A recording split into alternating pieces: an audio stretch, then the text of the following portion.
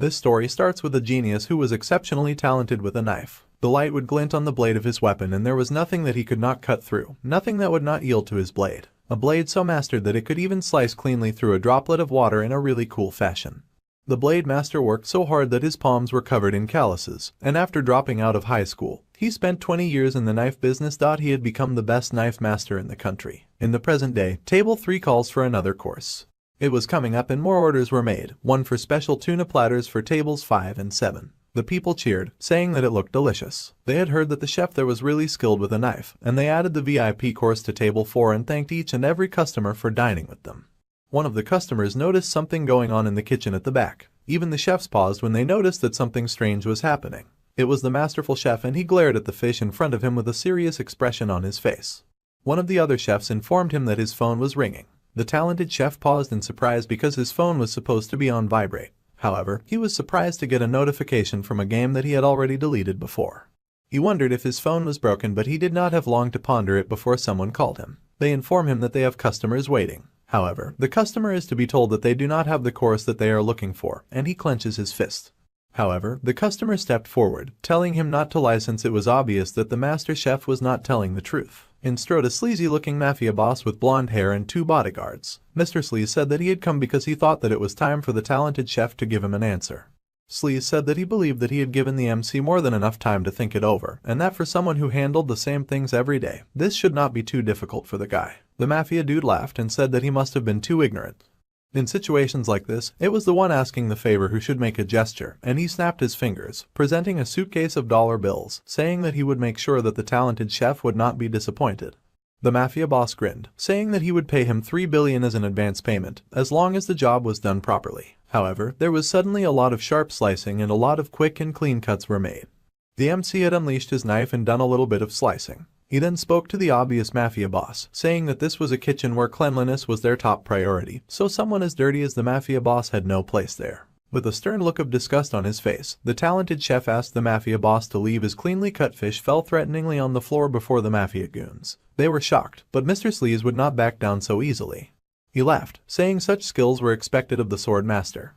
The blonde mafia laughed that the guy was truly not someone who should be slicing fish in a place like that, so the boss asked him to hurry up and switch professions. However, the talented chef just grabbed his knife and the mafia goons panicked, scared he would fling it at them.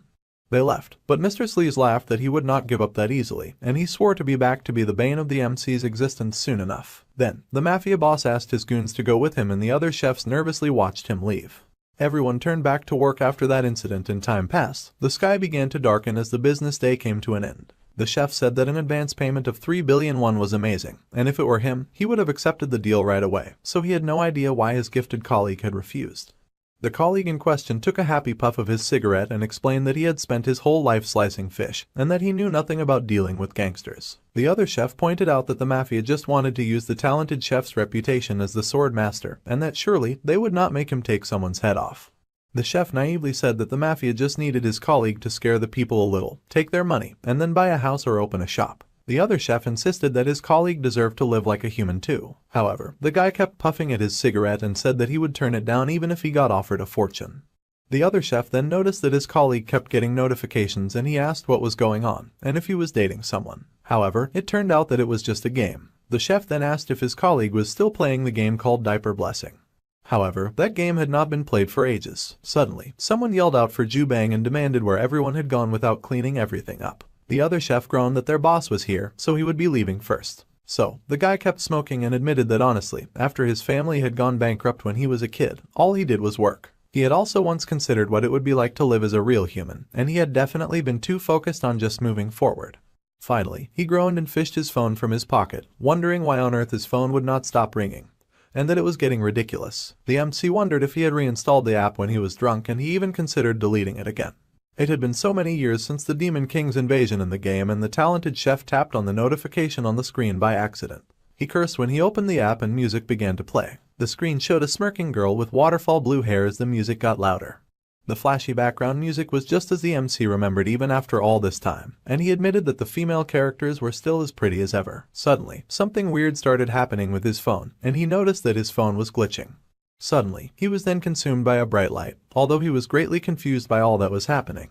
The other chef popped back outside to call his colleague and tell him that the boss wanted to see him. However, much to the chef's surprise, his colleague was nowhere to be found and all that remained was his glowing cell phone. The chef looked around and wondered just where his colleague had run off to. He wondered why his colleague had left his phone behind and he called out to him. Then he reached the conclusion that he had gone to the toilet.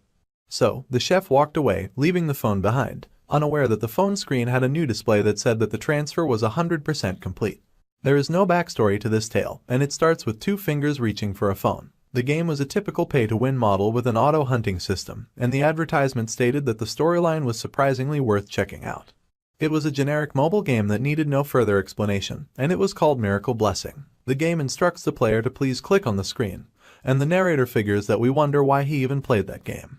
The answer was as simple as ever, and there was a blue-haired girl with golden eyes smirked cockily at the front. Beside her was another brunette with a blush and a smirk, and a feisty-looking girl with blonde hair. Obviously, the MC had played this game because the appearance of the female character was to his taste.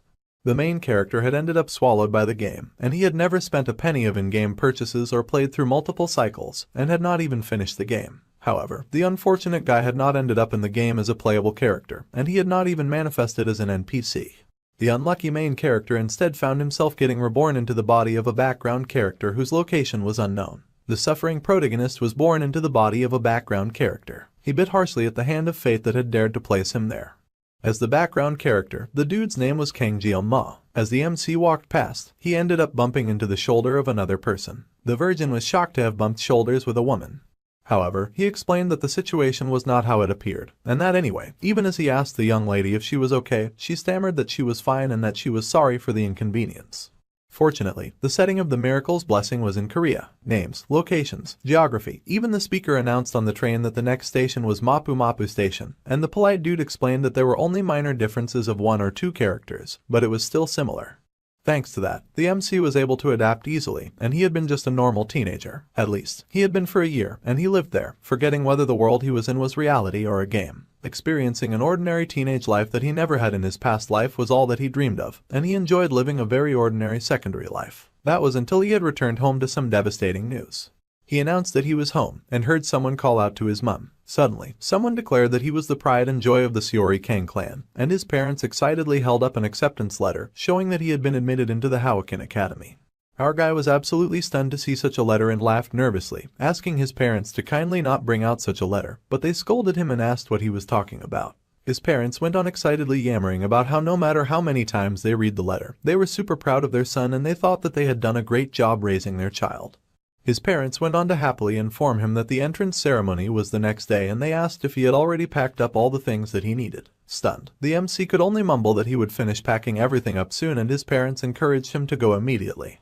That was it. His modest dream of living an ordinary life was completely destroyed by that one letter. The talented chef sighed in his chair and realized that it was tomorrow already. With everyone so excited, he could not go back to his normal life by rejecting that letter.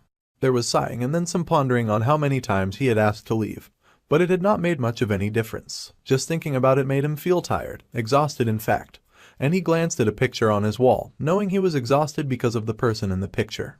That person was the background character whose body he was now stuck in, and the MC could not understand how a background character had managed to get accepted into that prestigious school. However, what happened was that, before our boy had possessed his body, the background character Kang Jeong-ma manifested his blessing by immediately passing the entrance exam for Hawakin Academy. The situation was confounding, and the talented genius could not help but wonder if the background character was some kind of genius or something. A blessing, a bright power, often used by humans as a special ability, and it had the same concept as a game skill with it manifesting in various different forms. However, not all humans had divine protection, because it was mostly genetic. Getting a blessing heavily depended on the presence or absence of blessings in a person's family line, and the society itself was divided into ranks called noble, commoner, and privileged. This was created to maintain the power of the elite at Hawakin Academy. Although the academy was founded under the pretext of hero training, in truth, it had long been a school exclusively for the upper-class hero families. Until recently, a special admission system was introduced for non-heroic families, and the dude, who was stuck in the body of Kang Jeong-ma, was accepted as one of those special admissions. However, this of course begged the question of why heroes were needed in the first place. Well, the answer was simple, and a bright red light hovered in the sky casting dark shadows of horrific creatures over the earth. Heroes were usually needed because of monsters, otherworldly beasts that possessed powers far beyond any human skill.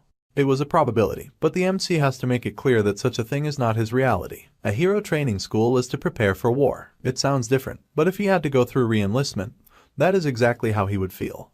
He groaned as he considered the misfortune of his body getting a blessing. He tried to check it out, but the status window still looked pretty weird, saying it was a painless blessing that could be activated in 30 seconds with a 12-hour cooldown period. Still, he focused and tried to figure out his body's manifested ability, which was stated to be painless. My guy did not completely understand what that was supposed to mean. The lazy dude groaned and wondered how he had gotten accepted with something like this, and he got depressed just looking at it. Then, he figured this was the blessing that he received when he possessed this body, the blessing of the sword god. It had an infinity activation time and 0 cooldown time. It activated only when the sword's length was 30 centimeters or less, and the width was 5 centimeters. Our guy was kind of stunned at the ability and wondered if someone was playing a trick on him with this. It was an ability that he had not seen in the game, and the content was so simple when compared to elaborate nomenclature. The status window said that it would cut if he struck, and writing something that obvious as an ability seemed weird to him. However, what stood out the most was the weird activation condition. It spelled out the exact sword length as well as the width, which was the perfect size for a sashimi knife. So, the MC wondered if there was a fencing game here too. He groaned, having no idea what the heck the game wanted, and life just did not always go the way a person wanted it to. Finally, the reluctant student was done packing. Then, his eyes snapped open as he recalled that he almost forgot to pack his equipment. Come to think of it, when he played the game, the character's equipment was as expensive as ever. Even the lowest E-rank gear cost millions, and an average C-rank gear was worth hundreds of millions.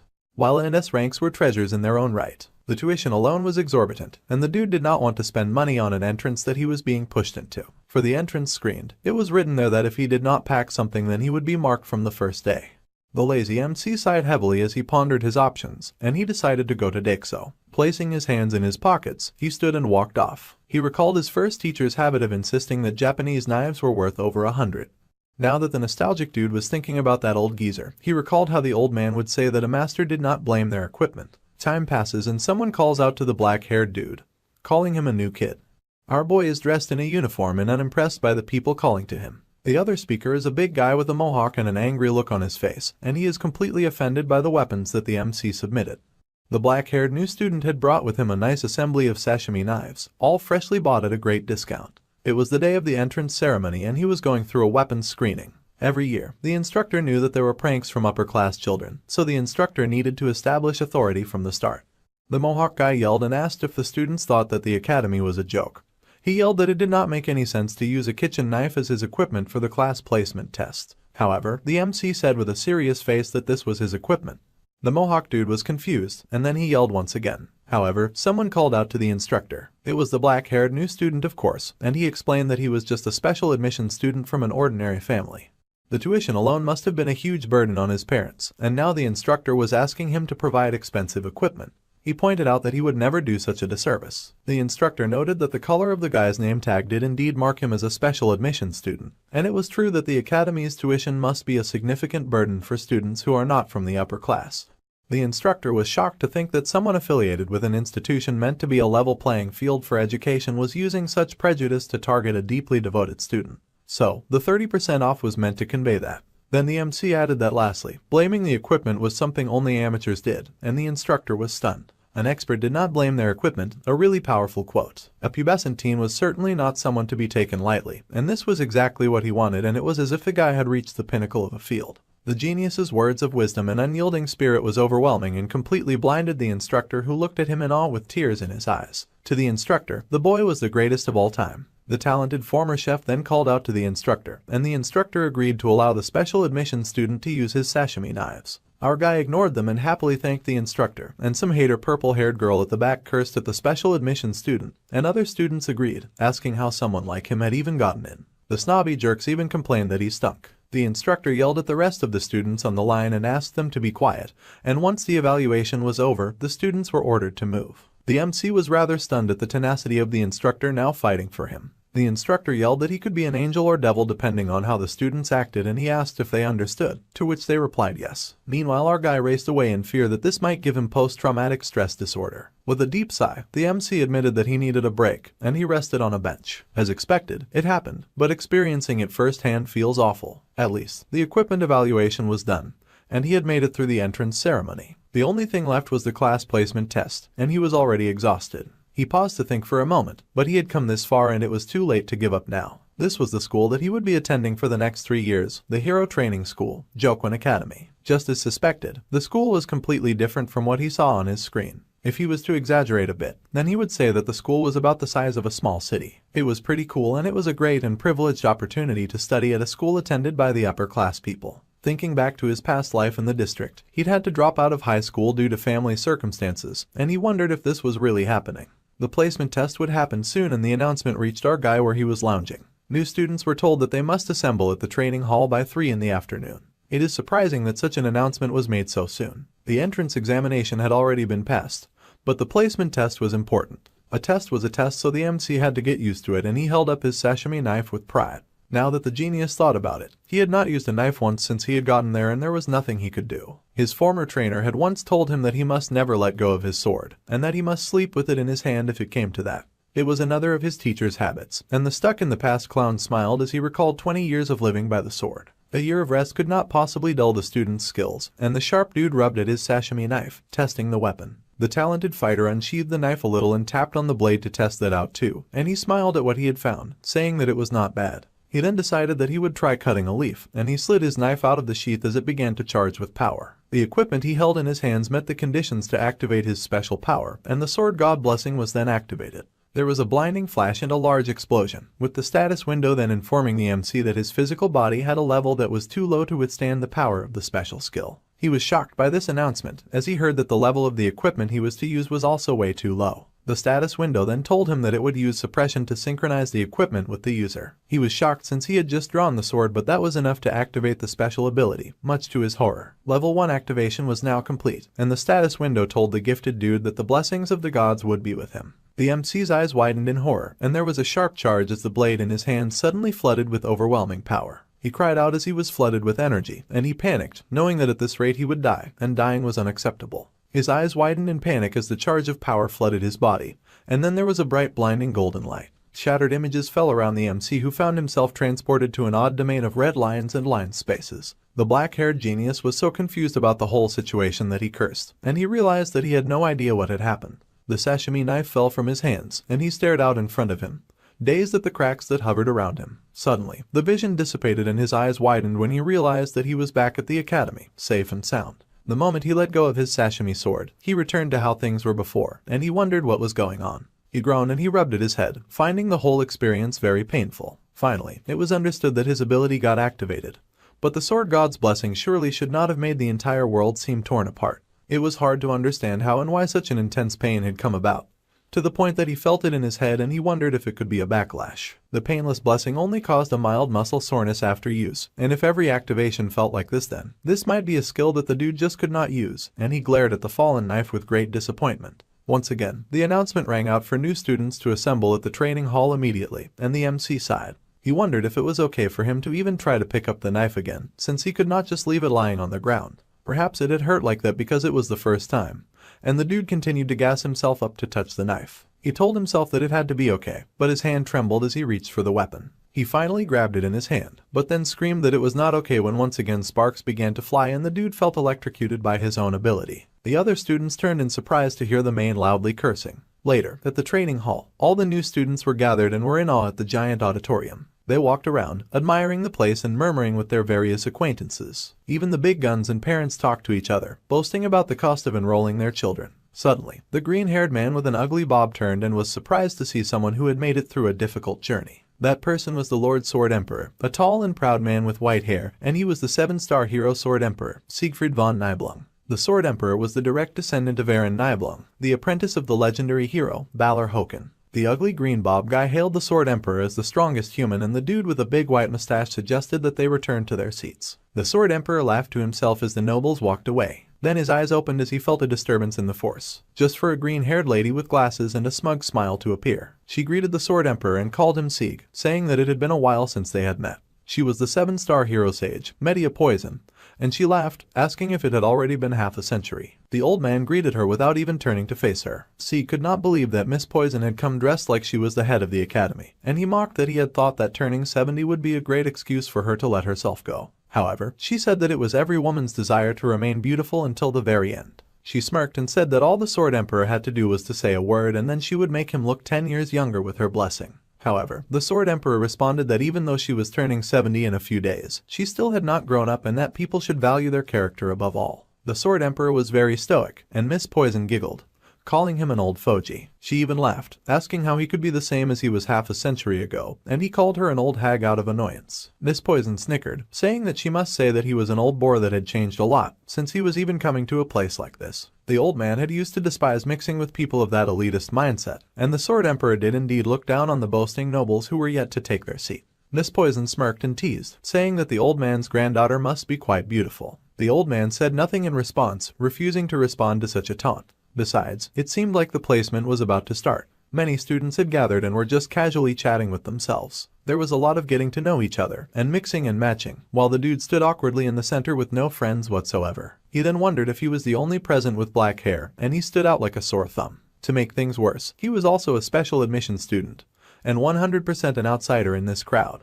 The MC still remembered how all the nobles had mocked and sneered when they heard he was on special admission back in the line. He wondered if this is what people meant when they said someone was of humble origins. He walked on through the crowd, unable to properly blend in as the people muttered around him. Suddenly, the sharp MC took interest in the person that everyone was looking at. It was a lady with flowing blue hair that caused blush to blossom on cheeks as she passed. Just as he had suspected, that girl studied in this academy as well. As she walked, the sound of her shoes made a tapping sound and all eyes were drawn to the lady with long soft blue hair and a hard golden glare. She was none other than Abel von Nibelung, the granddaughter of the Sword Emperor, and the game's main heroine. She was also the reason the MC had spent so much money on this game. Subspace was created by the legendary hero, Balor Joquin, along with the establishment of the academy, and it is an alternative space from reality. The damage and pain experienced there feel real.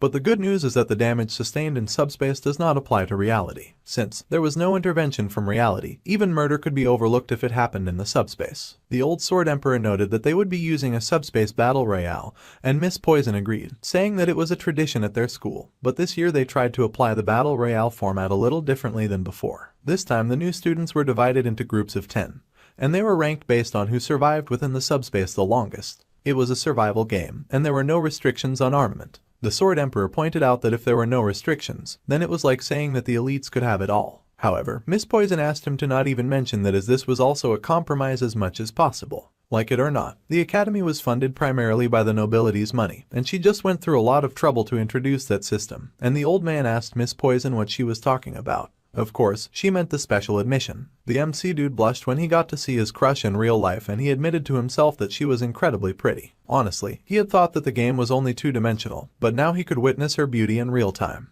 The guys around her were immediately trying to strike up a conversation with her, and if he did not know better, our guy would have joined those poor guys and would have also tried to talk to Miss Gorgeous. However, he had played the game to some extent, so he knew what they did not. Abel von Nibelung was a player of the Miracle's Blessing M. In other words, the protagonist of the game was connected to her. In the end, beautiful people would always have someone they match with, which was often other beautiful people. Furthermore, as a special admission student like him, he was not suited for this. The gloomy protagonist would rather avoid getting involved and ending up with a noisy school life. The goal, after all, was to stay safe, ordinary, and secure. His self-imposed motto for the future was to complete his studies smoothly, to obtain a regular job, and to lead a normal and very secure life. Suddenly, the negative Nancy protagonist paused when he saw a job opening for a hero. Of course, he sighed that it was a joke since he could not even use his power properly, and just using the knife gave him the creeps. His body trembled just thinking about it. The MC was going to leave the protection of the world for the main characters, while he was going to focus his energy on a few more comfortable jobs. Now, the rules for the 783rd class assignment test of Joquin Academy were going to get announced. Suddenly, it was announced that the test was about to start, and the announcer said that this year's assignment test would be a battle royale. Among the 10 cadets, the top rank was Star, and the second to third ranks were called Dragon. Rank 4 to 7 were called Wolves, and the ranks 8 to 10 were ranked under Ordinary. Based on these results, the students would be assigned to different classes, and scores were automatically calculated and there was no time limit. Our guy realized that the test was just like a game, and the goal was to finish it quickly without drawing attention as an ordinary student. The spiritual occurrence device was activated and the exam started immediately. The announcer wished the blessing of the hero to be with the students, and the main guy got serious as the transportation began. He told himself to avoid drawing his weapon as much as possible. Meanwhile, the 24th group's review had been completed and a few students threw up and groaned from the intensity of the battle that they had just faced. The first place was announced for that group and the 47th group's review was also complete. The first place and second place were announced as well. Come to think about it, Miss Poison turned to the Sword Emperor and pointed out that the new batch included the old man's granddaughter as well as the descendants of Chang Xiang and Jiao Geng.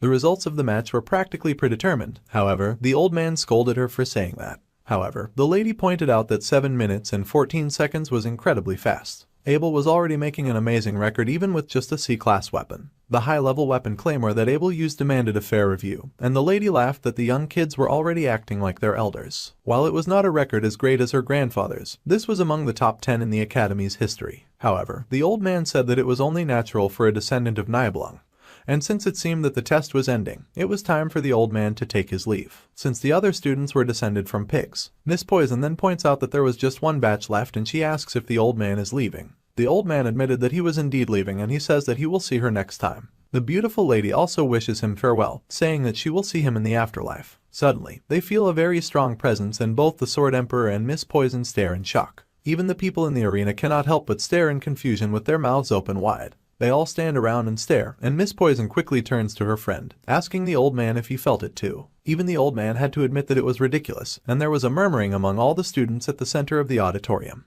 The old man thought that there was no place near the president where he could feel the previous feeling, but he had definitely felt it earlier. The presence suddenly returned, just as strong and as sharp as it had been before, and both the old man and Miss Poison were stunned. Suddenly, a bright sharp light like a cut in the sky appeared, and they stared in shock. The two old powerful mentors were speechless at the sudden apparition, and a crack appeared in the sky, shattering the blue and giving way to a darkness littered with stars. Then something seemed to descend from above, crashing from up to down. The others gathered stared in shock at what had appeared, and they gaped and screamed as people landed on the ground face first with a huge bang. The people were shocked and murmured to themselves, asking if people had just fallen from the alternative dimension space. Then, there was a bright light in the sky and the old man glared at it as a bead of sweat formed on his face. Then, something descended from the light in the sky, and it shot down into the ground, landing with a bang where the fallen students lay. Miss Poison immediately called out for the medical team while the old man watched in silence. The beautiful lady ordered the medical team to check the vital signs of all the cadets who had just arrived. She yelled for them to hurry, and the sashimi knife that had impaled itself on the floor still glowed with power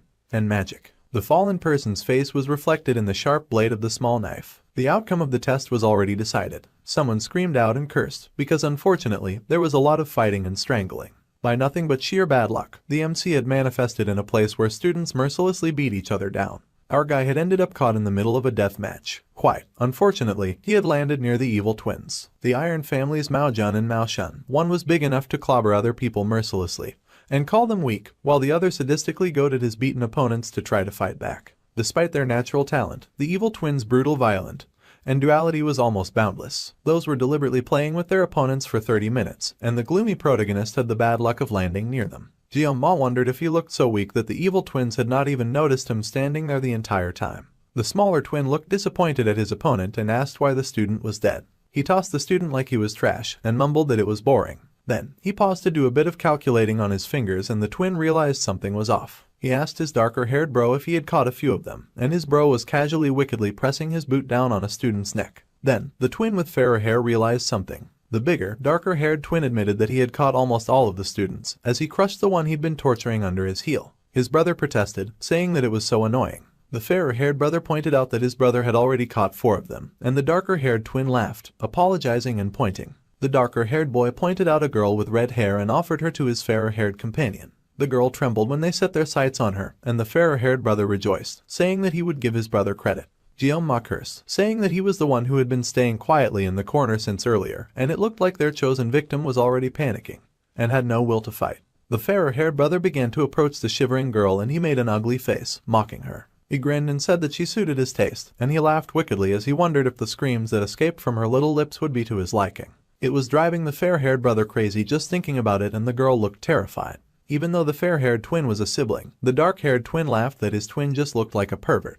The fair-haired twin then grinned disgustingly and asked the shaky redhead where he should start with tearing her apart. Unable to take it anymore, the MC called out to them, swearing and calling them fatherless jerks. The twins turned and he yelled, saying that even if they were in the other space, there was no reason to go that far, and that only psychopaths would do what those evil jerks wanted to do. Jiao Ma ended up stepping in without thinking, even if it was the last thing that he wanted to do. The twins were surprised to see that there was another guy available, and the dark-haired twin noted that our guy was just a special student, a person with a low-class background. Knowing this, both the twins grinned wickedly, and the fair-haired twin stepped forward, saying that he would quickly take his new opponent's head off. His dark-haired twin agreed. The fair-haired twin geared up, grinning maliciously, and his twin brother spoke up, saying that because the MC had insulted them, he wanted his new opponent's tongue. The cowardly protagonist panicked as he realized that he was now in a very tough position, and he wondered if he ought to use the blessing of the void at this moment. However, the twins had been desecrating corpses for 30 minutes, and avoiding pain for 30 seconds would not make any difference for him.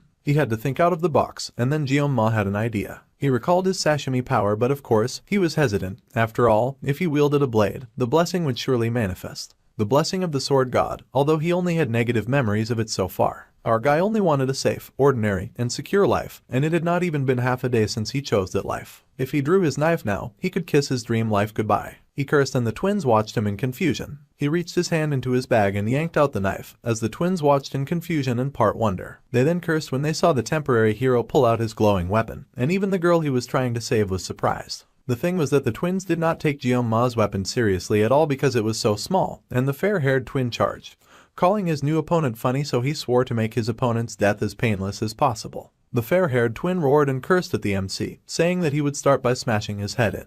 The fair-haired twin leapt, and our guy stared up at the jumping giant in alarm. This was not the kind of situation where the indecisive protagonist could be picky, and he only had 30 seconds, so he needed to hold on. He figured that this would at least work for something. He placed his hand on his sword and activated his power. The painless blessing had an effect of only 30 seconds and a cooldown of 12 hours, and it had to be used very wisely. Then, he activated the blessing of the sword god when he pulled his sashimi knife, and the no-pain blessing helped to neutralize the amount of pain he felt while using his other ability. The fair-haired twin laughed, mocking his temporary opponent and asking what he could possibly do with a kitchen knife in battle. The fair-haired dude cursed at the MC, and our guy knew that if he could not cut his opponent, then he would surely die. He had to use his small knife against his massive body charging at him, and he gritted his teeth as he prepared to fight.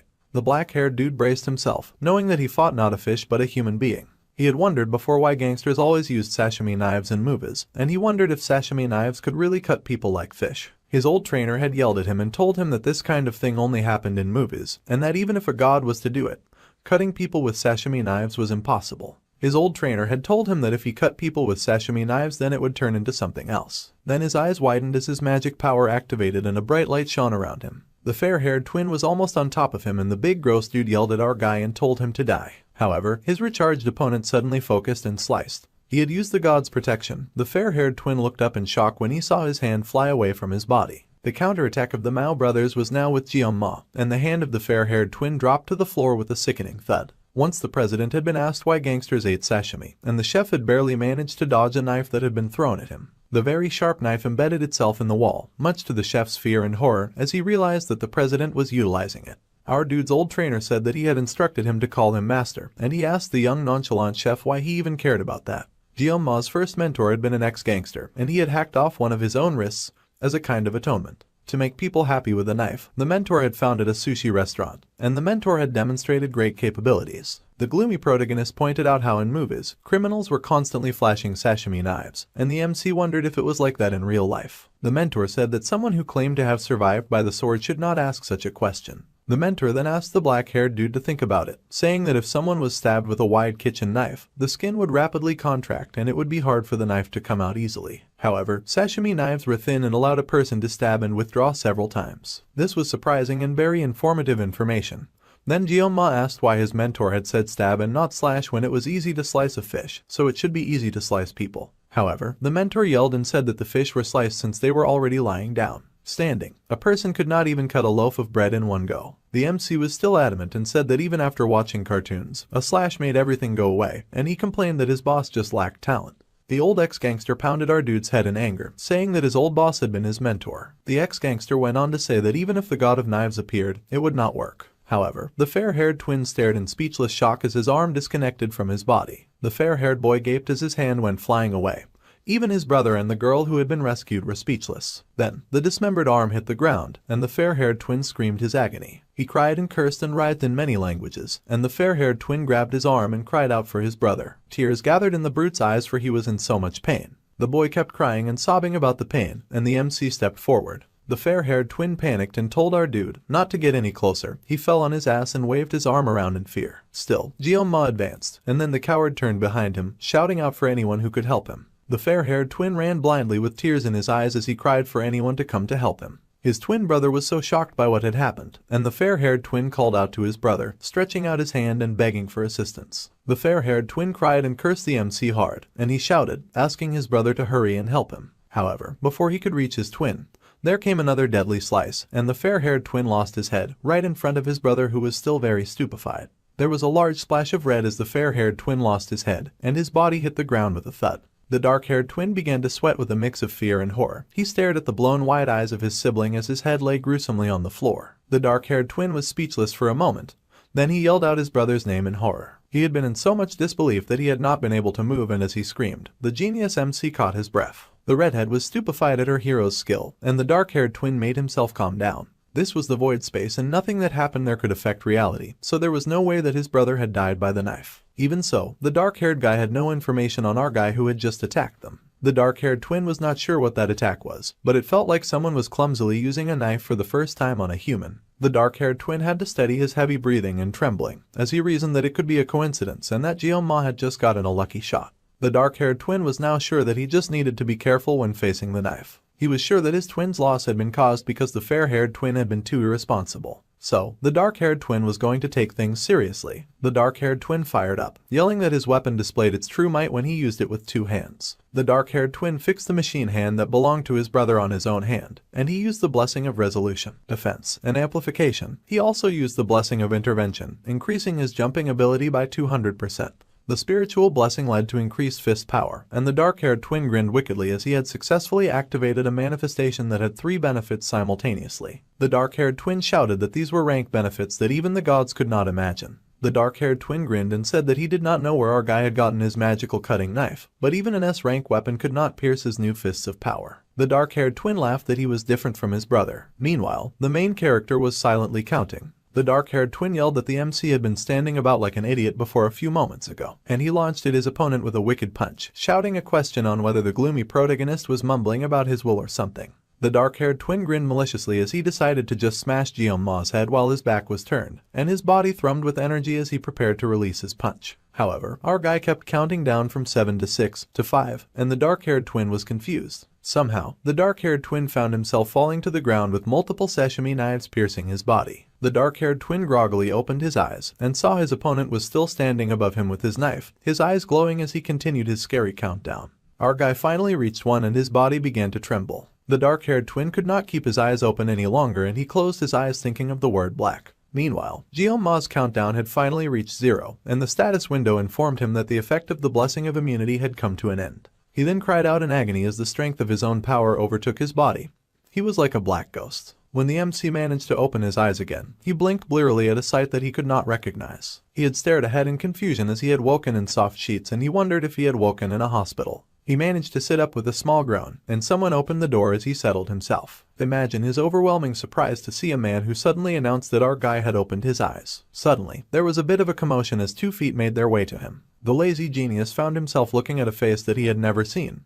But somehow the face was familiar. 50 years ago, the person who destroyed the Demon Lord's 6th Legion commander was none other than the 7-star heroes, and he had 2 of them before him, the Old Sword Emperor and Miss Poison in all her beautiful glory. The old man stared down at him and the MC recognized him as the strongest of humanity, Siegfried. Meanwhile, the bright bubbly lady who asked if he was doing okay was the Academy Director, Media Poison. Our guy was horrified as he wondered why these very important individuals were in his room. They asked him for his name, and he introduced himself as Jeoma. The old man then said that it was time to get to the point as he repeated our boy's name, and then asked what on earth the hospital victim had done. The sensation at the time that the MC had used the weapon, although the sensation did not belong to Jeoma, it was obvious that the sensation had come from him. Jeoma was silent and then he glanced up at the 2. He looked specifically at the strongest of humanity who wielded a mighty sword, and the MC reasoned that there was nothing good to be gained from being targeted by that monster at a time like this. Even though it was a void space, the genius protagonist said that he had judged that some of the actions of the other students had gone too far. Nevertheless, he believed that his actions were excessive and he would accept any measure or treatment without complaint.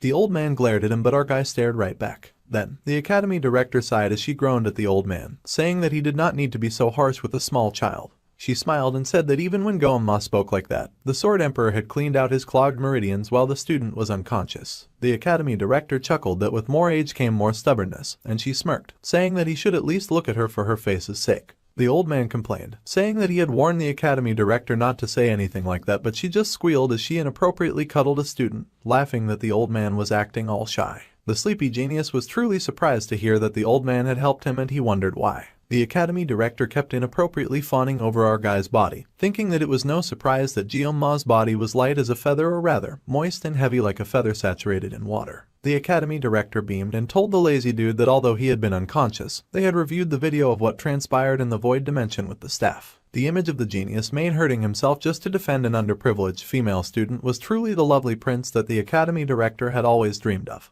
The academy director gushed and said that Jeonma was the hero himself. Meanwhile, the old man finally cleared his throat in protest. The academy director fumed, but she gave in while the old man just pointed out that he was advising her to keep her dignity. The academy director gushed that she was just stating that she would not make an issue of the MC's actions during the test, so he did not need to worry. To be honest, the twins were admitted after currying favor with the academy's elders from the Mao family, and they had stated that they would withdraw themselves. He was surprised to hear this, but that was a great relief, since it appeared they would not have to share school life together. Then, the academy director said that they had come to tell him, and the grateful protagonist thanked them for the information. However, the academy reactor was no one, and she informed him that he was now the top student, and they happily congratulated him. However, the MC was horrified to hear this news. He gasped in horror as his dream of a peaceful, safe, and secure life had once again begun to crumble. The great big prestigious academy glowed in the afternoon sun. Chilling in a room, the beautiful academy director let out a sigh. She smiled, saying that she had been the head of the academy for over 2 decades, and yet this was the first time that something like this had occurred near her. The position as the top student was instantly rejected, much to the shock of Miss Poison and the Old Sword Emperor. They had advised him to rethink, of course, asking if he understood what it meant to be in the star class. The Sword Emperor had even been sure that he had not heard our guy correctly. Even the elders had been furious that Jeonma was made top of the class. The top student was determined based on the subspace's direct results, and the MC paused to consider it for a moment. However, after a while, he confessed that he still did not want the position, much to the shock of the two once more. The old man was perplexed as the beautiful academy director kept trying to convince him otherwise. However, the academy director then called to the old man, snapping him out of his thoughts in the present time. The academy director asked the old man if he was upset that he had taken the top rank instead of his granddaughter when the old man had seen the video too. The old man laughed and said that was immature. There was nothing more immature than challenging the grading performed by the subspace imbued with the will of the founding hero. The academy had chosen our guy as the top pupil, and they simply just followed. The old man pondered the situation more and figured that if his skills had been outstanding, then this might have been comprehensive. If his physical abilities had been great, that would have been fine. If Jeonma's experience had been better, it would have been believable too. However, from a male till in his teens, our guy had displayed an exceptional amount of skill and precision when he had taken down his 2 opponents. It was a blast of power like nothing they had ever seen before. The emotions that the old man had seen were like the MC had embodied the notion of the skill, and the old man wondered what he had been pursuing all of his life. The old man thought that the large display of power represented the ultimate of swordsmanship. However, the old man had also sensed incongruity when he had unblocked the boy's acupoints, and the teen's feeble body had not yet received proper physical training. It appeared as if something was stored, something that should not even be stored within the young lad's body. The old man sighed at his deep thinking, knowing that at this age, he was still quite competitive, especially towards a boy of the same age as his beloved granddaughter. The academy director was still talking, and she mentioned how the MC was also quite attractive, and the way he killed opponents to save a woman in danger was extremely astounding. The academy director was baffled and wondered if she could ever pull off something like that even when she was 10 years younger, and it seemed impossible for her to do at her current age. She then grinned and asked the old man what he was thinking about. The old man was silent, and then he pondered on what college students nowadays named women like her. She was curious, and then she smiled and told him to go ahead and to open that fancy smart mouth of his. The academy director asked what people called ladies like her, and he said a cup down. A blush came to her face, and the old man began to speak some very dangerous sounding words that sounded like the word used to refer to a female dog. The academy director was furious, and the drink within the cup began to rumble. Meanwhile, our guy had climbed up some stairs to a building with brown walls and brown staircases. He saw the signboard for the wolf class, and he stared at the final compromise that he had managed to obtain. So, he would be in wolf class, even though the MC had expressed his desire to be in the tiger class. The headmaster had insisted that the top student could not be in the tiger class, and the lazy protagonist had argued that the top student should be able to be a tiger at a school that valued fairness. However, the director was not having it, and she explained that it was not permitted for the sleeping talent to be a tiger. In exchange, the academy director would keep the situation a secret, because she knew that if she sent the talented student to the tiger class, then the elders would cause even more of a fuss. The gloomy protagonist was confused, but the idea was to complete studies securely in a lower class rather than battling and straining a higher level class. He sighed as the wolf class still fell without the predicted range, and he planned on still living his peaceful life. However, when he walked into class, the door slammed loudly behind him and he was shocked to see the students all staring at him. They all stared with bored looks in their eyes, assessing Jeonma, who had just walked into class. Our guy had the special green badge on his chest, so they immediately identified him as a lower class student.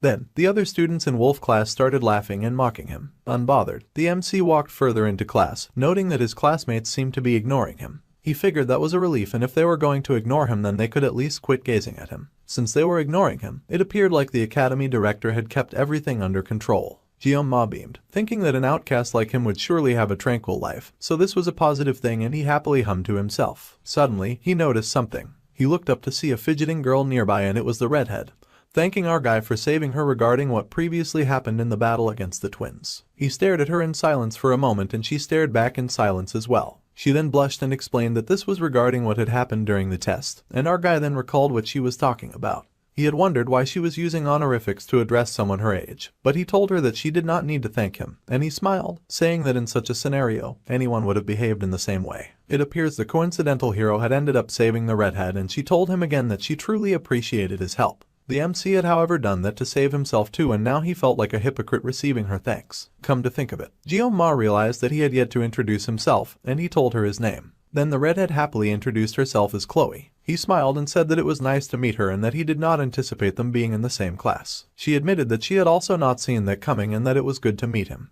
Jeonma however wondered who Chloe was, as he could not remember her name from the game, and he had even played the mini-game. It seemed, considering that the core narrative involves combating demons in the latter meeting, that introducing a new character at this time felt a bit too soon. Our guy then noticed something again. He reached the conclusion that there was a high possibility that Chloe was just a support extra, just like he was. He then beamed and asked her to kindly keep the incident from the exam a secret, and she was surprised by his request, but she agreed. Then, Red said that if it was not too much trouble, then she would like to ask for a favor. However, before she could ask, a teacher came in and asked all the students to please take their seats, shocking Red. Jeonma smiled and said that they would talk later, and Red shyly agreed. The book was slammed on the table, and the professor said congratulations to all the new students who were being welcome aboard. It was the instructor from the gate, and he told them that they had all been chosen to take on the legacy of their brave forefather, Valor Jokwon.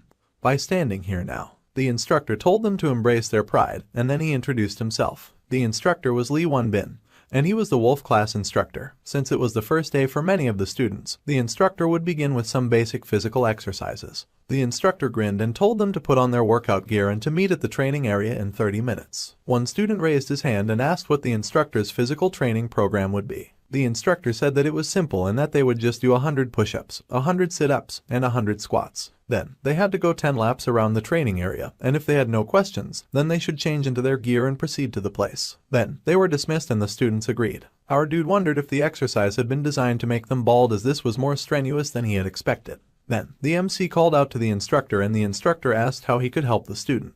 He was surprised that the instructor knew his name, and then he said that he was not feeling too good. The lazy protagonist needed to find any means to avoid such tedious training. The instructor hummed as he considered our dude's words. Then the instructor replied that with a superb student like him, this routine was unlikely to make him even break a sweat, and that the unfortunately talented protagonist should have gained instruction in the star class on his first day. The academy director had specifically instructed the wolf teacher to look out for her top star student, and that he had to attend classes from all the different levels. Jeonma was horrified to hear this news, of course, and he cursed internally, calling the academy director a wretched woman. He had told her to keep it a secret, but she had gone ahead to blab to the teacher. However, our guy was not the kind to give up easily, and he groaned, saying that on second thought, it felt like he needed to use the toilet immediately. Given that the MC was already feeling stiff, it was pretty coincidental that the teacher's instruction was so well timed. He laughed sheepishly, but the instructor responded that the noodle-limbed protagonist was direct and outstanding, as one should expect from a great student. The instructor expected to meet Jeonma at the training area, and there was no getting out of it after that. He ended up showing up at the training area, puffing and panting. The gloomy protagonist ran as he was instructed to, his feet working up some dust into the air. As the class ran, the instructor yelled out 1 and 2 after them. Some of the students could no longer feel their legs, and the instructor told them to hurry up and move it, and to go faster. Our guy ran behind everyone else, and he cried and groaned from exhaustion just trying to keep up. The instructor kept yelling at them to go faster, but the MC felt like at this pace he would surely die, and crawling like a snail behind him was the redhead girl he had saved, also puffing and panting. Red was worried and asked him if the training was too much for him since he did not seem to be doing very well. Jianma was surprised by her question, but he laughed nervously that it was okay and that he would be alright. Then, Red asked the black-haired dude how many laps he had managed to complete. He admitted that he had covered about 5 laps, and he asked how many laps Red had completed since she seemed to be lagging. However, it turned out that Red was doing way better than expected as she was already on her 7th lap, and he was shocked to hear this. Red beamed and encouraged our guy, telling him not to give up and that he could accomplish anything as long as he kept pushing. She also encouraged him, telling him that he should do this. Then, she sped off ahead and the exhausted protagonist watched her go. He huffed and panted as he ran after her, cursing the test that put him in the wolf class. It was an evening at the prestigious academy and the building was bathed in the golden glow of the night sky. There were bottles strewn all over the floor inside of a room, and the bottles rolled idly, sweating water as they lay. Suddenly, someone slammed a bottle on the table, knocking off the other lazy bottles, and our guy groaned heavily, gasping that he was famished as he lay in his room. He had consumed so many bottles of water and their empty cans were lying around his room. It was already 1 week into the academy and Jianma had already faced some unexpected problems. In the great hall where the students gathered, he had groaned that he was famished and crazy hungry. The starving protagonist had called out for the cafeteria to give him spicy pork rice and that he would take 1 serving. Please. However, the cafeteria chef had zeroed their eyes on him and had shown our guy the glorious light of the ticket machine. He was surprised to see one, and he realized that the meal was not free. Broken. The MC said that he would come back later, but for now, he was ordering 1 spicy pork rice in advance. However, his smile faded away as he realized something. Spicy pork rice was 50,000 in price. Now that Jianma took a second look at the menu, he realized that a lot of the food started from 50,000 and above and there was not a single affordable option on the menu. The gloomy protagonist had landed in a rich people's school without rich people's funds. The poverty-stricken hero felt humbled by the huge wall of prices, unable to believe just how much a small bowl of food costs. A tear fell from his eyes as he stared at the board, and he consumed his last drop of bottled water. Then, he angrily tossed the bottle of water aside and cursed furiously. Jianma could not get a single plate of food because the price of said food was way too outrageous, and he was so famished. It was daylight robbery to pay that much for 1 plate of food. He was almost out of living expenditures, and he should have accepted the money that his father had offered before leaving home. The emaciated protagonist had been surviving thus far on the cheapest water from the campus shop for days, and now he greatly missed the complimentary dinners they used to provide them. He grabbed the blankets and lay all curled up in bed. He needed to think seriously about something else and forget his hunger, and he wondered if there was a blessing. The exhausted protagonist checked out his blessings, and the status window informed him that his physical level had risen recently to level 12. The MC read through the list and he realized the more his physical level increased, the more the constraints on the sword would be relaxed. The blessing would only activate if the sword was the size of a sashimi knife, but he already knew that. Just thinking about his blessing summoned his status window, and he sighed with a small smile. The newly burly and muscular protagonist stood to admire himself in the mirror, as he realized that his body had become significantly more toned, so perhaps all of the training was not entirely a waste of time. The suffering protagonist wondered if he had magically bulked up thanks to the sword master activating his pressure points, and at this point, it was essentially evolution. However, the sword god's blessing had yet to spread beyond the confines of a sashimi knife, and our growing guy wondered if he could manage even a small sword if he kept developing. Then, the talented hungry genius glanced at his small sashimi knives, and he vividly recalled being afraid of holding a sword before the admission ceremony. However, now when he was not carrying a sword, his hands itched and he wondered if this was also a result of the blessing. He then rubbed his head and wondered why he was suddenly feeling so proud. Then, our guy turned when he heard a noise behind him and he asked who it was. The MC opened the door to his room and found Red standing outside the door. The flustered girl flushed to see the built guy's muscles, and she apologized, asking if she was interrupting him on his break. He was surprised to see Chloe outside his bedroom door, but he smiled and said that she did not interrupt anything since he had simply been lying down. Jianma then asked why she was there. She smiled and said that she noticed that the MC had not been to the university cafeteria that week. Red asked if he had been feeling unwell, and he just laughed, saying that he normally did not consume meals prepared by others. In truth, he truly enjoyed meals cooked by others and he was starving. She was surprised by his words and he assured Red not to worry about him. Then, Red said that if it was fine with our guy, then she was thinking of getting some things from the campus shop and having supper together. However, the protagonist quickly agreed, suddenly all dressed up, much to her surprise. He was, of course, happy to do anything for some free food, and he asked if she was suggesting that they eat supper together. She admitted that she was indeed suggesting that, and then he smiled that he was genuinely decent at cooking, so he would manage that aspect.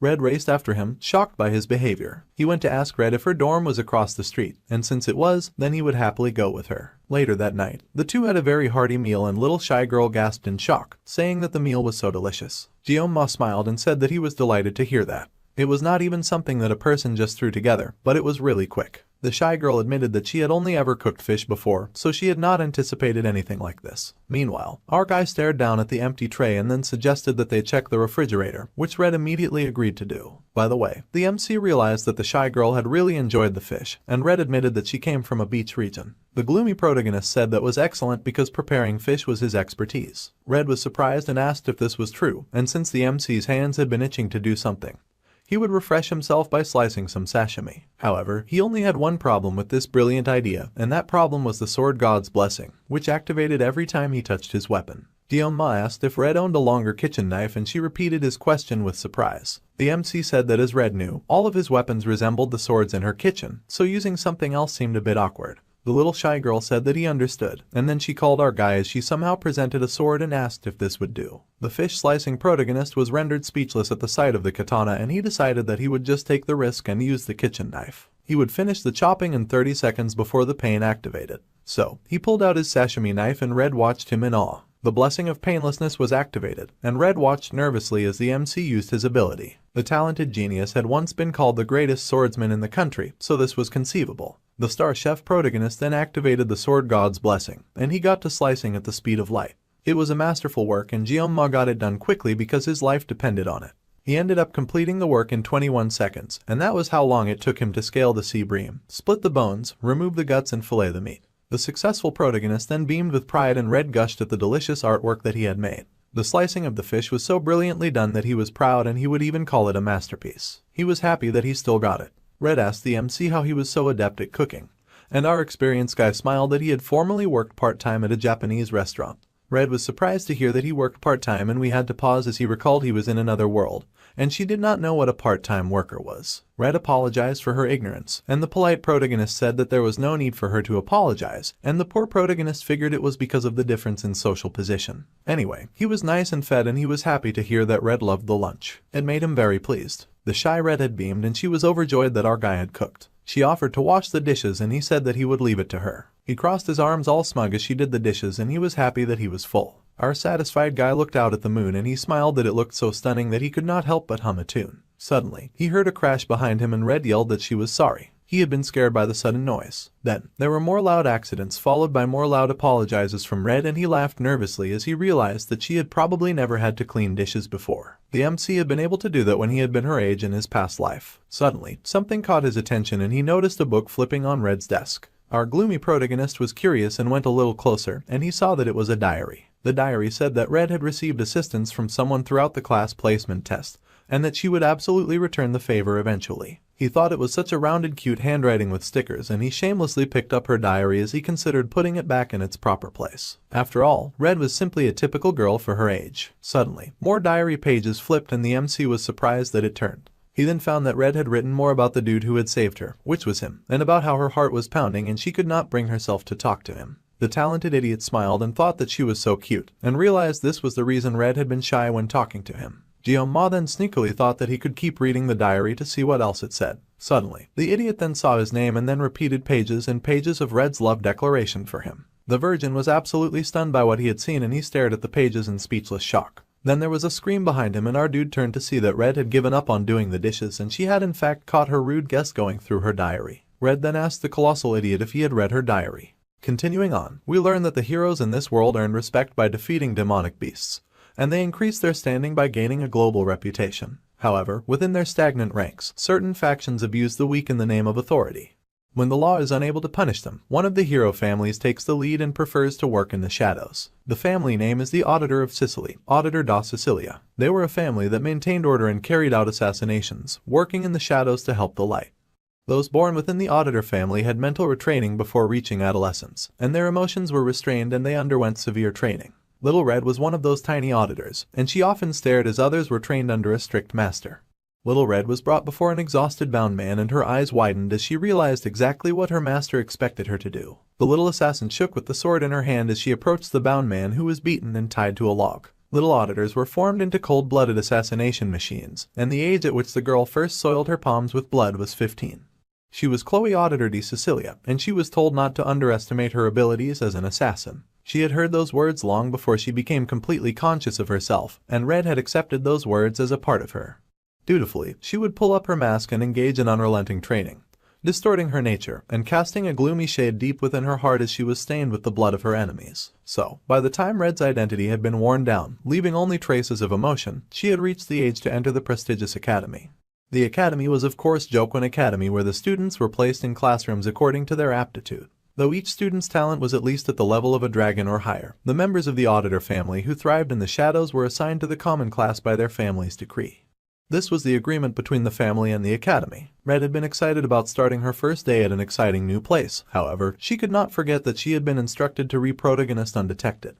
And nevertheless, even throughout their 3 years of childhood, the family eliminated every individual's liberty.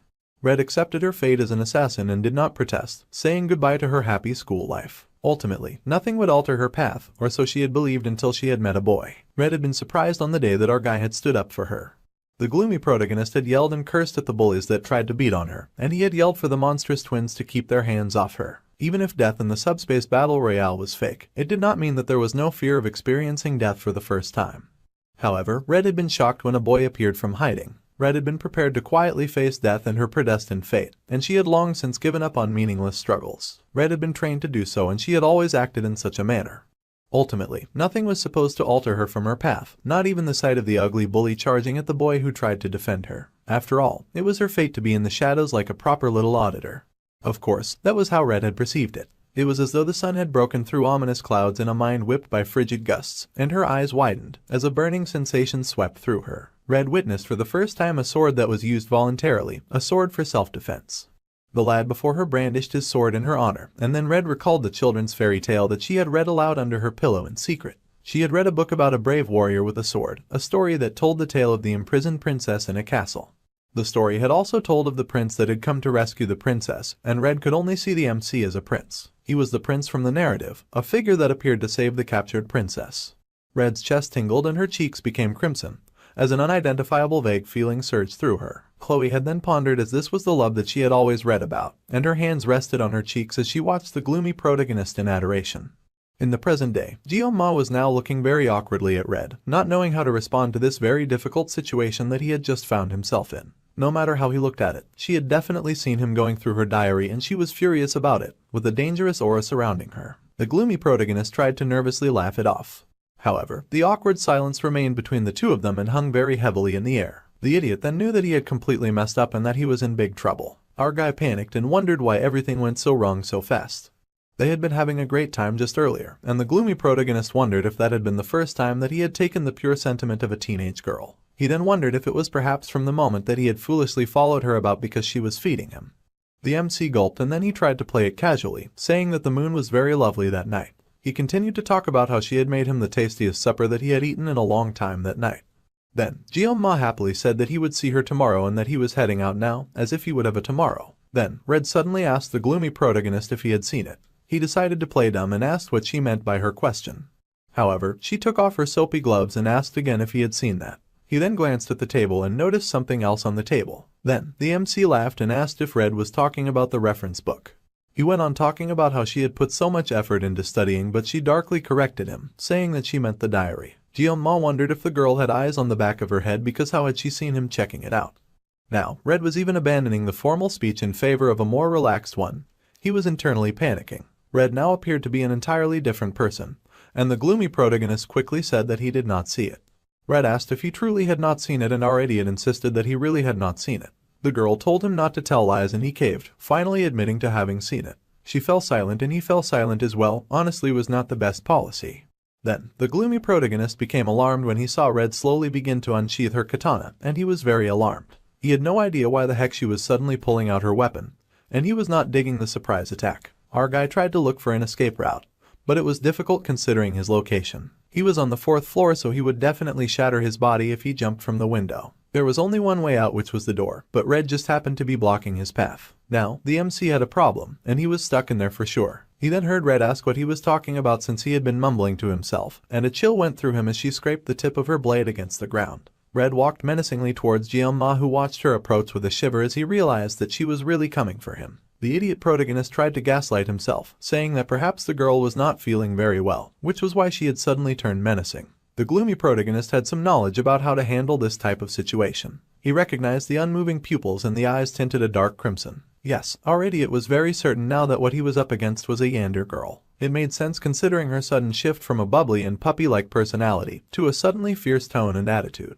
He was shocked to encounter someone with a dual personality this early into the game. Managing the Yander characteristic alone was difficult enough, but adding dual personality disorder to the mix made things even worse. It appeared that the change in personality was brought on by opening the diary. Our guy noted that this situation could be very harmful, and he was sure that she would pursue him till the day that he passed away. In order to secure his safety in the future, he had to take the initiative immediately. However, the aura in the room was even more intense than the Mao brothers, and it was downright wicked. Gosh, living in the academy was way more difficult than he ever expected it to be. First, he had to make his way out of this predicament, and he had little time because the danger was approaching menacingly on her home turf. Jianma then began to consider the situation, thanks to how quickly they had cut the fish and how fast they had eaten.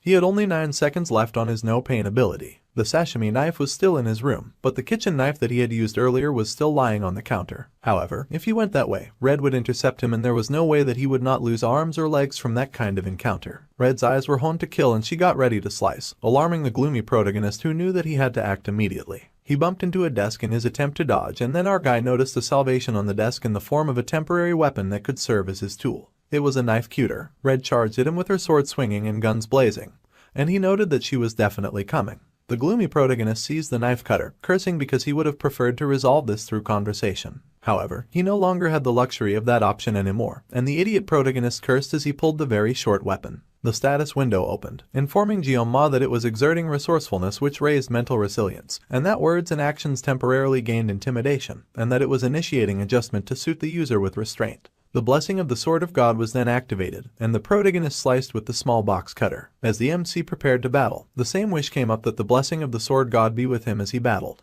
The gloomy protagonist braced himself to meet the stone-cold Yander assassin, and Red's eyes widened as she approached our guy, who faced her with a very small weapon in his hand.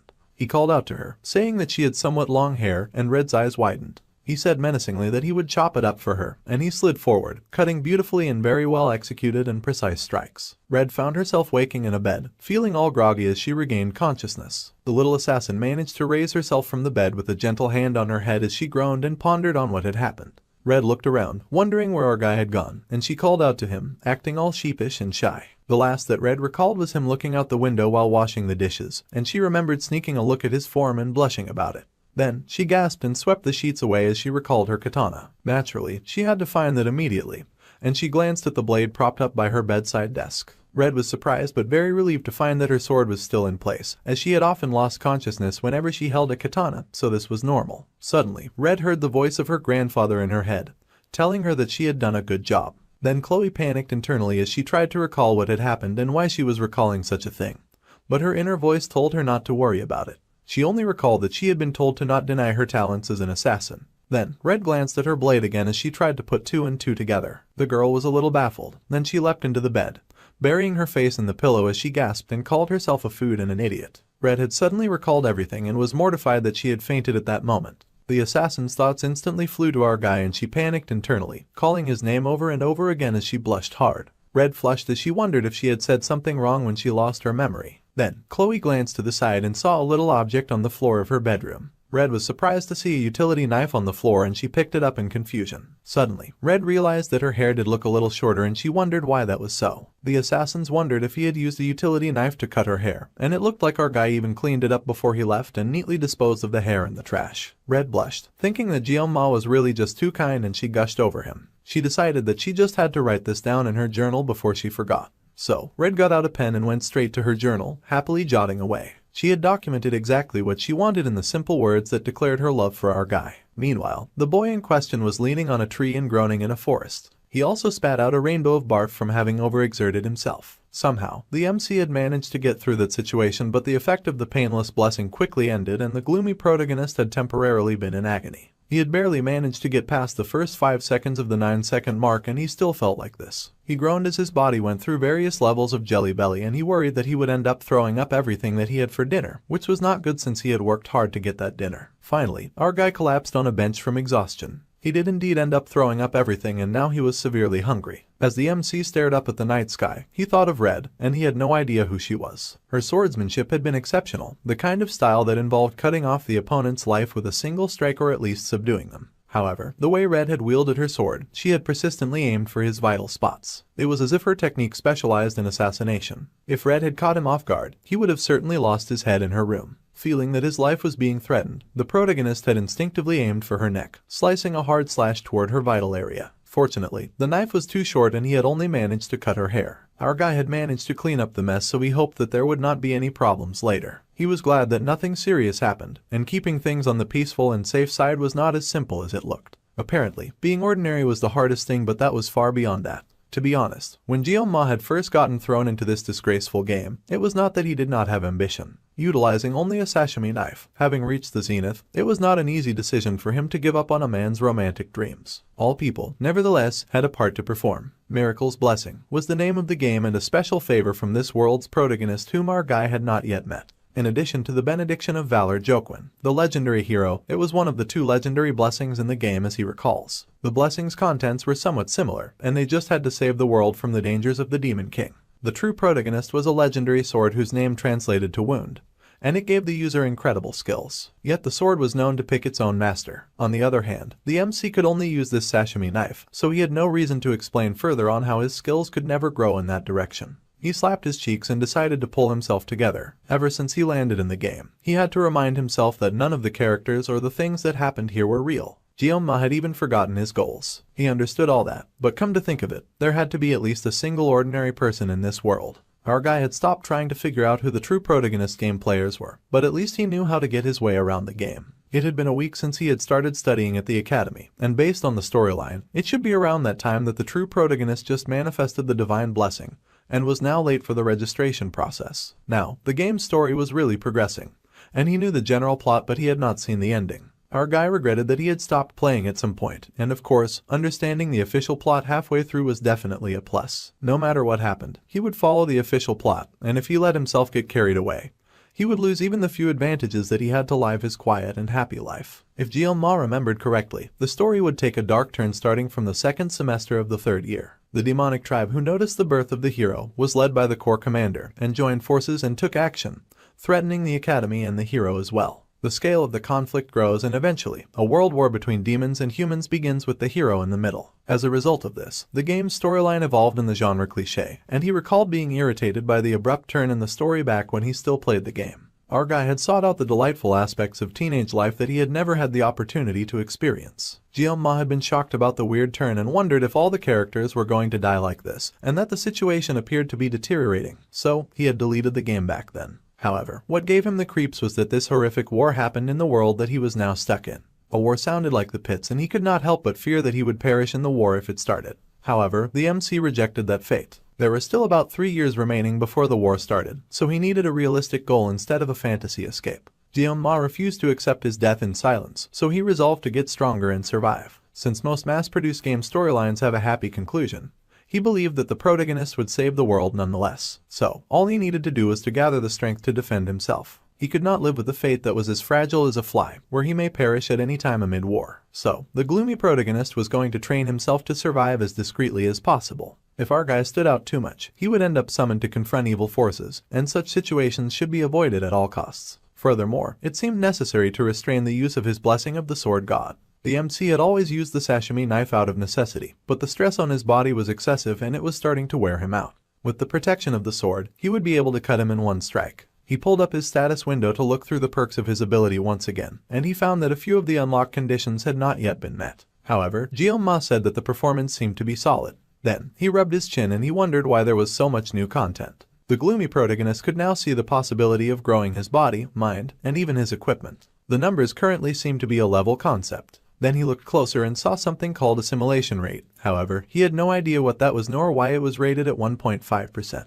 He then randomly clicked on the status board and was shocked when a pop-up came up and told him that the conditions had not yet been met, so the MC's access was blocked. Our guy was surprised, but he figured that was not important right now, and another question had arisen about this mysterious gift that he had. The most important thing to him right now was physical training and the fact that he needed a new weapon. He could not rely on painless blessings for 30 seconds forever, and he needed to train in swordsmanship with a blade that did not satisfy the God of Sword requirements. Unfortunately, there will be a practical extermination training next month that will replace the midterm exams. The training reward for that exam was Mirasama, which was a B-grade weapon. Gyoma figured that if he could handle that skillfully, then it would be enough for graduation. The specs did not meet the conditions for activating the God of Sword blessings, so it would not be a burden as a protagonist weapon. He sighed in relief and realized there was more to do than he expected. Suddenly someone called to him and our guy turned. He found beside him a girl with hair like a blue waterfall, and she said that he was on her spot. It was of course the beautiful granddaughter of the Sword Emperor, and he stared in confusion to have run into someone like her. The girl stared at him with her golden eyes, sweating a bit from her workout.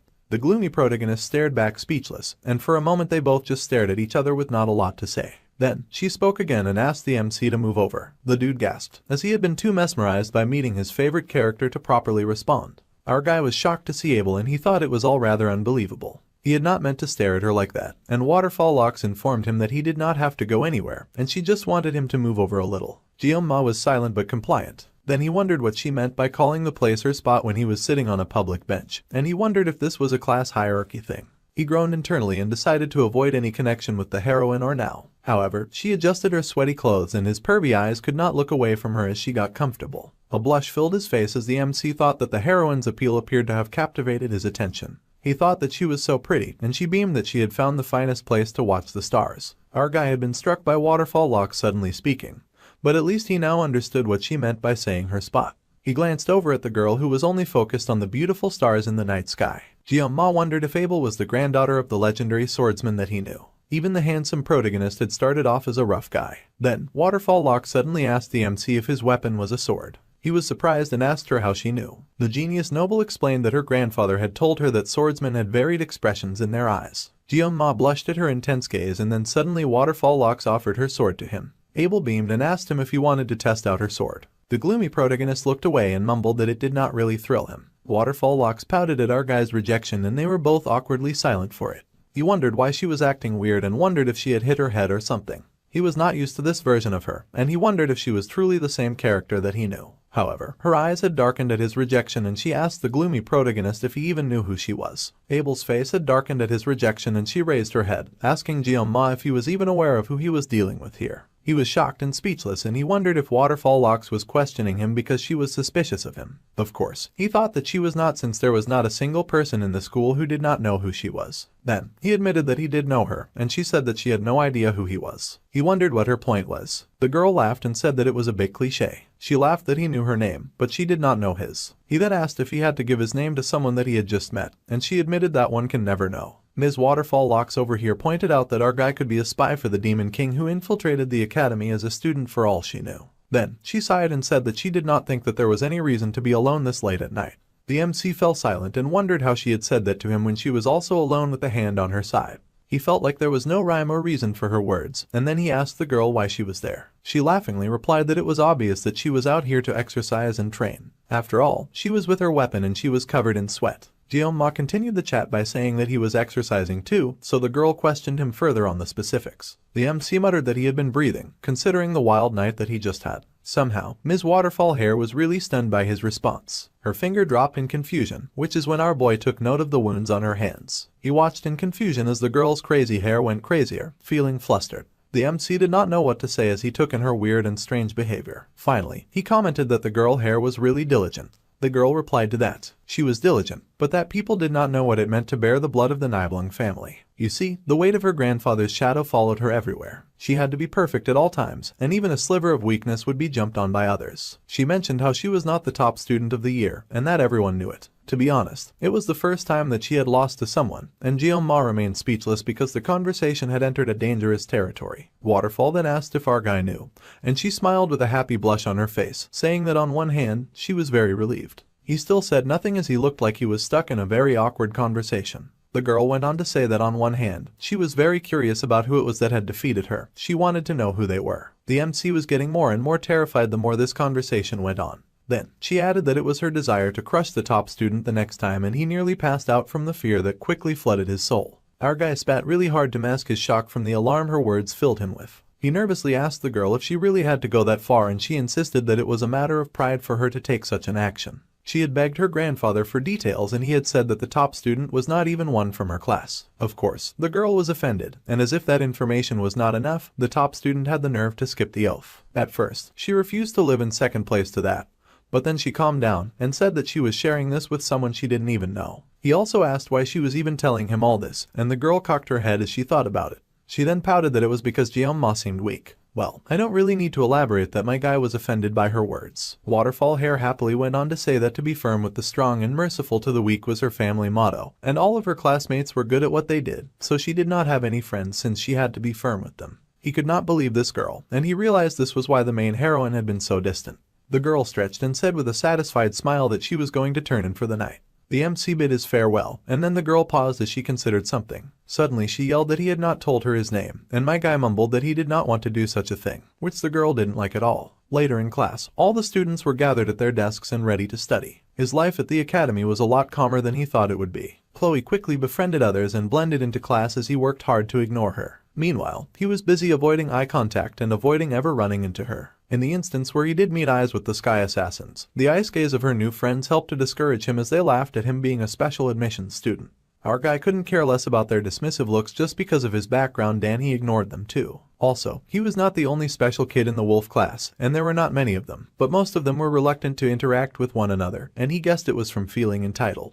Thinking about it this way, the MC figured that it was a good thing that he was not in any of the upper classes. That was because right now was the season when the Star and the Dragon classes would form political factions. They would leer at each other like dark demons as they started politics in the middle of school. The MC had felt like it was clowns were en masse even back when he played the game. If he was in the class, he would get dizzy just thinking about what he would have to deal with. He was managing to eat well at least, and he happily hummed as he wondered what he would eat that day. The academy director had beamed and told the MC that he should have gotten it sooner from the top student perk, and she apologized for the wait as she handed Jeonma a MasterCard key. The faculty member card enabled Jeonma a smooth passage through feeding in school, and he realized that bowing in the academy director's direction 3 times a day would not be enough to express how thankful he was to have that card. He closed his eyes in sudden worship of the black membership card, and he thanked all the fates and the academy director so much. He had also been fulfilling his duties as a faithful student, and it did not hugely impact the main scenario either. Our guy beamed, and he decided to just spend the next 3 years living a life of peaceful and quiet bliss. If he just did that, then he smiled in triumph, sure that he could achieve the future that he had imagined.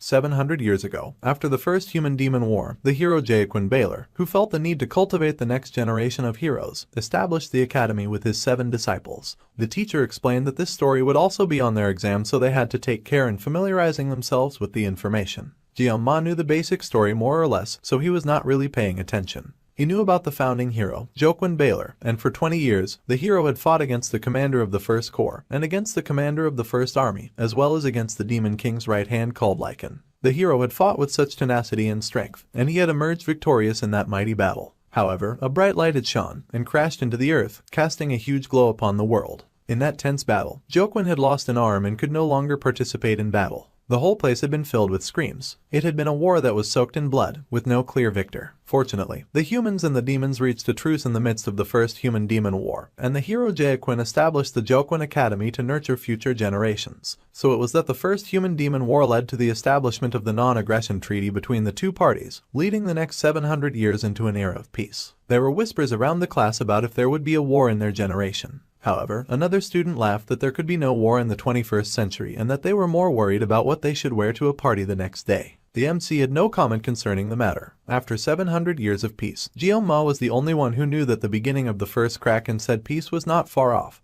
and that it was only natural that everyone was used to the serenity. As much as he would like to tell the academy director what would soon happen, he did not know what consequences that would bring, so he refrained from doing so. Our guy sighed, and although the academy director did not hide the fact that she wanted to leave her position as dean as soon as possible, as she often brought up in ditching in regular conversations, the director Media was the first person in the story to catch a whiff of the abnormality thanks to the poet's lord. Also, she was the first of the 7 heroes in the story to step up to protect the students from the incoming danger. The MC did not play much of the game, however. He had indeed looked it up and he had found that the beautiful academy director had also been the first to get sacrificed to the Demon King. He had stared silently when he had seen the info from the game, and he had been horrified to find that she would die. Jeon-ma now thought in the present as he was now in the game, and he thought of the academy director, thinking that if he did not know then he wondered if things would be easier. Then, the lecturer informed the class that the lessons were over for the day and he asked them to study hard for the exam that would happen in 2 weeks' time. The students were happy as they left the class and started talking to themselves as they headed out.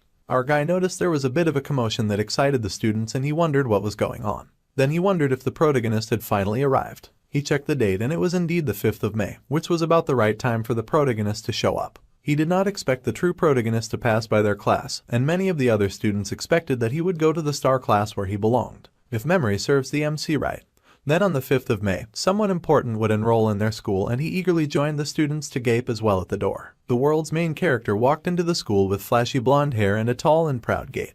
His name was Leon Van Reinhardt, and the 700 long years of peace would have its first crack. The main character's beautiful and handsome face was basically the whole plot, and in the game, every woman seemed to fall for him. If this were an adult-rated game, all sorts of things would happen and our guy tried not to think about that and instead channeled some good, kind and positive thoughts into his brain. Even women who were drawn to the main character like Rachel Myroam, the niece of the Spear Saint, Seiki Ryozo, the daughter of the Bowmaster, and of course Abel von Nibelung, the grandfather of the Sword Emperor. The so-called protagonist party members were all impressive, and Jeon-ma watched him. It was annoying, but the main character Leon Van Reinhardt was the protagonist of Miracle Blessing M, and he would be among the first to get drafted in 3 years once the war began. Though, calling it a draft was putting it nicely and he grit his teeth as he recalled it would be his second time of getting plunged into military service since he had done his time in his other life. The war in this world was a mandatory enlistment. Also, even Baylor Jokwin only managed to seal the 1st Legion commander, so our guy wondered just how strong the Demon King was in that case. It was morbid just thinking about it and he considered how the game would end if the protagonist lost, and that would be insane.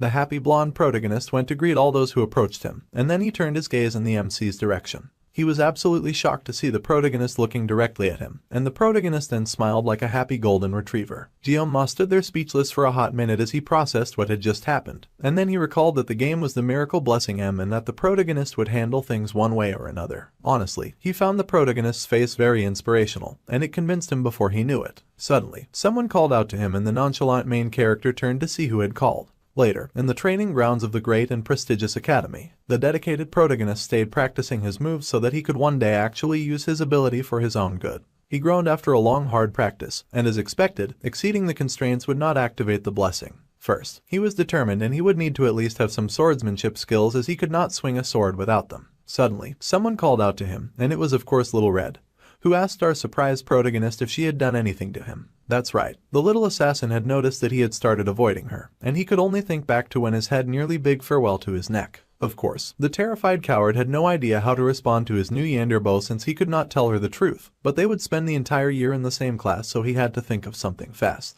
So, he lied and said it was nothing. Redhead was not really buying it, but our guy insisted that it was fine. He wanted to keep things civil and thought that there was no need to make unnecessary enemies, especially dangerous ones. Little Red was relieved by Jeon-ma's response, but he still could not figure out who she was and why she was so good at killing. Despite her being unconscious, he had been observant and had noticed that her sword was strangely filled with a lot of sorrow, and it was as if the blade was pleading to be saved. Yet, the killing intent radiating from the edge of that same blade was so intense that it made his skin crawl. The sword whisperer was able to deduce that the blade was for the purpose of killing and that Red was likely more dangerous than the twins that he had fought off. Then, the shy girl added as she called out to Jeon-ma and asked if it was fine if she could treat him to dinner tonight.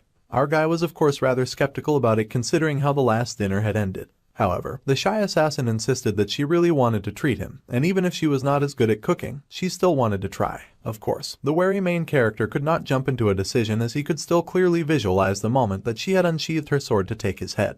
However, Little Shy was not about to give up so fast and she hit him with the irresistible power of puppy dog eyes. Red's eyes made it really difficult for the black-haired MC to say no, and he would feel bad for refusing, even if accepting her offer could end with him waking up in the fridge the next morning. However, the sudden optimist figured out a way he could do this, and then he decided that instead, he would ask the little assassin for a favor. She was surprised and Jeon-ma went on, saying that she was the only one that could ask. This of course made Red feel very special and a blush appeared on her cheeks when she felt like the only one. Happily, she asked what he wanted. The smart guy then laughed and asked her to kindly teach him some swordsmanship. He needed an instructor anyway, and she just happened to have a sword, and she was pretty good at using it. After all, Chloe was insanely strong. It seemed a pretty good excuse to the MC, and he had been watching tutorials on how to handle Yandere types before bed ever since that day. It was important for him to learn how to survive a Yandere, and it had given some helpful tips. So, their training began and Red called out happily to him. Beaming and gushing, she asked our guy when he had gotten to the training grounds, and that she had been waiting at another entrance. Her new student greeted her and explained that he had just arrived. The giddy girl happily said that she had just arrived as well with a happy smile, and the timekeeper had to confirm when she had gotten there. She explained that she had arrived around 6:30, which was almost 2 hours before they were to meet, but she just laughed sheepishly. By the way, the observant main character took note of something, and Red blushed, asking if she looked weird in a very cute outfit with her sword strapped to her side. The girl did look lovely, but the blind idiot said that she just looked fine. Our guy had not noticed before because he had only ever seen her in a school uniform.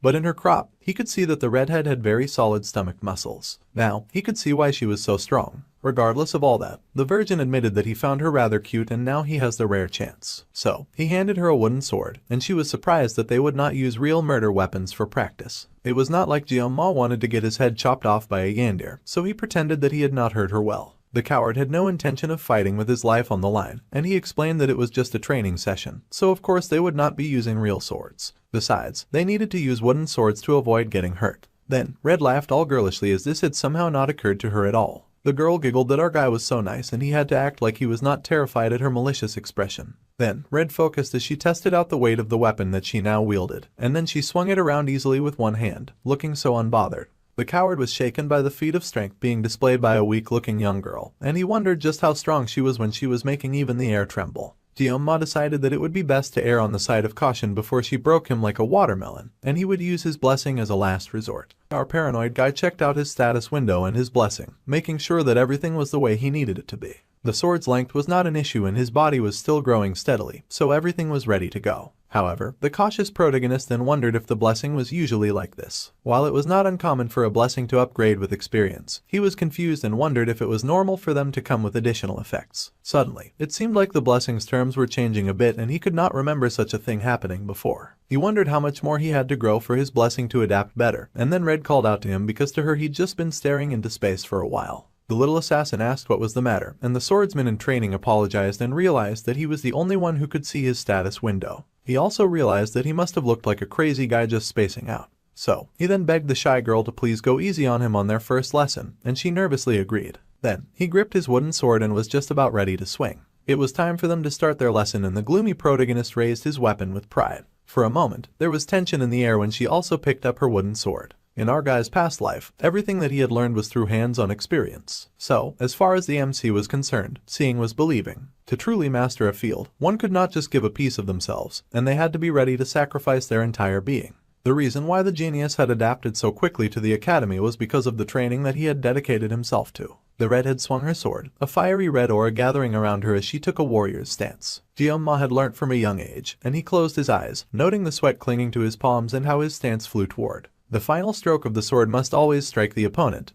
He knew that much. Red charged, and in a burst of speed she flew at him, and determined, he raised his sword in alarm. He thinks that her attack was sudden, and he grits his teeth as he tries to block it. However, she moved too fast and he barely managed to dodge the wooden sword that left a small bruise on his cheek. Our guy cursed, shocked at how fast little Red could be. It seemed he was biting off more than he could chew, even though her student had begged for her to go easy on him. However, the redhead still had that detrained look on her face and she cracked her fingers, adjusting her hold on the weapon, and charged again. Jeonma was stupefied as she came running, but this time he was able to knock her sword backwards. His arms trembled in terror and it was not exactly the kind of strike he'd been hoping for, but he comforted himself with the knowledge that he had at least been able to block Red. However, the little assassin was not even anywhere near done and the MC watched in horror as she launched at him yet again. He did not even know when she had taken to the sky. He cursed as he realized that she was just going to keep on getting faster. Just now, the genius had realized that Little Red had held back on one of her attacks. He managed to raise his stick and block her sticks. Their pieces of wood danced together in hard combat. However, a crack began to appear in our guy's wood. It was not hard enough. Jeonma began to get pushed back because the onslaught just would not stop. Red was on him like a barrage of demons from hell. Forget the demon clan. The hero could get started on training, just fight her because she was relentless. All of her strikes were heavy, and he knew that if he got hit even once, he might actually die immediately. So much for taking it easy on him. The panicked MC was finally reaching his limit for deflecting. He could not find any opening to counterattack this red demon, and his wood finally snapped with a mighty sound. It went flying, and he could only gape at his broken weapon. For some reason, Red gaped too, like she had not been the one to break it. The girl gasped and apologized profusely, shocked that she had broken his weapon. The assassin explained that he had been trying to fight our guy as gently as possible, but she had ended up breaking it. Then, she called out to him when she realized that he was no longer responding. Then, her eyes widened as she realized something that he had already realized. The broken sword had been cut at the exact size required for the MC's blessing, and his power informed him that the weapon conditions had been met.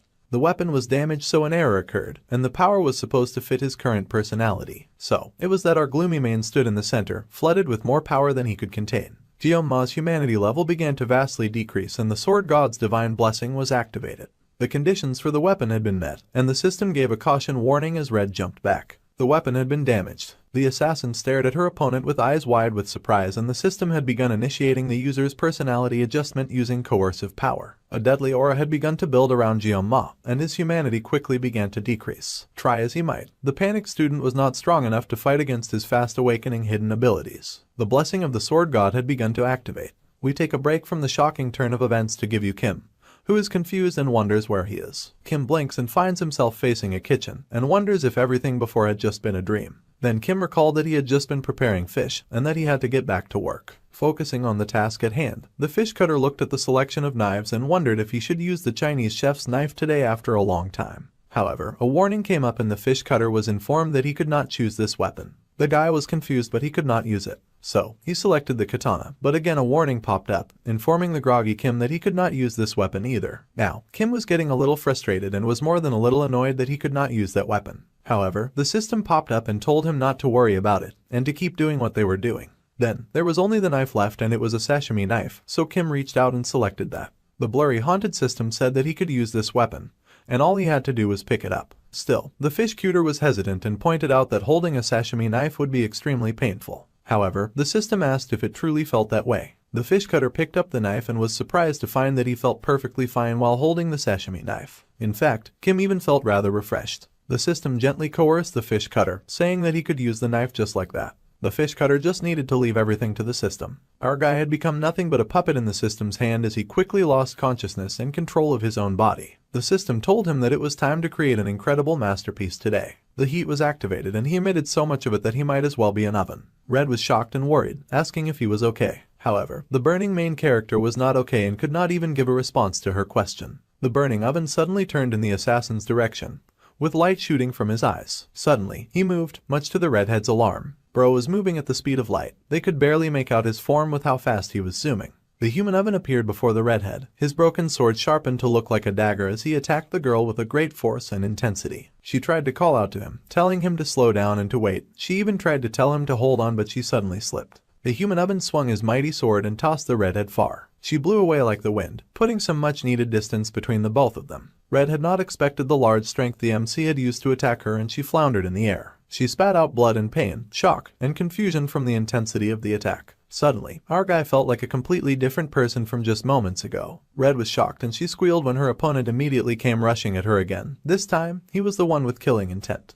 The assassin slid back, knowing that more than anything she had to keep out of the reach of Mr. Dark-haired and crazy right now. His eyes were totally covered in blue. It was like he was not even human anymore as he searched for his target.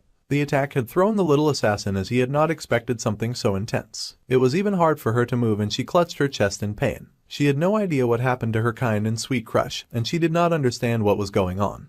But the match had to stop for now. If only the burning oven could hear or comprehend her words when she told him that they needed to stop. However, the killing machine was completely out of it as he dove for her with his hand outstretched like he was going to take her out. Red knew that she would be unable to avoid his killing strike, and she stared at him with shock and confusion. The little redhead called out to him, calling to Geomat, telling him to get a hold of himself. A bright light shone in a straight line as the MC swooped in with a killing chop, his eyes still glazed over with the intent to kill. However, the little assassin had not given up, and she clutched her chest as she cried out to him and called his name. Suddenly, in the other universe, Mr. Kim blinked as he noticed that something was off. The fish that he intended to cut kept wiggling away and making a weird noise. The fish was surprisingly quick, and he had never seen such a fish before. It was noisy, and this sort of irritated the fish cutter, who wanted to quickly fillet the fish. However, it felt like the fish was speaking, and the chef wondered if that was an illusion. The more he listened, the creepier it became as he realized that the fish was saying a name. The wiggling fish was calling out to Geomat, and it cried out over and over again. Then, the fish cutter saw his reflection in the blade of the knife that he held.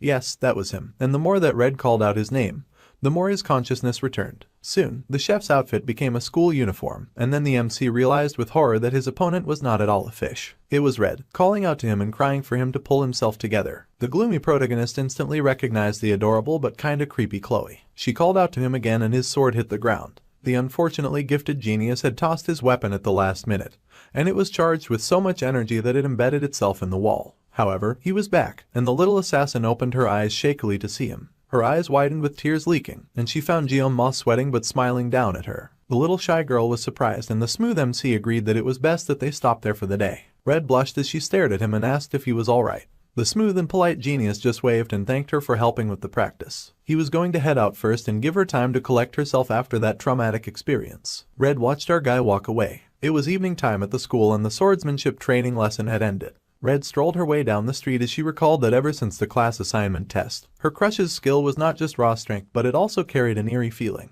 It was not just skill but a raw red and deadly instinct. Even though the blessing unconsciously manifested, the assassin was still no match for her crush. It was impressive that the MC had managed that with a half-hearted training sword. Red knew that her gifted classmate was strong but that was on another level, and she was so lost in thought that she did not notice the guy creeping around in the shadows. The shadow dude pointed out that she seemed to be enjoying it.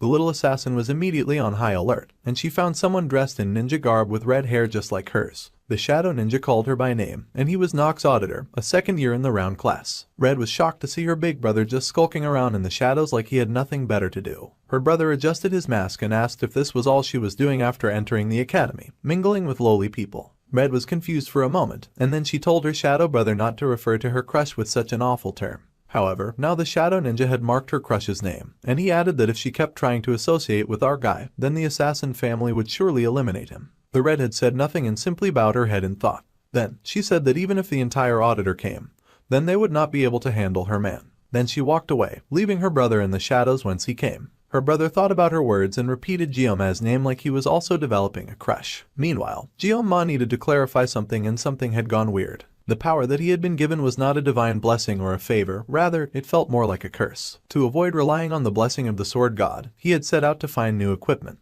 However, the power that had overtaken him like demonic sinking sand seemed to mock his efforts, following him and taking control of his body. There had been no pain, but worse than that, not only was there no pain, but there had been pure pleasure and a feeling of debilitation that went on endlessly. During that time, the curse had manipulated the lazy and talented hero like a marionette bound by threads, and it had whispered sweet words in his ears like a poisonous lover. The system had told him to cut more, to cut deeper, and to even destroy more. The gloomy protagonist had ended up falling for those sweet words, and he completely surrendered his virgin body to the touch of that vicious ability that used him like a tool. However, the assassin's scream had cried out to him, mixed with her desperation. Then, our guy had been able to see the desperate and terrified girl as she had screamed out the name that he had come to recognize as his own. Jeon-ma, the background character with a new overwhelming malicious ability. In that cry, the fragments of the world were brought together and the gloomy protagonist was sharply pulled back to consciousness. So, he had thrown away the training sword that had clung to him like a parasite infesting his own skin. The genius had realized that if he had not detached that sword at that moment,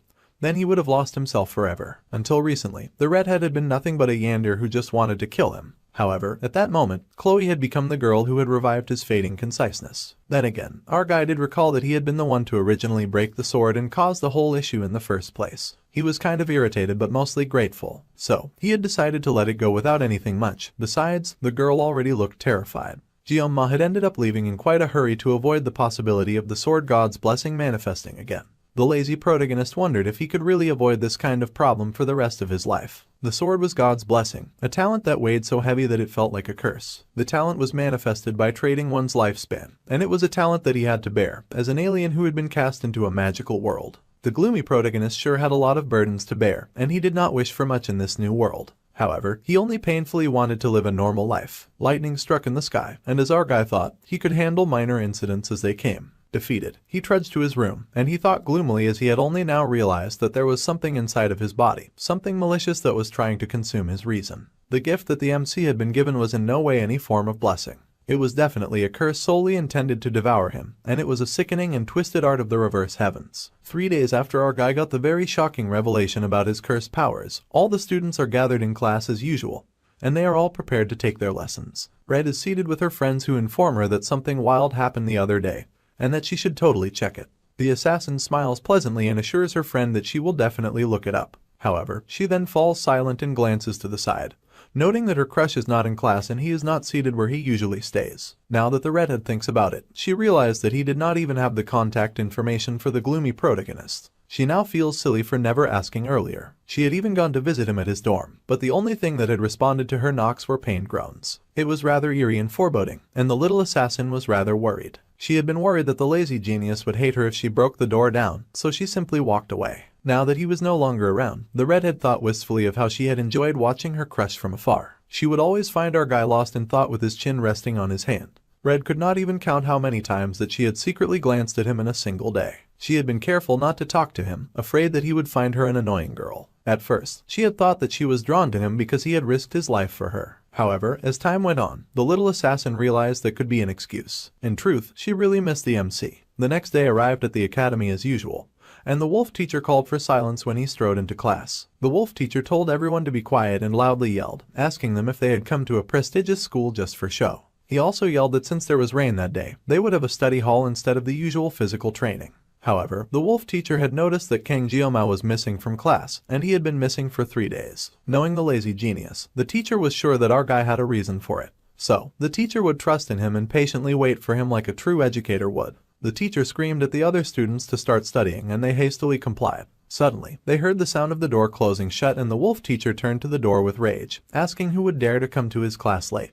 However, the wolf teacher paused in surprise to see none other than a dark shadowy figure striding down the stairs. His foot hit the stairs with each step he took, and his baggy eyes looked even more raggedy than before. It was the MC, and he looked like he had aged 5 centuries with a strand of white hair on his head. Red leapt to her feet when she saw him and even called out his name like she was the female protagonist. However, Jioma just opened his mouth and croaked out in a very deep and gravelly voice that he apologized for his lateness. The teacher was a little alarmed and told our guy that he had no reason to apologize and just asked the gloomy protagonist to just sit down. Bro looked like a walking shadow, and all the students immediately started gossiping about him. They knew that he was a special admission student, and they wondered if he had always looked that raggedy. Now that they mentioned it, some of the other students agreed that their usually average classmate did look a tad bit more handsome than before. The classroom was abuzz with whispers and gossip, and the gloomy protagonist just took his seat like he could hear none of it. After class, the students filed out, all of them eager to eat since they were starving. Red called out to Jioma with hesitation in her voice since he looked rather weird and his waist was newly snatched.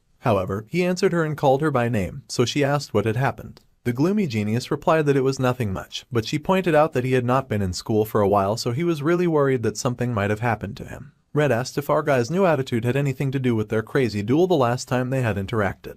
Jioma fell silent, but then he turned to her with a smile on his face as he explained that he had just fallen a little sick. He thanked her for worrying about him since he was fine now. The redhead blushed since the MC was out here acting like he had not just gone through a revenge body transformation. The shy girl admitted that it was a relief and she averted her gaze. As the ML protagonist expected, it was a little difficult for her to believe his lie. For the past 3 days, Jioma had in fact been fighting his demons, and he had gone through something similar to extreme withdrawal symptoms until he was mentally exhausted. The gloomy tortured main character could not get out of his room and eat anything as he buried his emaciated body in bed whilst praying for his cursed convulsions to go away. The MC had suffered through pain far worse than anything he had ever faced before. It was a price that he had to pay for holding and using that broken weapon. And that was not the only thing that had happened. When our guy glanced at the mirror, it looked like his appearance was the same. That was a lie from the pits, as his expression was far more sunken and even some of his hair started turning white.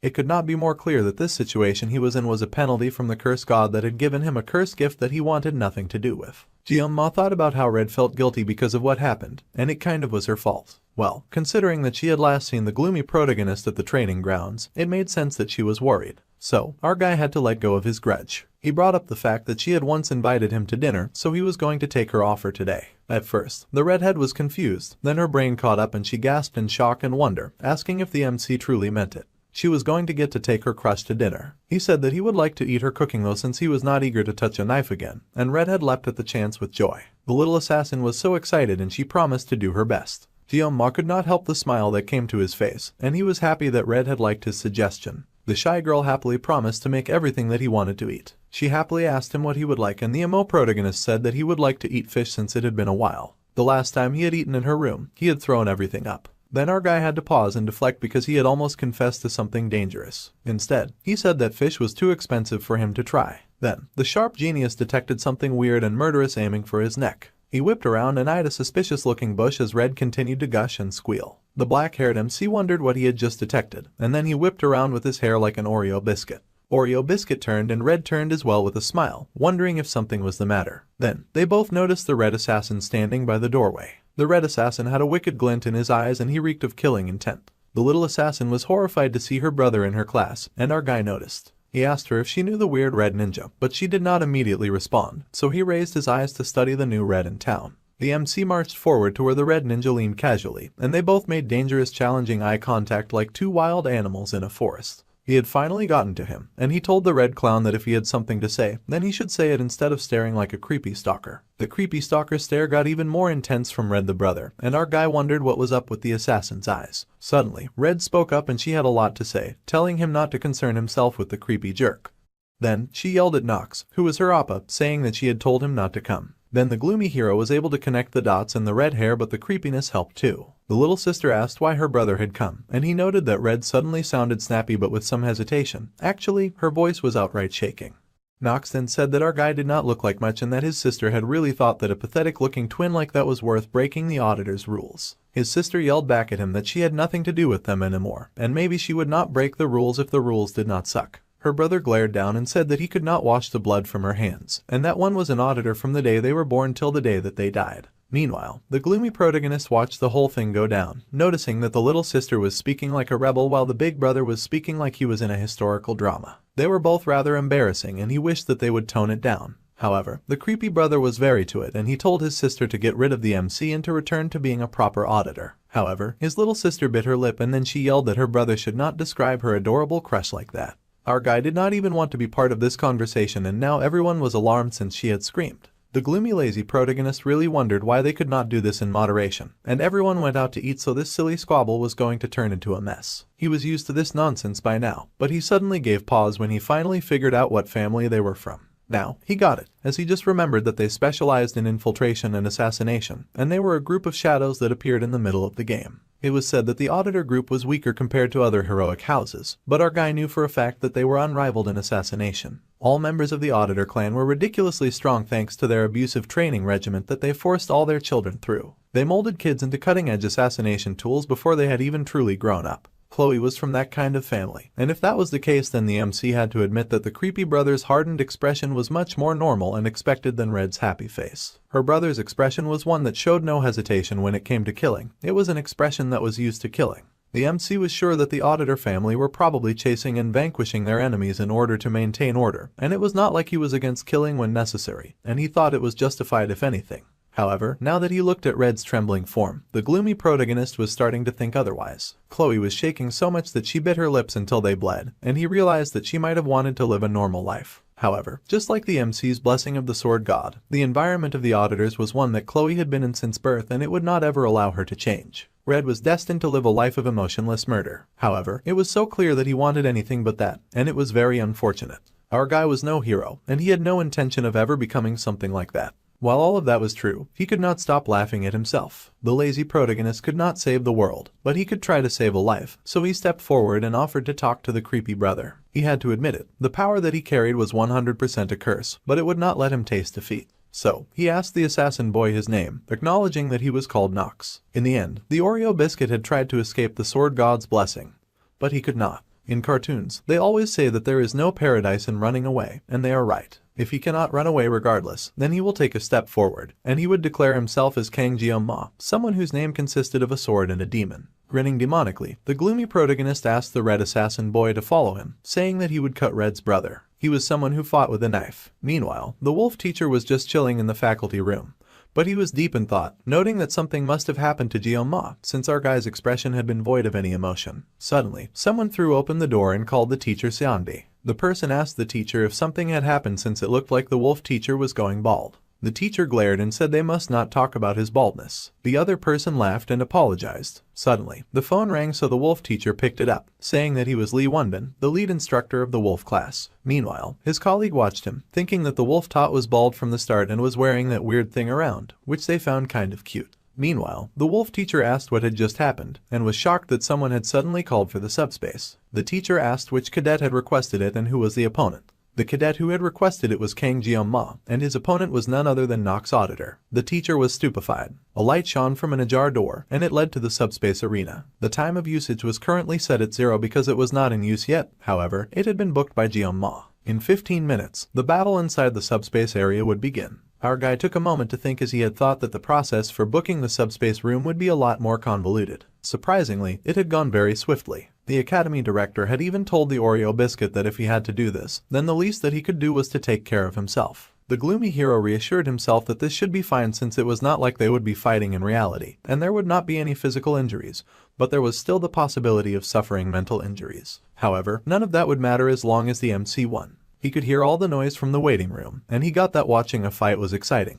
But he had not expected such a large buzz from the viewers. The situation was hilariously ironic, since the lazy Jeong-ma had been trying his best not to stick out not long ago, yet here he was, and now all of his attempts felt pointless. Shaking even more than him was Red, who was very alarmed by the situation. Our observant guy was shocked to see her crying, as he had already lost the battle. The cute assassin called out his name, and he realized that she was probably blaming herself. He tried to reassure her, saying that it was not her fault, so she did not need to worry. Red had even been so sweet as to lend the MC her gear, and everything would turn out okay. Still, the girl sobbed a little. They fell silent for a moment, just sitting in the room. Then, little Red spoke up, saying that her brother was really strong, so she was worried about him. However, the gloomy protagonist just smirked all pompously and pointed out that he was strong too. However, the assassin was not convinced and added that her brother was a genius with unmatched talent in the entire history of their assassin family. When it came to the dark arts, there was no one up to her nasty brother's level, and at the age of 14, he had been dubbed the pinnacle of dark arts. Jeong-ma was frightfully shocked at that very awful and lame title. He wondered who was in charge of creating those. This was how it had always been now that he thought about it. No matter how hard our lazy guy tried to avoid it, this was ultimately a choice that he had made.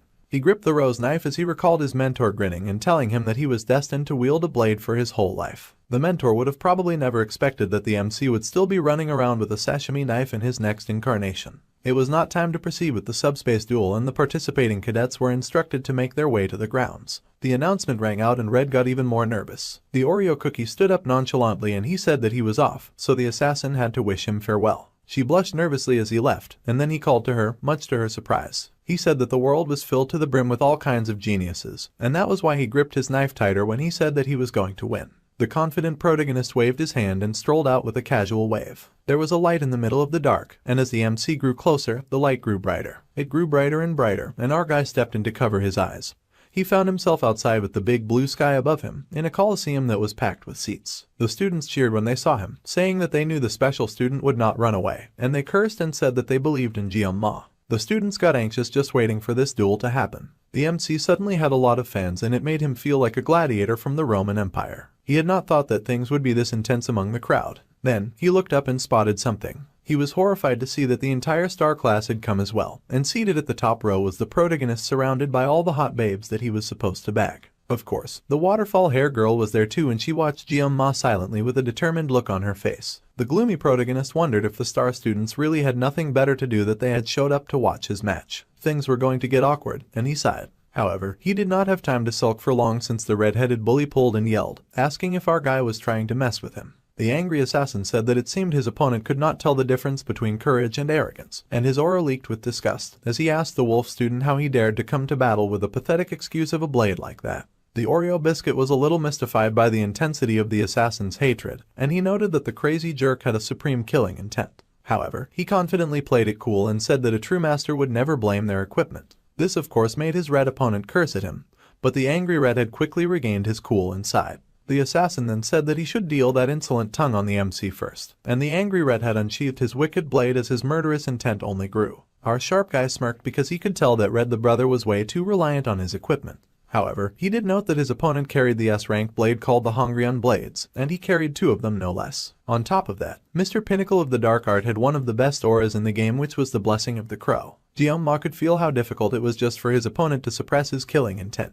With S-rank equipment as well, it might sound ridiculous, but he had also prepared himself to deal with the redhead. In our guy's hand was the Daiso Sashimi Feet Rose blade from Chloe, and it was of an unknown rank. The two fighters stood facing each other as the wind blew and the air was tense with their individual aura. The battle would start now, and the subspace barrier began to form as the two warriors locked eyes filled with malice. The subspace barrier was deployed and everyone watched, from the girls to the flashy protagonist. Then the announcement said that may the hero's blessing be with them.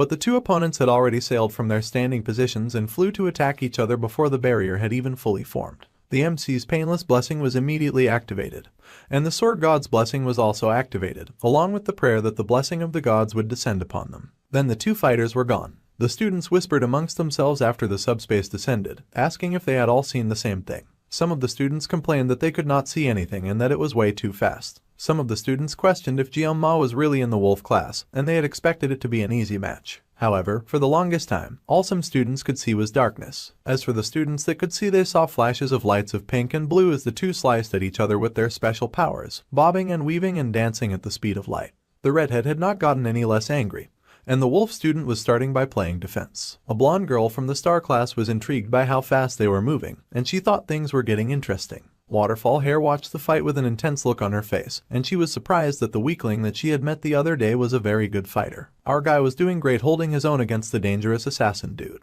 The genius had to stay on top of his game, of course, because the other guy had every intention of killing him, even if it was just while they were in the subspace area. The MC slid around and blocked every violent attack. Redhead gripped his sword tighter and slashed with even more killing intent than before. The redhead kept slashing and slashing and slashing like a dark purple tornado of hate and violence, and he made so many marks on the floor as he fought. However, the wicked cool protagonist kept dodging, and it was frankly driving Mr. Pinnacle up the wall with rage. So, the red guy tried a different trick that he was sure the MC would not be able to avoid. The red guy used the three-legged crow and sliced with the murdering capacity of a monster with 7,000 grievances. Even Jianma was kind of thrown off by just how badly the red guy wanted to kill him. The slashes all came flying at our guy, and the red guy laughed, feeling very sure that his opponent was done for. However, the Oreo biscuit was not out of tricks yet, and he swished out of there, much to the absolute disgust and horror of the red guy. He could not believe that our guy dared to dodge and get out of the whole thing unscathed. The wolf student glanced back at the shocked red guy looking all cocky and all. One of the watching students said that he did not really see these kinds of things often, but he had to admit the sophomore's strength. Freshmen were always too busy running from these things, and another student agreed that sophomores were dominating, but they could not underestimate the freshmen's experience either. However, the waterfall girl knew that there was more than that, and only those who could clearly see what was happening would understand. All those aggressive attacks were coming from the sophomore, but the MC was able to dodge every single attack. He was not even trying to fight. The red guy got angrier and angrier as he recalled that his sister had said that Jianma was not a normal guy, and cursed. He had even used the blessing of the crow, thinking it would annihilate his opponent, but he had dodged it like it was nothing. The red guy was furious, noting that our smart guy had been too focused on speed. Seeing how skilled he was, the assassin had to be more cautious when fighting the Oreo biscuit. Mr. Pinnacle decided to aim a powerful strike that could slice through a wide area in one go. The more he saw the MC, the angrier he felt looking at his nonchalant gaze and watching him hold his lousy-ass kitchen knives. Then, Jianma suddenly dropped his weapon, and the red guy was alarmed. The assassin could not believe that the talented protagonist would drop his weapon in the middle of a duel. The red guy asked the wolf student exactly what he was scheming, but our talented guy just held out the rose blade that he had gotten from Chloe. The wolf student got serious and pointed the blade forward, his eyes going dark as he lowered his head. The air got tense when the suddenly serious main character pointed his blade right at the assassin, and the red guy was confused. The look in Jianma's eyes was lethal, and the red guy screamed internally, wondering if the genius was mocking him with that stance. And nobody like the gloomy protagonist had the nerve to act the way that he did. The red guy was furious and tightened his hold on his swords. The angry redhead made a pledge to cut down his opponent with a single killing strike. The red guy charged up with energy, and he asked the fool just what he could do before the blood-soaked hungry young blade. Suddenly, the genius leapt, intending to show the idiot assassin exactly what he could do. The red guy was speechless as his opponent flew forward in a straight arc of righteous precision. There was a bright glow of light, and his movement was so flawless that it was blinding. The MC had only wanted to live a comfortable life, and he had tried not to stand out. He had stuck to the rules as much as possible, so this all felt like a curse, and like something was chasing him and trying to take over his body. It was as if something deep inside the nonchalant protagonist was telling our guy to hold back. So, the MC gave his body up, and if he could not run away regardless of the sword god, then he would accept its blessing and its curse. The light shone even brighter as our guy dedicated to cutting his opponent so cleanly. The light was blinding when his opponent's sword arm fell away from his body, and the angry redhead could only stare in shock as his arm got detached. The assassin's eyes widened in shock as he was cut so fast and so clean that he had not seen the attack coming. Our guy had basically zoomed past at the speed of light. All the watching students were shocked, and even the protagonist was beyond intimidated. The wolf student had slid past like an anime character, and the world around the angry assassin had gone dark. Jianma would use anything. Regardless of it was a blessing or a curse, and it was time to say goodbye to the peaceful future that he had always dreamed of, and the end was marked by the neat slicing of the arm of an angry red assassin. Jioma had neatly sliced off his opponent's arm, but that was not where it ended. Twirling around, the MC launched at the speed of light at the dark and evil energy that was the angry redhead. As the wolf student sliced and sliced and sliced, the redhead panicked and cursed. The redhead cursed as more of himself was lost to our guy's cutting-edge technique, and it became so graphic that things went dark, and the subspace barrier was immediately turned off. There was a burst of smoke from the center of the fighting ring. The students were silent and no victory cheers rang out from the sheer intensity of the gore that they all witnessed. The red-headed assassin collapsed to his feet in shaky defeat, and the MC very calmly sheathed his knife. The blue light from it still lightly glowed, and the students from the star class watched in awe and slight fear, as well as newfound respect. The MC had successfully sheathed his weapon and the smoke cleared. The subspace duel had come to an end, but the entire Colosseum was silent. Jioma nervously scratched the back of his neck as he wondered if he should have expected this kind of reaction. Well, there was no turning back now, and the Oreo cookie had done all this with a knife that was made for gutting fish. It was something that the gloomy man has always felt, but cutting a person was ridiculously unpleasant. The only consolation that the crazy genius had at this point was that both the Mao brothers and the Nox were in the subspace when they had fought. The specs of the subspace were pretty impressive, and thanks to that, the Oreo cookie had never actually killed a person. Though Nox seemed majorly traumatized and his body was covered in sweat, the angry red assassin had been just as strong as Red had described. The red guy had an incredible battle sense that had been honed through experience. However, anyone would sense him thanks to his intense killing intent, and it had been an ultimate blessing for the MC. The duel winner was the freshman from the wolf class, Kang Jioma. Instead of cheers, there were just gasps of disbelief and shock from the students who could not believe that a freshman had possibly taken down a sophomore. They were in such heavy denial that they almost sounded outraged. The gloomy protagonist cursed and thought that companies could learn a thing or two from such shameless publicity. Well, there was nothing that he could do about it at this point, and this was the path that he had chosen. Our guy was determined to endure the coming days using only sheer will and grit. He stalked away from the battle center. The school was still bubbling and buzzing with the news of the fight, and they found out that the angry redhead was from the auditor family. The students said that explained why he had been so strong, but they could not believe that even a strong guy like the angry red had gotten taken down by a special support student. Everyone was whispering the MC's name around the class like he was a forbidden spell. Waterfall Locks was also deep in the gossip, and she wondered about our guy, musing on his name. The beautiful swordsman was thinking about how the MC's name followed her everywhere she went, and he was the only person that everyone wanted to talk about. Yesterday, the fight had been quite shocking, to say the least, and she still recalled the time when the red assassin had lost his arm. It had shocked everyone, and the girl recalled how she could not believe what she had seen. At that moment, as her golden eyes widened in shock, she had seen the talented protagonist display such remarkable swordsmanship. Whilst using only 2 kitchen knives, Jioma had sliced and diced with such precision. The talented lady had prided herself on her knowledge of swords because she was the granddaughter of a sword master, but she had been hopelessly naive. To think that someone could be that strong with those kinds of blades was almost unbelievable. Suddenly, the girl paused when she realized something, and she said that on the other hand, she was still curious, and she had wondered who had defeated her. The talented swordswoman had wanted to know who they were so that she could crush them next time. Then, Blue Hair also recalled that she had called our guy weak to his face and how she was firm with the strong but merciful to the weak as their family motto dictated. Waterfall Hair also recalled how the year's top student was not in her class. All of her memories came flooding back, and the genius swordswoman was in shock as she realized that the lazy protagonist just might be the top student of her set. Based on what she had seen in the fight, she was sure of it, and she fumed that he was much stronger than she was. Now she wondered what was going through his head when they had that conversation, and Blue Hair was embarrassed thinking of all the shameless gloating that she had done. She yelled out, wondering what our guy had been thinking of her. The blondie of the class seemed to be zoning out, and she groggily asked what was going on. Waterfall Locks laughed nervously and said that it was nothing. But the blonde girl called Rachel smirked, and she asked Blue Hair if she was sure, since it was certainly something that bothered her. However, the talented swordwoman deflected and said that she had not been able to work out these days, so she felt a tad sluggish. The blonde girl smirked and asked Blue Hair what was up with the pouty face, immediately knowing the talented sword lady was trying to hide something. The girl asked what the blonde girl meant by that, but the blonde pushed and asked the blue-haired girl to tell her. She guessed that the snobby noble was just hungry, but the girl denied that assumption. Then, Blondie guessed that the brunette had left her equipment at home.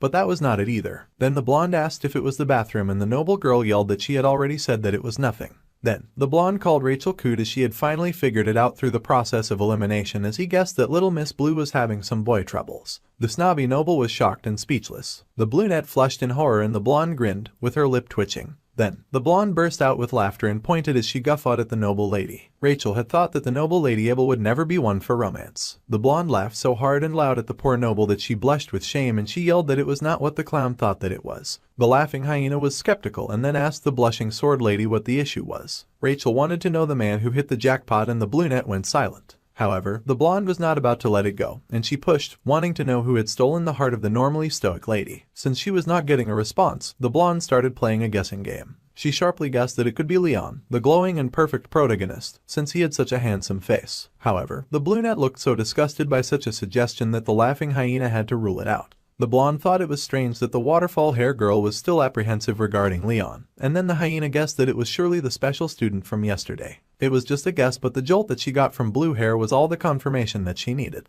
The hyena grinned like a laughing clown and hearts fixed into her eyes at this news that was worth more than gold. She was going to have so much fun with this. So, the blonde grabbed the waterfall hair girl and told her that it was time for them to go. The brunette was shocked, but the blonde was already on her way and racing off. The noble lady asked where they were going since the other girl was dragging her along, and the hyena laughed at her question, because obviously they were skipping away like characters in a romance novel to go to the wolf class. Meanwhile, at the wolf class, the blonde girl happily waved and said hello to all the wolf students in class. She asked them to excuse them for a moment as she dragged behind her the blushing noble. The wolf class was abuzz with shock to see the popular students in their class, and they could only gape in adoration. The noble felt nervous, but the hyena strode through like she was on a red carpet.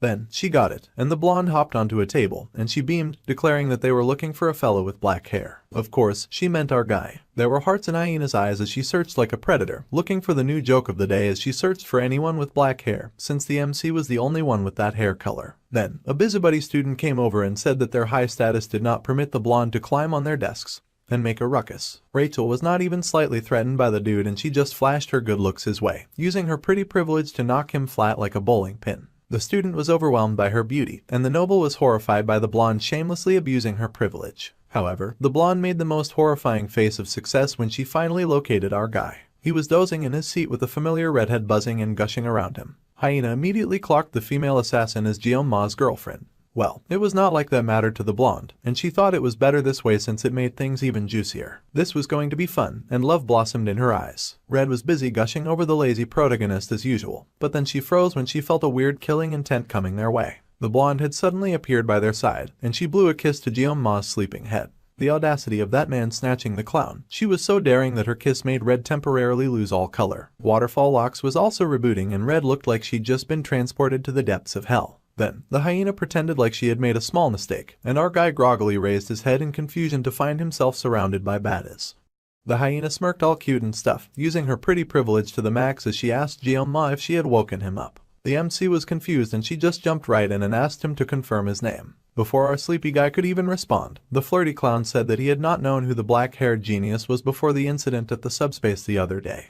The sleepy protagonist was just trying to figure out why Rachel of all people was in his class. The girl in question went on, and she said out loud that the Oreo cookie was quite the looker up close. Meanwhile, the MC's intuition was screaming at him that the situation he was in was dangerous. Then someone said hello, and asked if they could ask what the heck Blondie was supposed to be. It was Red, and the inner jealousy inside her had activated.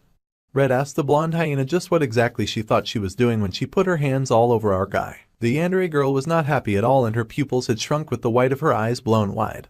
The confused love clown was slightly amused by the situation, and the MC realized that things were getting out of hand, and that this was exactly what his danger instincts had been warning him about. The redhead's personality had completely flipped to the point that she could not recognize Blondie as human anymore, and she somehow had her box cutter ready to go.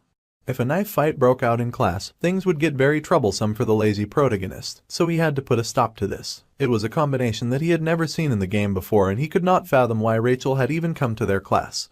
The reason for the season finally spoke up, and the waterfall hair girl told Blondie to stop acting up in a place that was not their classroom. The blonde clown refused to budge and instead smirked as she asked the snobby noble why she would not even say hello. The hyena was truly enjoying the situation, and she grinned, hopping down from her seat on the table. She spoke to Red directly. The blonde clown ruffled the little assassin's hair and told her not to interrupt when adults were talking. The clown went on to say that it was not safe to play with sharp objects either, and of course, her patronizing actions further aggravated Chloe, who slipped more and more into insanity, and her knife hand started twitching. While Blondie had her head turned, the assassin got ready to strike, and she actually aimed a killing strike right at the hyena's back, much to the shock of our guy and Waterfall Locks. However, even with the clown turned, she whipped around lightning fast, and there was a large splash of red. The large splash was a student who complained that his classmate had spilt all the juice because he did not open it properly. The classmate whined that if he did not open the juice like that, then his senior would not even glance his way. The other student yelled at his classmate and told him to be quiet. Meanwhile, a struggle happened in the background, and Red had her hand caught by the cocky blonde who had managed to knock the knife from her hand. The hyena teased Red for being slow and said that she had thought that the little shy girl was just a short kid, but the clown had no idea that Red also had a short fuse. No matter how Red tried, she could not pull her hand away, and Ms. Waterfall yelled out to Blondie, telling her to stop fooling around with the weaker students. Blondie looked bored by now, and then she threw the redhead backwards, sending her flying into the classroom much to her alarm. Chloe found herself soaring through the air, but she tumbled in the air and easily landed on her feet with a look of rage in her eyes. All the guys in the wolf class cheered suddenly like this was some kind of girl versus girl match, but the lazy protagonist was already quite tired of it, and frankly, it was driving him insane. The clan of the Spear Saint, that's where the blonde clown was from. Skills were often useless in the face of the clan's overwhelming strength, and that was the motto of a clan that valued brute force over all else. The high-class blonde student was the niece of the Spear Saint, and her name was Rachel de Muira. She grinned with her pink heart and asked the MC if Red was his girlfriend. Our guy immediately denied the poor assassin girl, and it was so cold that she trembled with hurt and killing intent in her little corner. Still, that would not change the truth. So, Guillaume spoke up and said that the redhead was his friend, and Blondie thought about it for a hot second. Then, the MC wondered what the heck was this weird situation that he had found himself in. Now that he was taking the time to look around, the protagonist narrator noticed that Abel was there too, and he had not even noticed her at first because he had been so frazzled. The perceptive protagonist got tense and asked why the two high-class students had come looking for him, as he expected big-time trouble. The hyena girl smirked and she said that it seemed like Waterfall Locks was interested in our guy, and she wanted to see his face. Abel was horrified to get thrown under the bus like that, and she squealed and protested, demanding when she had ever said something so embarrassing. However, the blonde clown insisted that was why they had come, and Blue Hair was mortified, saying that her classmate had practically dragged her there. Blondie explained that they had come over because she had thought that Waterfall Locks really wanted to see the handsome main character's face, especially since the noble had not protested and had followed. The noble was speechless at that point, and then they noticed that the other members of the wolf class had started whispering, wondering if the guys were fighting, and pointing out how they had heard the noble swordswoman yell for the first time. The noble suddenly started acting all snobby and stuck her nose into the air as she said that they had a misunderstanding, and that they had totally come to see our dude per se. Oreo Cook Your Hair did not care and wished they would just leave. The Oreo Biscuit sighed and said that if they had nothing to do, then they could go since he was sleepy anyway. The brunette was crushed to be dismissed, and the hyena girl could barely hold back her laughter. The clown thought that the gloomy protagonist was really interesting, and she liked interesting guys. However, the exhausted protagonist said that he was happy to hear that since he was far from interesting. The blonde grinned and told him not to be like that, and then thought of a suggestion. She invited the MC over to their dorm after class and said they could watch some movies and chill together. That ambitious little brat was looking to start something, and Red yelled for her to get away from her man immediately. The hyena was confused since, as far as she knew, our guy did not belong to anyone. The clown laughed out loud in a huge guffaw, mocking the poor redhead. The tired protagonist could only think of how much he missed his mom and the peace that she brought him. The blondie was still hooting and hollering, and she asked the noble lady if she had heard those embarrassing words as well. However, the clown had to stop her laughing when she found that Waterfall Locks was seething too. It was too bad that the hyena girl had to end her fun, but it had been pretty cool meeting the only black-haired kid in school, and she said that she would see him later. The MC just told them to please not come back, and the clown laughed that he was cold. The blonde bimbo gushed and waved goodbye to Jianma while Red fumed, but Oreo Cookie Hair just ignored them and wished they would go far away from him. The Oreo cookies still felt so sleepy, and he lowered his head, with the little assassin turning to him in concern. However, while our guy dozed, the brunette had turned slightly, and she watched him from afar like a stalker. Even as she was to leave, the noble still thought of the sleepy protagonist like she was planning to keep him in her heart forever. However, the noble swordswoman hesitated as she had no idea what to say, so she turned and left. She ended up leaving the class behind and returned to her fancy class where she belonged, leaving the members of the wolf class behind. Back in the halls, as Blondie and Waterfall Locks walked back to class, the clown smiled to herself as she thought that it was one thing to have a cold attitude, but from those hollow black eyes, the clown knew that there was something faintly there, something about our guy and the strand of white hair on his head that looked like a gleaming knife, as well as his sharp gaze that was so unsettling that it felt like her throat was cut. The sleepy protagonist had gone far beyond the blonde's expectations, and she grinned foxily as she recalled the chills that she had gotten. The hidden talent in wolf class was definitely a step above the all-style no-substance students that Blonde had seen since the school started. She had only gone to the wolf class to tease, expecting the MC to be another of those jokers, but the clown might have gotten an unexpected gain. Blondie's clan was the type to pull no stops when it came to getting betrothed to only the most outstanding warriors, so in a way, our guy might just be a precious resource, and she licked her lips like a predator just thinking about it. Yes, the hyena thought that it was only natural that he caught the eye of Abel, the invincible empress of swordsmanship, and the blonde smirked at that. Little Miss Steel Yeoman suddenly whipped around to apologize to the brunette. However, the noble lady just groaned and said that the clown should first apologize to the students of the tiger class for causing all that ruckus. However, Blondie said that she was not apologizing for that. The noble's eyes then widened in confusion, and the hyena explained that she was apologizing about Kang Jeon-ma. Blondie crossed her arms with a smug-ass expression on her face as she said that he was not going to yield. Waterfall Locks looked for a moment like she could not comprehend what the blonde clown was saying. Meanwhile, in a hospital room, wheels were rolling down the halls and someone with dripping black murderous energy was obsessed with killing a dude. It was of course the red assassin guy, and he chanted that he wanted to kill Jeon-ma like it was his get well mantra. The redhead assassin dude was running through the halls like a psychopath, dragging his drip with him as he chanted his crazy mantra. His body, which had lived its entire life without knowing defeat, now had only one goal in life. The red guy was sure that he had the body of the auditor genius, and he wondered if he should charge into our guy's room at night. And since it was already night, he might as well take the opportunity and turn his enemy into a body bag that same night. All the red guy could think of was the cold genius' deadly stare, and a sweat began to form on his brow. The red guy refused to be scared, and he shoved aside a student as he ran down the halls. The redhead was determined to mobilize the entirety of the auditor household, and with the power of the clan, then they could cut off his enemy's head. The red guy marched through the halls with a newfound determination, and he planned that he would first kill the talented protagonist and then get his little sister back like a good big brother. To the red guy, his sister's potential was similar to his, if not greater. Now was the time to strike, and the murderous assassin paused by a door. With the power of the House of Order and the pinnacle of his techniques of Nightfall, Nox was sure that he would definitely show our guy what for. So, he opened the door. Nox nearly evaporated from fear when he did open the door because he found Jeon munching at an apple in the red assassin's hospital room. The MC looked as deadly as a knife, and he greeted the assassin respectfully, acknowledging that his Hyung had arrived. The poor red assassin was speechless. Red bit her fingernail as she stood in hatred and rage, gnawing at it like she had not seen food in months. The Oreo cookie sort of noticed her from afar, and he also noted that she seemed upset, though she was the one who nearly started a knife fight in the middle of the class. Meanwhile, the redhead was actually muttering to herself about how our guy liked them big and how she needed to kill her competition before they successfully snatched her man. Suddenly, someone called to the little yandere, and she raised her head surprised. It was the MC, and Red switched up instantly as she became all sweetness and love, asking Jeon-ma if he needed anything.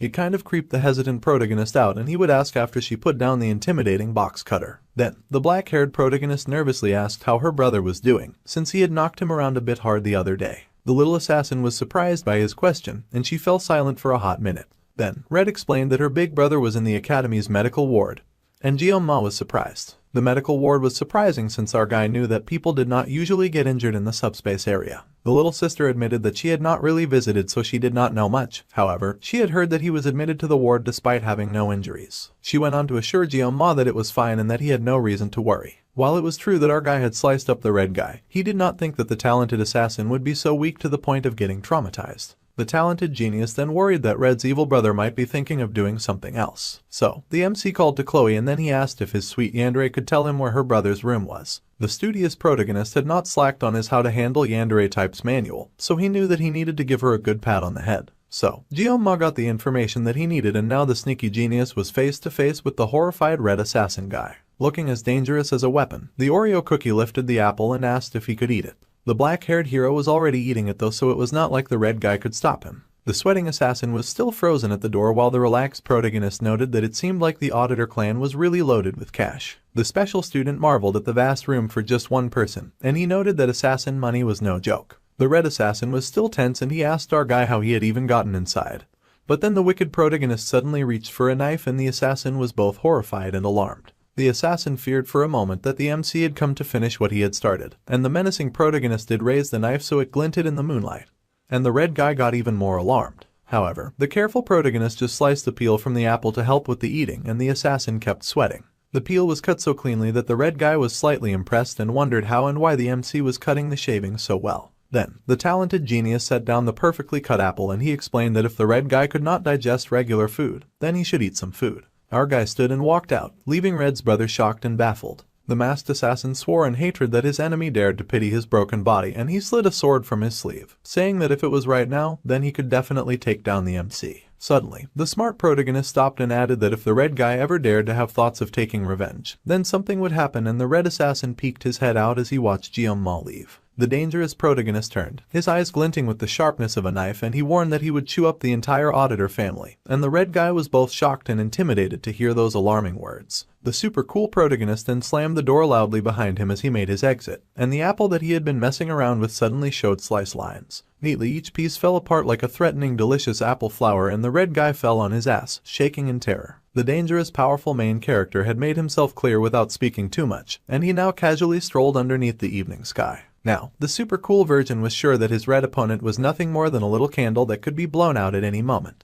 It seemed like the red assassin's will had been thoroughly destroyed, and the smug protagonist was feeling particularly proud about that. Thanks to that, his bravado-filled intimidation had worked well. Meanwhile, he also silently acknowledged that the auditors were an incredible assassin group in this world. There was no way that our one-man army could ever take on the entire clan, and he'd just been bluffing his way through the entire meeting just to neutralize the changes of the red guy becoming a pain in his behind. Although the MC figured that he could at least take out 10 people in 30 seconds, that was the worst-case scenario. Then, the dreamy protagonist took a pause to stare at the beautiful moon. He continued his stroll, noting that he felt like he was standing in the eye of a peculiar storm in a way, and he was starting to get used to all of the weird encounters with the heroines of the story. The lazy protagonist sighed as he considered that he might have also gone insane from everything that had happened so far. As long as the red Nox guy did not stir up any trouble, the MC figured that he would no longer need to worry about him. However, the busy student still had another problem to deal with, and that was the girl that he wanted to avoid the most. The girl with the pink heart eyes and flowing blonde hair, Rachel. In the original game, the blonde had approached the main character first, which worked well for the lazy introvert as he did not want to get involved with her. However, the blonde clown had some issues with the main girl, Abel. The exhausted main character sighed deeply and figured that he could just think over things slowly because he really needed to prepare for the really important journey, the upcoming midterms. He was going to take this seriously,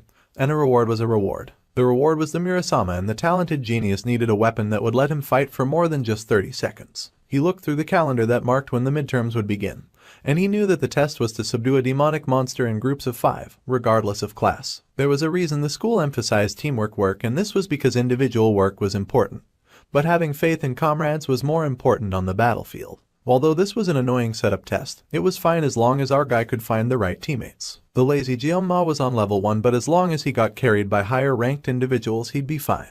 Also, the demonic monster featured in the test was the D-ranked demonic monster, the Merman. It looked super ugly, the ugliest, creepiest mer creature alive, and the MC was going to have to see it face to face. He was not looking forward to that. Even though the withdrawn protagonist had worked hard with fish all of his life, there was a limit, and he thought that he was surely going to barf at the sight. If they were a mermaid, then at least they would be a little easy on the eye, plus mermaids were rather high-ranked. However, no matter how pretty the mermaids were, the virgin would not get nosebleeds. Come to think of it, mermaids were considered demonic humans. The main force of the demons was the demonic humans. Compared to the demonic humans, demonic monsters were nothing more than barking guard dogs. Fortunately, only mermen had to be subjugated, meaning that students did not have to deal with demonic humans. The sharp protagonist sat on a bench to ponder how it had already been a month since he had joined the school. The nights at the school were peaceful. Then, the little philosopher pondered peace. It had been 700 years since the humans and the demons had sworn a truce. Just like how human history was not without war, there had been quite a few disputes, both large and small, in this world as well. For example, Vasman, a large purple demonic creature, and half a century ago,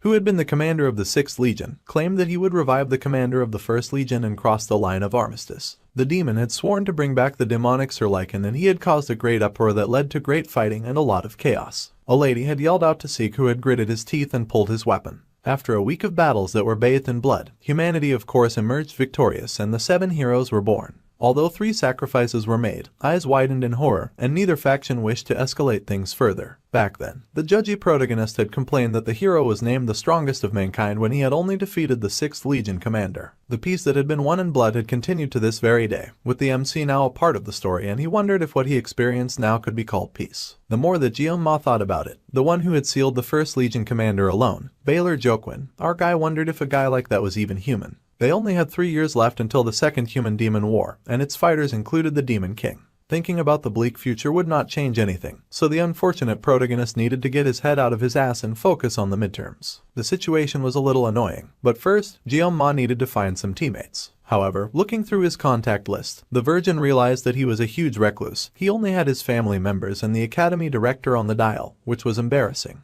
Wait, now that he took the time to think about it, the lazy genius realized that he was the most famous student in the academy right now. If he used this to his advantage, then that would surely solve his problem. Besides, living 3 years under the radar was nearly impossible anyway, so Guillaume figured it was time to live his life to the fullest. He was going to get a good group and ace his midterms, and he switched his goals from living comfortably and quiet to living comfortably but not quiet. 1 week later, the black-haired idiot was in shambles at the class. There was a lot of murmuring and whispering in the class, but he swore violently as not a single person had invited him to join their group. He could not believe that he had shown off his perfect ninja skills for nothing, and his situation was getting really bad. The lazy student could not do anything in moderation, so the other students were probably now too scared to approach. Then, the social outcast noticed something and he realized that Little Red Assassin was just like him. He figured that the little assassin had also been considered as an outsider ever since that time, so he approached her, taking one for the team. His #1 fangirl was of course happy that he came, and then he asked her if she had found any cadets to team up with for the midterm. However, much to his glee, she was also alone. Our smart guy asked if she was doing okay, since he was used to being ignored, but she used to have a lot of friends. However, the little red yandere just laughed and said that she was okay as long as she had Guillaume. If that was the case, then the ambitious protagonist finally took the plunge and asked her to partner up with him so that he could then find 3 other people. Red was thrilled. The MC was not rejected, and it was a resounding success. Chloe's capabilities were nothing to sneeze at, and the goal of the test was to catch as many mermen as possible during the 1 hour given. Considering that the black-haired protagonist only had 30 seconds. To him, the crazy girl was like 1,000 soldiers, and he smiled fondly as she confessed her excitement.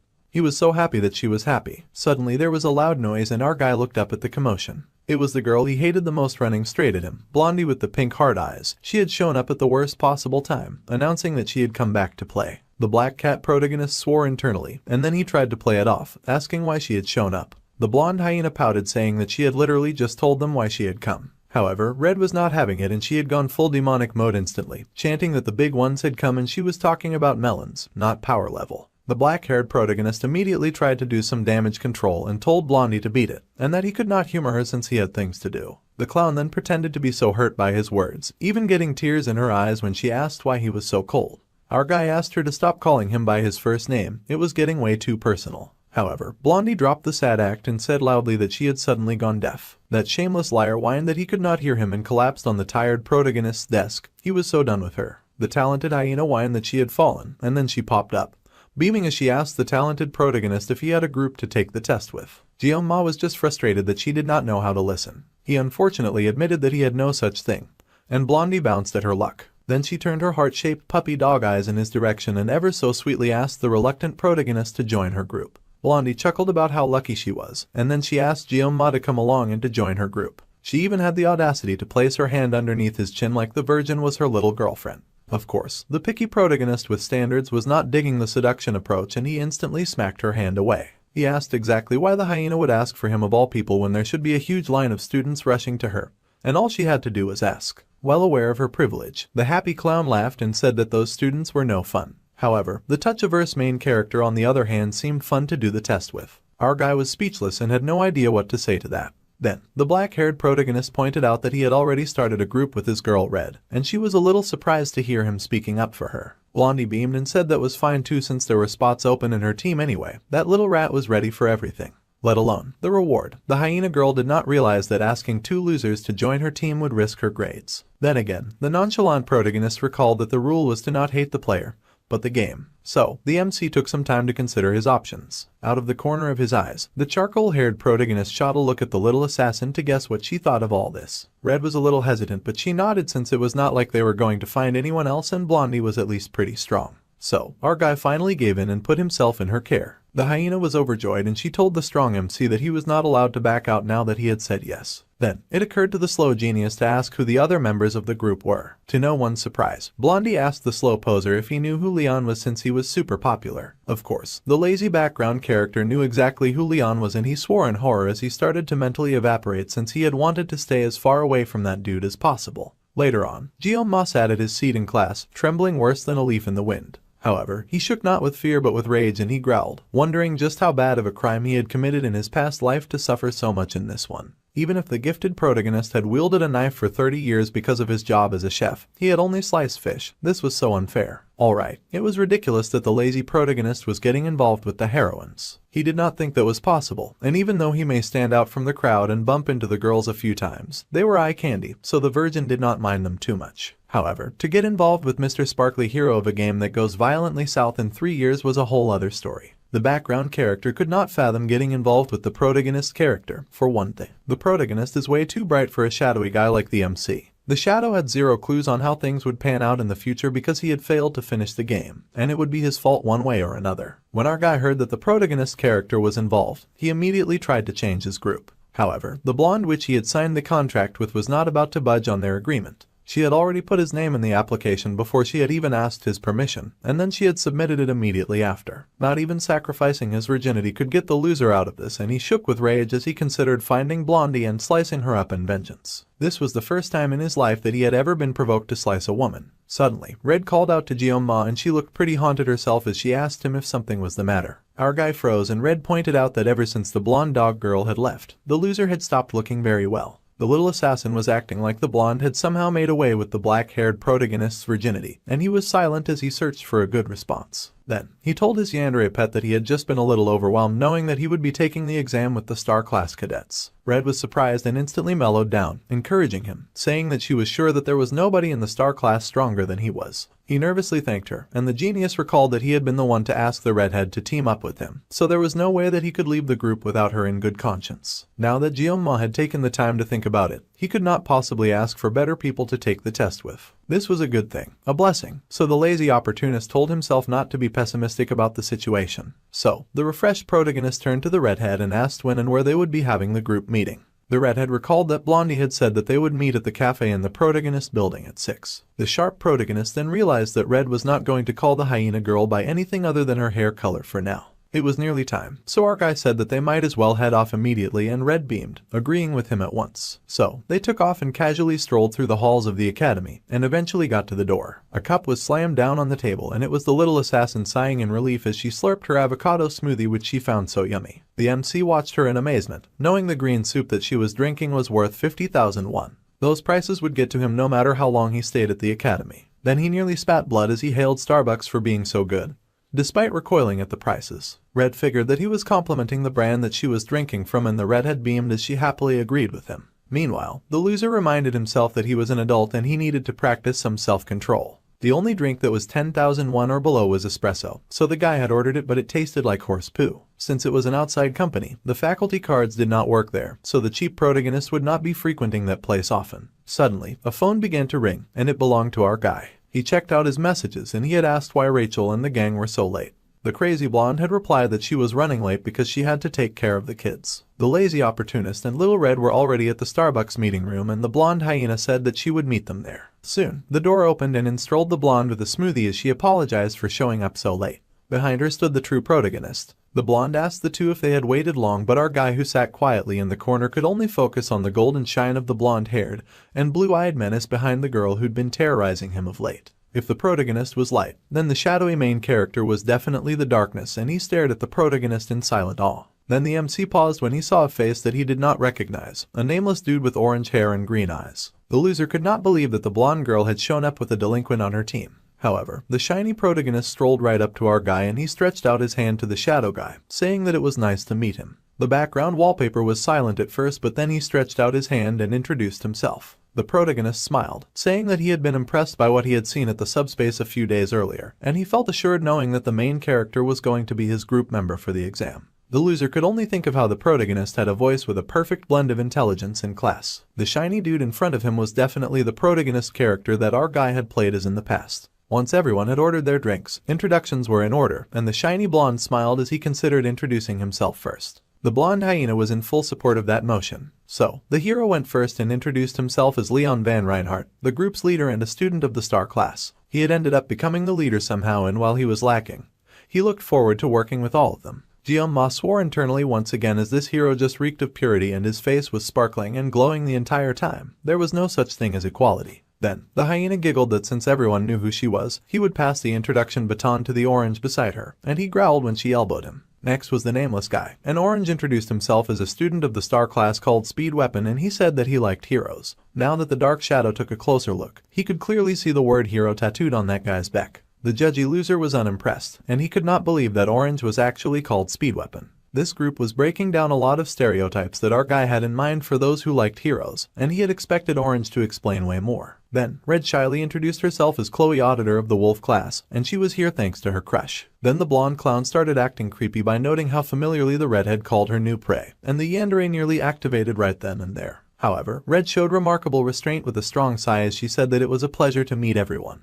Blondie was amazed that the redhead had patience and everyone else that her intro was rather well spoken. Then, Ma gave the dodgiest introduction there was by only saying his name and his class. Well, their shiny leader got started since things had gotten a little awkward. It was time to begin the meeting and the hero slid his laptop on the desk and it lit up in a brilliant PowerPoint presentation that left the dude extremely shocked. At their lunchtime, the Star class's instructor had distributed files to the group leaders, and what they were looking at now was a map of their examination site called Scopuli Island. First, the students would be teleported to the designated island through a subspace, but it would only be the gate that would be the subspace. The island itself was real so they could actually get injured by the demonic beasts. Then, the shiny hero zoomed in on the image further, and he showed his teammates the area that they had been assigned, which was the northeastern coast. 3 groups, including theirs, would be hunting mermen on that island. There was a limited number of mermen and hunting as many mermen as the limit would allow was the exam's objective, and as he spoke, all of his team members paid attention. Then, that was all, and the bright shiny dude asked if there were any questions. Everyone was silent at first. Then the orange-haired delinquent pointed out that Scopuli Island was known for containing mermaids, and he asked if there were risks concerning that.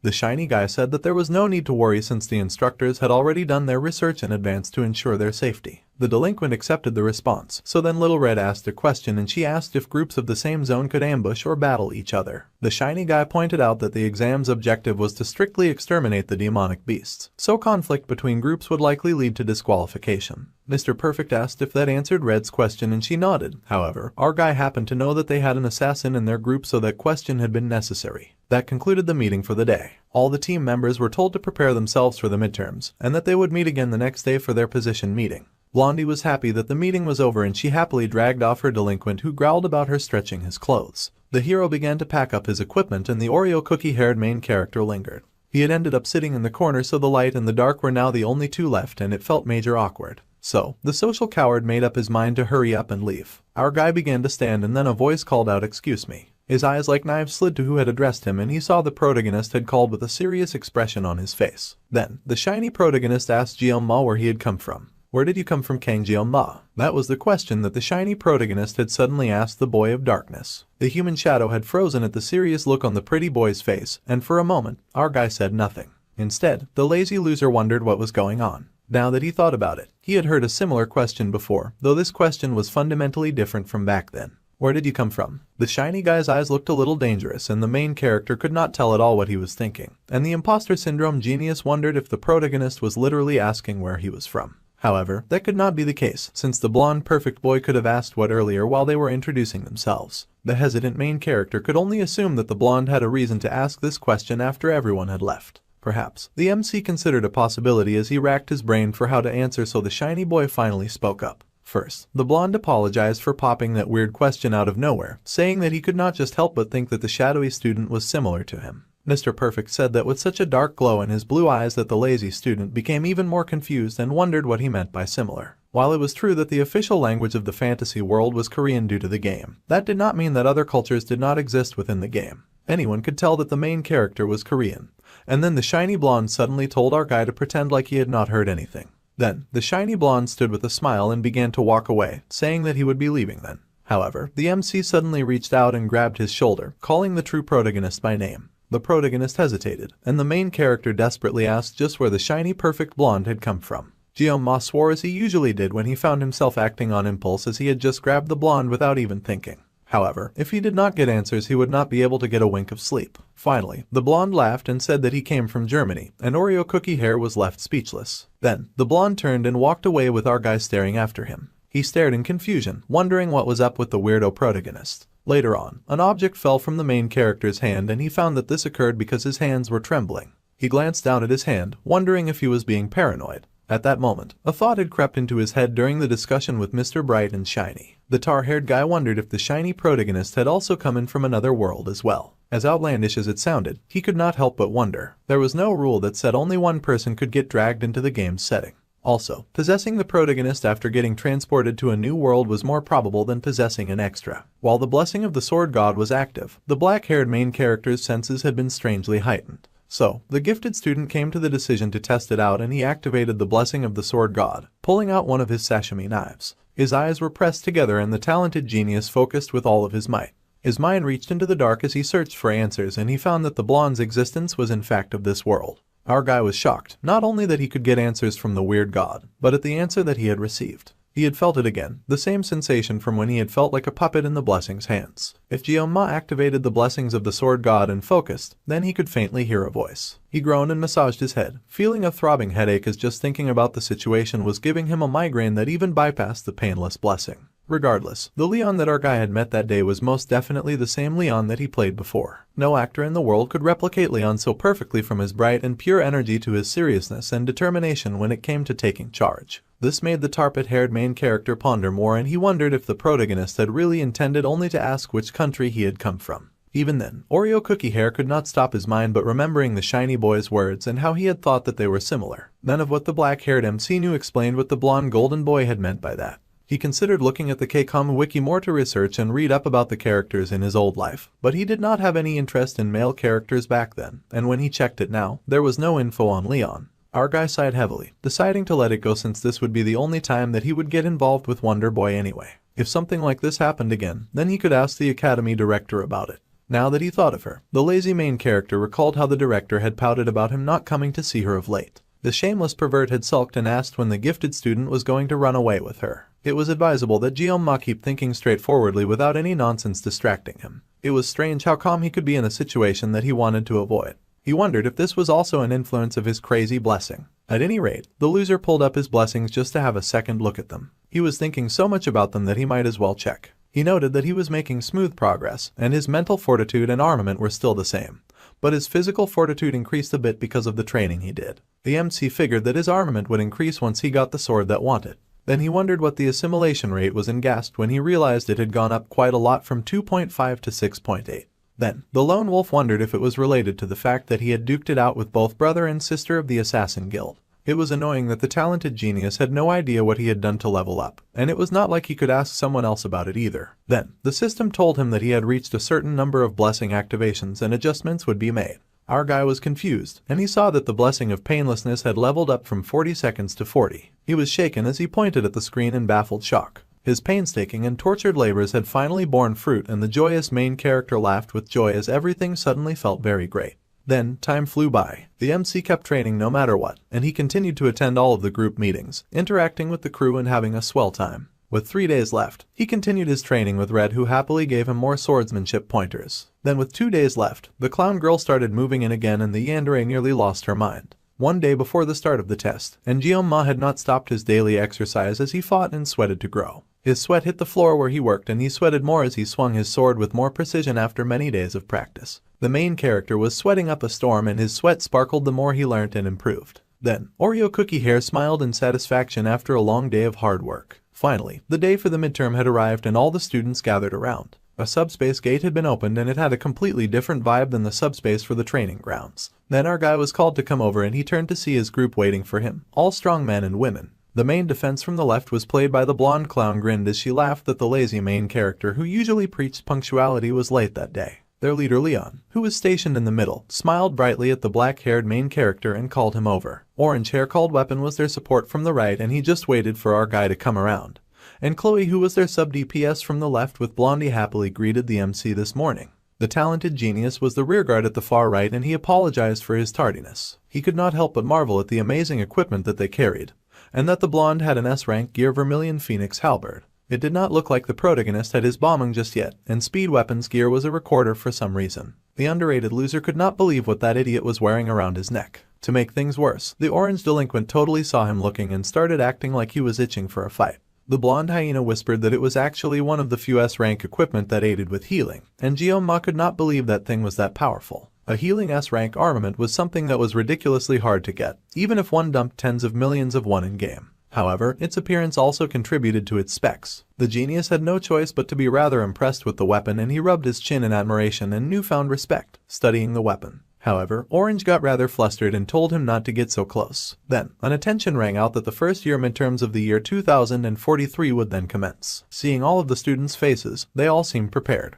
They should all be familiar enough with the rules, so the wolf instructor would keep things brief. If there was something that they could not handle, the students were instructed to run away, as they were reminded that they were not yet heroes but cadets in training. They were told not to risk their necks for extra credit. The students smiled as they listened, and the teacher also informed them that if they were injured or wished to surrender at any time, then they could contact the instructor in charge. It looked like it was nearly time, so Shiny Boy said that it was time for them to prepare. The glowing golden boy told them not to be nervous and said that they would all do their best. The exam was finally starting and Jeon-ma got ready. Then, he noticed the redhead had gone rather silent and he asked her if something was wrong. However, the assassin asked if it was weird that he was now anxious about the test since she remembered that a mermaid could appear on the island. Our guy explained that the instructor said that the teachers had checked everything beforehand, so there was no need to worry. Now then, it was time for the students to step inside the game arena, and the subspace gate was now running. So, the smiling main character told Red that it was time for them to go and he patted her head. The redhead smiled, knowing that she should not worry because the talented genius was with them. She believed strongly in Jeon-ma, and as their team marched forward, she was sure that everything would be okay.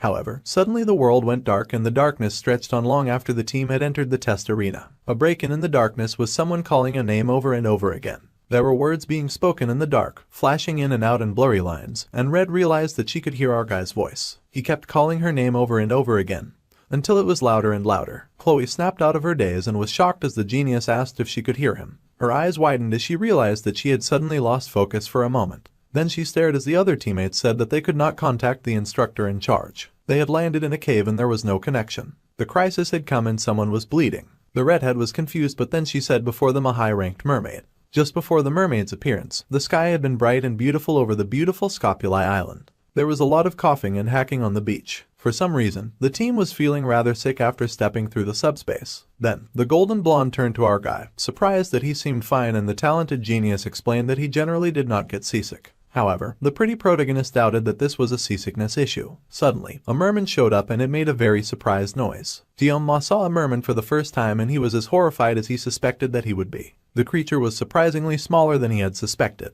The main character felt like an idiot for being so serious about it and that he might not even have to use his weapon at all. He had been planning to take it easy in the rearguard position anyway. The beautiful golden then said that there would be grown mermen once they reached their assigned area, and those mermen were not like these small ones. First, they had to go check out where the redhead had gone to scout, so that's where the team went. The team strolled through a forest and Leon reminded everyone to be careful while the observant Jeon-ma just monitored from the back. Then, he realized something. However, the shiny blonde called out that it seemed like the little assassin was around the area. Little Red zipped through the branches of the trees, using her full assassin powers, and she landed before them. The black-haired main character asked if the little assassin had just been climbing the trees on her way here, and the little redhead said that was the best so that she would not be noticed. Then, the shiny blonde asked Red how things were and what the situation was. The redhead started her report and said that there were about 500 meters ahead, and there was a cave there. The team easily found his cave and they confirmed from Red that it was the right cave. Inside the cave, they saw a gathering of golden eyes and it turned out to be a collection of fish-eyed mermen sitting around a burning fireplace. There seemed to be about 50 or 60 of them in the cave, and our guy noticed that it was definitely something to consider. If they hunted the mermen down, then they would definitely secure first place in the midterms. But for the leader, considering the safety of the team was important too. If it resulted in injuries, then they could be stuck in a cave with no outside communication.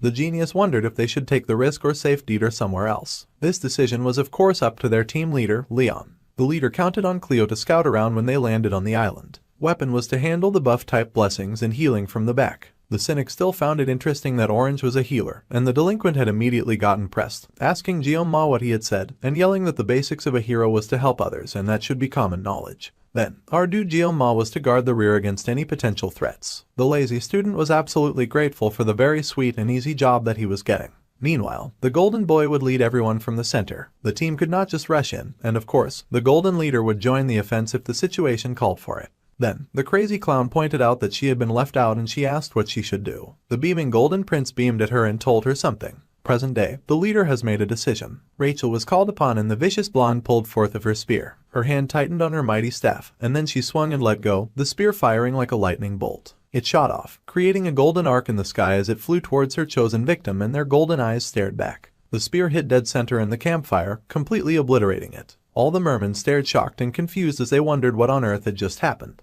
They were rather slow, but they quickly gathered that they were under attack and they whipped their big bulbous eyes around to see a muscular figure with really large melons leaping right at them. The mermen were distraught as the figure was terrifying and she approached with murder in her eyes. Grinning wickedly, the blonde maniac landed in their midst and grabbed her spear, creating a remarkable arc as she spun in the cave, eliminating many mermen in one go. They were too shocked to even process their deaths as their heads went flying.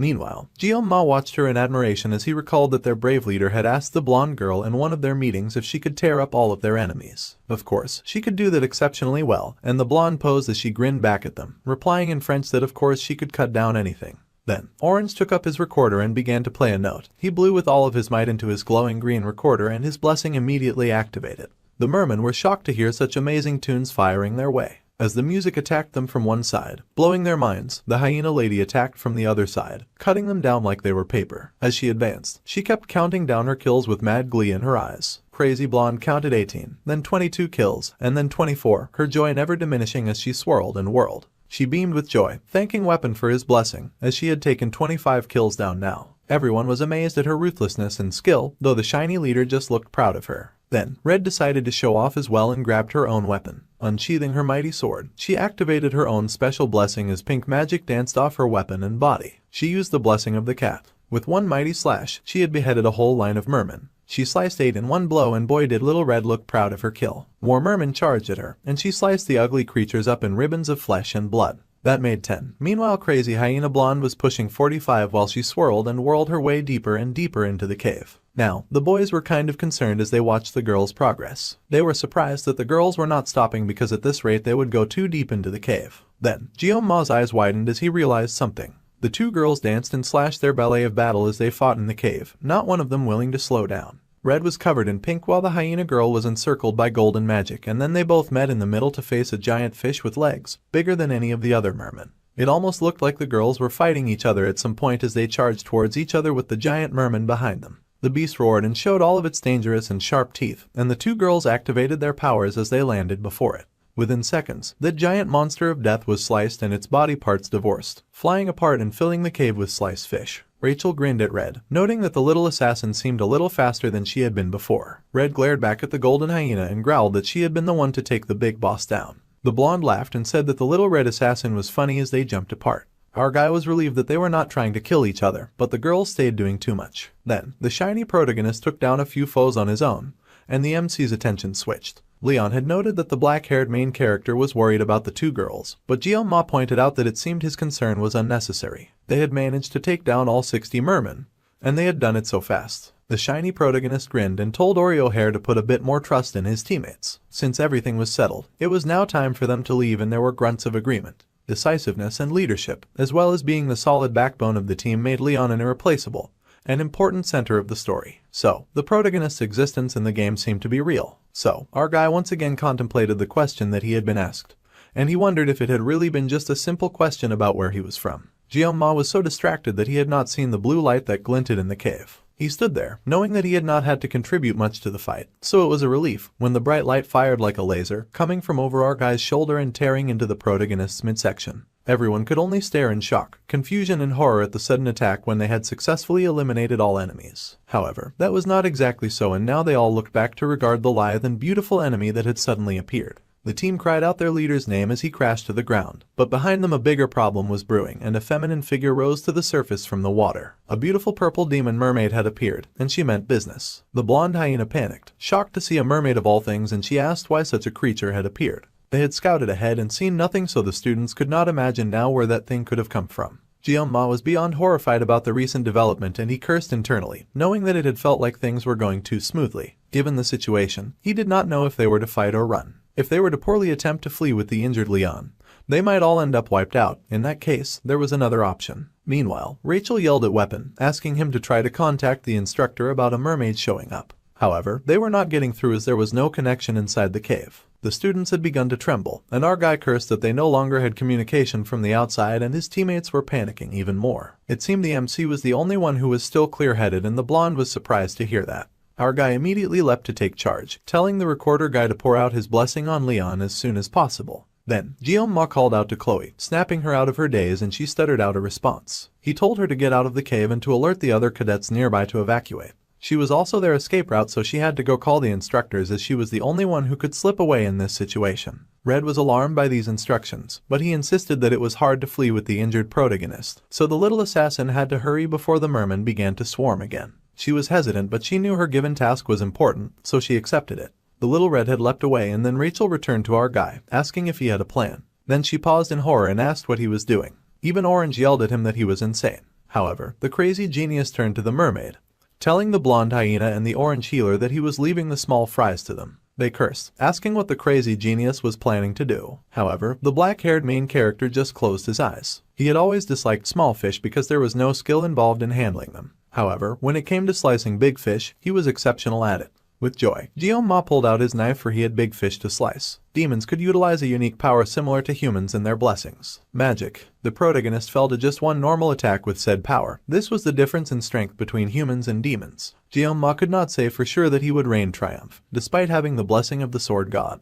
Even in the original game, it was impossible to subdue a magic-utilizing demon without a party. The fact that he was supposed to solo a boss that usually required a full-scale raid was a terrible situation. Of course, he was going to curse when things got so bad so very fast. There was no way for him to back out of this now, and he silently considered his options. It would take around 10 minutes for Chloe to come back, and there was only one thing he could do while facing the mermaid that was smiling like he was fish food. His words and actions also gained an increased sense of authority, and restrictions would be applied to the blessing to adjust to the user's level. The blessing of the sword god was then activated, and our guy grinned as silver overtook his eyes. It had been quite a while since he had done some proper sashimi, and he was quite looking forward to it. The power as usual wished the sword god's blessing upon him. The fight had begun, with the blonde hyena charging forward and attacking the prey in front of her with a mighty fast slash. The fish with big bulbous eyes roared at her and charged. However, she stuck her spear far within its gut and through its gaping mouth, groaning all the while. The talented spear master had to fight back 3 mermen at once with her incredible strength, screaming and growling the entire time, as well as cursing as she pushed back the alarmed fish people. She yelled at them to get out of her way, sending a blast of power through them that knocked them back. Then, the blonde sighed with relief and wiped the sweat from her face. The orange-haired kid watched her from afar, considering giving Rachel a blessing boost. But healing the hero Leon was overwhelming enough, as the wound in his side was deep and bleeding.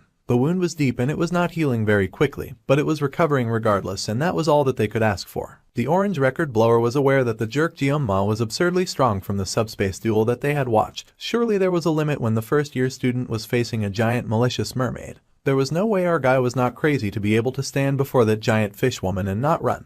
Just watching them made the ginger feel as if his bones were splintering. It was much too late, but he considered trying to talk some sense into the MC and stopping him from doing something this stupid. However, as the mermaid raised her mighty webbed hand, tinged with magic, and brought it down with malicious intent, Kang Guillaume's ability activated and he sliced forward with overwhelming speed. He managed to dodge her first attack, bolting right at her with his swords drawn. The mermaid seemed to be a demonoid who primarily utilized long-distance attacks with the magic of water properties. While he did not know magic, the mermaid was still just a fish that happened to have flesh and bones. So, he was going to dive in, leaping at the powerful figure with all of his full chest, and he could cut that giant fish up into pieces. His eyes were whited out with focus, and even the mermaid looked shocked when our guy leapt. The MC sliced with ferocity, slashing through the mermaid, but she somehow dissolved like water, surprising him. He was alarmed when the mermaid suddenly turned her arm into a water drill and charged forward at the orange-haired healer. The poor recorder boy was terrified and frozen in place. He could not even compute moving out of the way. The ferocious fish was elated at the fear that she found in his eyes, and she excitedly rushed at him, but she had distracted herself, and her mouth fell open in a scream of pain.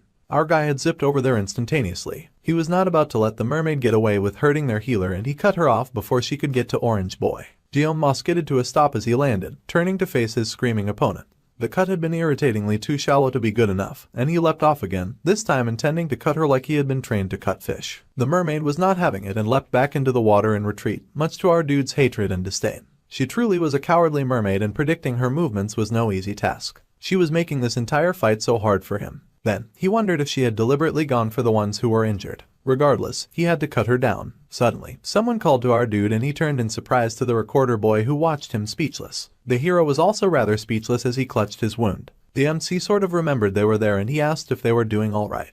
The recorder boy was nervous, but he managed to stutter out that he was fine. Satisfied with that answer, our guy leapt into the fray once more, telling the healer that he was relying on him, and calling him a hero. Weapon was in disbelief as the mermaid leapt out of the water again, and the MC relentlessly attacked her. He had been called hero by Guillaume, and the boy's eyes widened. He recalled telling the black-haired boy that being a hero was cool. It involved justice and bravery and self-sacrifice and the ability to turn despondence into hope. However, despite entering the world's best hero training school, the orange-haired boy had not seen anyone who had the things that he had mentioned. Our guy had wondered if the healer would confess his love if he found someone like that. The healer said that he had not seen anyone like that in the dragon class anyway, which was why he had joined this group with Rachel, and since he was a supporter type, the team composition worked out well. He had been sure that he could find the hero that he was looking for in Leon. Our guy could not help but smile as he looked at the shiny protagonist, thinking that the healer was right. Weapon caught the MC idolizing too and he grinned sorry to say, but Jeoma was far from being a hero in his eyes, although he was strong. Even if he was, the black-haired main character would refuse to be a hero anyway. The orange-haired boy said that being a hero was not some kind of object for him to refuse, and even so, he would not be giving that title to our guy anyway.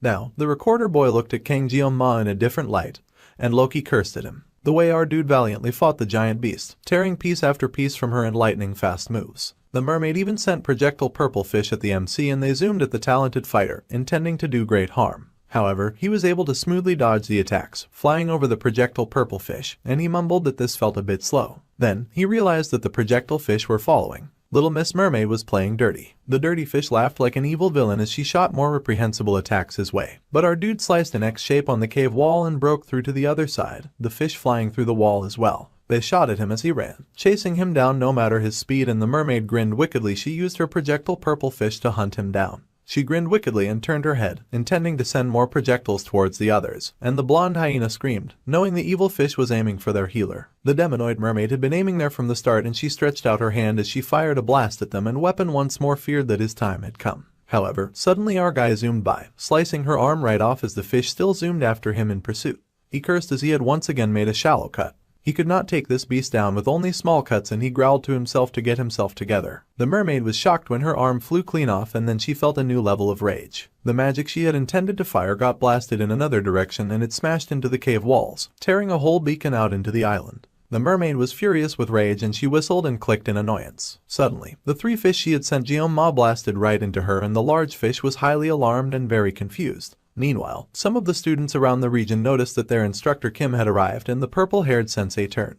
They had also heard a very loud sound that was like a roar as well as a bam. The birds had taken to the air in a suspicious area as well. There had also been a flash of light before the student had seen the instructor, and it had started to rain. All of these were not very good signs and the teacher got serious as she stared in the direction that the sound had come from. The teacher then smiled at the students and said that they should get to the wounded and move quickly. Seeing that it had started raining, she told the students that they had likely seen lightning and heard thunder. The students immediately accepted this excuse and happily agreed that they should return to the academy as soon as possible, with the purple-haired teacher smiling the entire time. Meanwhile, the rain fell into the hole that had been created in the cave, and the orange-haired student continued playing his tunes to heal the fallen leader. There was silence in the cave and the fishmen looked alarmed by the sudden hole in their home. They ran and retreated, much to Rachel's surprise. The rain kept flooding into the cave and the students looked around as their foes seemed vanquished. But they were not about to let down their guard. Our guy groaned mentally about failing to land a fatal blow on the creature because he had to be conscious of Leon the entire time. The mermaid had likely been crushed under the debris after the cave collapsed,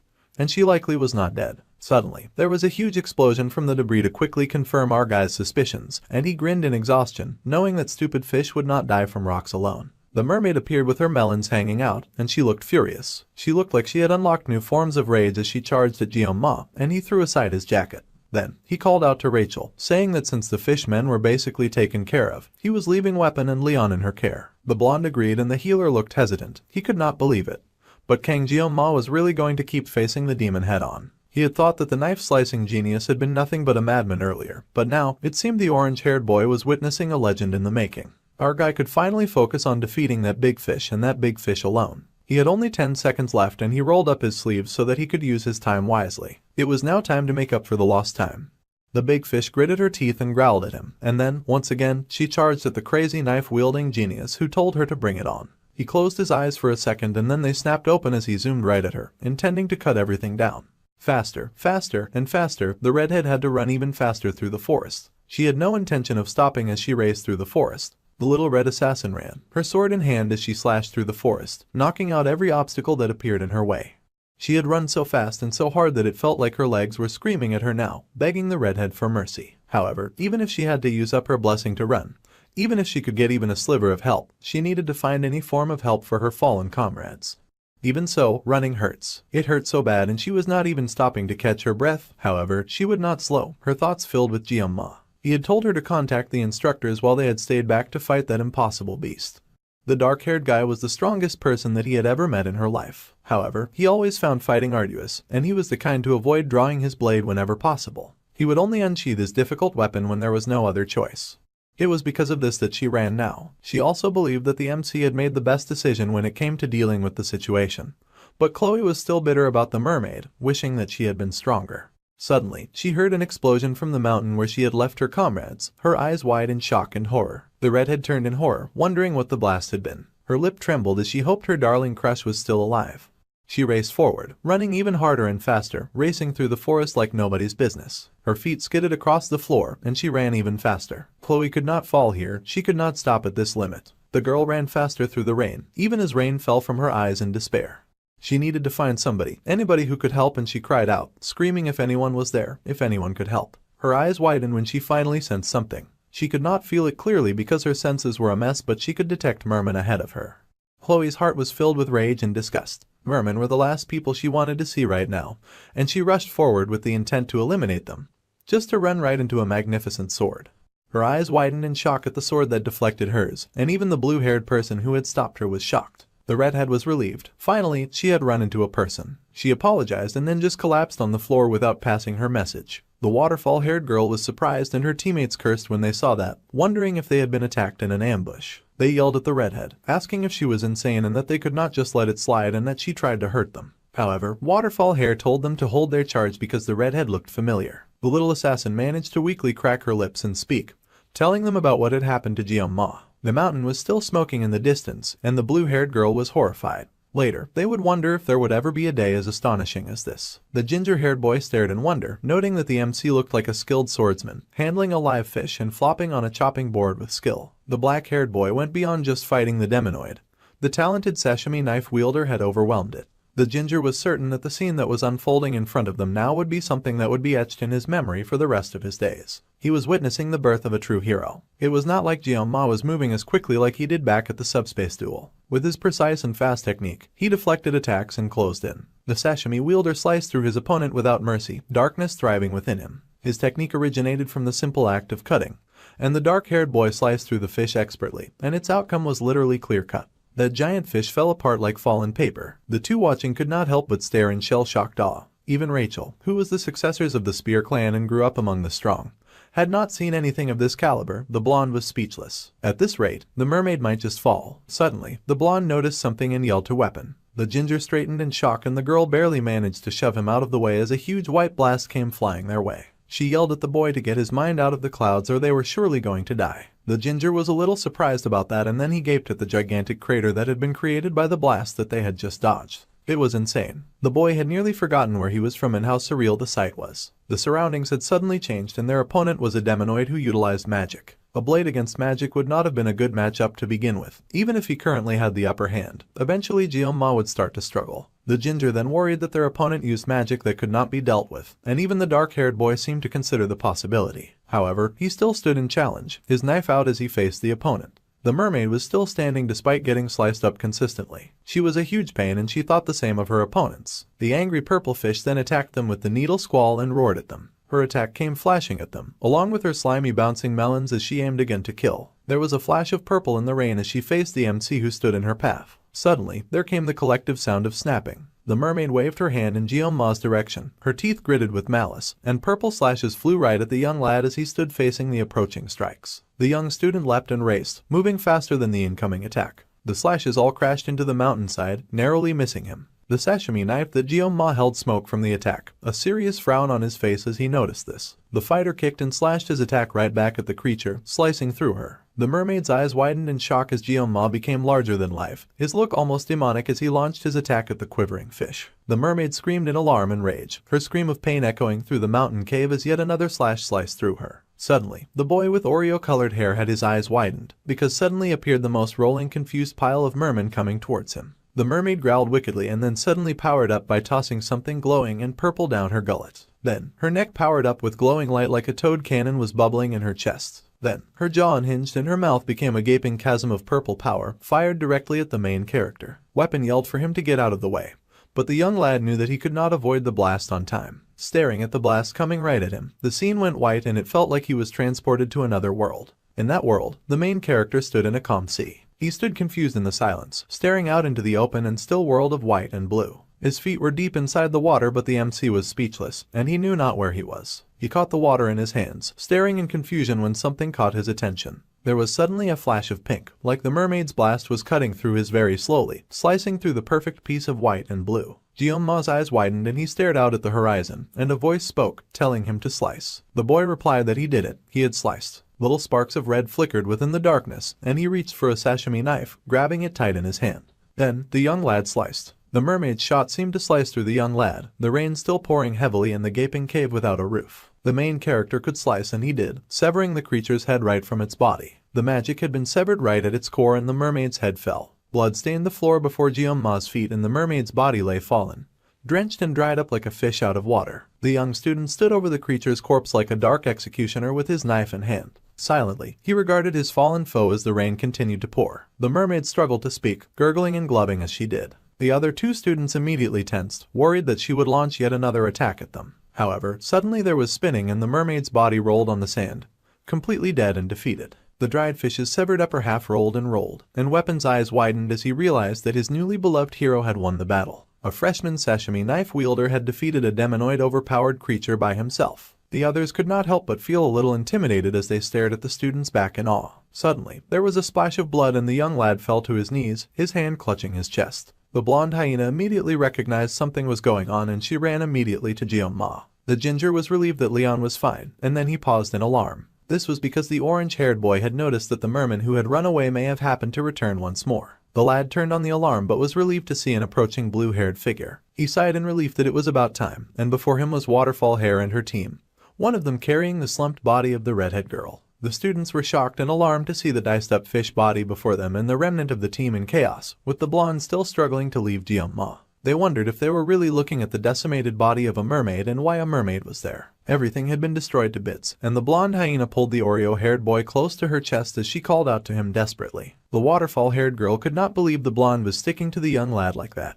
Then, the girl to the group leader who was the blonde, now standing to his feet. Leon laughed nervously and the blue-haired girl assessed that most of the team members looked like they had one foot in the grave, yet the team leader was pristine and spotless. The blonde boy had an absurd amount of luck. The genius swordsman informed the blonde leader that she had made contact with the academy, and the instructors would be with them in an hour at the earliest. Then, the young girl asked just what had happened there. The ginger was speechless at first and then he cursed at their good-for-nothing teachers who were supposed to have explored the darn island beforehand.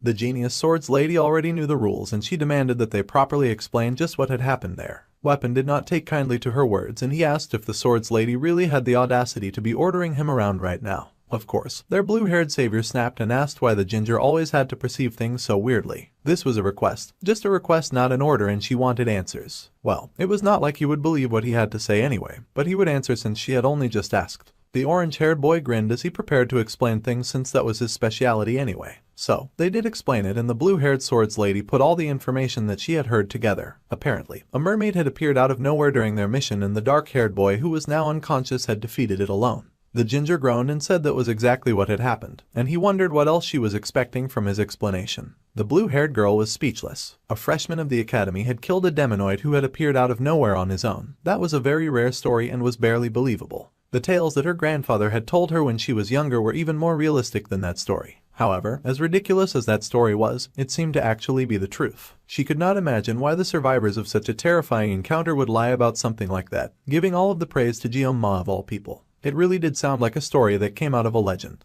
As the descendant of the acclaimed hero, Baylor Joquin, and his disciple, Aaron Niblung, those radiant roots had let her attribute herself to a special class since birth. In other words, she was of a bloodline of masterpieces. Regardless, she had put incredible effort into not being overshadowed by the impressive roots of her impressive family tree, and the young girl had worked hard. That was how she had her talents flourish and how she had gotten this far. However, the young lady now stared ahead as she considered Kang Jeonma. It was ridiculous how large of a gap there was between their skills and she had mixed feelings of fear, dread, and admiration. Perhaps she had just been an ordinary person all along when faced with such a brilliant level of talent. She asked her teammate to use her healing blessing on him, and the healer girl immediately agreed to it. A green light enveloped the slumped unconscious boy. Although he was tatted and at death's door, Kang Jeong-ma, who was the same age as she was, fought a demonoid alone and emerged victorious. The waterfall-haired girl then stared at the unconscious boy with the slightest looks of contempt etched on her face as she regarded him. The ginger called to her and asked if she really had contacted the academy earlier, and the blue-haired girl confessed that she had. For now, the orange-haired boy thought that it would be better not to tell the instructors what happened in detail after all. The genius swords lady was surprised to hear this and asked why, to which the ginger replied that the teachers had supposedly scouted the island before the mission they had been sent to. If that was the case, as the blue-haired girl agreed that it was, then the ginger had to admit that it was strange. Even though Scopuli Island was large, a demonoid popping out of a cave that could easily be noticed by cadets, such a thing did not add up with the search that should have been done earlier. Even the waterfall-haired girl fell silent as she realized that this was true. It was just a guess, but it made the air heavy and dark with speculation. The blonde boy, Leon, then asked the ginger-called weapon if he thought that there was someone from the demon faction within the academy who would make such a thing happen. There was silence at such a blatant accusation, and then the ginger hurried to say that was not what he meant. However, they could also not rule out that possibility. It was a really chilling speculation, and it was undeniable that this cave was not easy for cadets to miss. Just as Speedweapon had said, if it were not for Kang Jeong-ma, Leon's group would have been long torn to shreds by the demonoid. They wondered how such a mistake could have been made by their professors. There definitely were conflicts both large and small in the 7-year truce, but never once did the demons dare to touch the cadets of the Jokwon Academy. There was also a clause in the truce stating that such an act could be a justification for war. The talented swordswoman's eyes widened in horror as she realized something horrible. Her dark thoughts were dispelled by a gentle touch on her shoulder, and the ginger said that he knew what she was thinking of, but he gently told her that she was blowing things out of proportion. Of course, it was not a bad thing to be wary of the possibility of a spy within the academy, but it was far too soon to jump to conclusions about things like that. They were not silly conspiracy theorists after all. Leon then pointed out the importance of their stories matching up when the teachers came around. If there was really a spy in the academy, then Jeong-ma would definitely become a target once they heard that he defeated a demonoid alone. This was true, and though the ginger did not think it was right to keep this under wraps, considering how much the boy did for them, they had to protect him. If that was how they felt, Abel then suggested that they could all just talk to her grandfather about this first. They were surprised that she had suggested the Sword Emperor, and so some time passed. That evening, all of the students had returned to the academy. A curtain fluttered in the wind at the window of Jeong-ma's hospital bed. The poor main character had only just awoken to the sound of the carefree laughter of students. The young lad wondered if he was in a hospital now, and he stared at his hand as if trying to figure out if he had truly survived that encounter. He was truly alive after all, despite the mermaid's best efforts. The wicked creature of purple light had shot something out right before it had died, a magic sphere aimed straight at him. It was not an attack that he could dodge, yet he had been able to see it. Without thinking, the genius with the sashimi knife had been able to cut through it like a like, and the magic was severed into 2 halves before bursting. It had definitely been water. The magic had been water. However, the boy struggled to figure out what that sensation had been. After he had activated the sword god's blessings, he had felt things that he could not possibly describe. Then, Jeong-ma recalled his blessing that had used to feel more like a curse. Just then, his status window popped up and he had leveled up a bit on certain strengths. His mental fortitude, for instance, had increased by 1. He did not get scared when facing the mermaid, so he guessed that was the reason why, and the effects were nice. Finally, the young black-haired boy reached out and noted that the assimilation rate of his power had gone up to 7.2%. He began to wonder if this had unlocked when he drew his knife while fighting the monster. The line on the mermaid's magic had been sliced too, and he wondered if that contributed, oblivious to the bespectacled figure that had opened the door to his hospital room. It popped in the clingy head, who grabbed him in a happy hug, crying out in relief. She said that she had been worried that something horrible happened, and she wailed, swearing that she was going to pop every single one of the useless instructors who had supposedly explored the area. She was so relieved that he was unhurt. The boy begged for the director to let up, and she sulked that she was happy to see him awake. She had nearly forgotten that she brought something with her, and she quickly searched around in her purse for the item, sure that she had put it near the opening. The black-haired boy wondered if it was a dimensional pocket, and then the director crowed with success as she had found what she had been looking for. She pulled it out with joy, saying that the young lad had earned the midterm reward, the Murasame blade. Jeong-ma stared at the blade in awe. It was a B-rank sword, a Japanese sword that meant rain shower, and it was said to possess an edge that glistened like dew. It was a level 25 sword with a really high attack level. The director really hoped that the young lad liked it. Then she apologized for giving this sword to him in a place like this, as he should have gotten it officially. The boy was just happy to get the sword, and then the principal detected someone sneaking around at the back. She yelled at the old geezer, asking what he was suddenly being so shy for, and the young lad looked up in surprise as she yelled for the old man to come in.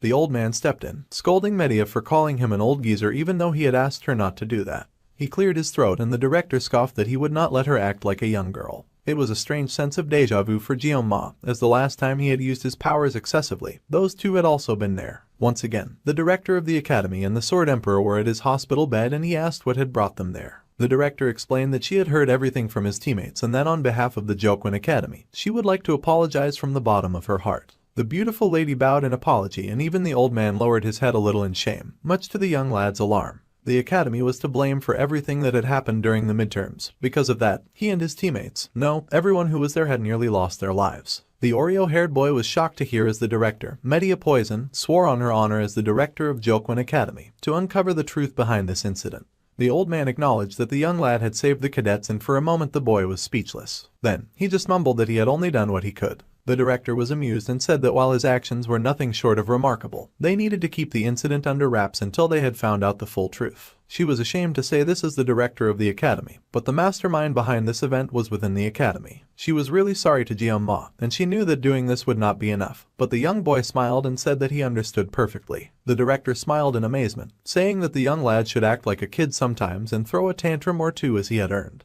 The boy sometimes acted like an old man trapped in a teenager's body, which was not far from the truth. Later, the old man and the director left the room, leaving the young talented genius alone. The two walked in silence with a grim look on their faces as they considered the implications behind the recent attack. The director was the first to stop. She called her senior, calling him Sieg, and asked if he could remember the day that they had met for the first time after enrolling in the academy. Back then, the old man had been lying on a bench in the field, and she had told him to shove it. In response, the old man had drawn his sword without a word. What was it that he had said? Something along the lines of telling her not to order him around, with typical 8th-grader syndrome. The old man mumbled that he did not remember such an embarrassing memory. The lady smiled in amusement with the slightest of sadness coloring her eyes. It felt as if that encounter had happened just yesterday, yet she had already spent 60 years at the academy. Goodness, she really had lived long. Yet, it was laughable how she had not even filled a tenth of the Jokwon Academy's history. Back when they had enrolled, this place, the academy, was already ancient and filled to the brim with history. While there had been big and small incidents, the academy nurtured and protected its cadets for 700 years. Yet, Media colored green with rage, her hair dancing in her aura, and the glass of the window before them shattered. A protective shield protected them from the raining shards as she closed her eyes in concentration. However, the director still could barely hold back her anger, triggered by what had occurred to the students under their protection. Before the midterms had started, she had received reports that they had completed multiple preliminary surveys of the island. Even if it was rare, the Scopuli Island was known as a ground for mermaid sightings, so she had taken every precaution when it came to ensuring the students' safety. However, things had still ended up like this. Noticing her turmoil, the old man reached out and gently touched her shoulder as he called to her. The director smiled, apologizing for getting lost in thought, and the old man stared, knowing that her smile was fake. Then, the director switched personalities and cooed, saying that the young dark-haired student was so amazing though. He had taken down that mermaid all by himself, and she was very impressed by that, while the old man cursed and called her a dang old lady. The director cooed and asked the man what he thought of the young student, and the old man was speechless. In truth, the boy was a natural-born talent. They had seen countless names hailed as the chosen ones of their era, only for them to lose their light like a meteor, a temporary brilliance. In families of heroes desperate for glory and honor, the word genius was often recklessly thrown around when a child showed the slightest bit of aberrance or promise. It was a word that he had forbidden the use of, even for his precious granddaughter Abel. However, if it was the boy with a talent so unfathomable that he had decimated a mermaid solo, then the word genius could only apply to that boy. If Jeonma eventually accumulated experience, the old man could not help but wonder just how far he would go. If it was Kang Jeonma, the old man wondered if he could reach the place that he had dreamed of. The old man began to walk ahead, much to the director's surprise, but he just told her to stay put at the academy for now. The director smiled at his encouragement, and she agreed but reminded him that he was going to help her clean stuff up. He mumbled that he did not recall such things, and she rudely asked if he had suddenly gone senile. However, he insisted that he did not remember. Meanwhile, back in Wolf class, Jeonma went over all that he knew so far. The fact that he had severed the demonoid's head back on Scopuli Island seemed to have been kept under wraps, as per the headmaster's instructions. It was a bit awkward to say this, but it might be that his classmates were so carefree because he had stopped the mermaid. After his discharge, the first thing he had done was visit the school's forge to reshape and enhance Murasame. In truth, the sacred sword was just a metal rod to him, considering the sword god's blessing, so the reforging was necessary. The young student had asked for an enhancement of his weapon, and his request was confirmed, since he had come during the 700th anniversary event. The blacksmith would not even charge him, and he asked the boy to return in a week. The blacksmith Volander was brimming with enthusiasm, and the student had gotten lucky. He thanked the smith, and now he could only hope for a successful enhancement. Suddenly, someone called to him, and he turned in surprise to see his obvious #1 fan. Chloe was elated to see that he had been discharged and she happily asked how he was feeling now. She hopped over with a crutch and he asked her how she was doing. The redhead laughed and showed her broken leg, explaining that things had ended up like this, and thanks to the emergency treatment from Speedweapon. Though she could not really remember his name, the doctors said that she would be able to walk without crutches in a week. That was news worth celebrating and the little assassin was pleased. She was also an auditor after all, so of course her body was built different. Then, she giggled and apologized for getting a little too excited. And the dark-haired boy was also glad to see that she was doing better. Even if it was true that he alone had taken down the mermaid, it had not been through his efforts alone. The boy asked if there had been anything unusual and the assassin confessed to having heard that the director and the elders were at odds. Everyone had done their part in getting them out of that sticky situation. Chloe's rescue call, Rachel's merman clearing, and Speed's healing and blessing had helped tremendously during the fight. They could not say that Leon had contributed much as he had successfully gotten incapacitated before the fight had even begun. He had barely commanded or directed the way the fight would go either. Now, Jeon-ma was concerned and wondered how the blonde was even going to defeat the Demon King with that kind of attitude, as being that useless in a serious battle was a one-way ticket to the netherworld. He then wondered if the blonde had been so useless since he had gotten injured first. Suddenly, someone appeared at the door of class and yelled at everyone to stop what they were doing. Their wolf class teacher was back and he yelled for everyone to be quiet and to sit down. There were a few very important announcements to be made before the training assembly. This might be sudden, but for the time being in their class, there would be someone co-instructing with him. He cleared his throat and then prepared to introduce them. The students were surprised to get a co-instructor out of the blue, and some of them even found the situation rather annoying. In walked the Sword Emperor himself in all of his white and pristine glory. The room was shocked to see him stride in, with a serious expression on his face. The students were alarmed, wondering why the Sword Emperor had come to their class, and they thought that the whole situation was so cool. Then, the man with golden eyes then looked up and the black-haired boy was stunned, wondering just why the old geezer was there. Later that night, inside of a room with a square window, a grown man was getting knocked around. The man begged, saying that he was sorry when a small hand grabbed the chin of the bleeding man. The lady with white hair then punched the man again, sending him flying. The man begged the instructor Kim that he was really sorry. However, the white-haired instructor covered in purple huffed at the elder. She huffed with eyes glowing purple, saying that the 5th Corps commander was enraged. 2 fingers pulled forth a curved green and red item. It was one of the teachers in the academy and she raised the curved item to her lips, saying that her subordinate should have cooperated when they had the chance. They really had a knack for annoying people, and when the man tried to beg, he was beaten harshly. The teacher then bent and asked the man if he could repeat himself again, as she found him very annoying. The man coughed and spat blood and the pink-haired lady sighed. She nibbled on her little treat, mumbling to herself and asking if it had really been that difficult to bring Leon back half dead. Even if he was a hero candidate, they still could not get it done despite taking a mermaid along with them. The mermaid had indeed been targeting the blonde hero after all, and the pink-haired lady was pissed. Thanks to her henchman messing up the job, the blonde was now comfortable at the academy. The man once again tried to apologize but ended up spitting up even more blood. The pink-haired lady snorted and kicked the poor man again, saying that he clearly did not take her seriously. The man cursed and swore, his hand to his face as he cursed and hated. He thought that the mere instructor had a lot of nerve to treat him this way and walk all over his face. The instructor was greatly disgusted and complained about the dude getting blood on her shoes. She sighed that the whole situation was ridiculous and frankly, it annoyed her. She could not believe that a mermaid of all things had gotten taken down by a bunch of first-year students. The situation was completely unbelievable. Then again, looking at the new students this year, the instructor would not be surprised if they could indeed do anything. The messed up man tried to speak, saying that apparently, the whole beatdown had been done by just one cadet, which made the instructor pause. The pink-haired lady of course suspected Leon. However, the man coughed and said it was not the blonde at all. She could not stand the suspense, so she demanded that her subordinate just spit out his suspicions. The man confessed that the person who took down the mermaid was actually the year's top student, Kang Jeong-ma. The pink-haired lady was surprised to hear that the special admission student had somehow beaten a whole mermaid. She did not even look like she believed it. However, if that was the situation, then she was powered up. The evil instructor licked her lips, saying that she found the situation quite exciting.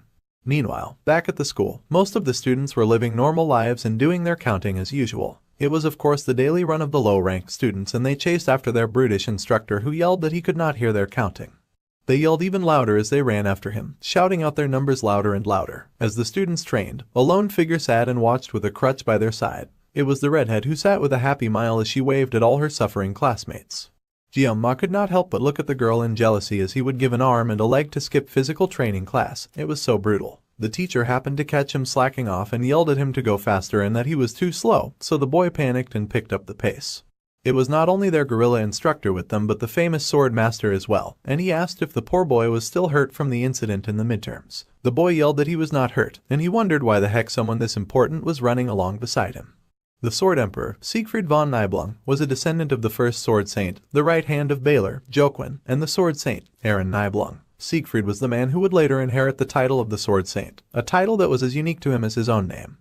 The Sword Saint would become one of the greatest forces of humanity, and not only that, but during the Second Demon War, he would also become Leon's swordsmanship master. The old man was a character whose importance rapidly increases in the later half of the story. So, the poor background character could not understand why someone that important was now keeping tabs on him when his only desire was to stay in the shadows and out of the plot. He wished the old man would just go back to watching over Leon. The main story, which was gradually going off track, was now completely falling apart. As the Oreo-haired boy thought about it, he realized that the blonde never actually ended up receiving the Sword Saint title. It was a pretty big issue back then. Well, since the hero of the story could not inherit the title anyway, the MC figured that maybe it did not matter in the long run if the story did go a little off track. Barely a minute went by before he took back his words and immediately decided that being hounded by the Sword Emperor was still way too uncomfortable. Glancing at the Sword Emperor, an old man who was running beside them and still making them eat dust, the main character then realized that the old man's form was actually poster-worthy. The man looked so good that his other classmates were impressed too. It was as if they were running together with the man matching his pace. The old man told the young lad that the foundation of any warrior came from physical strength and endurance. No matter how outstanding a talent may be, it was useless if the body could not support it. Conditioning was the foundation which enabled further growth. The old man yelled for the young lad to not cut corners and to keep up. The boy agreed and raced after the old man as fast as he could.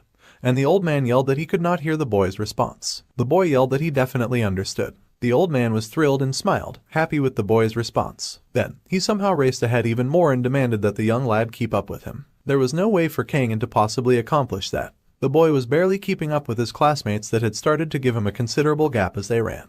Jianma was so confused and wondered if the old man was somehow aging backwards because he had so much strength. From now on, unless it was for field training, the use of personal weapons was strictly prohibited. Suddenly, a sack was shaken out and a bunch of rusty dusty weapons got shaken out of it. Instead of personal weapons, the students were then asked to pick up one of the weapons in front of them and to master it. The young prodigy was surprised to see that even a sashimi knife had been included in the weapons that the old man had pulled forth. The other students thought that this was rather out of the blue, and one of the students wondered if his weapon was a family heirloom. Then, a student had a question for the Sword Emperor and the man was interested in hearing it. The boy asked if, in the long term, he believed that it would be best to get used to the weapons passed down from their families, and he wanted to know why that was being prohibited. The old man said that it was a good question. It was because the basics were more important than everything else. The more the students relied on high-grade weapons, the more likely they were going to neglect their training.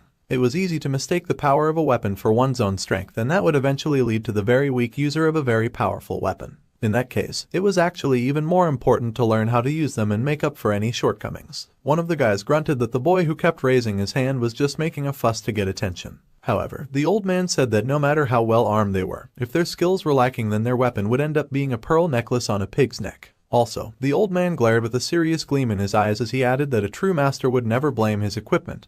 And that was the end of the story. Everyone was very moved by that intense answer and our guy recognized those words as the saying of his first teacher. The Oreo-haired kid nodded with respect at the Sword Emperor's words, saying that it was 100% true. So, the man slammed the end of his cane on the ground and said that once they had mastered the basics, they would naturally become comfortable with any weapon. That being said, cadets who could handle ordinary weapons skillfully also had a high possibility of receiving a higher score in the class promotion evaluation at the end of the year. This really excited the other students and they rushed forward, eager to claim a weapon and begin their training immediately. Even Jianma was kind of impressed at how the old man had a really powerful way with words. All of the students had become very inspired. The boy had already thought of the old man as just Media's punching bag, which was kind of mean. Then, the young lad noticed the knife on the floor. He had known that this would happen and he was a little nervous. The boy decided that he would just grab what he needed, and the old man focused on him at once. It was just as the talented youth had expected of the old geezer. Today, all the students were expected to get accustomed to their new weapons, and then they would implement pairing training between cadets which would involve one-on-one matches. The students were surprised that they would be engaging in such matches without the subspace,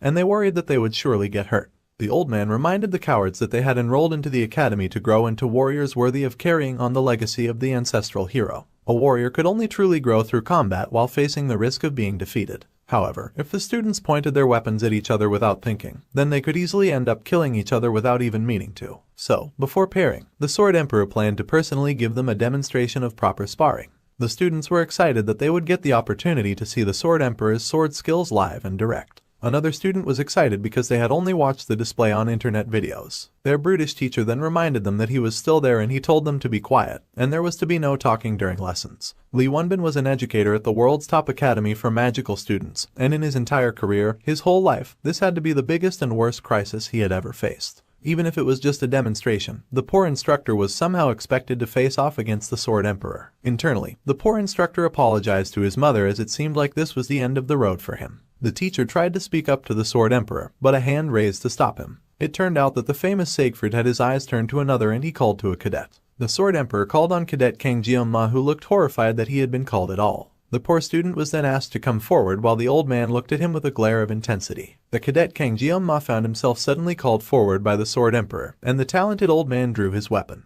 The other students were alarmed and shocked, thinking that the piece of junk sword wielded by the mighty Sword Emperor did look significantly sharp and intimidating. More importantly, they were about to be witnesses of a demonstration from the Sword Emperor himself. Then again, the other students also wondered why the Sword Emperor was challenging a noob. He even called the boy personally by his name and everything. They did not think their classmate was all that, and the classmate in question could hear all of the jerky things they were saying.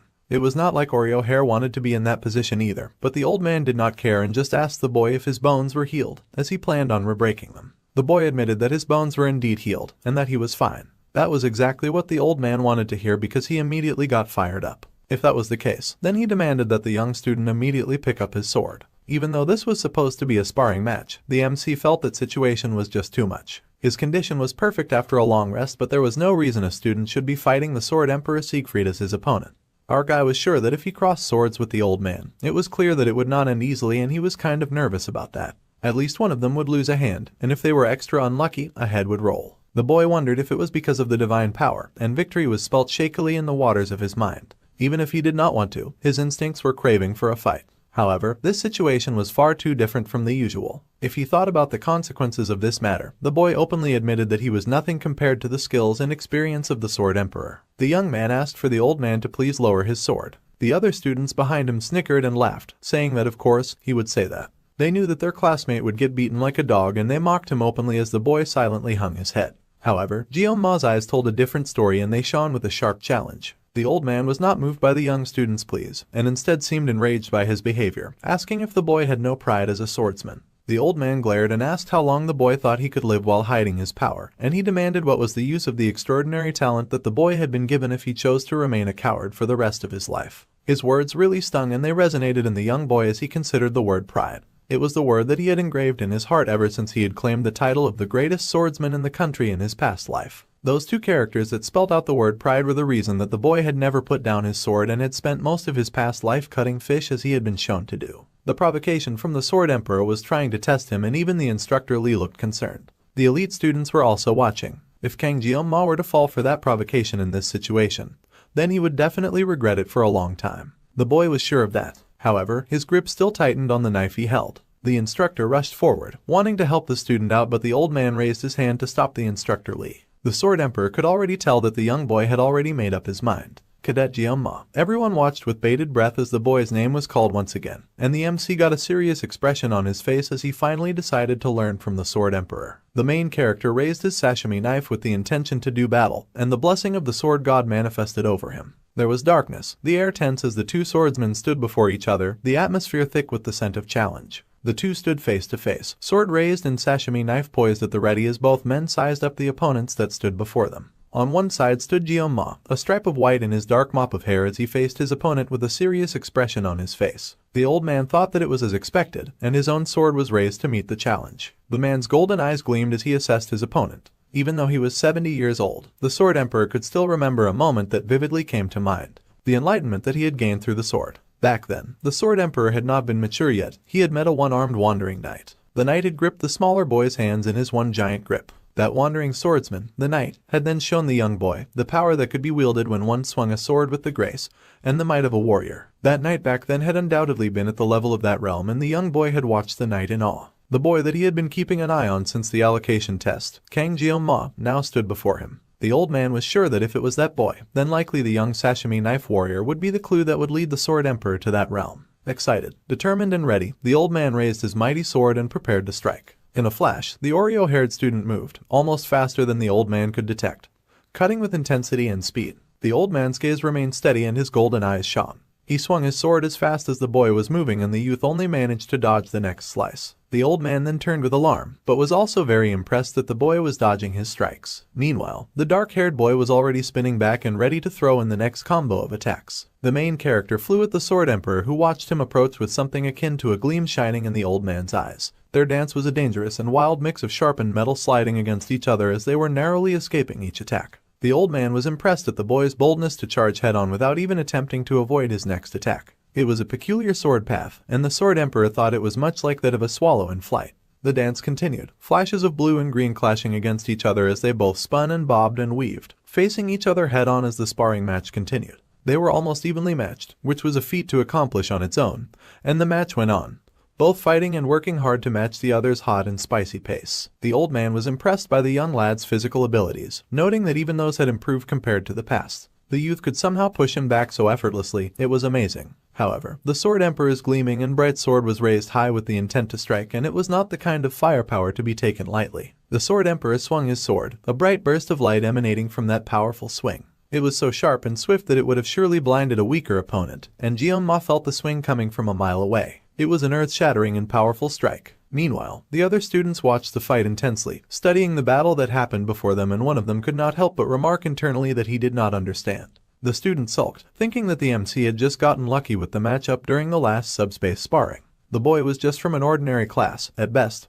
The weak student was the only decent cadet among the special students. However, it was not supposed to matter that he was decent, since the sulking student expected all special students to be weak. So, the student could not understand why the great and famous Sword Emperor cared so much about that one special student.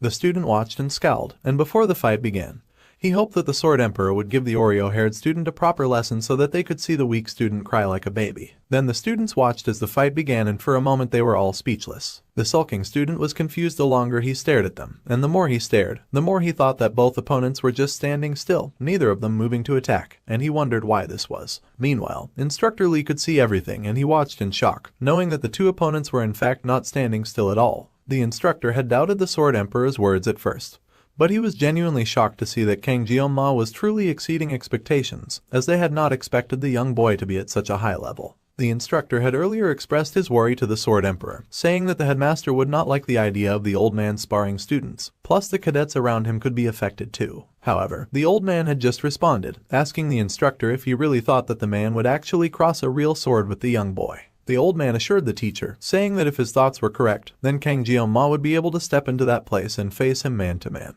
The instructor was surprised to hear this and asked if the old man truly meant the mental realm. It was supposed to be a huge feat for any student to possibly grow enough to reach such a state, especially a first year. Yet, the young boy had actually managed to enter that place and even withstand the strikes that the old man threw at him. The Sword Emperor himself could not help but be astonished at the talent and skill displayed by the youth he challenged. A duel in the mental realm was an intense battle of wits, and one could tell just by crossing swords. The young boy with the dark hair, even in this short time, he was growing, and he was growing strong. The lazy student held his sashimi knife high, with no hesitation in each mental step he took. The boy's posture was strong and his stance flooded with determination. The old man could not help the happy gleam in his eyes and the smirk on his lips as he regarded the boy's impressive form. If that was the case, then the old man raised his weapon, and it was charged with power, bright and intense. The sword that he held would have to rise to meet the young boy's challenge, and it sparked to life with light and energy. The Sword Emperor asked the young boy to take this, and he sent a huge energy wave right at the young boy, and the students felt the charge even from where they stayed, watching in awe.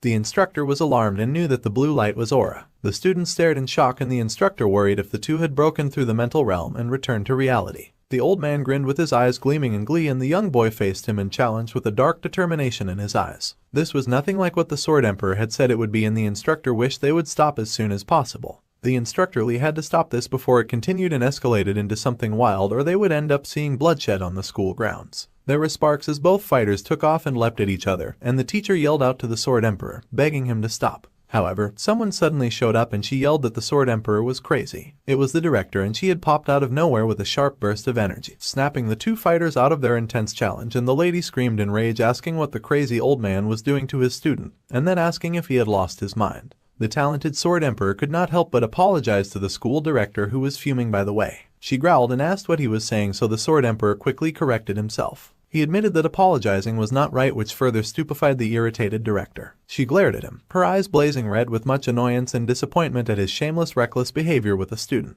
Grabbing him by the collar, she yelled and asked if the old man was in his right mind at all. If he was senile, then it was best for everyone if he just stayed home and rotted. The talented director had worked so very hard to get the old man a spot, and then he pulled a very dangerous stunt with a student. At this point, she was convinced that he was out of his mind. She also asked if he wanted to die. The students had whispered and murmured when the director had shown up to stop the fight, and she was hesitant about causing a scene. The old man admitted that he had not intended to do anything dangerous, and she cursed in frustration at the situation they had found themselves in. Meanwhile, the old man glanced back at the young main character who was busy sheathing his sashimi knife. The Sword Emperor had actually gone a little further than he had expected to, and he had ended up losing self-control. Without noticing, he had ended up exerting his aura to the fullest in a battle against a student of all things. The director was still yelling out rude insults and asked the talented old man if he was deaf. He groaned and called her by name. Then, he turned to Medea and sincerely apologized for stressing her out so much. The director had not expected that, and she was truly surprised by the apology. In over 50 years, the beautiful lady had never heard an apology fall from the old man's lips, and he said it that day once but twice. It was unnerving. So, the director then asked why the Sword Emperor had engaged in something so foolish earlier that day. He had unleashed the Sword Spirit's blessing on a student, and if it were not for her, something terrible would have surely happened. The old man sighed and admitted that if he had not unleashed the blessing, then he would not have been able to gain the upper hand in the fight. This information shocked the director, and she gaped, unable to believe what she had just heard. Her old friend Siegfried had so much pride, and yet he had so easily admitted to near defeat in a battle against a student of all things. She knew well about the innate talent of Kang Jeong-ma, but she also knew better than anyone just how strong the Sword Emperor truly was. Someone like that admitting defeat was no small thing. The old man confirmed her suspicions by informing her that the young boy had already reached the mental realm, which was where they had held their battle. The director was shocked that such a thing had already happened. Not even the super talented old man had started mastering the mental realm until he was nearly 30 years old, and here he was saying that a 17-year-old had already done it. It did not make any sense to her. The old man sighed and admitted that he did not really understand either, but if there was something that could offset experience, then it was definitely talent. The smoke from his cup bubbled up in the tense air, and the director groaned with her hand to her face. Kang Jeong-ma was turning out to be way more trouble than she had anticipated that he would be. She recalled rushing to him after stopping the fight to ask the student if he was alright. But the boy was surrounded by a deadly aura as he was still getting out of the mental realm. The director had stopped in her tracks, and in that moment, any semblance of dignity as an educator or a 7-star vanished from her. The emotion she had felt towards that boy at that moment had been pure, unadulterated fear. It was a feeling quite similar to the one that she had when she first met the 6th Division commander called Vasan. He had been a towering, terrifying being, and she wondered why she would feel such a thing now when facing a student. The director wondered if this was because the boy's name had the word devil in it. She was deep in thought, her hands partly knocking her glasses off her face as she considered the situation. However, studying her old friend, he seemed deep in thought as well, and it did not seem like anything he had told her was a lie. Then, she asked the old man if this meant that he had lost the fight in the mental realm. The old man was so offended by her words that he suddenly started yelling that there was no way. Even if the boy's talent was innate, it was still nothing to compare to a Sword Emperor who had trained and harnessed his skills for years. On top of that, the old man insisted that he was not even fully armed at the time, so the boy had not fought him at his full strength. The director was amused by this reaction and asked why her friend was busy overreacting. Besides, the one who always said that masters did not blame their equipment was him, so he was making all that noise for no reason. She grinned and asked if he was using his equipment as an excuse, adding that it made him look a bit ridiculous to do that. The old man trembled and twitched in rage and wounded pride, insulting the director where she sat on her haughty chair. The director was able to match his energy and cursed right back, asking her old friend if he wanted to die. Then they both launched into a nice friendly cursing match between the two of them. Meanwhile, somewhere else, two people sparred against each other. There was a huge flash of light and a rending of the waters and the earth as their weapons met in a huge clash. One figure was the grinning old man, wrapped in the thrill as he did battle with the other figure, which was of course Kang Jeong-ma. Suddenly, a notification bell went off and Jeong-ma's eyes snapped open. The boy had been awoken from a dream and he stared at the roof, dumbfounded and silent. The fight between the two warriors had ended well, but now that he thought about it, he found the Sword Emperor to be quite hot-headed. If Medea had not intervened, things could have gotten really dangerous for him and the other students. The boy with the Oreo-streaked hair rolled to his side as he pondered his new situation. As he recalled bits and pieces of the fight, the young gloomy lad recalled that he had somehow entered the mental realm. It was strange to actually experience it instead of just playing it as a gamer. The mental realm is an active space that could be activated by the mastery and understanding of one's weapon. It required certain conditions to be met, of course, and only peak masters who had honed a single weapon their entire lives could enter it. Due to this, even in the world miracles blessing him, not even 10 heroes could freely enter the mental realm. Leon, the protagonist who is blessed with the qualities of a hero, needed 3 years of private training just to set foot in it. Our guy knew this because he had stopped playing the game at that point. However, now he wondered why it had been possible for him to enter the mental realm right away. He did not think himself as talented as the game's protagonist, and he certainly did not have protagonist buffs either. Suddenly, Jiyoma's eyes widened as he recalled that his weapon of choice was a sashimi knife, and he had been using a sashimi knife nearly all of his professional life in this world and the world before. In his previous life, the young lad had been using the sashimi knife for more than 20 years. That was a lot of time. What's more, every time that he unleashed the sword spirit's blessing, he experienced a concentration that transcended perception. The tangled life here and his past life harmoniously intertwine, breaking through situations. That was right. Based on Jiyoma's experiences so far, avoiding situations only made things worse. Rather than being swept along passively, it would be best for him to tackle what he could do and to solve things step by step. The main character grinned as he was now newly motivated, and he stood with his sashimi knife in hand, ready to give his new theory a try. If he could freely control the mental realm, then he could train in combat without relying on the sword spirit's blessing. So, Kang Jiyoma closed his eyes and concentrated. For a moment it seemed like nothing happened as he tried to slip into the mental realm. The light from his window illuminated the boy who stood at the center with his knife in hand. The more he focused, the more the light seemed to dim, and the boy was transported outside of his physical body to a realm that only his mind could access. It was a realm with translucent buildings and towering structures, the mental realm. The more the main character focused, the more cracks suddenly began to appear over the picture of his focused form. The cracks were red, and a large demanding hand tore through the pure blue realm and reached for the struggling boy. The hand crept up behind the boy who was focused with his eyes closed, and its long fingernail pressed against the young lad's shoulder. Kang Jiyoma gripped his sashimi knife tightly, surrounded by a wave of blue with muscles bulging in his arm. The main character was shocked and stared at the sudden transformation in speechless surprise. However, when he tried to adjust his hold on the knife, it started to fade away, much to his shock. Our dude was now transported back to his room just in time to see the knife in his hands turn to dust and fade as well. He could not fathom what on earth had just happened. Meanwhile, in the dark of the night, someone said that the elder had gone too far this time. Indeed, the elder's actions could be seen as a blatant disregard for them. Someone slammed his fist on the table and yelled that it was something they all agreed to. Sending demons was out of the question, as those creatures were clearly their enemies. However, someone insisted that such a thing did not matter. They needed to eliminate the troublemakers as soon as possible. Then, someone had to add again that they needed to investigate the top student called Kang Jiyoma. There was a possibility that the top student was also a candidate for the hero. However, they had been sure that the hero candidate was Leon Van Reinhardt. Still, the Oreo-haired kid was considered a half-baked brat who could not even properly manifest his blessing. That was barely someone worth looking into, and the old man asked if they had forgotten that already. However, the half-baked brat's swordplay had definitely taken down the genius twins during the class placement exam. What was more, Media was blocking information under the pretense of protecting the student. Everything about our guy was suspicious from start to finish, and they had to admit it. In any case, the hero's fate was unavoidable, and another said that the conclusion was correct. As if that was not enough, the 7 stars were causing trouble. They had to eliminate any possible sprouts quickly before they got in their way. This time their enemies had even brought the Sword Emperor to the academy, a move that the plotters could not stand. Since the academy director happened to be one of the 7 stars, their standing as elders had severely weakened. After Basman was defeated, the public only looked up to the 7 stars while the plotters were treated like outdated relics. Nothing frustrated them more. It was them, the elders, who guided the foolish masses and maintained the balance. Even now, if a hero were to appear, their very existence would once again be threatened. Indeed, they needed to maintain their power, and in order to do that they needed a public enemy. The other elders agreed that the hero who threatened the Demon King had to be eliminated.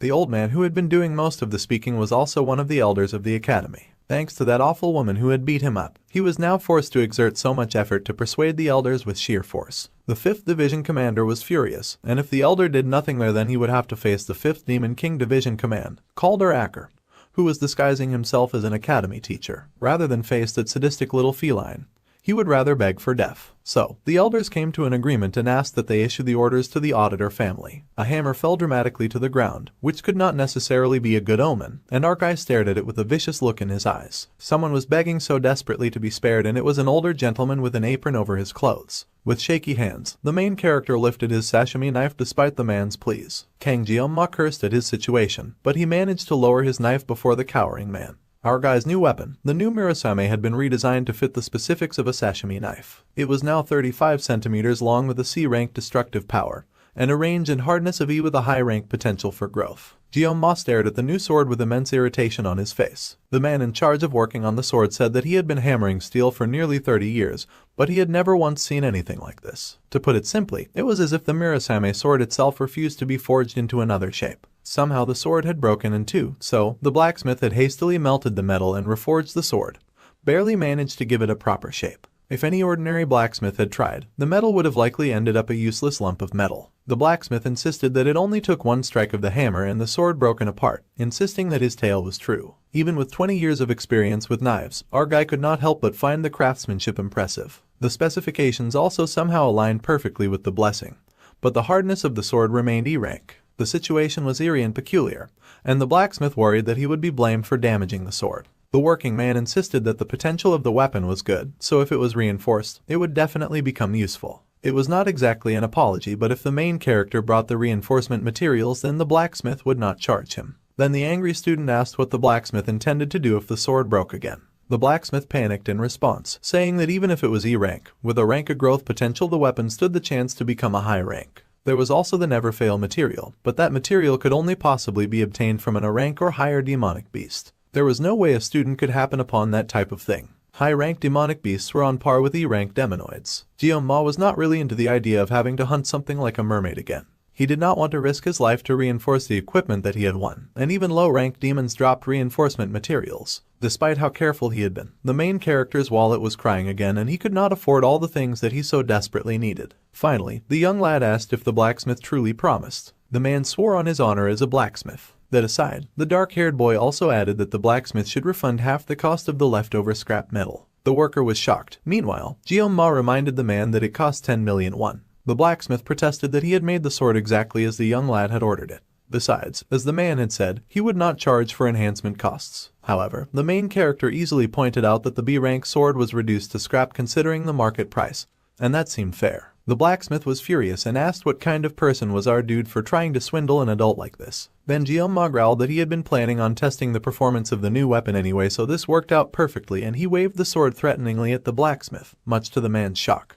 The man leapt back in horror and quickly began to apologize, begging and saying that he was sorry. The blacksmith begged for 500, saying 500 should be fine. However, the main character was way greedier than that and he asked for 1,000. The blacksmith was horrified and lowered it a little, asking for 800 and no more. The black-haired kid raised his magical sword, and the blacksmith squealed that even the scraps of a B-rank weapon have a different market value. It was hard to buy scraps for the same price as the original amount. However, the young lad looked very dark and deadly as he demanded that the blacksmith hand over what he had come for, with both his eyes and weapon glinting with deadly delight. The blacksmith was horrified to be faced with such a menacing customer. The man screamed and fell on his ass on the floor, finally agreeing to our guy's demands. Later that day, Kang Jioma read through the usual screen explaining the blessing of the sword god. He had a bit of supper as he read through the usual list of abilities and limitations. After obtaining a new weapon, his armament increased and additional options became available. The biggest reason he hesitated to use the sword god's blessing was the excruciating pain, but now the blessing was finally offering to reduce the pain.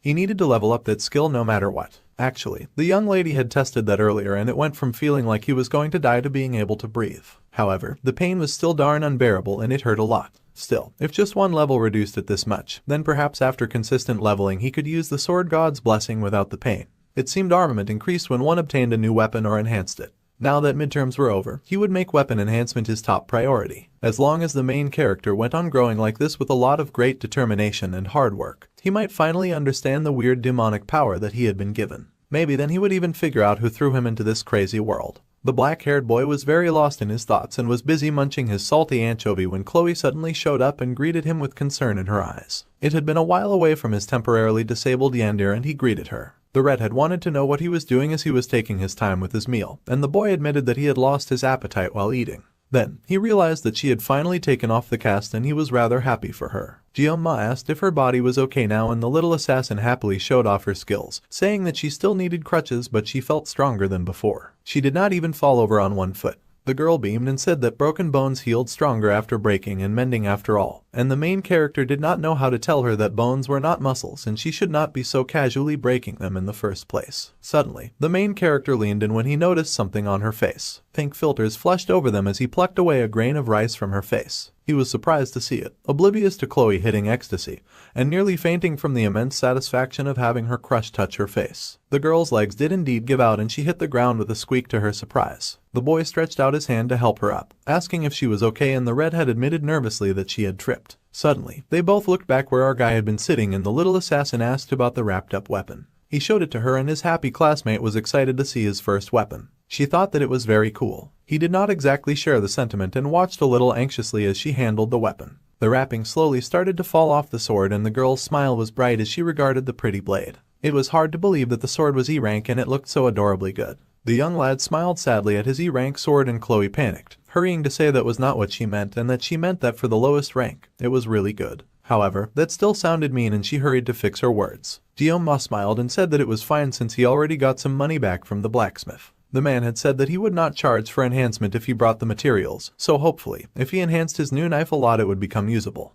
The redhead cheered him on and said that was right. Her classmate was already strong even with just a sashimi knife, so she was sure that with a proper weapon, he would definitely get even stronger. The black-haired kid thanked her. Honestly, there was no real reason for him to get stronger, and ever since he cut down that mermaid, he had been able to handle mid-tier magical beasts. Besides, the main reason that the boy wanted to enhance his weapon in the first place was just to reduce the pain that his blessing brought him. The young lad sighed heavily as he considered his life. This made Chloe worry and she quickly apologized, saying that she did not mean to insult his weapon. The boy assured her that he was not upset about that.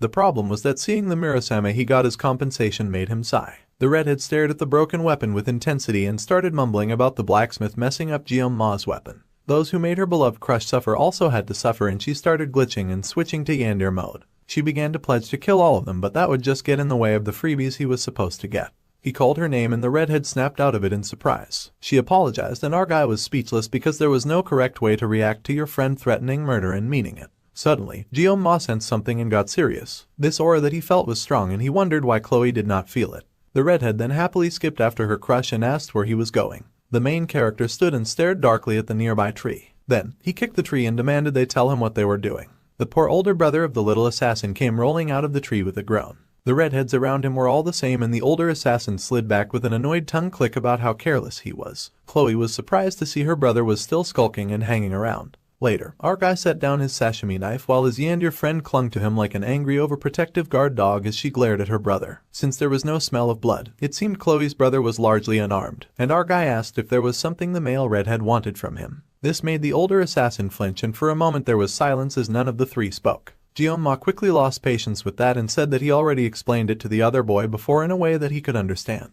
The male turned to glare at the main character, saying that he came looking for him. Yes, but it was not because of their old beef. Then, the dark-haired boy wanted to know why the redhead boy had come then. The redhead muttered that even if he told only Chloe, it was obvious that it would reach the gloomy student's ears. So, it was better for the red boy to just tell them both directly. This was all related of course to Kang Jiom-ma. The red boy adjusted his mask and turned as he announced that the Academy's elders had made a request that the Oreo-haired boy be disposed of. The sashimi knife wielder was shocked that the Academy's elders had appeared, and of all things they were focusing on him. The little assassin yelled at her brother and asked if the older redhead had come because of that and if he intended to hurt her friend. The older brother was in pain, calling his sister and saying that she had been away from home too long and that she had lost her edge. She growled and asked her friend to get behind her, refusing to let her brother harm him. The female redhead was determined to handle this herself. She cried out for Jiom-ma to hurry while swinging her crutch around like she was not lame in one leg. To both guys, she looked kinda ridiculous. The redhead boy sighed and said that his sister's instincts turned out to still be very sharp. Then, the boy turned to the main character saying that he did not actually care what the talented student had been up to, but the elders were oddly fixated on him. Not just the redhead boy, but even within the auditor family, there was a sense of unease. They had temporarily postponed the elder request, and the request had been made in secret, bypassing the academy head. A request to eliminate a mere student went strongly against the auditor family principles. However, since it was a direct order from the elders, it was hard for the family to ignore. If the pressure from the top went on, then the family would eventually have no choice but to investigate the scary student. The redhead boy sighed as he rubbed his mask. Whatever the case, his sister was a member of the family so she needed to know what was going on. The little assassin was surprised to hear this. The boy had come under the pretext of the family's principles, but in the end, he had just been worried about his sister. Our guy could not help but admire that. That was all that the older boy had to say, and he quickly turned to leave before he got even more mushy around them. However, Gyoma called out to Nox and the assassin paused, glancing over his shoulder at the other boy. The gloomy student was wary about the red-headed boy as the last time they had met, the redhead had said something different. However, the older assassin interrupted and muttered that his sister was happiest when she was by the weird student's side. So, the brother would not debate the truth. Even he, her brother, had never seen his sister that happy. The girl was shocked to hear her brother speak in such a soft way. Even the main character was shocked to see Nox openly speak in a soft way. The brother made a request that Gyoma not let Chloe get hurt anymore. This was surprising to Gyoma, and he wondered what the assassin boy was even talking about. It was not like it was his fault that her leg had gotten hurt. They had just happened to be on the same team. The redhead seemed to get tense the longer our guy gaped at him in silence, and the student managed to work up the strength to say that he would look after her, though that would be to the best of his own ability, and as long as she was near. The assassin boy then decided to ask our guy just one thing. He asked how the black-haired boy had become so strong. For some reason, this was news to the scary student, as he had not at all realized that he was strong. To be considered strong, one should have the ability to withstand any threats at all times, kind of like the Sword Emperor. Someone like him, who could only maintain that level of strength for less than a minute a day, was not at a level where he could casually boast about being strong. The idiot was oblivious to the fact that no student should be that strong. Still, Gyoma did not feel like he could even talk about strength in such a situation. Nox, who used Cole as an excuse, revealed family secrets to him, an outsider, so there was no way that our guy could trust the assassin to keep his mouth shut. So, the Oreo-haired main dude called Nox and informed the gifted assassin that he lacked desperation. The assassin asked what the boy meant, and the main character explained that it did not matter how much of an auditor the assassin was. There was a certain vibe that came from real-world experience. If the older assassin remained cooped up in the academy, then he would eventually hit his growth limit soon. So, the youth advised the assassin to go out and gain some real-world experience. With a lot of hard work, Nox would surely eventually gain something. The redhead was shocked at these words of wisdom, but our main character was already scurrying away after acting cool. He knew he was not entirely wrong, but he had spent enough time hanging around the assassin and it was time to leave. Meanwhile, someone was busy writing on a chalkboard and explaining, including order and prosperity, above all things, there were countless gods in the heavens. The really important lesson was going on, but our guy couldn't care less. He was busy pondering what he should do about the situation with the academy elders targeting him.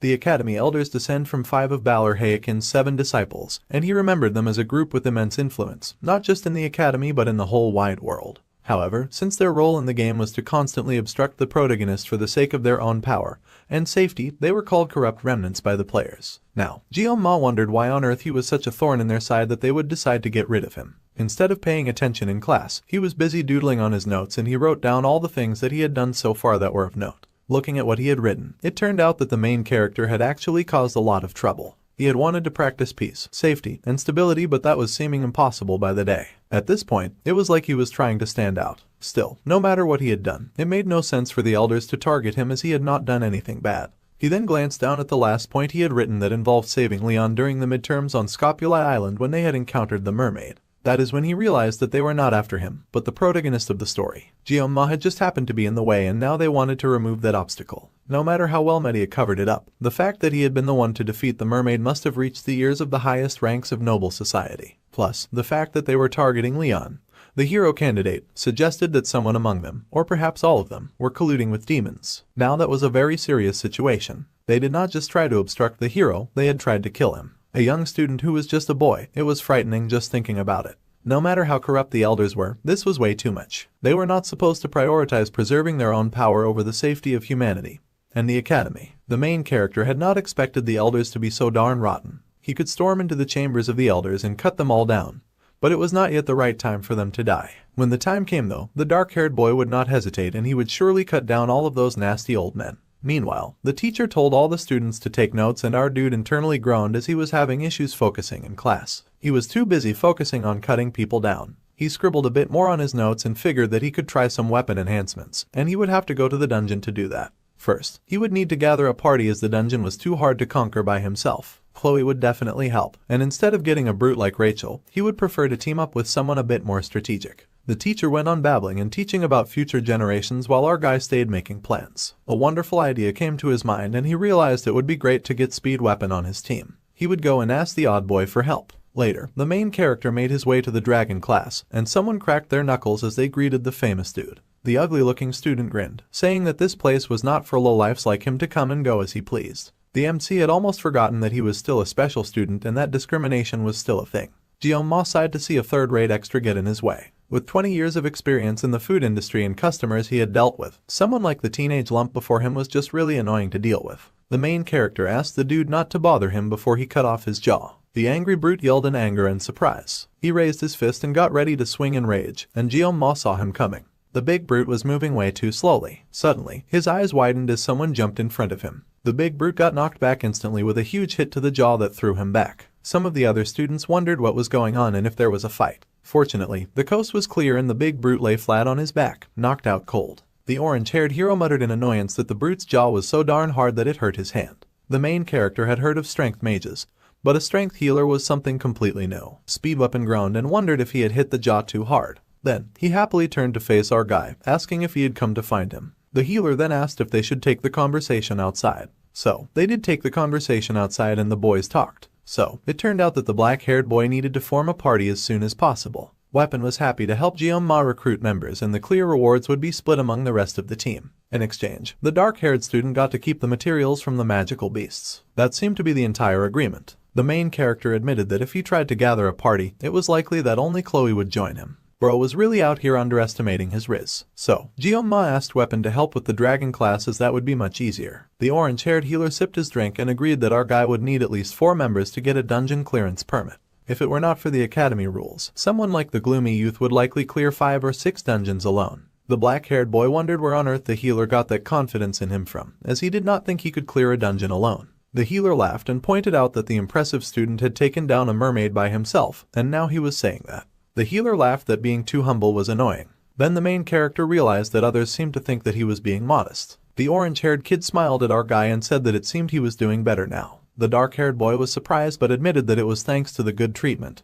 He had rested for a few days and then got better. The healer smiled and agreed to take the boy's offer as he saw no reason to refuse. Plus, he had the feeling that working with the guy would be a fun new experience. Jeong-ma was grateful to Weapon and thanked him. Then, the healer asked if the main character had any dungeons in mind and he immediately replied with a C-rank buffalo dungeon. That was the one in Chiaolin. The orange-haired boy pondered the choice, saying a buffalo dungeon was pretty classic. Then, him, Chloe and the main character made 3, so he asked if our guy had any preferences for the last member. The boy admitted that he would prefer for it to not be Rachel or Leon. The healer laughed that those two would not come anyway. Rachel had been in seclusion since Jeong-ma was hospitalized, and she was practicing in the academy training grounds. Meanwhile, Leon was preparing for upper-grade dungeon raids with 2nd and 3rd year students. The main character was very pleased to hear that both troublesome students would be too busy to join up with him. Meanwhile, Weapon pondered their other options. Suddenly, he had an idea as there was one person who did come to mind. By now, they were probably already sleeping, which surprised Jeong-ma. He wondered who on earth could be sleeping at this hour, but Speed Weapon said that was just how the person was. He tossed the empty can into the bin and said that they needed to go to the cafeteria to buy something first. Later that evening, someone said, "Excuse me." The door was open so they were allowed to enter a traditional Japanese-looking house. The main character was surprised as he had not known that the academy had such a place. Even during his time playing Miracles Blessing M, he had never come here. In his past life, he was a Japanese cuisine chef, but he never actually went to Japan.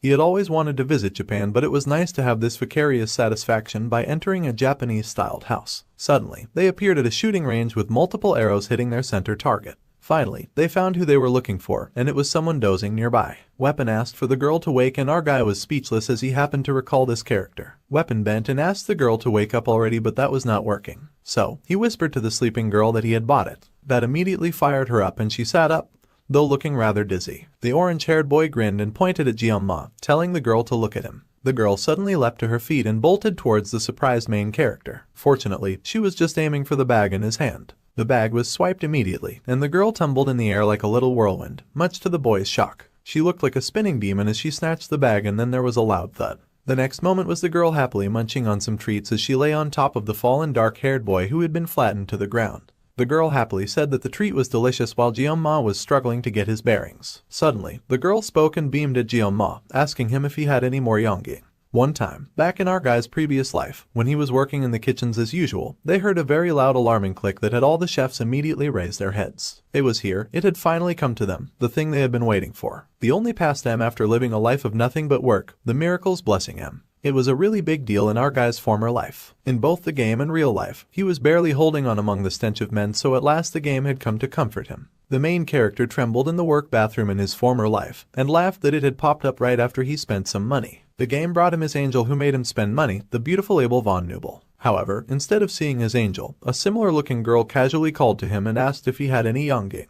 Her name was Saki Ryozo and she was not able. The main character was frozen in horror and confusion as he stared at his phone and he realized that he had gotten scammed. Miracles Blessing M was a narrative centered around the protagonist, Leon, and it featured numerous heroines. Among them, the character officially designated as the main heroine by the game developers was Abel von Nibelung. Though each heroine flaunted unique charm and abilities, Abel and Leon were often the ones to come and get everyone else out of a very difficult situation. The story in the game depicted Abel and Leon overcoming hardships, and it also showcased the blossoming of their love. Even the main character had been captivated by Abel's charm when he was just a player, and he had opened his wallet like he was under a spell. He ended up spending over 141 just to get Abel. As a result, the other heroines gradually faded into the background. Among those defeated heroines, the one who faded the fastest was Saki, the blue-haired Abel lookalike. Our guy's first 5-star, the daughter of Jialgun, Saki Ryozo. That just happened to be the girl that he was facing now, and she had just flattened him to the ground, so they were not off to the best start, and she was somehow still asking him about Yonging.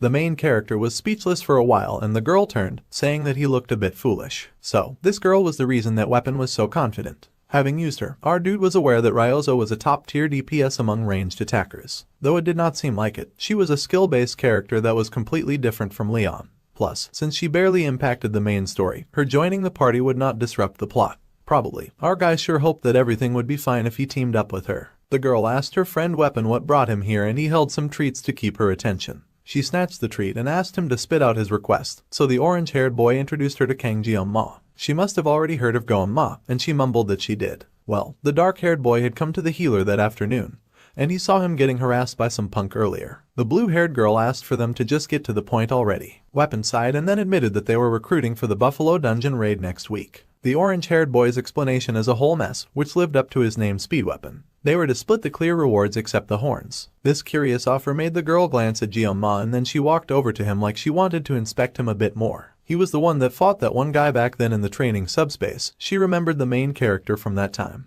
Jeom-ma admitted that it had been him, and the lady stared intensely at him. Jeom-ma stared back with concern. The girl then whipped away, saying that since dungeon clear rewards also reflected on their grades, then there was no real reason to refuse. However, the Oreo-haired boy seemed less determined than she had expected him to be. The main character wondered if she had room to judge considering he had found her half asleep. Then Saki apologized, but she did not want to work with someone who seemed so unmotivated. However, Speed Weapon insisted that she had seen his duel, and that Jeom-ma was no ordinary guy. The girl refused to back down so easily and just shrugged that perhaps his opponents were just weak. The orange-haired boy could not believe that Defense's his opponent was someone from the Auditor family, and during the midterms. Well, the orange-haired boy had to quickly stop himself there as he had nearly given away a very important secret. The girl noticed and our guy darkened and tensed. Speed Weapon groaned and said that he could not explain it, but he wanted the girl to just listen. However, she was not his family dog and she had no intention of listening. The healer pointed out that the archer had the tendency to drool over Yongjings like a mutt, so she did not have much of an excuse. The girl yelled that the healer had bragged that he was a Yonging expert, and he insisted that was why he had brought some with him in the first place. Meanwhile, the main character was wondering what the healer's deal was. A party member could be greedy or rude, but not both. If she was just gonna cause trouble, our guy did not see a reason to stick around begging someone like her to join them. So, the black-haired boy called to Speed Weapon, saying that the begging was enough. They would go as that kind of uncooperative attitude was poisonous to a party anyway. They would go and find someone better. This immediately offended Saki, who growled and said that she guessed that the dungeon raid was clearly not that urgent after all. The Oreo-haired boy did not know what to say in response to that. The boy then opened his jacket and pulled out one of his small sashimi knives. The two were shocked when he pulled out the knife and it was glowing. Jeom-ma casually sliced the air with his knife and it formed a very clean arc in front of the two who stood before him. The knife flew from his hand, hitting the target in the distance dead center, and he had not even been looking. The girl was shocked to see such a display of strength, and she turned to the gloomy student in shock just as he pulled forth yet another knife. Her eyes widened in alarm as yet another knife flew and once again hit the target dead center, so it had not been a lucky throw the first time. Then, looking extra cool, the Oreo-haired kid asked the lazy archer if she was interested now. The girl was speechless. Shivers traveled through her as she stared at the boy in awe, and she was unsure what to say. Later, much later, a door swung open and Saki greeted. The girl looked a little geeky in her glasses and uniform. The rest of her team members had arrived and they noted that she had arrived rather early. Chloe happily greeted the other girl, and the brunette locked eyes with the dark-haired boy. The archer nervously greeted him too, though she was still a little wary of his scary skill. Gioma also managed to greet her, noting that using his sashimi knife to threaten people worked every time. The healer sat beside his friend and was amazed that she had already gotten the work done, though she mumbled that it was just a few clicks. The permits were now ready, so they were ready to start.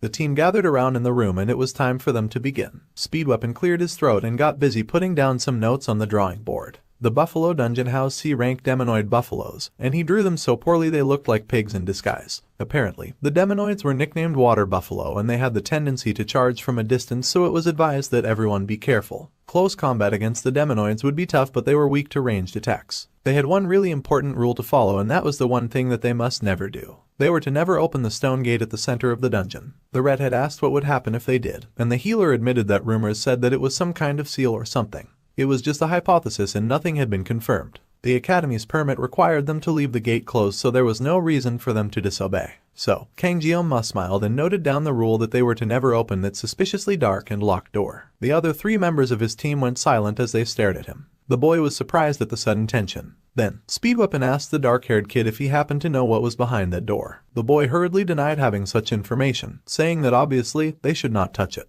However, he actually knew there was a hidden boss behind that door and he wanted nothing to do with that hidden boss. The healer was relieved and mumbled that he thought the worst, which made the dark-haired boy mentally sigh in relief as everyone went right back to what they were doing. The dark locked gate would only open under specific conditions. It was locked by the system now anyway, so he did not have to worry about it. Ignoring that risk, the efficiency of the dungeon that he had picked was unmatched. Then his eyes strayed to the brunette archer who was busy munching on her favorite snack as usual. The gloomy student was surprised to have been caught staring, so he just mentioned his surprise at how much the girl really liked that snack. Saki replied that it was normal for brainy types to need candy. However, Jeoma thought that was rather ironic when the girl could not even form proper sentences. That is when the boy noticed something that he might have forgotten for a bit too long. There was growling coming from Chloe. The Yandir had noticed him staring too long at another woman and she was already pulling out her knife. However, the boy tensed when he noticed something even more important. Even now, as he held his meeting, they were being watched. The boy turned to Chloe, who was fighting to keep her Yandir in check and losing. For now, the main character and his team could only wait, with his eyes shrouded in darkness. The enemy would eventually appear when the time came.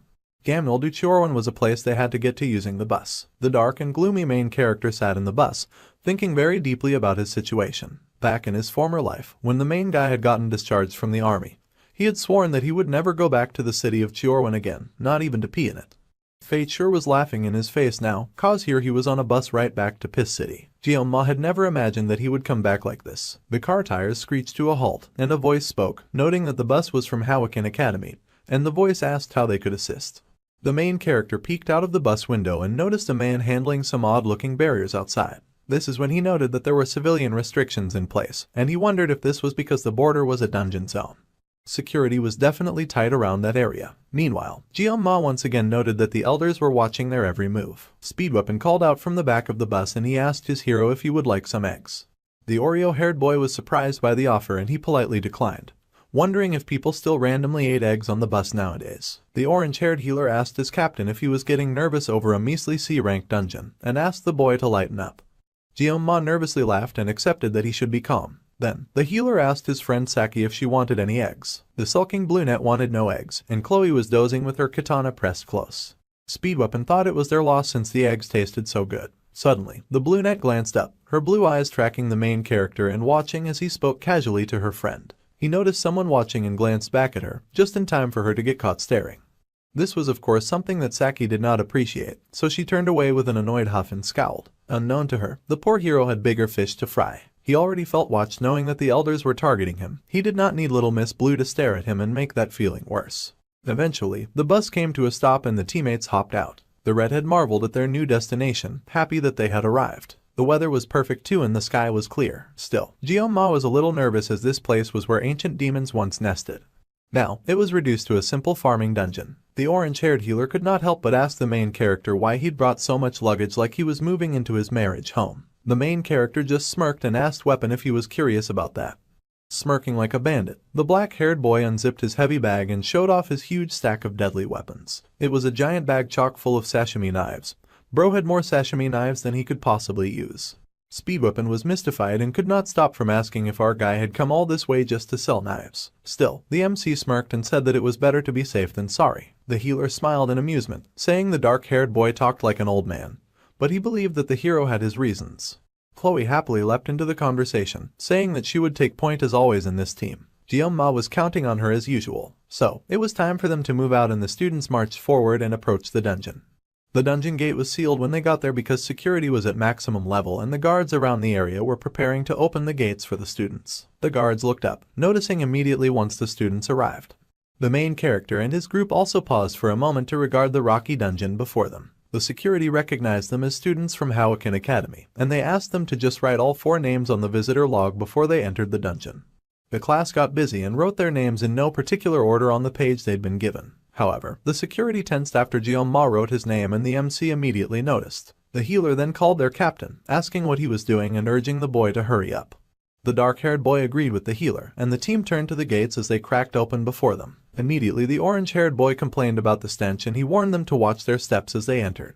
Meanwhile, the main character was still thinking of the man whose eyes wavered when he saw his name. Glancing behind him as the door shut, the Oreo-haired kid hoped that this situation would be fine. The door closed with a final thud and the team walked deeper into the dungeon. They had been walking for a while when they noticed some very ridiculous doodles on the cave wall. Some of them were doodles of couples writing their names and drawing hearts between them, and others were just random phrases. It was like looking at the walls of a middle school bathroom. The main lead could not help but wonder when dungeons became tourist hotspots. Nobles really did abuse their privileges. They'd been walking for a while when someone suddenly grabbed our guy by the elbow. It was Saki, and the brunette whined about how she felt so tired. The boy with the white stripe in his hair glanced back at her and he had to admit that she did look tired. The girl sulked that if only she had something sweet, then she would feel better right away. Then she asked if their team lead had some sweets that she could nibble. While our guy started rummaging in his pockets, the brunette grinned in anticipation as she waited for her sweet snack. Then, he suddenly handed her a tiny sweet. The girl was stupefied, saying that candy was not her thing, and she asked if he had any yonging instead. Jeon-ma had no intention of dealing with all that and he growled, asking if she thought he was her mum and that she should bring her own snacks if she wanted them so badly. The girl had the cheek to say that she was saving her own snacks for later. Irritated enough, the dark-haired boy turned away with a glare, wishing the girl would focus. The brunette had to settle for the sweet he had given her when the redhead suddenly pulled them to a stop. She had detected 4 monsters coming their way. They were charging from 200 meters away and the team had to get ready to face combat immediately. Speedweapon turned to the girls and reminded them to stick to the plan to minimize the danger that would come from facing the incoming beasts. He then called Chloe and Saki, saying that he would buff them properly so that the girls could fight, and he told them not to let him down. There was a flutter and the Japanese girl yanked the cloth off her giant bow as she readied herself for combat. Jeon-ma was admittedly impressed by the formidable weapon. It was an S-grade weapon called the Crimson Bow, and with this, clearing the dungeon would be a breeze. The brunette groaned that it might have been too long since she used her powerful bow, and it was now feeling a little stiff. She ought to take better care of her weapons. The main character wondered if he could really trust her. Suddenly, the brunette said they should wait. Then, she yanked out her favorite sweet snack and took a big munch out of it. She gasped in joy at how absolutely delicious the snack tasted. And the MC wondered again if he could really trust this clown to protect his life. The beasts were already coming and they had no time to spare worrying about things like that. All the members of the team got ready to fight and brace themselves. The hooves of the incoming beasts beat hard against the rocky ground as they approached, and our guy yelled for them to attack. Saki got ready with her bow and Chloe got ready with her menacing glare. Their healer pulled out his recorder and started to play, boosting them all with power buffs. The monster buffalo charged out of the dark, roaring and flapping their tongues. The redhead was the first to greet them, racing out to meet the opponents, while the other members of the team fell behind. The girl took off, launching from the floor, and she charged at the bull before her. The bull roared as it got hit, crying out in pain, and it fell to the rock with a cry of anguish. However, that was just one attacker and the rest of the monster bulls rushed forward. The redhead was slightly irritated by the insistent charge and prepared to take down the rest. She explained that she was going to slow them down up front and reached for her sword. The orange-haired boy yelled for the assassin to abandon that plan and fall back like they had planned. Meanwhile, someone else was sure that she had the monsters right between her eyes. Saki appeared out of nowhere, her hair flowing like a river as she focused on her target and aimed the arrow. The arrow flew from her magically charged bow, wisps of smoke and air dancing around her as it flew. The arrows sailed forward like lights and they flew right at the charging stampede of raging black bulls. Chloe watched in awe as those arrows cut right through the monsters, obliterating them as soon as they made contact. The monsters were torn in colors of red and gold and the little assassin's eyes widened as the beasts fell apart before her. The Japanese girl grinned at her success, thinking that taking the monsters down had gone much easier than she had expected. She even playfully said oops, and then went right back to munching her tasty treat. Our favorite gremlin stared at her for a moment, thinking it would be really bad if they broke all the horns they had come to collect. Still, a victory was a victory, and he could not help but smile, impressed at the massive amount of targets that he had taken down. A skilled DPS could not be stopped, and the archer was pretty good at what she did. Then again, the horns were for Geom-ma's enhancement materials, and he could not afford to lose them just because Saki was so good. Weapon asked if they ought to go even deeper into the dungeon. It seemed like a good call. Suddenly, a piece of rock broke from a formation, alerting them to the charge of one more raging bull that ran independently of the others. It jumped right in the path of the archer as she was munching her sweet treat.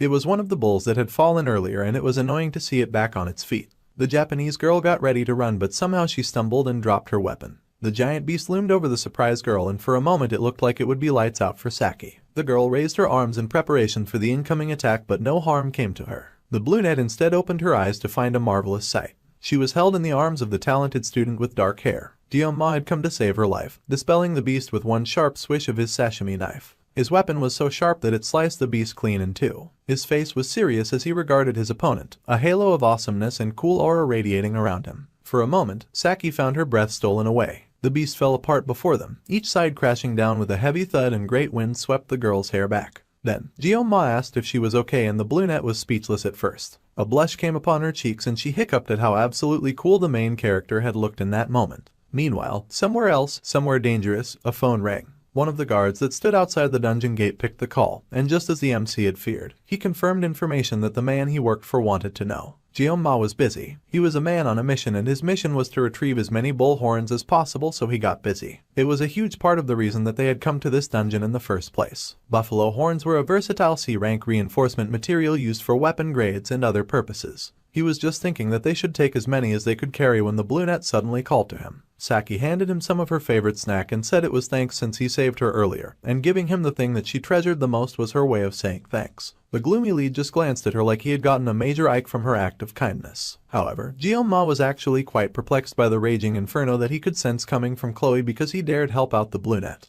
He turned and called out to the redhead, who seemed shocked to have suddenly been called. About the staff member earlier, the dark-haired boy had a few things that he intended to whisper about, and he whispered all of his thoughts into the redhead's ears. The girl understood his commands, and the two kept talking to each other. Meanwhile, the orange-haired boy suddenly asked the two classmates if they were dating, since that would somehow make a lot of sense to him. Of course, this absolutely triggering question set the little assassin off in a gushing and blushing spree that someone actually assumed that she was dating her crush. However, the dark-haired boy just chuckled and said that assuming all male and female relationships were romantic was a really narrow-minded thing to do. Weapon was shameless and said that he thought for sure that they were definitely a couple since he always saw them together. Of course, this resulted in Chloe glaring in great disappointment, and her classmate could not for the life of him figure out what made her upset now. By the way, the redhead asked if there were always these few mobs to fight in the dungeon. They had been standing around for a hole, and no other monsters had shown up. Suddenly, thanks to Red jinxing the situation, the team heard a really foreboding thud come from deep inside the pit. They went silent for a moment. Then, the healer pointed out that no matter how popular a dungeon was, it was unnatural for it to be this empty. He asked his Japanese friend what she thought, and she thought deeply about the situation for a hot minute, agreeing that the buffaloes they fought also seemed a little off. The rest of the team was a little surprised and asked how the buffalo were off. Well, Saki admitted that it looked like the monsters had been running from something.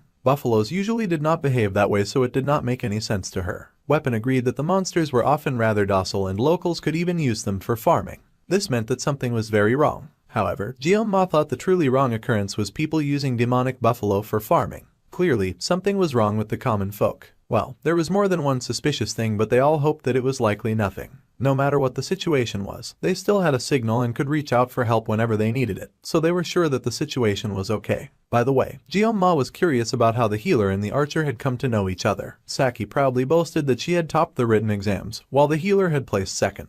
The boy had bragged about it for weeks, and the healer now growled that she should not dirty his name. The girl beamed and posed, saying that for the record, she had ranked third in placement tests, and she was very proud of that too. Meanwhile, the main character was impressed that the healer had somehow placed second on written tests, as he had thought the orange-haired boy was just a loudmouth. Speedweapon was surprised to hear that his hero thought him a loudmouth. Rachel was his distant cousin too. Now, the main character pondered the situation of the healer being relatives with the violent hyena girl. It made sense why Geom-ma as a player had not known about the healer's connections to the main characters. The orange-haired boy explained that his family was a branch of the Changseong clan, Rachel's mainline. The boy seemed about to say something else, but he trailed off and told them to just forget about it and that there was no point to even talking about it.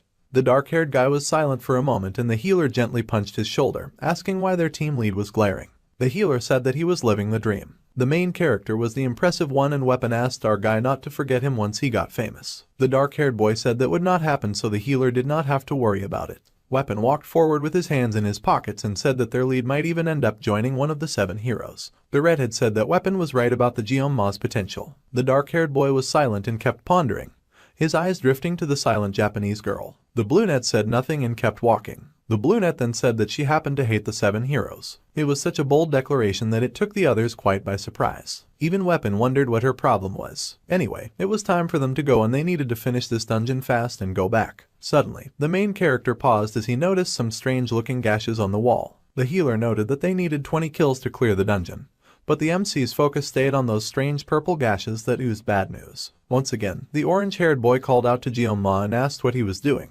telling him that they had to keep going. The dark-haired boy agreed and walked on, ignoring the strange purple rocks that fell to the floor. Meanwhile, outside the dungeon, the guard at the gates informed someone that all the preparations were done as instructed. The students had likely encountered the enraged buffaloes at that point, so there was no need to worry. The person making demands said that it was easy for the guard to say, and then they asked the guards if they had done anything else. Of course, the security had followed all of the instructions. However, personally, the security thought that they would all be dealt with by the enraged buffaloes. His employer yelled at him, laughing and telling the security man not to sound cocky. His employer turned out to be the traitor teacher who was secretly a demoness. She asked the security if he would take responsibility if it failed and he was struck with fear. Well, the lady was sure that the man at the gate had done well and he was just to call her with the results as soon as the deed was done. She wished him good luck and the man gave his acknowledgement for the matter. The man sighed, knowing that either way, he was dead. A very dark aura was seeping from the gate of the dungeon that stood before him. Just in case, the security had forced the gate open. The chances of the students surviving the dungeon, he had locked them in, was 0. However, still, the eyes of the main lead lingered in his mind, haunting him. It was like the boy could see through everything. It was unnerving and the security stepped forward, deciding to check inside just for a moment. Deep inside the cave, the walls of the rock had switched from concrete to dirt. They walked in further when Chloe suddenly called out to the dark-haired boy. The girl admitted that she could sense magical beasts approaching from behind, and he asked how many were coming their way. The girl frowned and said that the blessing detected roughly 50 monsters coming right at them. The boy was shocked and the healer asked what was wrong. The rumble and thud of the monsters approaching grew stronger and the students tensed as their enemies approached. The closer they came, the paler the students became as they recognized the might of the foes they might have to face. The thudding got louder and louder and the buffalo demons suddenly appeared, racing forward in a uniform and deadly stampede. The students were like ants before them and the orange-haired boy cursed. Buffaloes never swarmed. That was not a thing, and they were not even sure the approaching enemies could be called buffaloes. The mad and enraged monsters bellowed as they charged at the alarmed group, their eyes blazing red like they hungered to spill blood. The healer yelled that the monsters were supposed to be harmless, and even Jeonma was speechless at this development. A stampede of buffaloes was more than he expected, and he intended to summon his knife right away. However, the boy paused as he recalled that every blade had its purpose. His master from his old life had taught him that one could not use a chicken knife to kill an ox, just as sashimi knives were meant for fish. Back then, the main character had joked about beef sashimi. After all, it was silly to use a sashimi knife to butcher an ox. His master's hand had swung and the boy flinched, immediately apologizing. Then the young lad paused when his master's hand did not come down. He cracked open his eyes in surprise and saw that the fish had been sliced perfectly like always. His master smiled down at his glorious work and admitted that his student's words were also true. Suddenly, our guy had been reminded of his past and he laughed nervously as the enemy approached. It looked like they would have to slice cows with a fish knife. Focused, Jeonma ordered Chloe to distract the herd. She was not to charge straight in, and she was to move quickly left and right to disrupt their formation. There was no need to attack as all she needed to do was just to draw their attention. The girl replied that she understood and the dark-haired boy turned to smile, asking the healer if he was ready. The orange-haired boy was surprised, but he was encouraged by his leader's relaxed posture and said that he was born ready. The Japanese girl could not understand why the dark-haired boy was so calm when facing 50 buffalo, but the leader called to her, much to her surprise. The Oreo-haired boy told her to hold the front and to stop anything that got too close. She was surprised by the order, but she agreed, still wondering why the odd boy was so composed. The healer smiled as he pulled out his recorder, telling the brunette not to be surprised. Saki stared in confusion at the odd group as they readied for battle. A herd of buffalo and a sashimi knife. The main character reminded himself not to overthink. It was better to be safe than sorry, and that was why he had come ready. No matter what was in front of them, no matter how many, he would cut them all down. So, he grabbed his sashimi knives and he pulled out many at once, holding them between his fingers like they were tiny daggers. Then, Jeonma activated the blazing blessing of the sword god. The buffalo screamed as they charged at him, but the boy met them head-on and unafraid. The red-shaded beasts leapt with nothing but carnage and destruction on their minds. The boy, in turn, unleashed his sashimi knives right at the charging bulls. The archer watched in awe as the healer worked hard to give them all buffs. Saki's baby blue eyes widened in shock to see our guy do what she considered impossible. Saki's tasty treat fell to the ground with a splat. It was rare for her to not finish her favorite snack, but the brunette was in awe as she stared at Jian-ma. The girl thought that he looked crazy as he stood before them bathed in the red light that was the blood of their enemies. The young student stood on their corpses as he faced the danger ahead, unscathed and unbothered. He looked like a dark knight as the shadows danced around him, his dark eyes hooded as he stared into the abyss. The brunette's eyes widened and she was rendered speechless. In a split second, the boy before her had flown forward and he had used his special blessing to wipe out the enemies that had appeared before them. Those charging buffalo had barely stood a chance, especially with the combined attack from Chloe, who used her feline's blessing to launch her own attack. The buffaloes had raged, but they were no match for the redhead's deadly skill, and she made quick work of them using Schrodinger's cat. The young girl had flashed with speed, dancing as she destroyed the enemies that appeared before her. The buffalo were decimated and they fell to their knees in defeat. Of course, Chloe did not fight alone and a shadow followed quickly behind her. It was Jian-ma, and he launched his own spinning attack, knocking down anyone she missed. The dark demons did not even get the time to process what hit them, because in moments they were torn to ribbons by Jian-ma with his eyes flashing white. It was a battle unlike any other, with the youth flashing between the beasts as he tore them apart. All of the screaming and roars of pain looked like it had taken place in just a split second. The bulls roared their rage and Jian-ma hesitated when one got a bit too close. He raised his knives to block the attack, shielding his face from any real harm. The other two in the back were alarmed to see him cornered, and many buffalo raced at him, intending to take him down while he was distracted and alone. They piled together, leaping on each other as their only aim was to crush him. The buffaloes were mad with bloodlust and they created a thick muscular pile, determined to drown him underneath their weight. Saki panicked to see such an attack and she drew her bow, feeling the number of attacks were too much for Jian-ma to handle on his own. However, before she could even fire her bow, her eyes widened in shock to see a spray of gore. Muscles were torn apart and the enemies before her scattered into a million pieces before their knife-wielding leader. He had torn those buffalo to shreds without even breaking a sweat, and he even looked mildly irritated that he'd had to face them at all. The girl could not help but gasp in a silent prayer of disbelief. She had not realized that they were led by such a monster. Their enemies fell around the area in many pieces, and their conqueror stood over them, valiant and strong. His blades glowed in the darkness and a dark red aura bubbled around him thanks to the crazy feat that he had accomplished. Jian-ma stared down at the fallen bodies and was busy thinking that he'd gathered all of the materials that he would need. He figured that this number of enemies should do nicely, and he happily scooped up all the horns that he could carry. Thanks to the 40-second painless blessing, he could take down 50 buffalo like it was a breeze. It was a huge blessing, which was about time since his power had felt like a curse for too long. His number one fan, Chloe, was at his side in seconds, happily hailing him and telling him that he had crushed it again that day. Of course, he recognized that he had come this far thanks to the party's help. He smiled and told Chloe that she had done a good job and that they had a clean run. The girl was ecstatic with joy at this compliment, of course. The two classmates were happily babbling as if they were not surrounded by a flood of blood, while the other two normal people gaped at them. The brunette was in awe as she watched the other two discuss. The orange-haired boy beamed at Saki and grinned that he had told her that no surprises could hold them down. The brunette still yelled, asking how she was not supposed to freak out over that. The orange-haired kid grinned and laughed that she was speechless. Of course, the healer had expected that their leader would always find a way to shock them. The archer was still baffled and looked at their leader with confusion, wondering aloud what the boy even was. She didn't think he was normal, and to be frank, neither did Weapon. However, he also had no idea what their leader was. Weapon grinned, thinking that their guy was legendary, and wondered if Jian-ma would mind about live streaming. The public would not care much. Saki was confused and did not understand what he was talking about. The healer said their leader's name with awe, and the brunette was still speechless and confused. She had no idea what was going on. The four continued through the dungeon. They had achieved their aim, so it was now time to casually stroll their way back home. The dungeon's clear condition was 20 buffalo, but their leader had managed to solo twice of that just to show off. Jian-ma said it didn't matter since he didn't do anything during midterms anyway. The healer grinned and seemed like he wanted to say a few other things to the leader, but he glanced at Saki and suddenly changed his mind. Honestly, they had almost died screaming back there, and the healer jokingly said that the Lion King had almost died the same way. The archer was confused that they had suddenly brought up the Lion King. Then he asked if their leader was being controlled by something else too. Suddenly, Chloe asked their leader why everything had suddenly gone so quiet. It was eerie, and the more they walked, the more it felt like something was off. The pillar-looking thing was suspicious. Suddenly the archer screamed that they should wait. They all paused when they saw huge dark purple chains hanging from the dungeon gate. They looked deadly as heck, and the students stared at them in alarm. It was a gate and the team stared at it in shock. It was chained shut. That was very unusual and it sent chills through the main character. Inside the dungeon, the traitor guard at the gate found the slaughtered bodies of the buffalo that he had unleashed on the children. He could not believe that they had actually managed to defeat the foes that he thought they would die facing.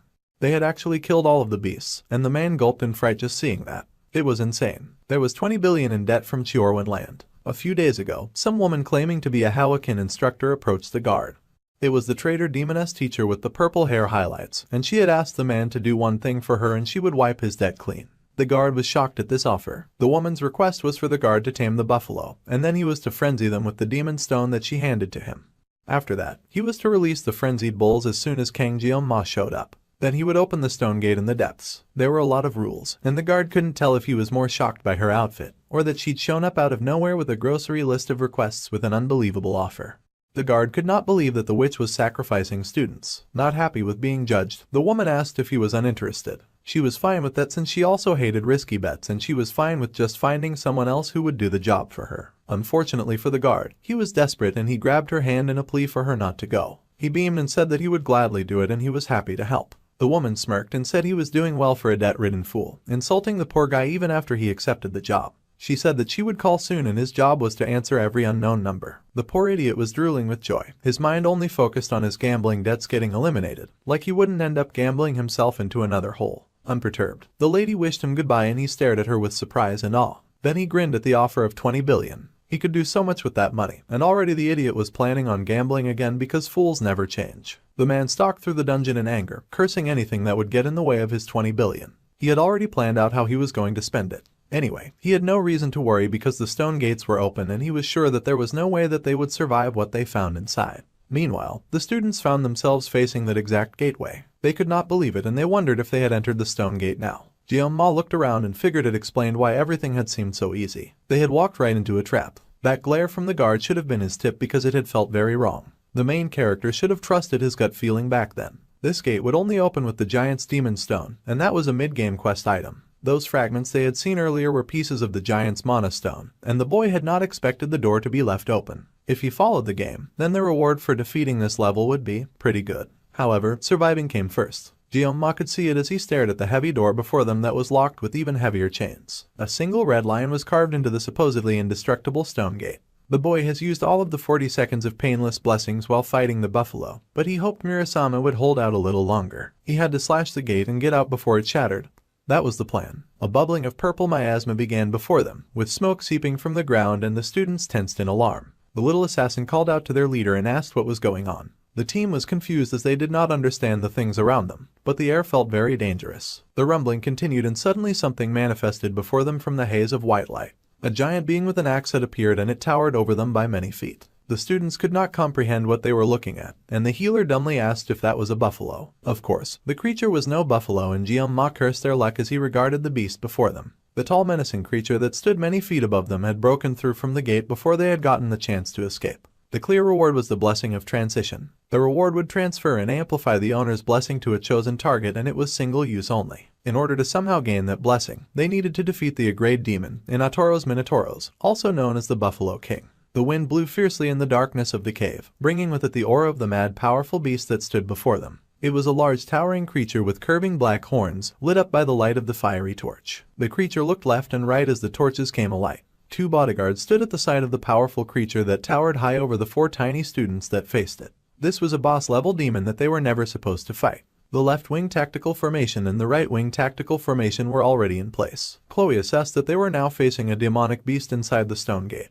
Even those 2 smaller foes were a problem. Even if the team tried to slash the gate and escape, once the bigger beast awoke, it would be impossible to escape unscathed. However, this situation was not like the midterms. Jeong-ma knew nothing about the mermaid, but he had fought minotaurs before. He could take 3 alone at full strength, but he had used all 40 seconds of the painless blessing. Any battle he fought now would be near suicide. The team needed to act strategically and he reached inside his jacket for his hidden sashimi knife. The main character asked the healer if he could boost him with some pain reduction. The Carrot Top was surprised but said that he could. Then the main guy needed to know how long he could do that. Weapon could only give Jeong-ma 2 minutes max, but that was enough. He asked the healer to keep it active while he was fighting. One slip and he would be cooked for sure. The healer was a little nervous but he was also motivated by Jeong-ma's smile. He said he would do it just because his hero was the one asking. Saki and Chloe were to handle the small fries. The big one was the main characters to deal with, and he told them not to interfere. The Japanese archer was stunned by how quickly Jeonma had adapted to a difficult situation. The boy asked them all to stick to the plan, and just then, the beast roared, spraying spit all over the place. He was like a wild beast. With a focused grim expression, the dark-haired student unsheathed his weapon and activated the blessing of the sword god.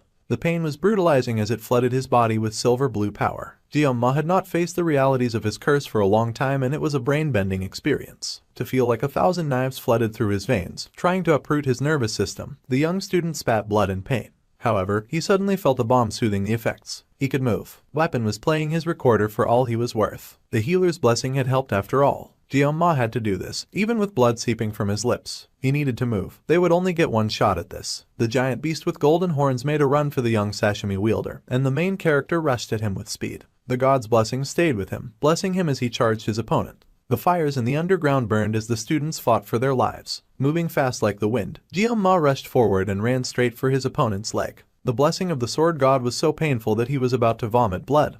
However, he managed to stay standing as the giant beast unleashed its first slash. The deadly sweep of its sword managed to miss Jeonma, and he dodged the first and then the second attack. He had to block the next kick that the Minotaur shot in his direction.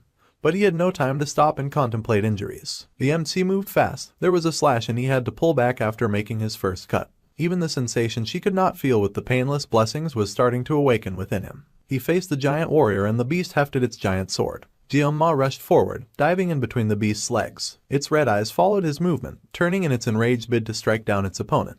The boy growled and sliced, but the beast moved in counterattack, its blade inches away from the main character's face. Even with the pain bearing down on him with heavy malicious intent, the dark-haired boy realized that he felt free. He raced forward, moving like the wind as his opponent bore down on him with the intent to kill. The giant beast wrecked the landscape each time he swung his sword. He was a powerful creature, a foe worth facing the mighty protagonist. The beast's pectorals bulged as it raised its weapon again. The Oreo-haired boy breathed in the wind. The beast's strike came down like the thunderous clap of lightning and thunder. It burned as it descended, searing anything that dared to stand in his way. Smoke came over the wrecked scene, blocking everything from sight. The beast stood proud in the cloud of its destruction, searching for signs of his opponent's survival. It grinned in malicious victory, red eyes glowing with joy, but paused when it sensed something. A flaw in its attack. Jeonma stood before it, his eyes glowing blue, sashimi knife still in hand. Saki glanced back at the battle happening behind them, thinking it was crazy that a human could even move like that. The small fries they were handling were basically the beast's generals, and the archer leapt into the air with her bow in hand.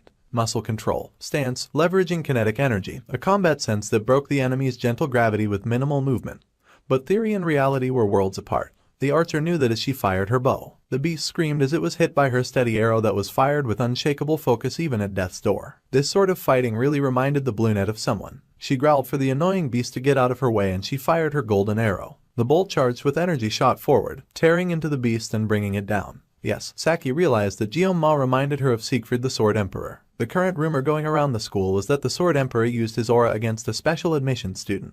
The giant beast now faced that special admission student. Its eyes widened in shock and horror as it stared down Jeonma. Jeonma faced that gaze without any wavering, a dark, terrifying blue aura burning behind him, alerting even the towering beast to the danger that stood before it. It still fought on, swinging a fist at the boy's face with the intention to catch him by surprise. In a bright, blinding light, Jeonma swung his sashimi knife, cutting the beast before him to ribbons. He grinned wickedly, eyes bright with a dangerous light as the beast's arm dropped, severed from its body. The monster cried out in pain. Its giant arm had been severed and its opponent walked calmly behind him. What had first appeared as an uneven fight had quickly become a beatdown for the giant beast. As the dark-haired boy fought, the others fought beside him, weapon playing his recorder for all he was worth, while the girls handled the two smaller bulls. The orange-haired boy was strained and shaky, but he kept up his steady pace as Chloe absolutely murdered the beast before her. The bull crumpled to the flood and the redhead flicked her sword to get the blood stains off. With an even pace, she stalked back to the healer, rubbing the blood off her cheeks. It had been a close fight, but she was still majorly inexperienced when it came to fighting demonoids. The more human-like the monster was, the more deadlier it was to face. That's why the fishmen could not compare to the bulls they'd been facing. It may vary from person to person, but if a demon acts like a human to that extent, then the redhead worried that her crush would struggle. The giant beast screamed in pain and rage at being cut by the small student, and it gripped its large weapon with its other hand. It hoisted up the battle axe with a roar of battle, casting a dark aura around it. The students were shocked and horrified to see a demonoid with the ability to cast magic. Its veins throbbed in its arm and it gritted its teeth with madness and power. The archer began to sweat as she realized that the creature was burning life force for mana. She could not believe that a demonoid could do something like that. The wind blasted all of them as they watched their impossible opponent stand before them fearlessly and do something that they should not have been able to do. It was hard to even approach because of the rampant magic power, yet even now, Kang Jeong-ma did not back down. Blood began to leak from the healer's lips, but he remembered the instruction not to waver and he kept playing, hoping for a miracle. The orange-haired boy believed in his hero, and the dark-haired boy stared facing the giant bull before him. Even the main character spat blood, looking up in horror to see his opponent beef up in brawn and magic. The situation was tense with little chance of them slipping away.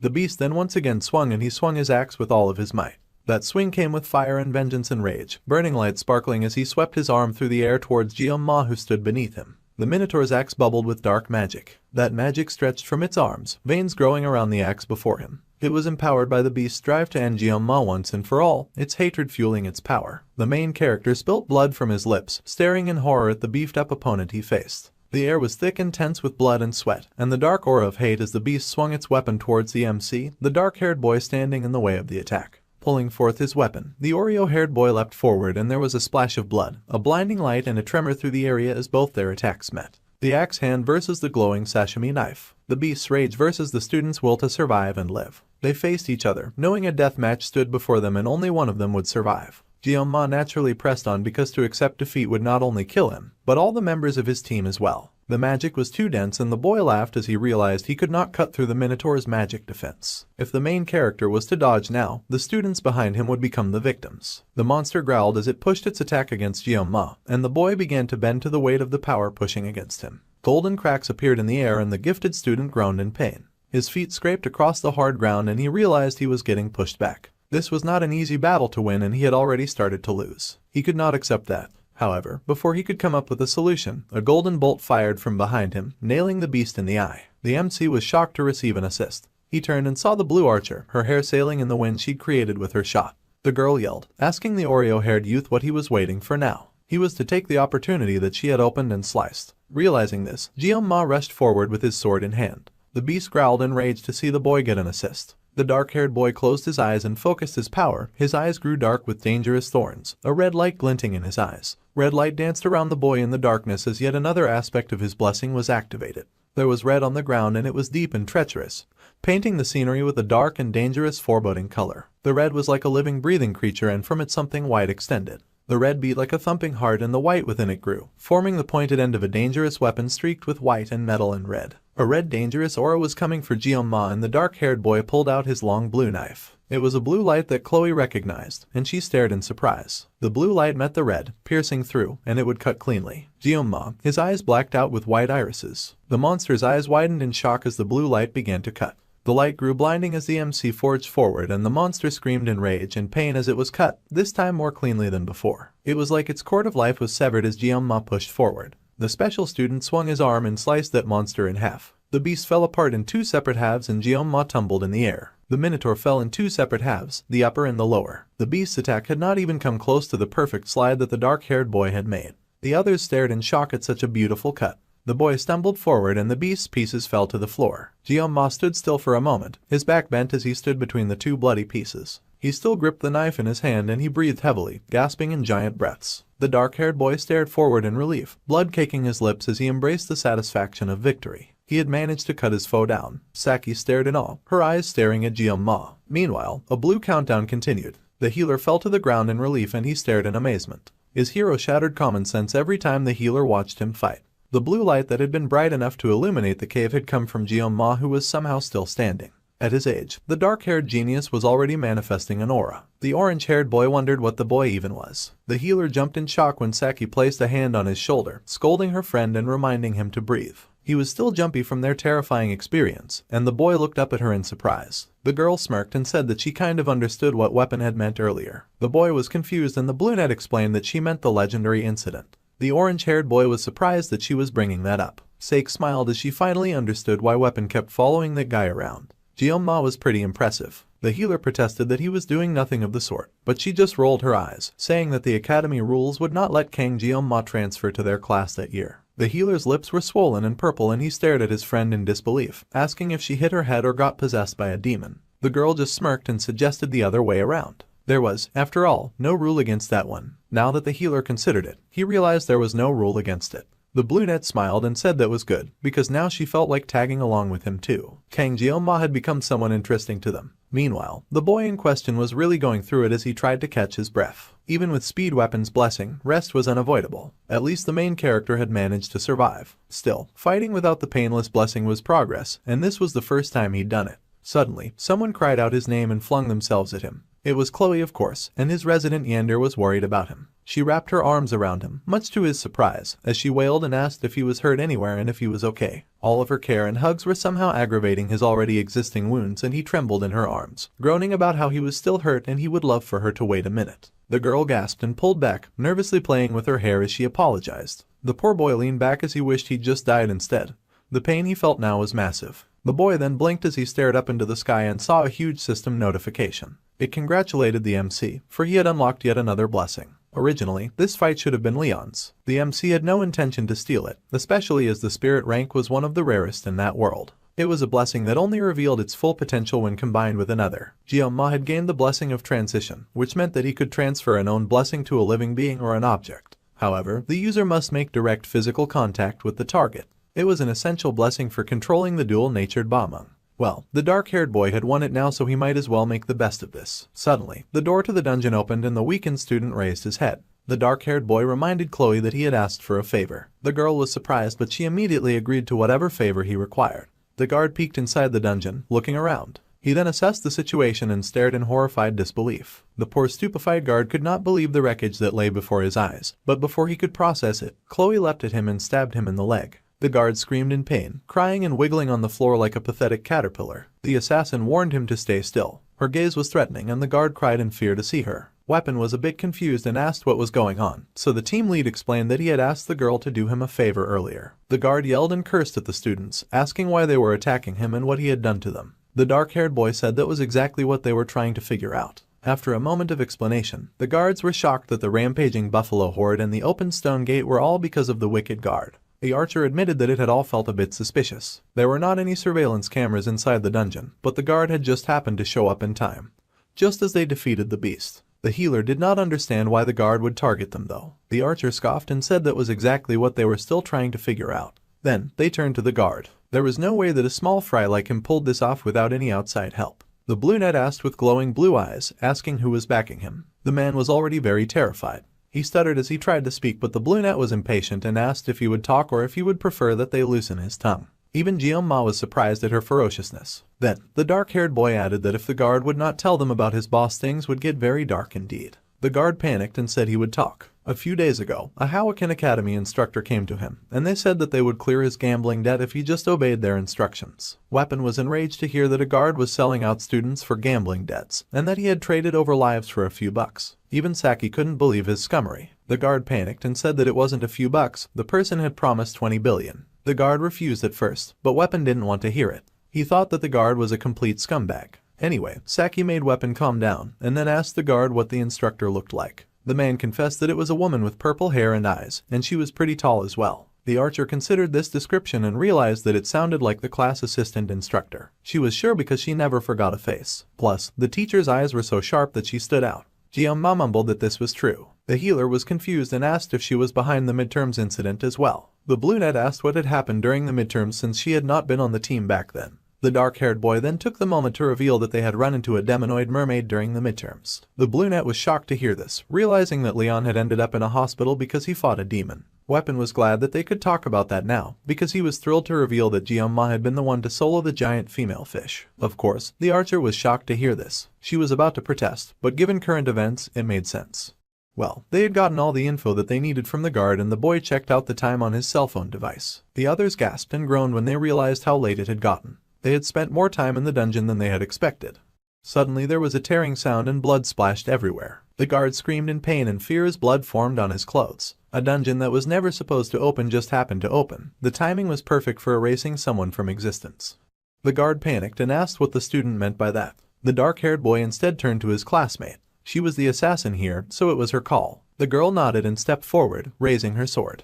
The sword was pointed at the greedy wicked guard who begged for mercy, but mercy was forfeit when he tried to get them brutally murdered. The guard wished they were joking, but Chloe was going to execute him. He wasn't granted much time to scream as Chloe was done quickly. Hoken Academy's elders and instructors, one of them was targeting Jeong-ma. The boy already had enough trouble on his neck, but now he was enraged. He mentally told the teacher to come at him, because he would erase them all.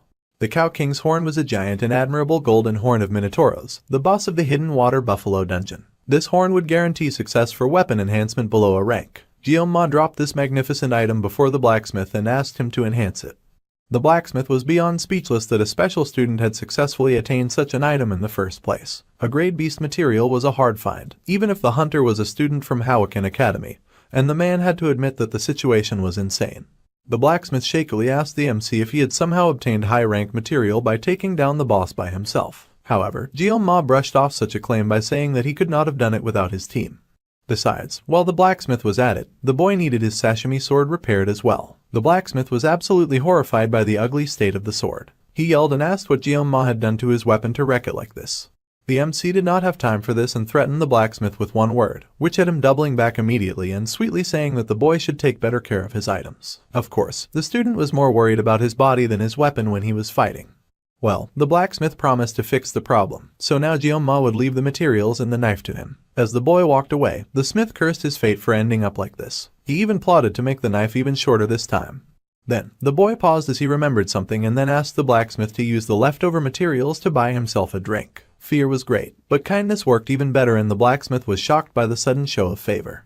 Meanwhile, back in class, there was a lot of murmuring among the students. Things had gotten a lot better, but poor Jeong-ma was still facing a bit of residual pain from the sword blessing, and he figured that he should ask Weapon for a bit more healing blessings later. The boy leaned back on his chair, silver streaks falling over his eyes as he sighed. Above him hovered the status board that shone with a bright light. Apparently, some terms had been changed. For better understanding, his physical endurance, mental endurance, and weapon synchronization had all gotten an upgrade. The most noticeable change was the assimilation rate. Unlike other stats, this one jumped dramatically after every major battle. Clearing another dungeon would probably raise it again, and it was going to unlock soon.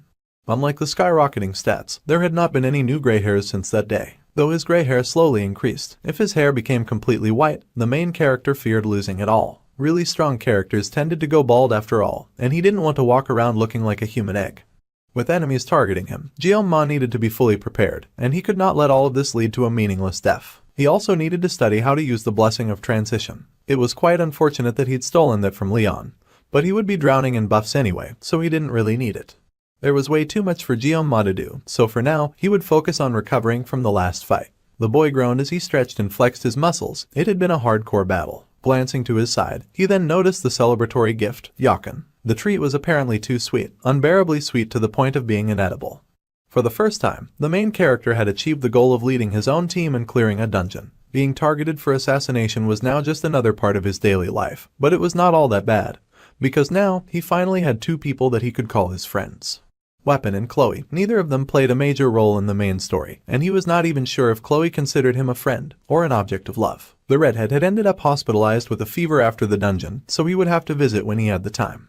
Suddenly, their teacher marched in and barked at all the students to return to their seats. As usual, the renowned swordmaster was behind him. Jeong-ma idly wondered when the swordmaster guy would show up when he suddenly got an alert from his phone. The dark-haired boy whipped out his phone and stared in shock as an unknown number messaged him and asked what he was doing. Jeong-ma was surprised and wondered if he had been messaged by mistake.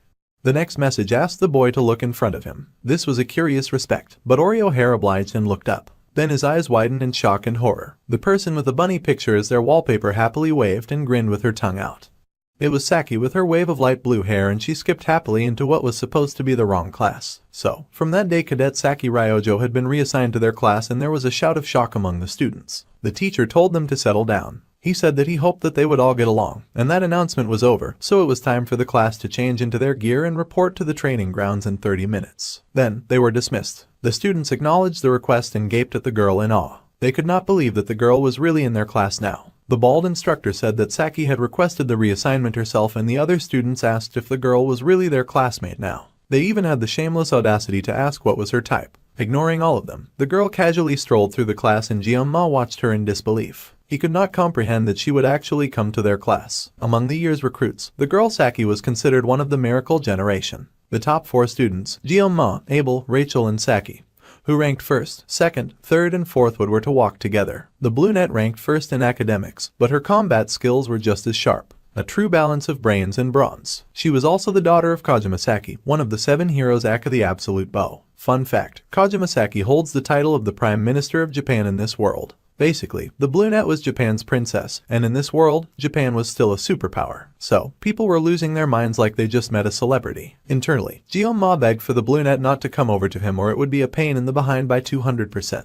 The Japanese princess strolled through the class with a pep in her step like she had not a care in the world, and the men gaped, thinking that she was quite gorgeous in person. The lady then stopped with an amused smile when she spotted Guillaume. The poor boy was still pleading mentally and doing everything in his power not to meet her gaze as he begged furiously for her not to come to him. Suddenly, a very familiar and grating voice said that if he would not eat the treat on his table, then she would eat it. That's right, standing right beside Kang Guillaume was none other than the Japanese Princess Saki, bearing down on the poor main character like she was a wave as she shoved her phone in his face and asked him to save her number now. The poor guy just wanted to know why his bad feeling was never wrong. Meanwhile, back at the dungeon, there was a lot of police tape sealing the place up, and someone asked exactly what the guard had said before he entered the dungeon. The other guard responded that the guard was worried about the cadets and that he needed to check it out himself. The interrogator asked if there was anything else unusual, and the guard admitted that now that he thought about it, the previous guard had not looked very well. The interrogator understood the situation and said that they would continue the site inspection now, so the man could leave. The guard was thanked for his cooperation.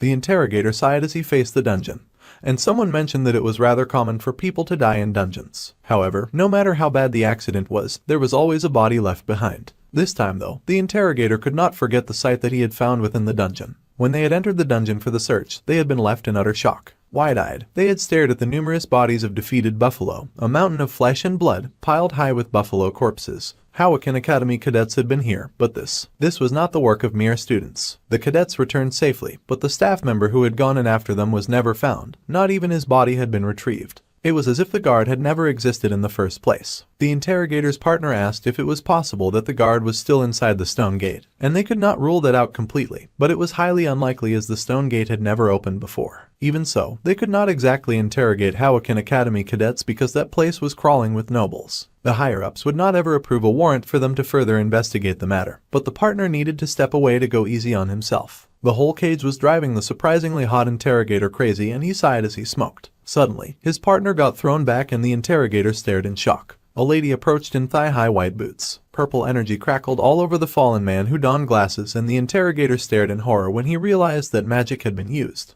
It could only mean that the approaching lady was a demon. Indeed, she was a demon, and it was the happy and wicked purple-haired teacher from the academy. She played with purple magic in her hands and happily greeted the interrogator like this was a normal occurrence. The woman looked human, so the interrogator was taken aback at first. However, his eyes began to spin as an attack was launched right at him. The demon sliced through, moving from one end of the road to another as she sliced right at his neck, putting a very solemn end to the surprisingly hot interrogator. The wicked purple demoness happily greeted the man a goodbye and his head was dispatched from his body, but not before the interrogator noted that the enemy was in fact a human that made a pact with a demon. A person who was half human and half demon, a demi-demon. The demi-demon teacher grinned as she regarded the fallen corpses, saying that it was great that the men were hardworking but she was a hardcore villain as well, and she thought that they were all just a little too slow-witted. The beautiful princess with sparkling blue eyes grinned as she munched on her favorite snack. She even had the audacity to giggle like a little hellion, like she was not the center of attention. Guillaume hesitantly called out to her, and the young lady immediately redirected the conversation by asking why he had not been interested in eating the treat that she shared with him.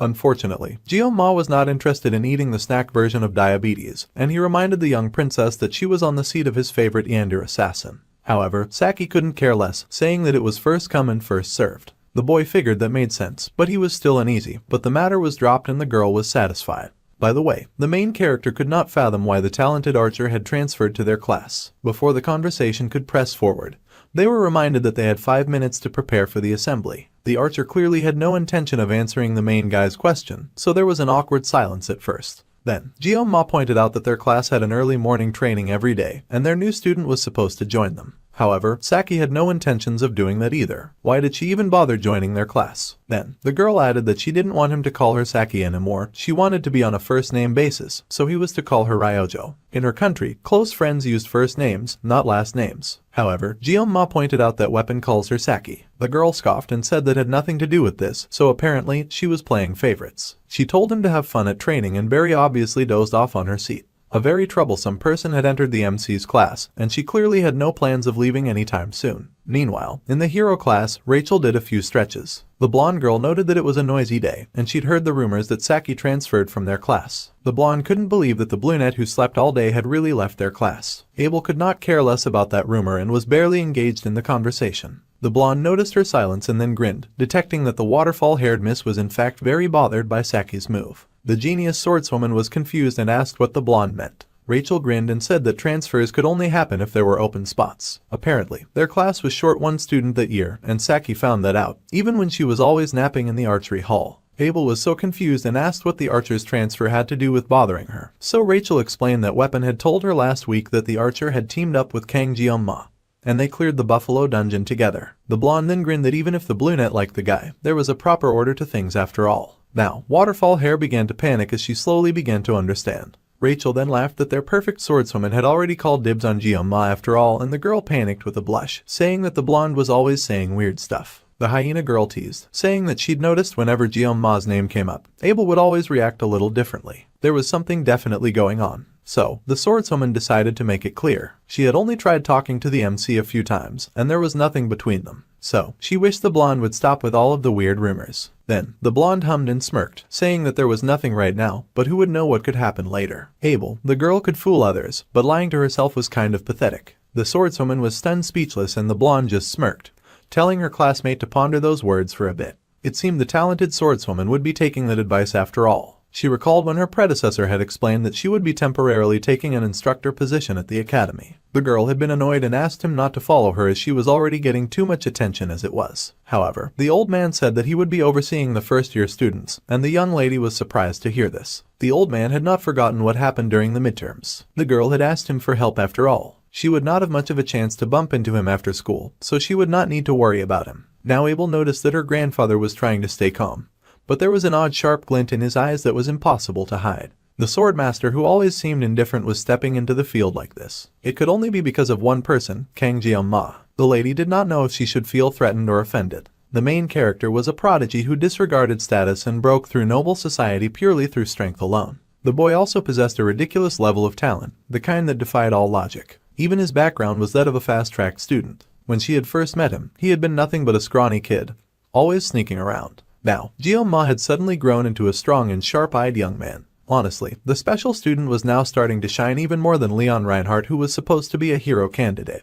The special student was walking the hero's path more clearly, yet he never even showed it off. The boy was not the kind to boast about his achievements, and he instead just quietly moved forward. If he had acted cocky even once, then maybe the swordswoman would find it easier to dislike him. Now, she found the current situation rather pathetic as her beautiful features were marred with a frown. She was totally jealous. Abel was jealous now that her grandfather had recognized the main character as well. The high-ranked swordswoman was so ashamed. Now she was recalling this as Rachel grinned wickedly behind her, her eyes shining with mischievous glee. The swordswoman jumped in horror, squealing and asking what the hyena girl was doing sneaking around like that. Rachel also squealed, acting like Abel was wrong for screaming. No matter how it looked, the swordswoman was hell-bent on riding the train that she did not have feelings for Kang Jeong-ma. In fact, she did not even have the time or room to think about him. The blonde then grinned, saying that she was quite relieved that Waterfall Hair had said that out loud, much to the other girl's confusion. See, Abel had now given express permission to any other girl openly interested in Kang Jeong-ma, and Rachel was pleased that she would not have to compete with Abel to get the man that she wanted.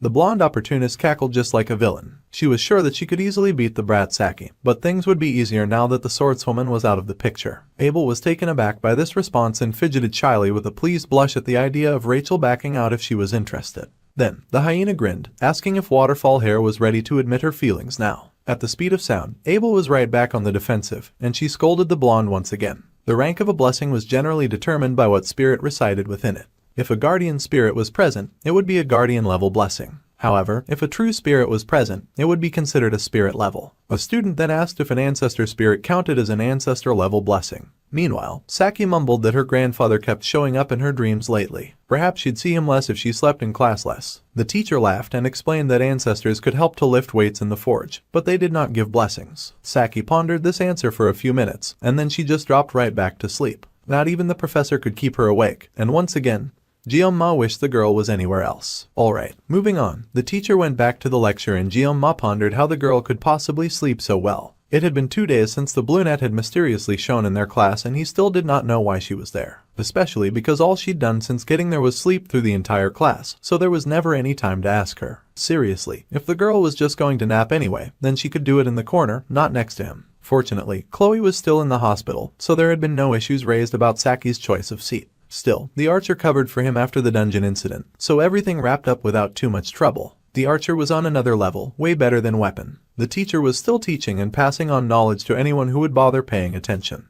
He talked about blessing ranks and how they were classified. There were heroic spirits, true spirits, guardian spirits, and personal spirits. Most cadets in the class probably had a personal spirit blessing. However, the teacher said that there was no reason for the students to feel too much about that. If they were skilled enough, then even a personal spirit blessing could outperform a guardian level one. Plus, spirit level blessings were super rare anyway. Ma wondered if that low-quality pat on the back was somehow supposed to be reassuring. Then again, it was not like the main character had recently snagged one of those rare blessings or anything. Meanwhile, he had indeed snagged the blessing of transition. Another student asked about heroic blessings, and the teacher explained that those blessings were basically considered a legend, even to a professor of blessing studies. Since the dawn of blessing manifestations, only one person had ever awakened it. Of course, that person was none other than the great hero of Origins, Valor Hawakin himself. However, in modern times, there was a rumor that there could be one more person who could do it. The miracle blessing. Unfortunately, this was where their class would come to an end and they would have to finish the story at another time. Just before the teacher left, Kang Jeong-ma decided to ask a question. The teacher was surprised but told the boy to go ahead. Then things got dark as Jeong-ma asked if the teacher had ever heard the phrase that said, "May the blessing of the gods be with you." There was a bit of silence that had some tension in it. The kind of tension that even woke Saki. The teacher then said that he was not quite sure what the boy was getting at. But there was a flaw in what the boy had said. This was intriguing to the main character, and the teacher smiled, saying that there were no gods left in this world. He admired the young student's thirst for knowledge and told the boy to feel free to visit his office anytime. In other words, of all the categories of blessings, the blessing of a god was even more than a legend. Most thought that it was something that no longer existed. The main character was silent as he watched the teacher leave the class. Then, the brunette grinned sneakily at Jeong-ma. He asked if she was done sleeping, and she said probably not. The boy sighed since the girl clearly had no intention of participating in the land of the living. He also needed to get some rest anyway. So, the boy lay his head down for a moment, deciding to rest. Everything went dark, and in the darkness, the letter G appeared. There were words appearing in the dark, like something was trying to communicate, and the boy blinked blearily as he tried to make out the words. Then, his eyes widened in shock and realization. Before Jeong-ma was a planetary-wide display that said the GMO requested a conversation with him. Bro was now floating in what looked like a satellite in outer space, and it seemed like the sword god was trying to make contact, and it was asking if Jeong-ma accepted. A giant glitching and glowing blue orb that rose to the heights and the size of a mighty planet hovered in the middle of space, with a commanding presence and aura. Various debris and stuff that looked like bits and pieces broken off from a train floated around it. This very odd world was where Kang Jeong-ma had been transported to, and the boy was speechless. The giant glowing orb asked the boy if he accepted, and the boy could only stare in confusion. The orb kind of wanted to speed up the process and inform the dude that the GM requested a conversation with him. The GM was also interfering with the world line via code, and this seemed to be against the rules because it was doing a whole lot of glitching. Meanwhile, the main character wondered what the world line even meant. This whole situation made no sense to him. Suddenly, the discarded objects around him went still, and things suddenly became quiet once more. The dimensional gap was too large. The boy's current level was insufficient. The creature trying to reach out to him could not breach the gap after all. Jeong-ma had apparently not yet met the requirements for something, and the large screen asked again if he wanted to proceed. The screen was leaving out so much information that could have helped to make an informed decision. This whole situation had gone on for too long,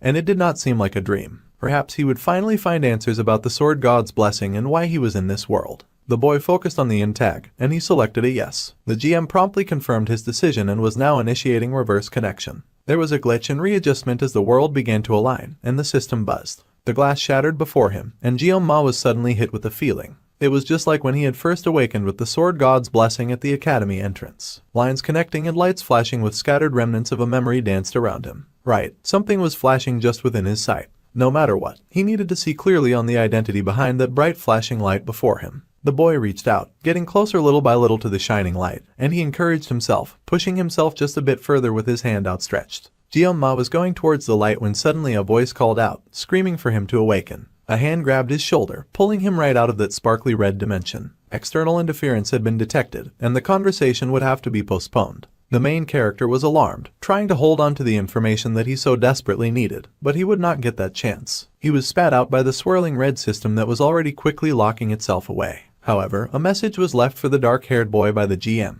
The message was to cut and sever, no matter what it was. With that, the boy fell away from the sparkling and glitching blue light before him, and even that eventually faded to darkness with a sparkle of pretty blue stars left in its wake, twinkling and shining with excellence as the boy lost his grip on everything around him. Once again, Jeon-ma was told, "May the blessings of the gods be with you." Then someone yelled for Kang Jeon-ma to wake up already. The drowsy boy's eyes snapped open, and he lifted his head to find the brunette daring to scold him for sleeping in class. The boy had always nagged her about sleeping, but here he was having the time of his life with a little sweet nap. Anyway, the girl welcomed him, saying that if she had not woken him, he would surely have slept in the class till the next day. Suddenly, Saki paused when she noticed something off about her classmate's expression. The special student stared ahead with a tear falling from his eye, sobbing from the absolute missed opportunity. Much later, after the boy had time to collect himself, Jeon-ma sat on a bench, taking a moment to think about everything that had happened to him so far. The girl had been concerned to see him so distraught, and she had asked if he had a bad dream, and if he was doing okay. He knew that he had dreamt of something, but now the boy could not remember. It had been really unsettling for the dark-haired student to face that. It was embarrassing enough to get caught crying by Saki of all people, but he could no longer recall why he had cried in the first place. This sort of thing was very disorienting. Suddenly, his team popped up, much to the boy's surprise. Saki had come, and she had brought with her weapon and Chloe. So, the group gathered together and they got busy summarizing the situation. First, they knew that someone on the inside of their school was targeting their team captain, and during the midterm, they had attacked too. The brunette was quite frustrated with going over these silly details over and over again. She said nitpicking over nonsense like this was exactly why the leader never topped the ranks. They needed to just get to the point. Weapon had to take responsibility if he was just going to make her ears bleed. Jeon-ma had asked the healer to brief everyone, but it seemed that the poor boy was suffering for it. The orange-haired kid could hold his own against the brunette though, and he yelled at her, telling her that she would not be the top student forever and he was sure to beat her in the next test. The girl dramatically sighed that her ears were totally bleeding now because of him. Jeon-ma and Chloe were not exactly sure how to relate to such an energetic duo, and they just stayed silent at first. Then, the dark-haired boy turned to the redhead to ask how she was doing. The girl was now doing much better, but she did have to keep her distance for now in case she was contagious, which was why she had given them some distance. Anyway, Saki had already heard the story, so there was no reason to push further in that direction. Trying to figure it all out by himself at first had not been very helpful. Suddenly, the brunette got all up in Jeon-ma's face, reminding him that he was supposed to gently call her by her first name now, and she would stand for nothing else. Ryojo, her new object of admiration, had to call her Ryojo. The boy was a little nervous about doing that in such proximity to his resident yandere. However, he managed to do it just to keep the peace with Saki. The brunette was delighted, saying that it was nice working with the boy. Now, back to important matters. The healer had organized everything that they knew so far quite clearly and precisely. First, the academy elders were targeting Jeon-ma, and second, they got the description of that suspicious female instructor from the guard. Looking at the image that the boy had drawn, which was a horrendous replication of the suspicious teacher, both Chloe and the dark-haired boy were speechless. Well, so far, they were getting somewhere. However, thinking about it again, knowing all of this did not solve anything right now. The elders' exact motives were unclear, and the auditor family would probably handle the whole situation anyway. Cleo agreed with that assessment, while their captain was still baffled by the picture. Regarding the female instructor, Ryojo had definitely seen her somewhere, so she had checked every instructor and assistant through the academy's internal security system, which accounted for 546 different people. Through quick deduction, the archer had been able to find someone who matched. But strangely, her identity could not be confirmed. The Oreo-haired boy was shocked that Ryojo could actually do something like that. The brunette grinned that this much was just the basics in this world of tech overflow. Anyway, the academy's security was world-class, so she had to do it at dawn when the system was at its weakest. She was already sleep-deprived, and now she was even more exhausted. It turned out that Ryojo was more than just a sleepyhead for no reason. Even Jeon-ma was amazed and impressed by how sharp she actually was. This explained so much about how she had gotten her grubby hands on his number in the first place. Basically, they had not confirmed anything yet, and they could not exactly march up to the elders and threaten them. The healer spoke to Jeon-ma, saying that the scarily strong boy could probably do that. But that would only aggravate the already existing situation. So, the healer had a fancy new idea. He thought of starting their own club. Now this surprised the Oreo-haired boy, so the healer went on to explain. clubs at Hawakan Academy would basically have free movement and financial support because the academy emphasized cooperation among students. There were also a lot of perks behind getting into a club. One of the perks was that clubs were treated as official academy-affiliated groups. So, by joining a club, they could get the academy's official protection. Being students alone was not enough. Weapon happily upstaged the Blue Net's explanation, and Saki scowled, but admitted that a club would act as a double layer of protection since they had enemies both on the inside and the outside. It would be very convenient. The club system was one of the features from the game. Miracle Blessing Emmet was a mechanic designed for the academy-based game, letting players decorate their own personal spaces with furniture, invite characters over to boost affection, and basically empty the wallets of countless hardcore fans. It was a so-called housing system. The main character had not really been interested in that feature since he did not have a lot of money at the time. He had no idea that such a thing would become useful like this in real life. Then Jioma asked if there were special requirements for making a club. The healer replied that they needed at least 5 members, then they were to submit a club proposal form to the administration office. The main character did a lot of quick calculations in his head and figured out that they were 1 member short. Then, the Oreo-haired boy asked if the other members of the raid team were interested in joining the club. Naturally, Weapon was his #1 fan, and he was more than excited to join in. The healer proudly said that they would not even bring it up if they were not serious. Chloe was also happy to lend her help to Jioma, and Ryojo was also on board. After all, he had saved her life. Plus, every good team needed at least one brainy type after all. As a person gets older, human relationships can sometimes get more calculating. Yet, these people trusted and supported him even though they barely knew each other, and especially in a world obsessed with social status. The Oreo-haired boy expressed his thanks to everyone willing to pitch in to help. Then, to keep up this momentum, they should choose a club name first. Chloe thought for a moment and then came up with the really edgy name called the Memories of Assassination. If that did not work, then they could try something catchy like Corruption Killers. After all, they could catch bad guys. Weapon was rather worried about just how dark and edgy those names were. Even Jioma was concerned. Then, Ryojo flipped her hair with her own ideas for their name. She thought they could use something random like the Leaf Village Neighborhood Watch. That name sounded suspiciously like plagiarism. Weapon had the idea of Fight Club. But that was just as ridiculous and twice as suspicious. The redhead still had her ideas of assassination memories that she shortened to the very unflattering ass memo. The team could not make up their mind. So, Jioma got the idea of a travel club. They could clear dungeons and travel around a bit outside the academy, too. The dark-haired boy asked if it was too boring. Surprisingly, the entire team was fine with this idea, and he was greeted with bright and smiling faces. They agreed to be a travel club, and now they had to pick a club advisor. They had to sort this out quickly since they had exams next week. Meanwhile, Jioma was busy panicking over the name and how quickly they had agreed. Without an advisor, they could not even form a club. This was the tricky part since advisors had to be at least professor level, and the redhead asked if they could ask the professor from Blessing Studies. The man was known to be popular and really kind, too. However, now that Weapon thought about it, the man was way too busy, and he doubted that he would agree. They had over 500 academy staff, and only about 30 were professors, narrowing it down to just those teaching first years, and it was only about 10. The school encouraged clubs, but their system was full of contradictions. Then, Ryojo asked their captain if anyone came to mind. Well, as long as they just had to be professor level or higher, he did have someone in mind, and this made the whole team feel rather curious, as there were very few who were ranked higher than a professor. However, there was one person whom Jioma could call, someone who shocked every member of his team when he revealed the phone number to them. The team gaped in shock at his solution, a part of them wondering if their leader was really serious about that. The club president must apply in person to create a club. Well, Jioma was the club president, so he had indeed come in person for the permission. The teacher looked rather doubtful as she eyed the special student. This discriminating hag even had the audacity to snicker when she realized his status. Oreo Hair could not believe that an actual academy employee was quite brazenly looking down on him just because of his status. That guy, who happened to look like a chubby woman, was so annoying. The boy just wanted the dude to process the application if he met the criteria. Then, the chubby guy stood, intimidatingly large, as he said that no special fire year student could start a club on his own. He needed the approval of a faculty advisor first. From the looks of things, there was no professor willing to advise the boys' club. The student then asked what the blonde was getting at, and the big man smiled. He thought that he was making himself very clear to the special student. The blonde did not believe that there was any professor at the academy willing to volunteer to advise a club founded by a special admissions student.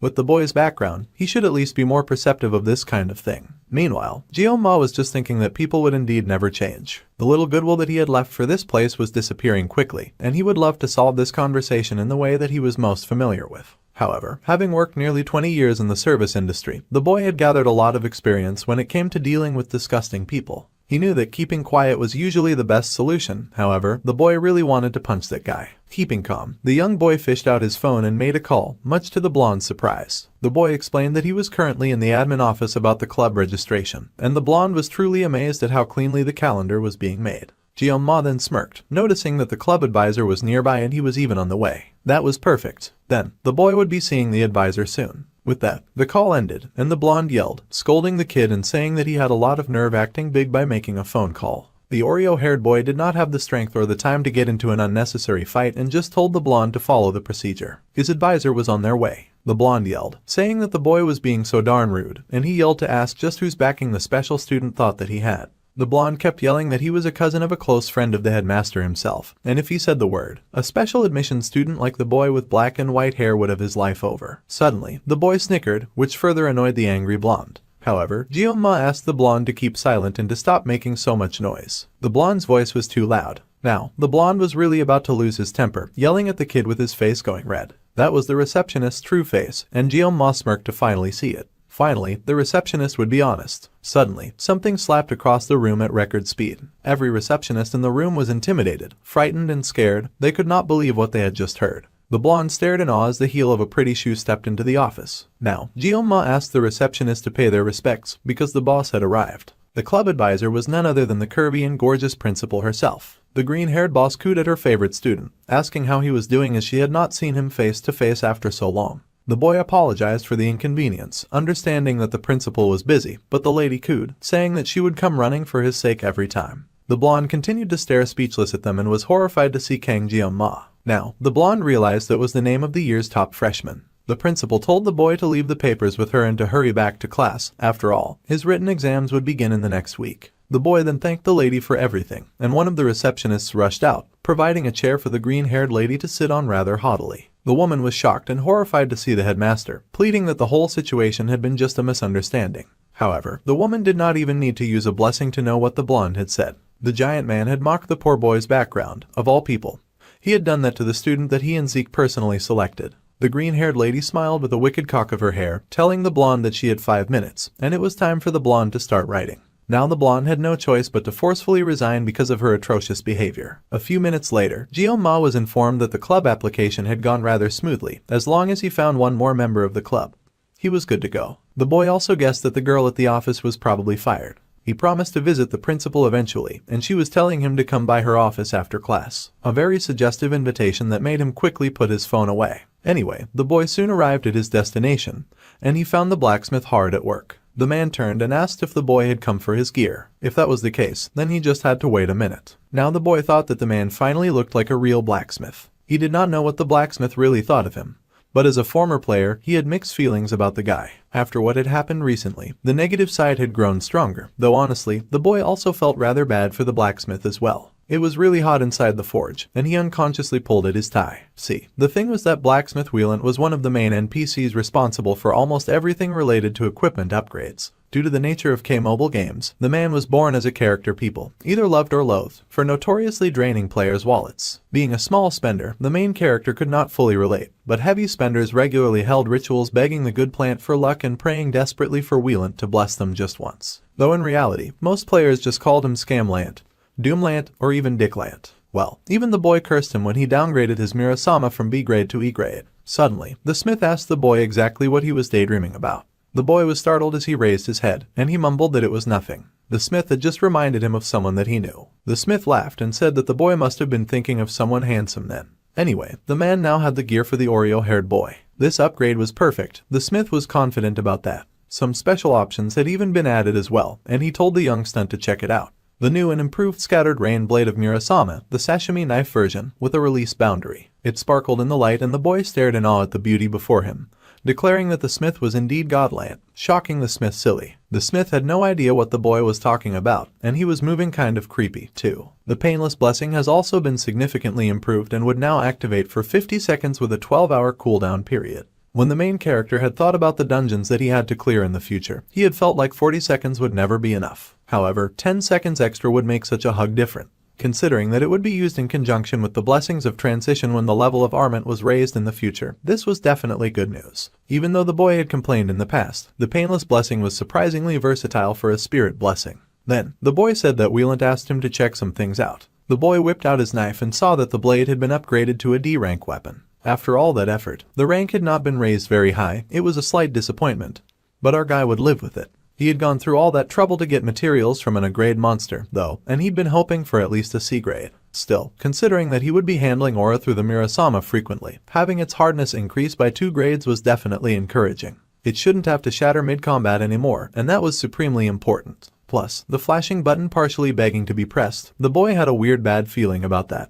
But his finger was drawn to it all the same. He did, in fact, press the big glowing button, and a huge screen popped up immediately, much to the main character's surprise and alarm. The screen that appeared relayed that there had been successful reinforcement, and the weapon's high growth potential. Up to 3 special abilities could now be added. Special abilities require magic stones and can activate at random. Gyoma stared in part awe and part horror, as no one had mentioned anything about magic stones, and now he was faced with 3 very empty power slots. The boy then paused as he recognized yet another element from the game. Meanwhile, a cup went flying into a glass as someone cursed bitterly, shattering the glass in their anger. A man stood now, facing the shattered glass as he panted heavily. He slumped to the floor in defeat, again failing to kill his target. Deep in the depths of despair, the man swung up a bottle and drank deeply to wash away his sorrow. The man then tossed aside the empty bottle and asked his father what he was to do now about this sudden situation. He called to his father, the portrait of a man on the wall, who had no answer and gave no reply. Rimmon von Bimhark was his name, and he was one of the 7-star heroes, the one known as the Mad Tiger. However, the man had fallen in battle 40 years ago during the campaign against the 6th Legion commander, Vasman.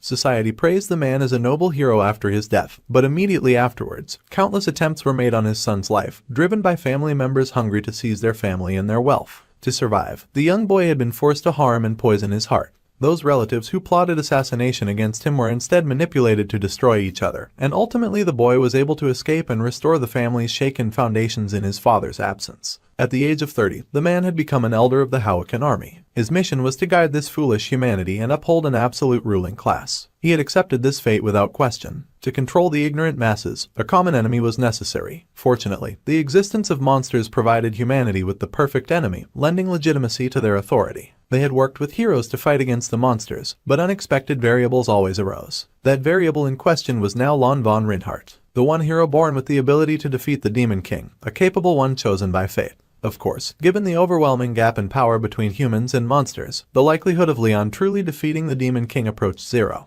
The 1st Legion commander, Lycan, was slain by their ancestor, a legendary hero, Balor Hawakan. Such legends were real and had set a precedent so that such events would never happen again. A figure had asked for permission to deal with the so-called hero candidate personally. Naively, the man believed that the being who approached him was just an instructor, though he lamented that instructors knew nothing of hierarchy. However, on seeing her glowing red eyes, the truth became clear to the terrified elder. The moment their eyes met, it became clear who stood above and who remained below. A human who willingly abandoned humanity to directly contract with a Legion commander, a half-human, half-demon, a villain. Things were complicated enough with Leon alone. Now this low-born special admission student was making matters so much worse, and they'd failed to properly maim either boy. It was giving the man a headache. Even the auditor family seemed hesitant, claiming that they had insufficient justification to proceed further. Then the man looked up and called out into the dark, asking if his visitor had come. The person responded that they were indeed there, bowing to Elder Clady von Bimhark. The elder then asked his companion to summon the Undertakers. Gyoma was busy writing in class as the dedicated student that he was. The boy was deep in thought, considering the fact that he needed to get magic stones to power up his weapon. The difference between weapons with and without magic stones was absurdly stark. So, having 3 spots to put in special abilities was definitely a jackpot. That is, if this was still a game. Magic stones were the kind of thing that only dropped from specified dungeon bosses, and they dropped from a rank or higher demonic beasts, which were practically demonoids in all but name. The fact that he had to deal with demonoids yet again felt like a very unfunny curse, and he wondered if that had to do with the word demon in his name. Meanwhile, Ryoja was by his side sleeping as usual, and he wondered if the girl had stayed up all night long yet again. It had already been a week since they had cleared the Huffalo dungeon with the club members. The key to opening the stone gate in the Buffalo King's territory was also a magic stone, one that came from the colossal beast, Gigant. For some reason, it seems that someone already slayed Gigant and took its stone. Even in the game, the giant Gigant was depicted as so powerful that a single step could shed the earth. Plus, the tall monster was nothing compared to the monsters added in later updates. There was the Basilisk of Corruption, an S-rank monster. There was also the Calamity Beast Manticore, also an S-rank monster. Last but not the least, the S-rank Lick King Dullahan. All of these monsters were natural disasters given form.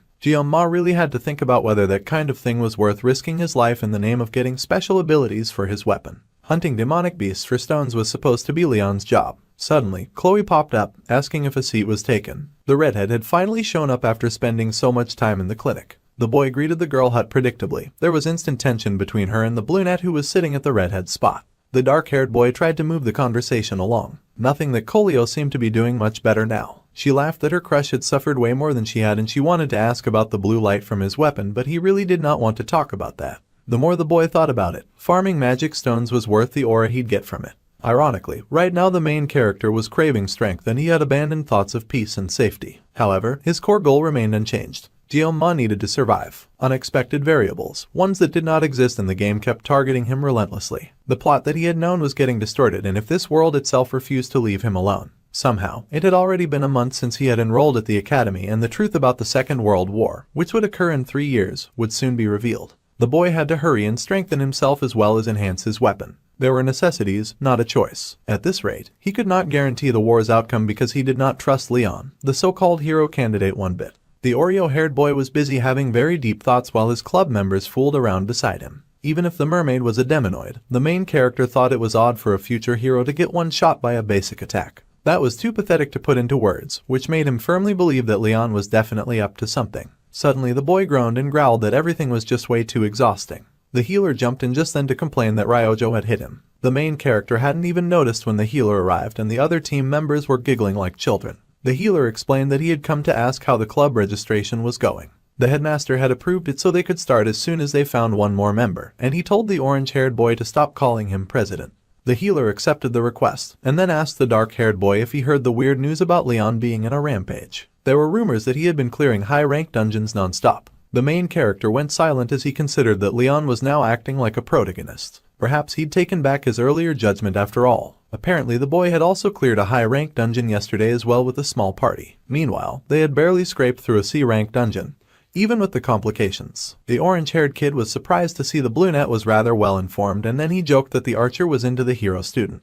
The brunette glared with an annoyed pout and Guillaume stared at her in confusion. The brunette then mumbled that she was not interested in the hero, not anymore anyway. It seemed she'd moved to more darker interests, even though she did not explain what she meant to the others. At any rate, Leon was growing stronger, and at this rate, he would obtain bombing during the upcoming Survival Island training. Objectively speaking, surviving this long with just a sashimi knife was borderline miraculous. Hypothetically, Guillaume's existence might be acting as a shield, diverting all threats meant for Leon. That was rather frustrating to consider, especially as the main character was considerably weaker and just trying to survive out here. Even if that was true, the boy had no intention of just rolling over and taking that abuse. If it was for survival, he would swing his blade without hesitation. He had no reason or desire to play the role of a flawless hero. The dark-haired boy was not the protagonist. Instead, in this world, he was Kang Guillaume, a background character. He would cut anything, whatever it might be. Ryojo watched him curiously as he mumbled to himself like a complete weirdo. Then she asked if he was into anime cause he was spouting out like he heard them from a game. Meanwhile, a group of people propelled down a nice and long hallway. One of the punks in line spoke to their boss and cheered that they were moving up in the world.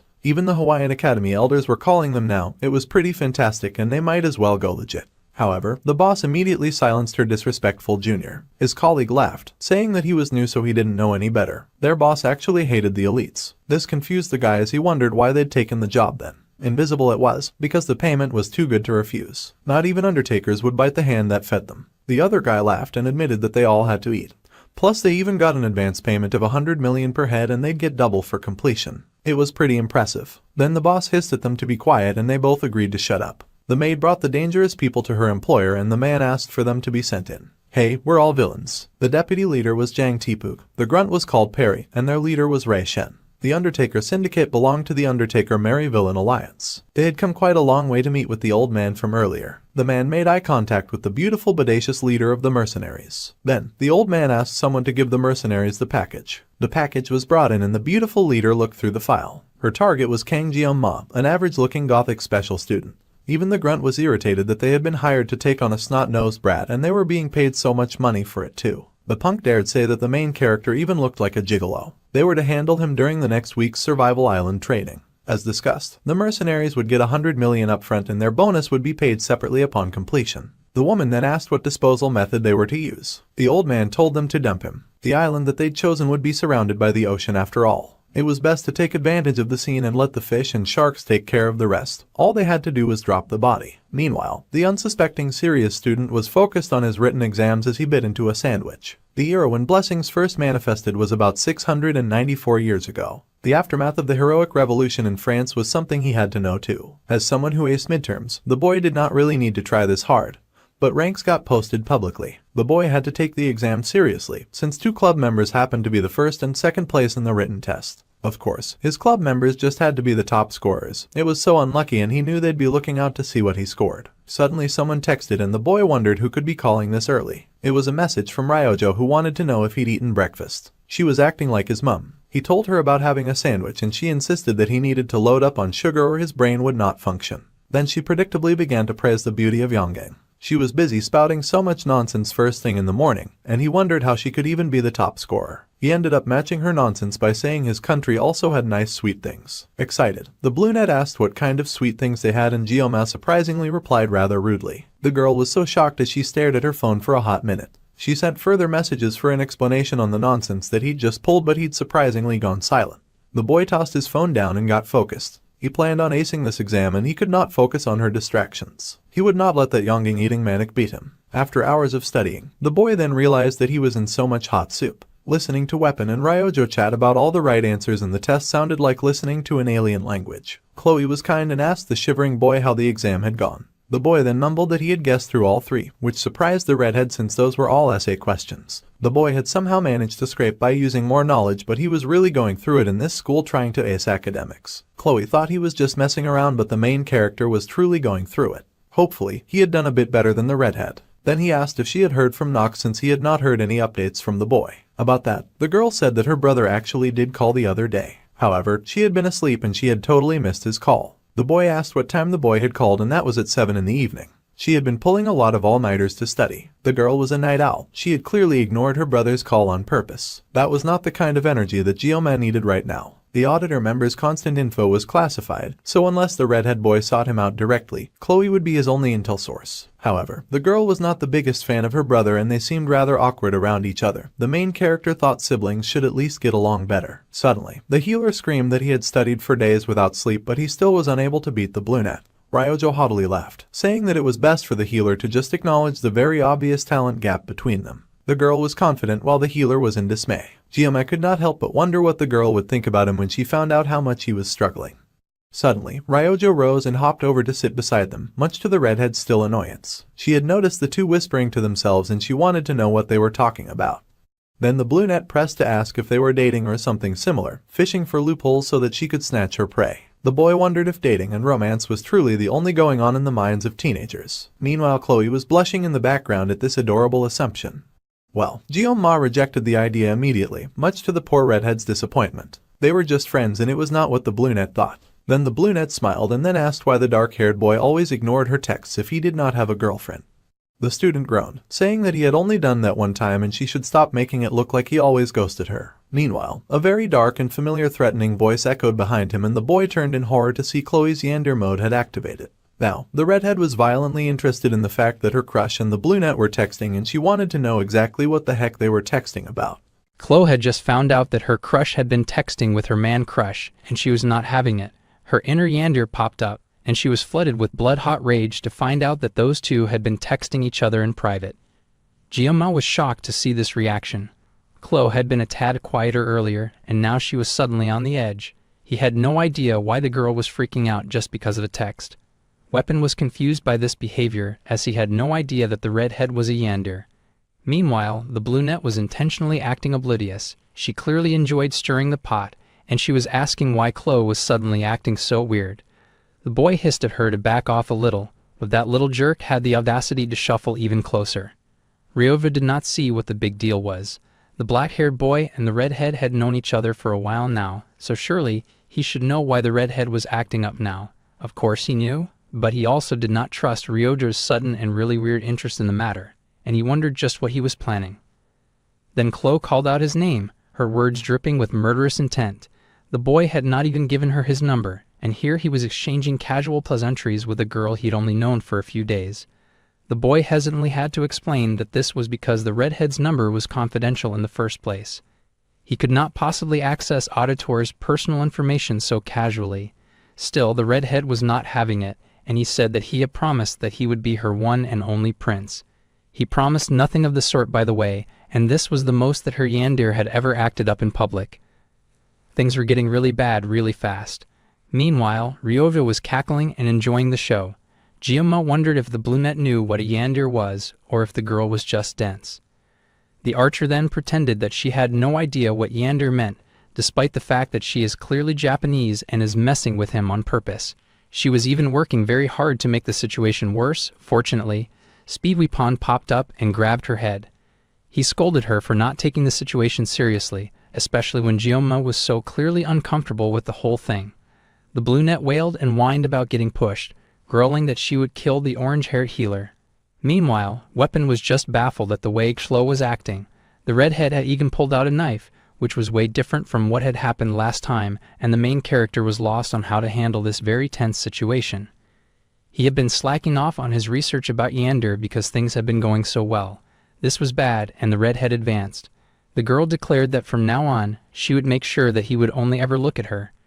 She was making some really dark promises there, and the boy nervously suggested talking things out first before they did stuff that they would all regret. The girl scratched and leaped right at him, swinging her knife with such violent killing intent. The healer cried out in shock, and even the brunette started taking things a little seriously when Chloe attacked their leader. The girl went on ranting as the Oreo-haired boy dodged, saying that he kept making her so sad. He was always hanging around and flirting with other girls. He would not even look at her. Obviously, that hurt her feelings so much, and Ryoja watched curiously as the knife came flying right at her. Seeing that the brunette could possibly get hurt, Gyoma stepped in right away and knocked back Chloe's knife. He would not let her hurt another person, and the brunette oohed and awed as she watched them battle. The redhead felt that the way her crush treated her was so unfair. He made time for other girls even though she was always there for him. There was a sudden loud bang, and the others stared in shock. Gyoma had finally taken the bull by the horns, and he pushed the redhead down on the table, pinning her there in a romance lead style. The girl growled for him to let her go, but he held her tight, using all of the power in his big muscular hands. The leader demanded that the resident assassin calm down and listen to the sound of his voice. The girl yelled that she should listen when he did not even want to keep in touch. However, the Oreo-haired boy said that he didn't want to talk, but he preferred to talk to her face to face.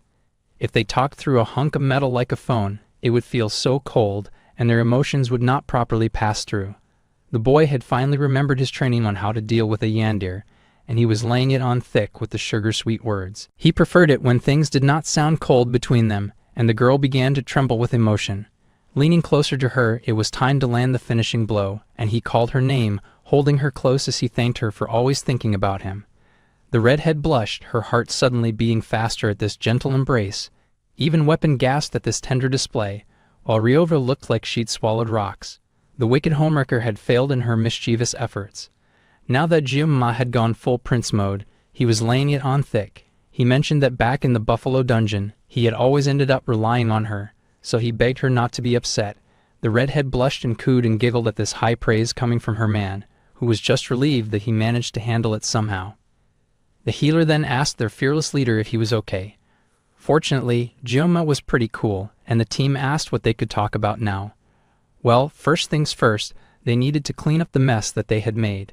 The Oreo-haired boy noticed the brunette angrily stalking off, and he wondered what on earth her problem was. It had been a long day, and the sun had slowly begun to set on the horizon.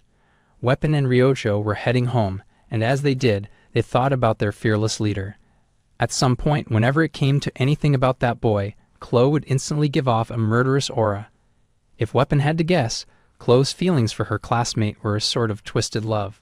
However, the absolutely most shocking thing was seeing him hold that sashimi knife behind his gentle words and actions, like he had been prepared to go toe-to-toe with her. Their leader aimed for persuasion and compromise through conversation, but he was also ready to switch from persuasion to violence. The main character knew how to use the threat of violence if needed. At a glance, this might make him seem like a villain, but in reality, that was the great and amazing remarkable qualities of a ruler. The orange-haired boy could not help but admire it, thinking for sure that their leader was destined for greatness. While he was busy fanboying, he noticed that the brunette beside him was sulking. Spivapan was a good friend, so he asked what was going on with her weird mood. Since she wasn't going to give him a proper answer, he asked why she was fiddling with her phone, and she just said that her subscribers were not watching her video, so she was deleting it now. The healer was surprised to hear this. His friend was on NeoTube too. The girl scoffed, saying that it was nothing professional, and she had just created it just for fun. It turned out that she had been the one to write the post on the perfect way to deal with a yandere, and now she was going to erase it and leave poor Jioma high and dry. The healer was speechless when he read the post title, and even more shocked to find that it had over 200,000 views. That seemed like such a waste to delete, but the Bluenet pouted and instead that she did not need it anymore. Well, it was her choice, so he shrugged and took a moment to make fun of the name of her channel. He even laughed at her, even though she then threatened violence. Meanwhile, in the Akin Academy library, starting next Wednesday, there will be a scheduled deserted island survival training on Avalon Island for 3 days and 2 nights. Going by the name, it sounded like a serious survival camp. However, they could make teams from 1 to 4 people, however they wanted. They even posted an official announcement with all the details to every cadet. So it was more like an event similar to camping or a school trip. Surviving on a deserted island, our guy needed to do all the research he could get his hands on to accomplish that. He looked through books like the Guide to Identifying Poisonous Plants, Bear Grylls' Survival Tips, and many more. Since it was called a survival test, the Academy would evaluate each cadet's self-sufficiency over the course of a 3-day and 2-night period. Although it did not affect their grades. Now that he thought about it, this event had left a pretty lasting impression on him, and he had been just a player back then. That event was part of the main storyline where one would acquire the hilt of Balmung, the main weapon of the protagonist Leon, and then an incident would happen that would spark the feelings between Abel and Leon. That was when the iron wall around Abel would finally crumble, and their romance would blossom into something new. Since Abel and Leon were his favorite couple, Jioma had been really into that event. However, now he found that he was not that jealous of Leon anymore. Since entering the school, all the endless perils had made him even more cynical about love. He had to deal with the fact that the Academy elders were after him, plus there was a mysterious instructor too, and the fact that his club still needed some members, and many more problems that he had to deal with. No matter how pretty the gifted swordswoman was, the main character was not in a situation where he could catch a feeling at all. It did not matter who it was, so love could wait for his next life. As a swordsman, what he was more interested in was the holy demon's sword Balmung. Perhaps it was because he was a swordsman, but he honestly could not help but want the beautiful weapon so badly. Plus, as a former player, he already knew where the weapon was and what it could do. However, finding the scattered Balmung pieces was also a key part of the story's narrative. Even if he knew where all the pieces were, he still would not be able to get them. This was because the condition to obtain Balmung, which chose its own master, was to manifest the blessing of a miracle. This was given to Leon, giving him the quest of saving the world from the Demon King. This weapon was literally designed exclusively for the protagonist. It was like a pie in the sky that he just could not have. Compared to him with his sashimi knife, the difference was just too much. So instead of hurting himself by longing for the impossible, the man decided to instead focus on learning what he would actually need for those 3 days of survival. Avalon Island, likely the place they would be surviving on, was uninhabited with no demonic beasts, already a good sign. The boy hoped that nothing weird would jump out this time, like what happened on Skopuli Island. This time, the director made a special request to have the Sword Emperor join as a guest instructor to lead the underdog class. This was not enough for Jioma, and he needed to do more research. The world's strongest hero guiding first-year students on a camping trip was almost hilarious, and the main story had changed a lot, but at least now he could fulfill his goals safely thanks to that. The boy looked through the books in front of him, seeing if he could find more about Avalon.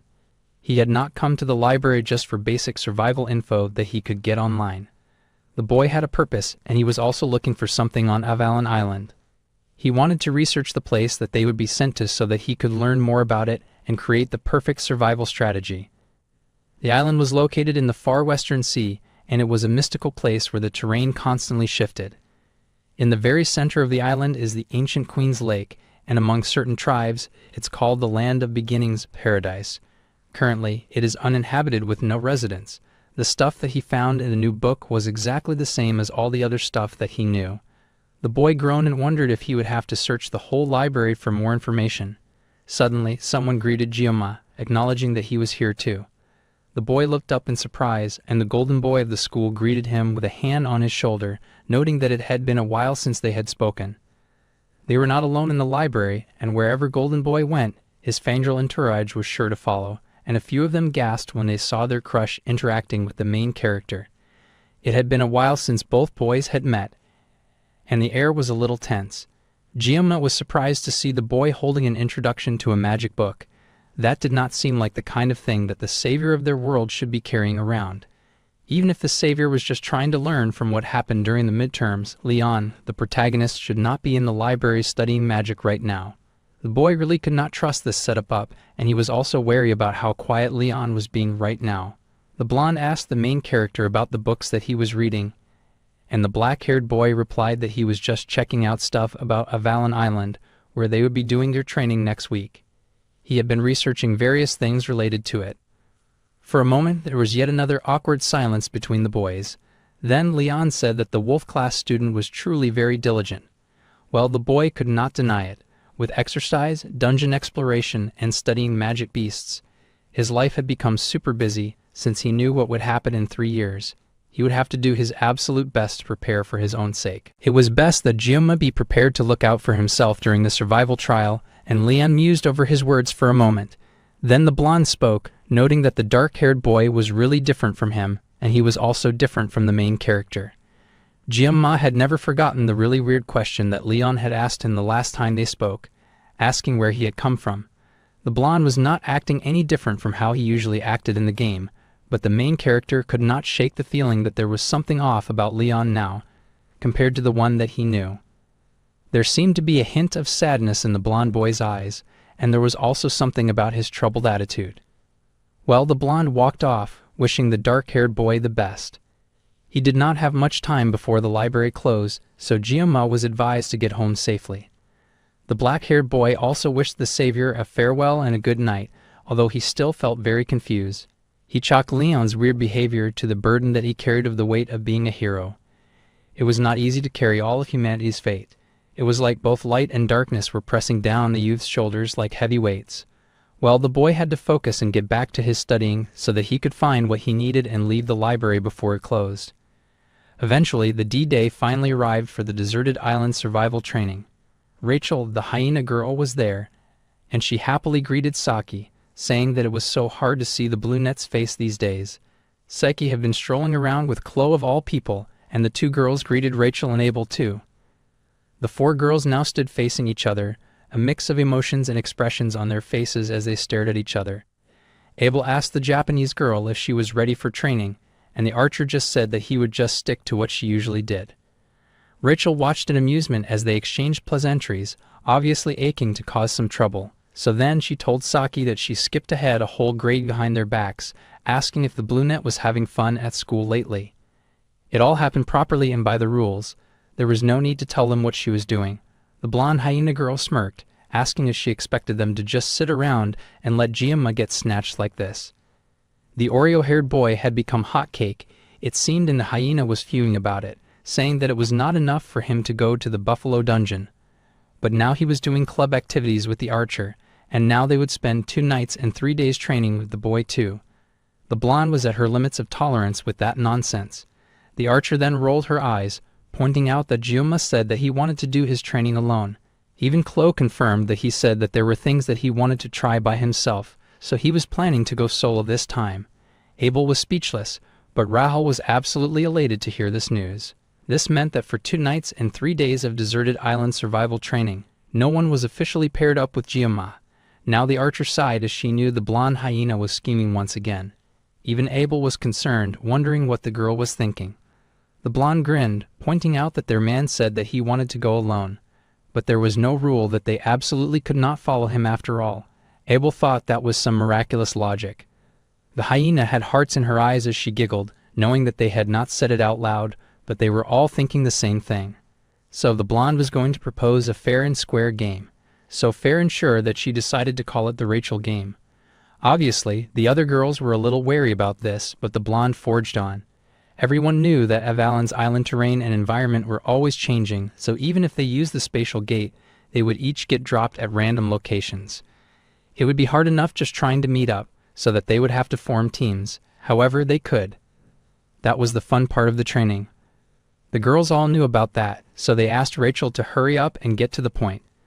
Well, the point was that during the 2 to 3 nights of survival training, whoever found Manhwa first would be counted as the winner, and the remaining 3 would have to give up. What did giving up mean? It meant that they would have to stop chasing him with affection, and the winner would get the chance to monopolize their joint crush. Now this battle immediately caught their attention. The hyena girl explained that if they met up, whether they wanted to team up or stick together, that was up to them. However, it was important not to get in each other's way. This game sounded like a good idea to Chloe, and even Saki agreed that they should take a picture of Manhwa as proof that they found him. The girls were happily getting ready for the challenge. Meanwhile, Miss Abel was panicking because she had not even begun to accept the weird feelings that she had for the main character. Now that she thought about him and the time that they had met, something came into focus for her. The blonde hyena asked the swordswoman if she would be participating in this game. However, the girl with hair like a waterfall steeled her mind and her resolve. With a whip around, she told the others that she did not have the time for silly games and opted out of it. The blonde was fine with that, saying that the trio would play then. Abel walked away from the other girls as they continued their plotting and their planning.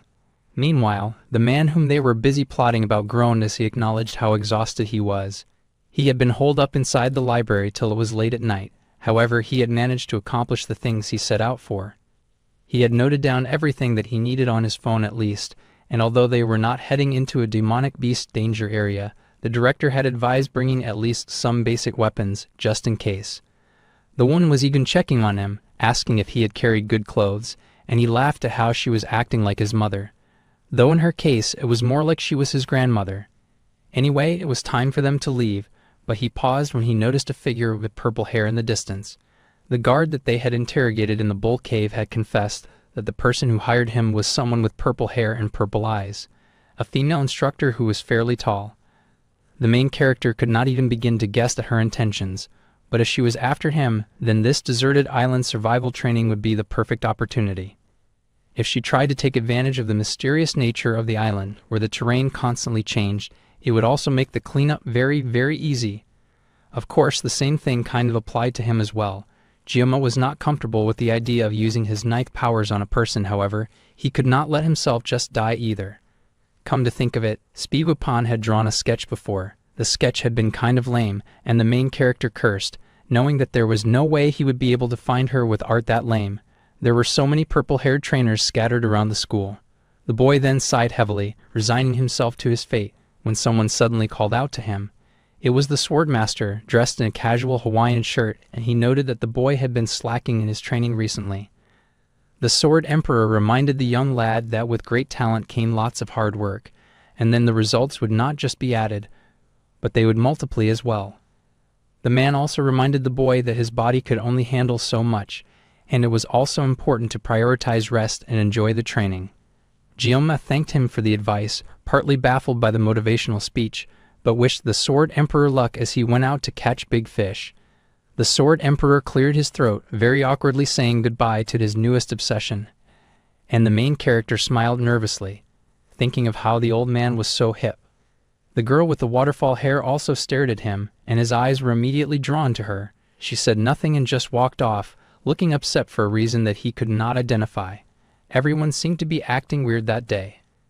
Then he smiled, knowing that Abel would get his boyfriend soon, so he really hoped that she would cheer up. Just then he felt a presence beside him and whirled around fast enough to flick the forehead of the blue-net archer before she could jump him. She squealed in pain. Ryojo sulked and cried, saying that she was just bored and trying to mess with him, so she had no idea why he would just attack her out of nowhere. He had felt something sneaking up before him, so he had done it without thinking. It was her fault for trying to scare a targeted man.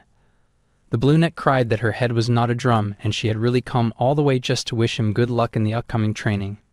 She was upset at how badly her attempt to be cute had gone, and she angrily stalked off, leaving Manhwa even more confused than before. The main character really could not sleep much these days because the blue-net was always hanging around him in class. If he did not react at least this much, she would get even more restless and keep pacing around like crazy. Manhwa was not sure what part of him caught her interest, but Ryojo was technically still a heroine. He figured that it would probably be for the best not to get closer than he had to. With all the weird interactions over, the spatial gate to Avalon Island was now activating. All the students were told to be careful and to have an enjoyable time. This time, the main character just wanted to find what he was looking for and to get through this event quietly without any trouble. Thus, all students were given the blessings of the hero as they embarked on their training. Stepping into that new world, Jiome's eyes widened at the first thing he saw. He had landed in a world painted in the hues of pink, blue, and purples. It looked straight up like a pride flag with colored waters and a bright purple light. It had been a year since the main character had fallen into this world, and he stepped forward now, his eyes raised as he looked in front of him. Now it finally felt like he had entered a fantasy world for the first time. The sacred land of Avalon was beautiful, especially the Tree of Beginnings, Yggdrasil. Well, the girls had also landed, and they decided that they would save the sightseeing for much later. The deserted island survival training had begun, and Kang Jianma was very excited to see if he could find his new blessing. The games had begun. Jianma had taken a photo of Avalon Island's map back at the library, and then he had marked the location where he could get the blessing of regeneration. After comparing his memories of when he played the game to the map itself, he realized that the blessing's location was near the lake at the island's center. It seemed to be near some rocks. This meant that he would need to get close to the world's trees lakeside, and he would have to cross both the rocky area and the forest area. Well, there were still 3 days left, so he was sure that he could handle it. Also, the academy did not just send them there to play around. All the students had been given missions to find orbs hidden all around the island. In short, it was just like a treasure hunt that people did on field trips. The more orbs they found, the better their grades. Apparently, the orbs could even be used to enhance the materials, so he would try to grab some while he could. First off, following Bear Grylls' book, it was time to check on his survival gear. Then the boy whipped out said survival gear, which was a 50-centimeter long mesh sheet with a dangerously dark blade. He bought that from the hiking section at a supermarket. It would help him clean and log while he was out there. The main character bought that gear especially for this training, since he would have to save the 50 seconds of the painless blessing, so he should get used to using another weapon first. The boy swung the machete with fiery power. The grip was great, but the weapon still felt kind of awkward. He decided that he would use it in emergencies like the Sashimi knife. Then the boy suddenly spotted a really cute, adorable white bunny peeking at him. Instead of being moved by its cuteness, Jioma got the idea of using the animal as target practice to help get used to his blade. Plus, he'd need the food anyway. Suddenly, the rabbit stood up, and Jioma found out that the little bunny was a huge scam. It was a surprising shock, but it wasn't like he couldn't handle a serious threat. He had taken down the Cow King after all, so a little rabbit should not be too hard, so he got ready and charged, choosing to do this hunt without the sword god's blessing. He really needed to test that machete after all. The bunny saw him coming, staring deep into his eyes as it suddenly reflected the image of Abel. It turns out that Abel had also discovered a very adorable, and though confused, she had the right reaction towards it. She waved to the little creature, thinking that it was much too cute to eat, and she wondered where its mama had gone. The sweet girl tried to give the rabbit a little pat, but it immediately bit her. The ungrateful ingredient then skipped away, and Abel got reasonably upset. It seemed she had changed her mind about not using that bunny for food, and she grabbed her sword as she raced after it. This would work out well because now she could test her special training results against one little rabbit. The rabbit was surprisingly fast, though, and it even smirked at her as she gave chase. That was not all in her head at all. The rabbit had definitely gotten faster, and she growled, wondering how dare the rabbit look down on her. So the creature had been hiding its true abilities after all, just like that one guy that she was pretending that she did not like. Well, no matter how fast the bunny was, in front of Nibelung's sword, it was no match. She was the Sword Emperor's granddaughter, and she would not be defeated by a bunny. Waterfall Hare almost got it when something strange happened, and the terrain had changed all of a sudden. The girl found herself splashing into water, the mean bunny leaping out of sight. It was truly embarrassing. She was the Sword Emperor's granddaughter, the true heir to the Nibelung bloodline. She was Abel von Nibelung. Yet she found herself sinking into a whirlpool, the rabbit looking back at her with scorn. In the rabbit's place, she saw Kang Jiama, and the Nibelung hare sank deeper into the water. Meanwhile, Jioma was busy fighting against that giant rabbit monster. He had worked out so much, but without a blessing, he was starting to realize that he was rather pathetic. That was so irritating. The boy had thought that he was a lot fitter compared to his last life, and he was, but he was not a match for a monster rabbit. The boy panted heavily as the battle dragged on, stumbling and groaning the longer he fought the rabbit. It now seemed a better idea to just starve than to waste all of that energy for nothing. The boy gave up, sitting on the floor and deciding to let the rabbit go. The rabbit then smirked mockingly as if he were calling the boy trash. That was the main character's last straw because he quickly activated the blessing of the sword god. It turns out that he could be rather petty after all. Meanwhile, in another part of the forest, Rachel was happily skipping about and shouting for joy. The powerful blonde leaped high, her expression one of joy and exhilaration. Happily, the lady landed with joy, but then took a moment to consider the fact that it felt like she was going in circles. That was not very good. She had talked big about this Rachel game, but what could she do when she was stuck? The girl laughed at the situation and the fact that she was totally lost. Suddenly, she noticed a bird flying high in the sky, and the dark feathers reminded her of the main character's unique dark hair. The girl had heard that crows like shiny things, and she figured that if she just ran that way, then perhaps she would find her beloved crush. Rejuvenated, the girl grinned that it was time to stop wasting time. She would not just think, but move. Charging up her feet, she leaped into the air, following after the crow and cooing that she was on her way to see Jume. Down below, Ryoto groaned because it felt like she had just heard Rachel's voice, but she liked to think that she had just imagined that. Well, it was time to look over the rations that she had packed. Obviously, the sugar-obsessed archer had packed lots of sweets, a blanket, a cardigan, and weapons. Now all she had to do was find her man. The girl smirked as she considered hunting him down. Since she had agreed to play this game, she could not allow herself to be the loser. She had landed somewhere on Avalon Beach, so she just needed to adjust her goal for this special environment.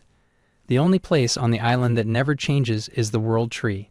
Given Jiome's personality and the fact that he wanted to go solo, he would most likely head towards the center of the island. It was annoying, but the archer had no choice. She was determined not to lose this game, and she did kind of want to see him, and she did not want anyone to see him first. Once she saw him, she promised to pay him back for the forehead flick that he had given her earlier. On the side of the island, darkness had fallen and stars twinkled in the sky. On the ground, wolves hunted ferociously, all of them charging at a well-known redhead, but they were no match for her. Easily, she made quick work of them, slicing them to ribbons. Her eyes glinted with yandere obsessions and power, cooing for the love of her life to wait for her, at least just on this island. The obsessed girl was determined to win and find him before anyone else would, so that he would only have his eyes on her. She saw someone ahead and reached forward, hoping in her heart of hearts that the person she could see would be the love of her life, Kang Jianma.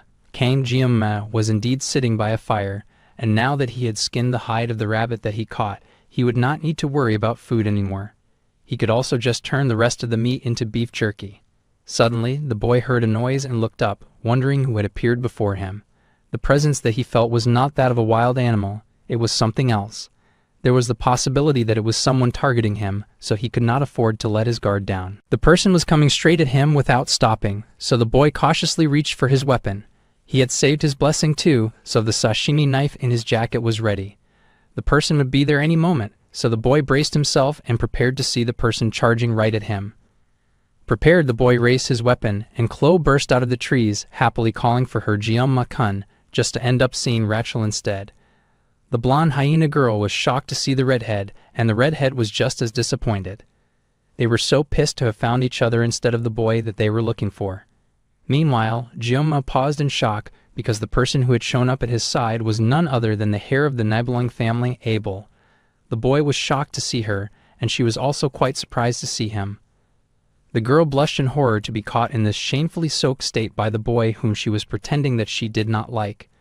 The girl laughed nervously, trying to brush off the awkward situation, but there was really no living this down. It made sense that the girl had drifted towards the site of fire, especially given how cold she had gotten from getting soaked. Sitting beside the fire, she noticed a fur beside Jianma that looked warm. Not only that, but there was plenty of jerky, enough to not go hungry for a while, probably from a rabbit. Even here, in this new world, the boy was doing well, and she had lost to Kang Jianma once again. It was a painful loss, and the girl sulked about how embarrassing it was, while she shivered from the cold. Suddenly, she looked up when the boy came over and covered her with the fur that he had harvested. The girl blushed at this show of love and was not sure what to say to that. Now, Abel thought that she was acting crazy. She should have just snuck away while she had the chance, but she could not resist the smell of food that had drawn her to Jiome's camp. The air was warm around the fire, and she shakily thanked the boy for his assistance. Then they both realized that she had a very sore bruise on her ankle. It seemed like she had twisted it. The girl was horrified to be caught looking weak, and was then even more horrified when Jioma leaned in to help. Without even hesitating, the boy took her sore ankle in his hand and yanked off his tie. It was not right for her to leave her ankle like this when it could get infected while they were there. The girl could no longer fight back her blush, but the boy was hyper-focused on the leg that he was trying to heal. Carefully he wrapped it up, causing the flustered girl to thank him. Once again, an awkward silence returned to the camp, and neither of them spoke for a while. Then the main character asked why the talented swordswoman was wandering around by herself. The girl did not have the gall to admit that this happened because of Rachel's really stupid game that she had unconsciously been playing. She blushed that she had something that she wanted to do too, and she was more comfortable when she was alone. The boy nodded, taking her words for truth, and even saying that she was a lot like him. The girl blushed because she recalled how casually she had opted out of the game when she had ended up being the one to win. She recalled that she just had to take a picture to prove her victory, and very shakily raised the phone. Abel was just a shy lover girl after all, and she somehow did manage to point the camera in the right direction, and then she actually posted her victory. The other girls nearly lost their minds at this development. They yelled that she said she was not playing, but now she went ahead and won the game, so the quiet kitty was a sneaky little thief after all. Having finally sent in her victory, Abel could relax for a bit and really think about her life. Her crush handed her some meat to eat, and she panicked and hid her phone before he found out how pathetic she really was. The smoke curled high into the sky, and they kept eating. In silence. It was pretty awkward. Finally, Abel spoke up, asking the boy how he was so strong. Even though it was only for 1 minute, he had caused quite a stir since coming to the academy. The boy mumbled that it was probably thanks to his great teacher, the person who had taught him how to use a blade. Abel had spent 17 years, basically her whole life, learning the sword from her grandfather. She was confident that she knew more about swords than anyone else. However, she had never even heard of the sword style that Jioma used. Curiously, she asked what exactly he had learnt and the name of the family from which he had learned it from. The boy smiled tiredly and said that the thing that he realized long ago is that being strong did not always mean that a person would win. In the end, it was the one who never gave up that would win. So he thought that those who managed to endure, persevere, and survive until the very end were the truly strong ones. The girl was surprised to hear this, and then she covered her mouth with a soft gasp, shocked to see him talking like an old man. It was so cliché to hear him talk like that she burst out laughing out loud. It kinda hurt the main character's feelings, especially since he was indeed an old man. She even said that he sounded like her grandfather. Well, it kind of reminded her of when they had talked on the bench back then. This was now their first real conversation since that time. Then he handed her some more meat, and she took it, finally admitting that the meat was rather nice. The next day, Waterfall Hair had her hair antenna up, and she gasped as she opened her eyes to find the campsite empty and vacant. The boy had left everything behind without even saying a word to her, but he had also left some food so she would not starve when she woke up.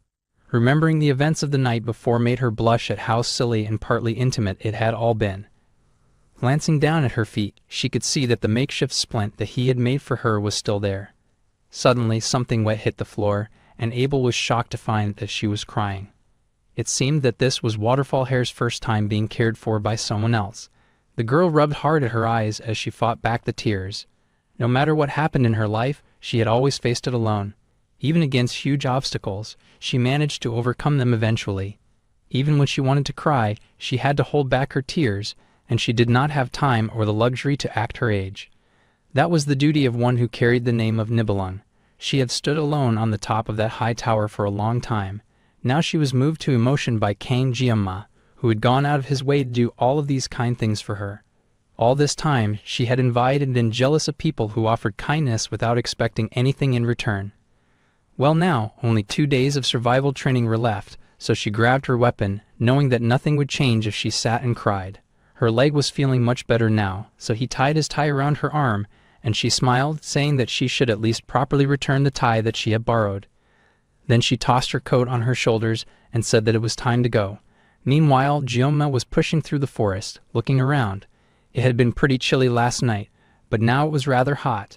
Abel would be awake about now, and the boy could not help but think of how pretty she was.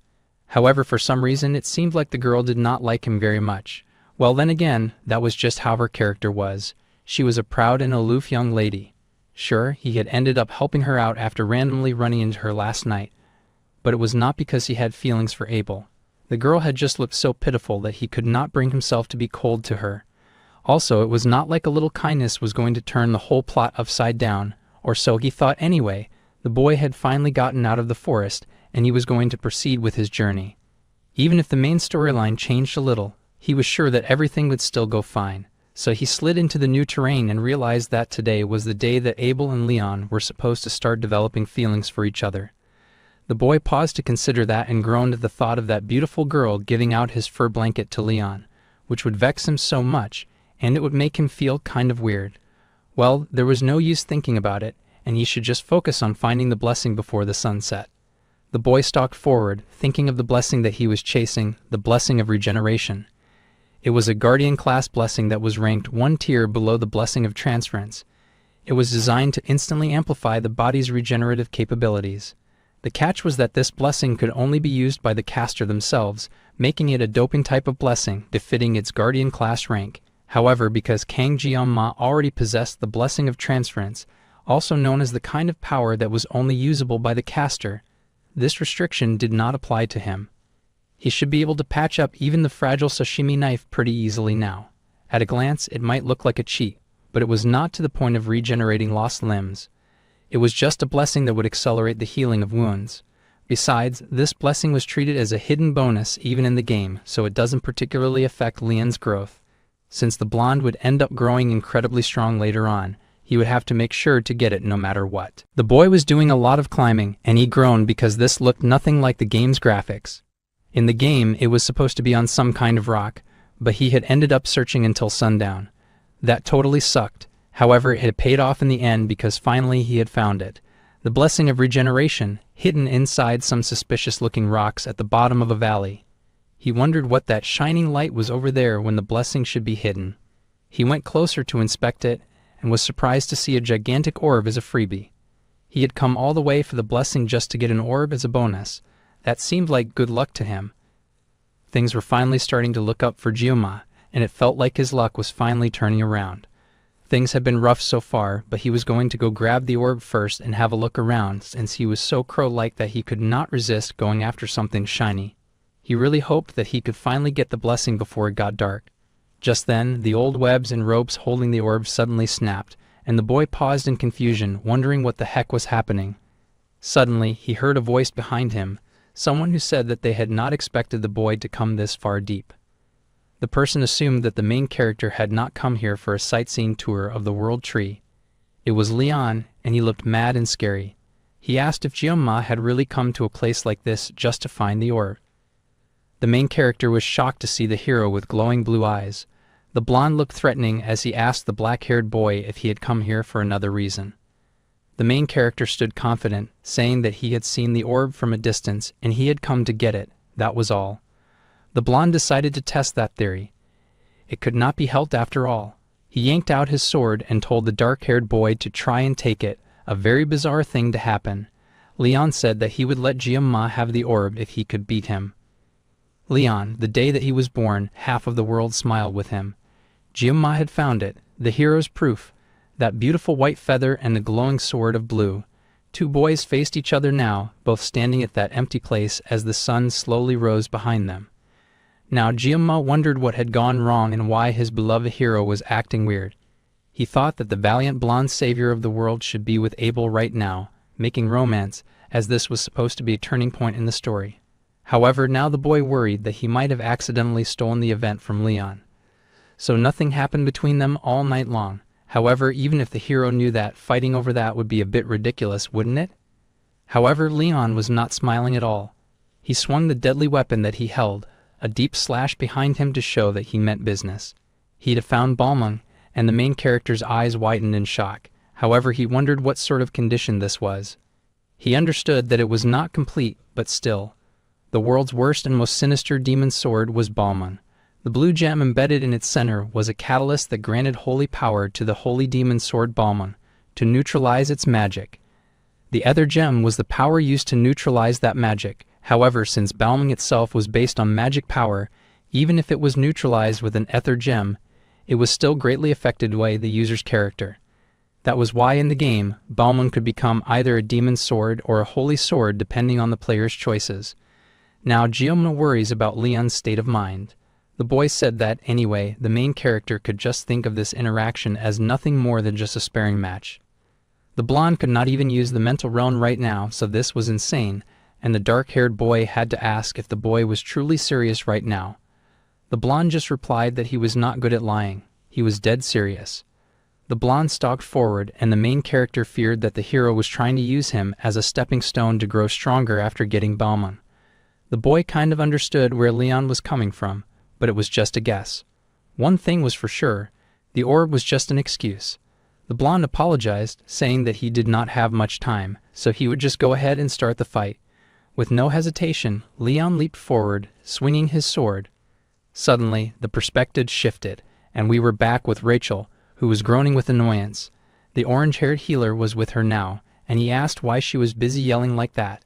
The girl groaned that she was just trying to find Giomma, but she ran into Weapon, of all people. Weapon was also not excited about running into her either, and she blamed him for having no sense of direction. He was always busy bragging while following her around. The boy then yelled and asked if she was searching for Giomma. She was so predictable, and she did not hesitate to admit that. The orange-haired boy was baffled by her shamelessness, wondering if she was interested in their leader or something. The brunette asked why the healer would think that, and the boy said it was completely obvious. Until just a month ago, all she did was nap in the archery range, but now, whenever their team leader came up, she got all active and different. Also, she really hated doing anything complicated or tedious, but now she was suddenly doing a lot of extra stuff without anyone asking. He knew her well enough to know that this behavior was plain weird.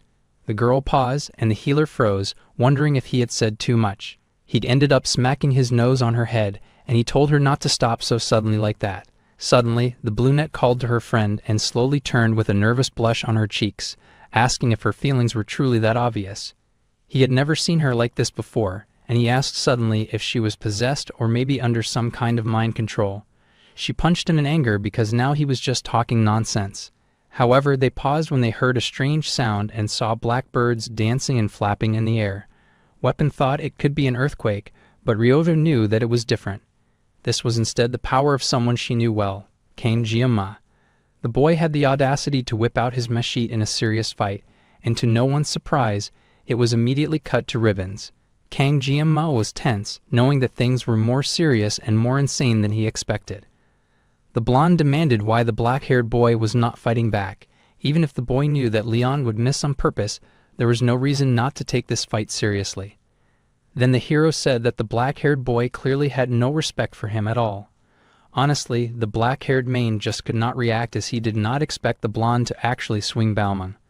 The boy could not just get dragged into some fight when he did not even know what on earth was going on. He had hesitated because if he had tried to use his blessing, he might have accidentally cut him down. Then the blonde called out to Kang Giomma, and the main character knew that if he did not fight back, he might end up losing his head. Leon was the protagonist of this story, and he demanded that his opponent grab his weapon, especially since this was going to happen sooner or later anyway. The protagonist was also the holder of the blessing of the miracle. Facing a monster like the protagonist without using his blessing was simply absurd. It was time for him to get rid of the naive thought of facing Leon in a casual way. So the boy summoned up the blessing of the sword god. The two clashed in that empty place, power meeting power as they began their dance for dominance. The two very fine and very talented young men clashed in a battle of wit and power. Giomma found himself leaping backwards, but Leon was hot on his tail. Leon slashed that mighty sword, and Giomma was absolutely shocked when his sashimi knife fell. However, the blonde did not relent and slashed again in an attack that the black-haired boy barely dodged. The blonde's slashes were relentless, and he would not stop or waver as he swung his weapon like he aimed to kill a monster. Fortunately, the main character had come with his bag of knives, and he reached for another knife to resume the battle. Neither of them was joking around anymore, and they were going to fight this battle seriously. A dance of powerful slashes swung around the golden protagonist, and he raced forward again, charging at his enemy. The sashimi knife wielder was shocked again at how fast the blonde was moving, and the golden boy swung his sword with killing intent. Gyoma panicked for a hot second, and the beams in the surrounding area were cut clean. The golden hero's power was no joke. That guy was on fire, and he even sliced the main character's knife bag in half. Gyoma just managed to dodge the attack, and he just managed to run fast enough to get out of Leon's crazy long range. The Black Mane raced away, realizing that the hero was now on a whole different level from when they had encountered each other during the midterms. Even the protagonist's buff had its limits, so why on earth was Leon the only person who was solo leveling? This was ridiculous. Suddenly, the Black Mane froze, and he had to dodge yet another wicked slash midair. That slash took out the rest of the terrain. It was so deadly that it shredded rocks, it shredded the ground, and it probably shredded the air too. The sword in Leon's hand sparked and puffed, and the golden hero panted heavily as he fought. Kang Gyoma stepped forward from the smoke, his weapon glinting as he did not run away anymore. He confronted the blonde, calling out his name and asking him why he was going so far. The blonde stared at his opponent, staring at the other boy in silence for a moment. Then he raised his head and mumbled about the world. On his shoulders rested the absolutely heavy burden of saving the world. Those heavy words, those heavy demands, they weighed on him like the pressure of a dark red sea. If it were him, he would surely be the one who was able to bring happiness to everyone in this world. The hero laughed at those words, gripping his sword as it lit up once again, saying that now Gyoma should be able to understand. With this, the hero fired up his power, saying that the main character would finally know between them, between the absolute power that Leon held and the fragile knives that Gyoma wielded, they would finally know who was who. The blonde looked crazed as he flared up his powerful weapon. But Gyoma did not faint nor cower at the power that the boy displayed. Instead, he raced forward, he dove into the slash of Leon's sword and responded with a slash of his own. Wind and rocks flew as the two faced each other for real this time, with the final swing of their swords. A piece of the hero's weapon crumbled, and he thought of those words that had said that they believed in him. Both boys stayed frozen in the poses of their final slashes for a moment, and a white feather danced around Leon as he stared emptily forward. He was thinking of the words of his father. However, those expectations were just too far out of reach for him. The boy lowered his sword as he looked into the sky, thinking tiredly that someone else should have been chosen instead of him. The boy in front of him, who quietly sheathed his sword, was Kang Gyoma. The battleground had been completely leveled by the ultimate display of fighting skill that both boys had shown. The black-haired boy carefully sheathed his shining sword with a very definite clack, but when he turned around, the blonde boy was gone. It was an unexpected duel, but the black-haired boy figured that the hero wanted to use the duel as a way to help him grow as a hero and strengthen himself.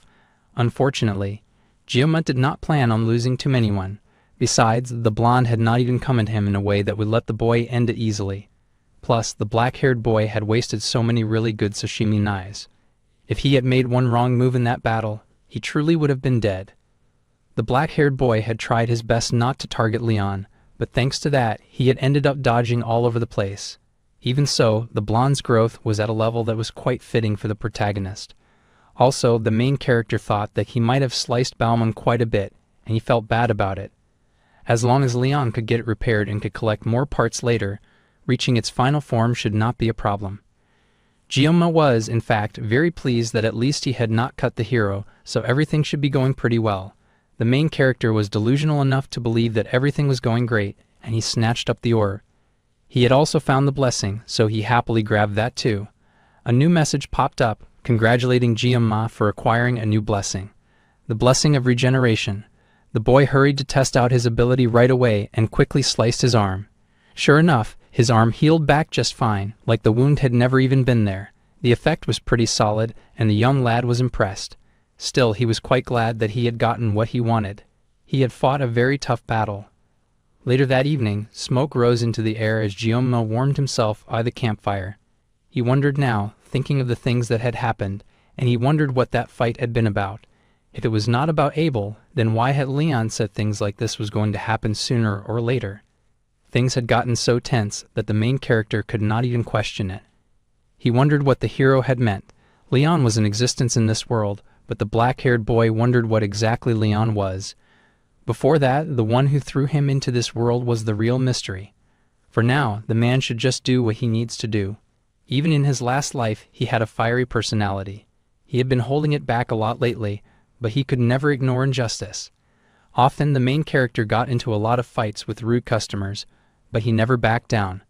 That was just his own weird sense of justice.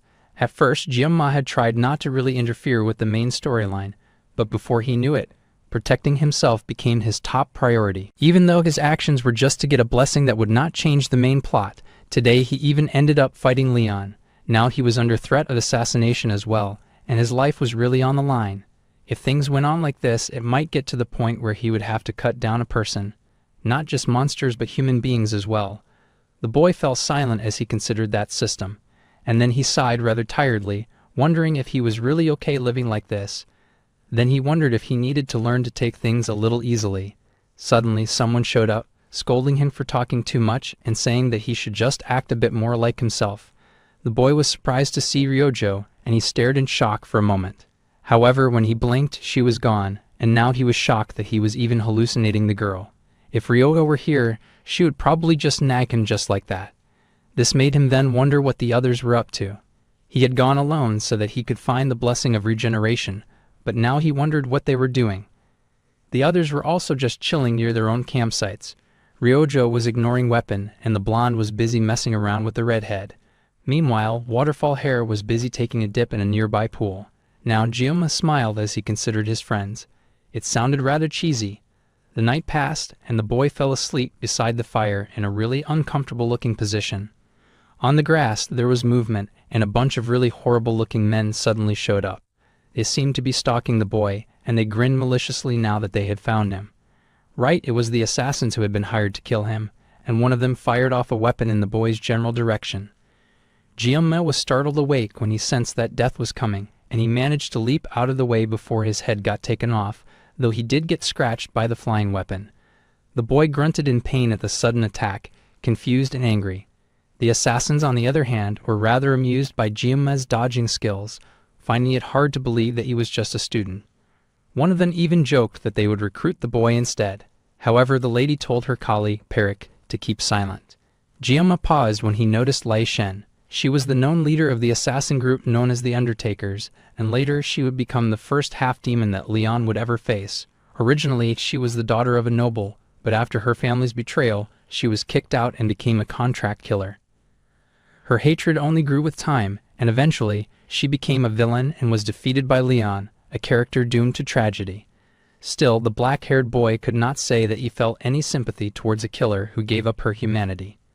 Now he was facing that killer as she was trying to take his life. Her men goaded him, asking him what his deal was.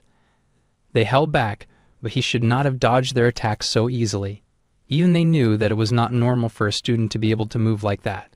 Plus, someone that young should not be able to make a face that serious in a life-or-death situation. Perik really and truly wanted to scout Gyunma for real. He could tell that the dark-haired boy was hot stuff. Even the lady hesitated a little and asked the young boy what organization he was from. The boy was silent as he wondered how he was supposed to respond when hitmen were asking him strange questions. It seems those jerks did not truly believe that he was a cadet. The other bandit goaded and coaxed, telling the boy that he was about to die, but they thought that he had some really great guts. It was the first time that the captain had shown any interest in their prey. Even the vice captain agreed. Judging by the boy's moves, he was clearly not just an average teenager. The man had thought that being the top freshman meant that he was just some go-getter. Though it was not perfect, the boy had cuts everywhere, and they'd only just met. Gyunma was tense about how these guys were talking about him like he was fresh meat in the market. This feeling was coursing through him. He knew that the people after him had sent these assassins. This meant that whoever was behind this had to at least be an elder. After all, who else would have access to the corpse disposal squad? The squad was now truly alarmed that he knew their name. Perik growled and asked who Gyunma was working for, because there was no way that he knew all of this information about them so casually. The girl he was with easily stopped his rage. It seemed like the boy knew about them. The boy growled that he did know about them, and he had no respect for butchers who just went about killing people for money. The vice president seethed to hear this, knowing that the boy had just said the thing that their captain hated to hear the most. Gyunma stepped forward, taunting them, asking if they were that pressed that they did not like getting called butchers by a scholarship cadet. just because she used to be a noble. Now those words really triggered the captain when this boy suddenly knew her deepest, darkest secret.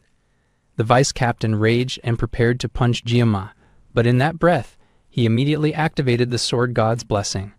So the young student easily dodged the punch, leaving the vice-captain shocked. The vice-captain growled, annoyed that the dark-haired boy kept hopping around and dodging like a rat. However, a slice suddenly appeared on the guy's neck, and he gasped as his head was severed from his neck. The other members of the team were shocked to see their vice-captain get eliminated so fast, and the boy breathed a sigh of relief. He had cut down a person for the first time, not in a subspace, but right here in reality, and the man would not come back. It was the first time he had done something like that, and something red and black lashed out at him. His eyes widened, and he turned to see the red and black ropes around him getting thicker and obstructing his view of the countdown for his pain blessing. The captain of the assassins looked shaken now as she stared at Gyama, and the blessing of the sword god had started acting up again, becoming almost sinister as the numbers blurred, and the boy grinned like a devil. This power was not bad after all, and the blessing of the sword god was fully with him. Already it had gotten late on the 7th of December, and Gyama had been working pretty late in his past life. He decided to find what he was looking for quickly so that he could call it a day. Then, the boy started wandering around in search of his humanity. He could not imagine where he had left it. He checked the fridge, but all he found inside was the blessing of the sword god. The boy was conflicted to see that his chef uniform was melting into his school uniform, and a white streak appeared in his hair. The main character was shocked at the weird way the items in the fridge were organized. Still, he was in a desperate search for his humanity. It looked like he would have to take everything out, just so that he could find it. Before he could begin, he was drawn to items called Cut It. The items called out to his psyche to cut it all. This confused the main character, and now he wondered if he had gotten enough sleep. The letters seemed different all of a sudden. Slowly, he began to realize that the words on the items in the fridge were changing, and they urged him to do it no matter what it was. Ma was urged to cut whatever stood before. The boy's eyes widened in horror at these instructions, and the fridge began to glow. The bright red light came streaming from the fridge like a beacon from another dimension, flooding the area and overpowering Gyama. A really twisted countdown had started as the boy was urged to cut everything within his reach. His eyes went red as that aura dominated him, filled him, and commanded him as well. The main character was ordered to slice, and all his opponents would be cut down. The physical body of the dark-haired boy moved as he was directed, and with a sweep of his hand, he sliced. The others around called out in horror when they saw their vice-captain fall. But Gyama only had a sickening look on his face. The others rushed at him in rage, calling him a little shit, and they charged at him as one, intending to catch him and hold him down. They did not need to come because Gyama was also rushing at them. For a moment, the dark killers hesitated. After all, they were just fighting a kid, however. The boy sliced through them like they were nothing but ribbons floating in the wind. The opponents grimaced in shock as they fell into pieces, Gyama dancing past their sprayed blood and falling body parts like they were nothing but leaves in the wind. One by one, the assassins charged in a desperate attempt to end the boy's life, and the boy weaved through and past all of them, slicing them mercilessly in a dark show of angst and emo power. The blessing had taken over his mind, and his smile had become dark and twisted. He did not even flinch at the sight of so much blood covering the area. Each life that he took was nothing, and the fighters panicked, yelling encouragement at each other to just grab the brat. They yelled to get a grip. They yelled to attack all at once, but it was no use. Even their leader had identified that as she stared at the boy in horror and fear. The dark-haired boy made quick work of her men like they were nothing, slicing them into bloody ribbons. She could not believe that they were truly facing someone who was just a cadet. The Mohawk guy standing by her asked what they should do now, and the captain was also panicking because she had assumed that their target would be easy prey. However, before she could respond, Gyama came spinning into view, and he made a quick chop of Mohawk too. The man had not even seen the boy coming, and he had not stood a chance. The captain stared in horror when her subordinate fell, and she already started nervously backing away. This was supposed to be an easy job. 100 million each was good money. The man who hired them had even promised to give them a bonus as well. Now that lady realized that the crazy old man who hired them had set them up. The thing that they were fighting, the thing that had killed all her men, was surely not human. The captain was convinced that Gyama was something else, maybe half human or half demon, a monster disguised as a cadet, and now that monster was racing towards her with the intention of cutting her down. The captain tensed as he approached, cursing out the boy and calling him evil. However, she froze when her back suddenly hit the floor. She was cornered, the worst place to be. The boy raised his knife, pointed it at her, and he stood over her fallen body. He had mostly taken care of his troublesome night visitors, and the captain closed her eyes, expecting to surely get cut down. There were 9 seconds left when Jiam sheathed the knife in his hands. Nearly all the time had been used up because he had been fighting Leon and the Undertaker group. It had been self-defense, but the boy sure hoped that he would not need to use it again. This was a completely different and unfamiliar feeling compared to demonoids. However, his opponents were human butchers coming for his life. There had been no reason to show mercy, so he had no regrets. Fortunately, he had not entirely lost his mind either. Now, the only ones left were him and Lei Shen, who was now tied to a tree in a rather suggestive way. It was time for interrogation, and the Blade Boy asked the assassin who had sent her. Naturally, he was not about to give up information that was possibly keeping her alive that easily. This was his chance to finally learn about who was after his life and nip them in the bud, before their disease kept growing. Crushing the captain with overwhelming fear was the most effective way to make her confess. However, the boy knew that if he cut off her head without hearing the whole story, he was sure that he would regret it. The boy asked if she was stupid or brave. She was doing great, putting on airs and acting confident, but he had just single-handedly wiped out all of her subordinates, leaving them in a bloody mess. It was best for her to start talking while he was still being nice.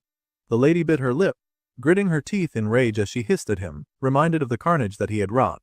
She called him a demon, and coughed from how worked up she had gotten. Then, the captain huffed in amusement, saying that she now understood why that person had put a hit on him. She should have realized when all of his personal records were erased. Even his relatives and parents were gone. It was so suspicious. The captain was pissed that the old man had dared to hire them to take out a villain disguised as a cadet, and she went on bitterly ranting. She had a good reason to be upset, but Jum zoned out for a hot minute as he considered her words and what he was saying. He had no idea that all of his family records had been erased, and he still vaguely remembered his parents from this world. It was true that he barely looked like their son, but he could not even remember their faces anymore. Now the boy was panicking, and he demanded that the captain repeat what she had just said. The lady was confused, but the boy was already bringing out his weapon again. He wanted to know exactly why his relatives and parents had been erased. The captain was alarmed to see him ready to go crazy again. Originally, he had just planned to hear the name of the one who had hired her, and then he would send her off peacefully. But now, it seemed that he had something else to ask her. Something that he really had to know, and the assassin captain began to panic. For the record, Jalma said that this was not a negotiation. This was, in fact, a threat. The girl panicked, her body trembling as the boy said that even if she lost her arm or leg, she could still talk after all. Suddenly, a huge blast of power erupted from the silver-haired girl, so great was its force that it stopped the boy in his tracks. The girl gritted her teeth as the oppressive pressure of her gift washed over the dark-haired boy. The main character was shocked to suddenly feel such a large amount of overwhelming magic pressure. Then, all of a sudden, it stopped. Then he glanced behind him and saw that the blood of the corpses was doing something weird. The blood flowed past the boy, clinging to the tied captain, who panicked as the blood crawled up her. She cried for the blood to stay away, but it had no intention of listening to her demands. Even Jiamma was confused as blood rushed from behind him to touch upon the bound girl. Meanwhile, on the other side of the island, the Sword Emperor was busy having a blast. The fishing rod he was using was for management purposes, but it was not so bad when used in practice. The only problem was that he had not gotten a single bite since he started fishing. The man sighed, saying that the fishing rod was not living up to its high price. Suddenly, the water began to swell and rise, and the Sword Emperor got excited, thinking all of his sitting and waiting was finally about to pay off. However, so many fish erupted from the water at one time that it was like there was something down there that was worse than the fishing rod. The Emperor was alarmed as he recognized the essence of that power. This level of magic power could only be a commander from the demonic forces. The captain cried out and screamed as the blood flooded her being and filled her, despite her desperate and weak attempts to fight against it. The girl begged that she would tell Oreo Hair everything that she knew if he would just help her, please. Jima himself was not sure how to help. He had never seen anything like this before, and he was not sure how he was supposed to fight the flood of blood. The girl cried out with tear-filled eyes, begging him that she did not want to die. There was a sparkle of bright light and magic, and it suddenly descended from above like fire from a dragon's mouth. That bright golden beam eradicated everything where the girl had been tied down. Its light was blinding, brilliant, and final. The purple-haired demon teacher was surprised when she saw that glow all the way from where she was posted, and she wondered if her lord had come. A piece of metal fell to the ground, and the sky was lit up like night had turned to day. Jiam stood in the clearing, silent as the smoke began to fade away. There was a sigh of relief from within the smoke cloud, and then there was mad laughter as the captain was revealed to be standing, her head thrown back in pleasure. The being in her body overcame with delight, as it had been 700 years since it had been able to cross into the human world. The boy's eyes widened in horror as he realized who now stood before him. This level of magic power that made the mermaid back then seem like a small fish, that power was emanating from the captain now in terrifying waves. This impure flame could only belong to the one who cooed and called him Little One, the Demon King's army, 5th Legion commander, the succubus, the dream demon. The bewitching flame, also known as Agor. The demoness laughed wickedly, throwing her head back as the sky filled with smoke and debris. Burnt birds fell from the sky, heated by her miasma of evil. For a moment, the demoness took a pause to wonder if she was greeting in the right way, just like humans did. After all, it had been 700 years since she had left the demon realm to visit the human world, so she was not so sure about current human customs anymore. At any rate, suddenly acting deceptively cute, the burning woman introduced herself as Agor, the commander of the Demon King's 5th Legion. Then she said it was nice to meet the main character who was not as thrilled about meeting her. Still, Agor pressed on with a cute tilt of her head and asked his name. The boy was speechless as she stared at the demons and she pouted about him not even answering her question. That was really cold of him after all. Meanwhile, Ji-ma was trying to figure out how he could get out of this situation. He needed to try and dig up some of his memories. Even the smallest seemingly useless fragments could serve as a mirror that would let him see into the future. And he desperately needed to do that now that he was facing a monster that was way out of his league. The biggest advantage that Ji-ma had for surviving in this world was the memories he gained from playing the game in the real world. Now, he tried to remember all that he could about the succubus Agor. He could still remember the basic details about her on Wiki, back when he quit the game. However, he had no idea why the succubus had come down to the human world after 700 years. Even worse, he had no idea why she would use possession to descend, using Li Shen as a host. The whole situation was getting out of hand and downright terrifying. Suddenly, the succubus grinned and asked the boy if this was his doing. She was quite impressed to see all the wonderful discarded bodies just laying around. No wonder the boy had not seemed at all like an ordinary human. Plus, there was the fact that the boy was still standing insane after seeing her maddening appearance. Looking at him now, the lady smiled and noted that he was just a whelp, but the boy would probably turn out to be a lot more in the future. In that case, she had a wonderful idea. Shining her evil demonic eyes wide, the bold demon immediately demanded that he form a contract with her. Such a proposal was unacceptable, and the boy backed away, but the demoness pressed closer. She told him to feel honored since this was his special chance to become her slave, as if anyone would want to become a slave. In the end, humans could act noble all they wanted, but deep down inside they judged each other and created their own weird pecking orders. They chased after their own interests, killing others and causing pain. So in her opinion, it would be so much better for him to just sacrifice his life so that he could dream of glory by her side.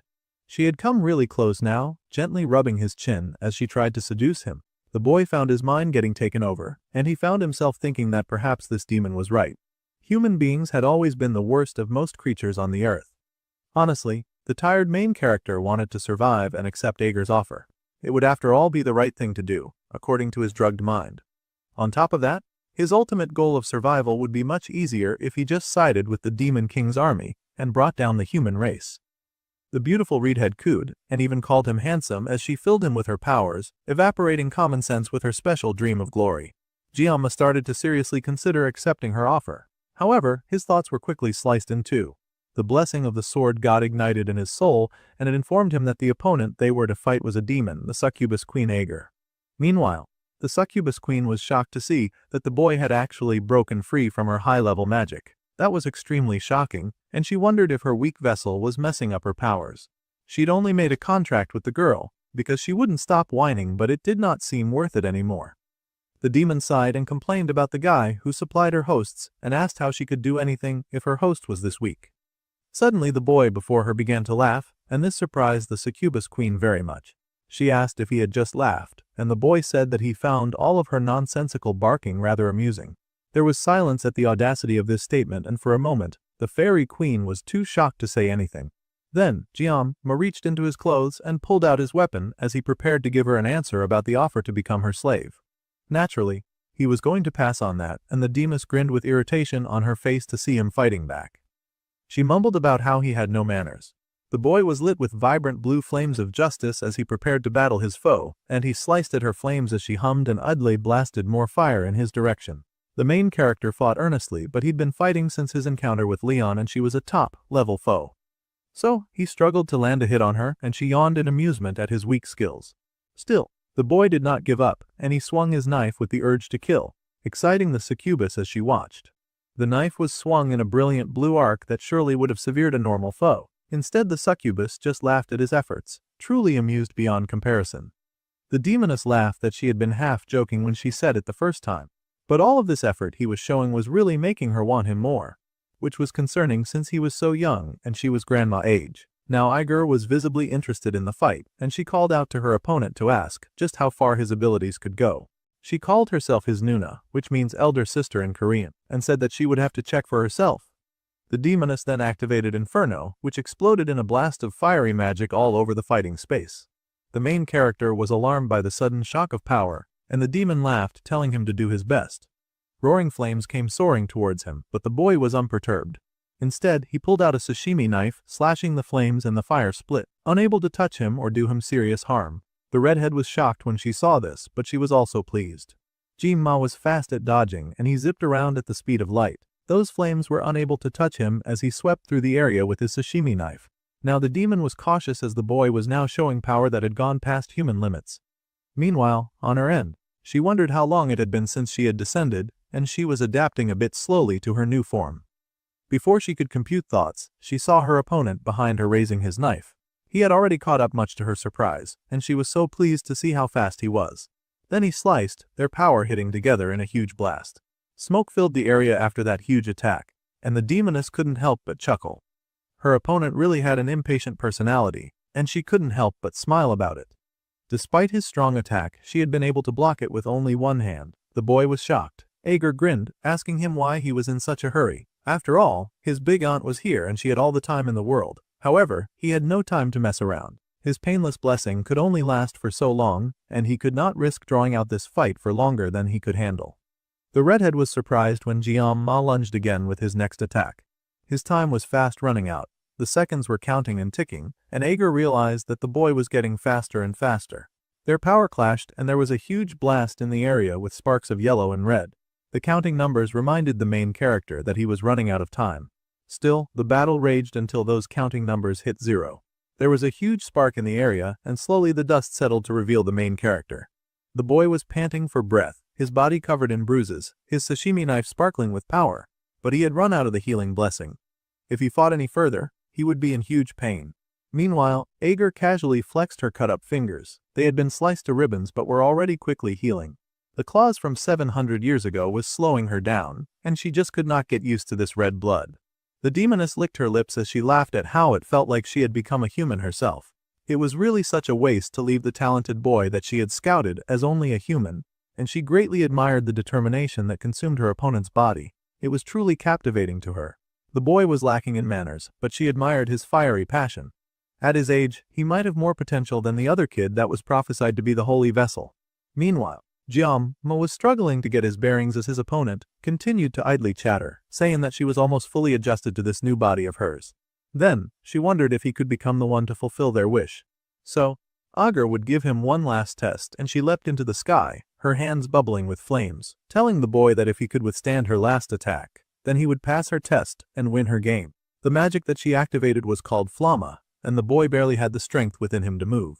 Meanwhile, the redhead demoness chuckled, saying that he had to at least endure this much. Fire came racing towards Jin-ma, and the main character had just about reached his breaking point when someone leapt into the fray. The fire was indeed blocked by the strong sword emperor, who arrived just in time to protect his favorite student, swinging his weapon with incredible ability. He yelled for the dark-haired boy to pull himself together, while the demoness threw a hissy fit at her crazy game getting interrupted. She asked the old man not to butt in between them since they were busy having fun by themselves. However, the old man refused to back down. See, Jian-ma was very precious to him after all. He would absolutely not let the demon touch that boy. So she hissed back that he should try his best to protect the precious boy then, if he could, and then she rained down even more fire to annihilate both man and boy. The demoness Igor really had no joy. Meanwhile, the main character was still struggling deep inside the realm of his powers, and he wondered if he had finally died. He heard the low sound of coughing and his eyes widened in shock to see a figure on fire that was standing before him. The main character's vision finally cleared and his eyes widened to see the old man protecting him with his body. The Sword Emperor had come to save his life. The boy was greatly surprised. A peerless talent like Kang Jium, Muz was not the type that should be lost in vain in a place like this battlefield. The old man leaped forward to protect the boy, his sword swinging mightily as he fought for the young lad. The man was certain that the main character would be the one to bridge the divide between humans and demons, and he would become the hope that broke the chain.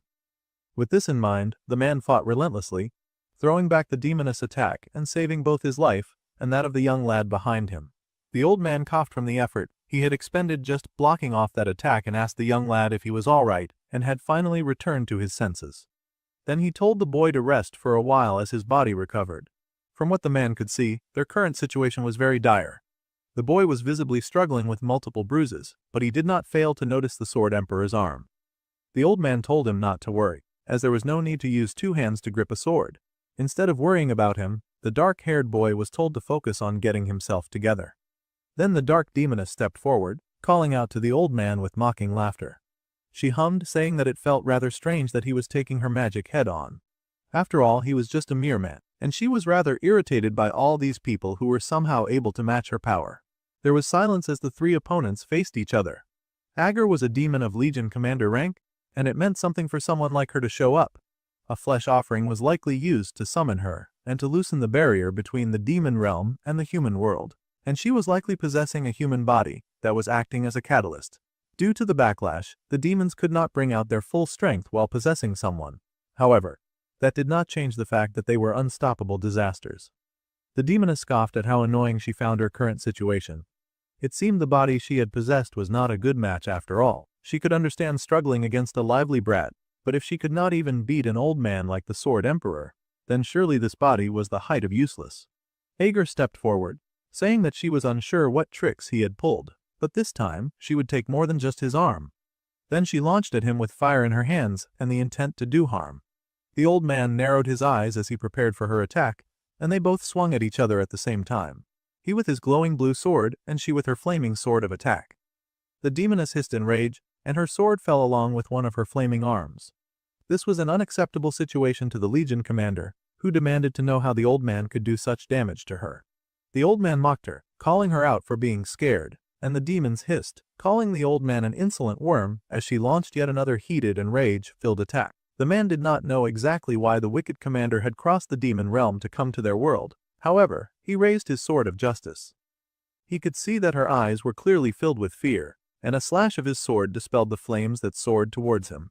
They spun around him in circles, hoping to do maximum damage to the warrior who stood alone, but the man had been titled Sword Emperor for a reason. The Fire Lady's eyes widened, but she scoffed when she saw the bug acting cocky, claiming that he had just gotten lucky when he cut off her arm. But he quickly proved that C was talking nonsense when his word suddenly appeared at her throat, and he sliced in an arc so sharp and fast that he would have taken off her head if she did not leap back. Now the demoness realized that she could not take the man for granted as he had such an intense aura. Those eyes, she could now see that he was clearly a descendant of Aran. The old man said nothing and simply raised his sword, but now the demoness was cursing her luck. Still, he was just a human with a body that was far past its prime. Humans were really pitiful in her opinion, and she mocked the old and withered descendant of Aran, and asked if he could really dodge her attacks with his frail body. The little cheat rained down fire from the sky in thousands and millions, all falling towards that old man who fought alone. She laughed wickedly, and both Jium, Mai and the Sword Emperor were horrified to see the extent of this attack. That rotten lady laughed, asking if this attack was too much for the old man to stomach, and the man had to dodge, moving as fast as he could to escape each streak of fire as it rained down like hell on earth. The man ran as fast as he could, and the dark-haired boy yelled in worry. The boy would like to at least cover the old man, but right now, he was barely staying conscious. He had been fighting before the sun set, and he had fought all night long. If he let go now, he may never grab hold again. Giving up his blessing in this situation would basically be suicide, and the boy gripped his knife as hard as he could. The Sword Emperor was still just managing to hold his own against the fire demon, and he swung his sword to dispel her attacks, swinging in a huge arc that cut through the flames. Agar could not help but be impressed by this point, saying that he was achieving much despite his old body. Perhaps, instead of a butt, the man was more like an annoying little rat. The man raced forward, now purposely moving towards her despite the rain of fire that she kept throwing at him. The man mocked her as well, saying that demons were definitely absurdly stronger than humans, and that in his youth, he had resented the world for that. after standing before an unchanging wall that effort alone could not overcome.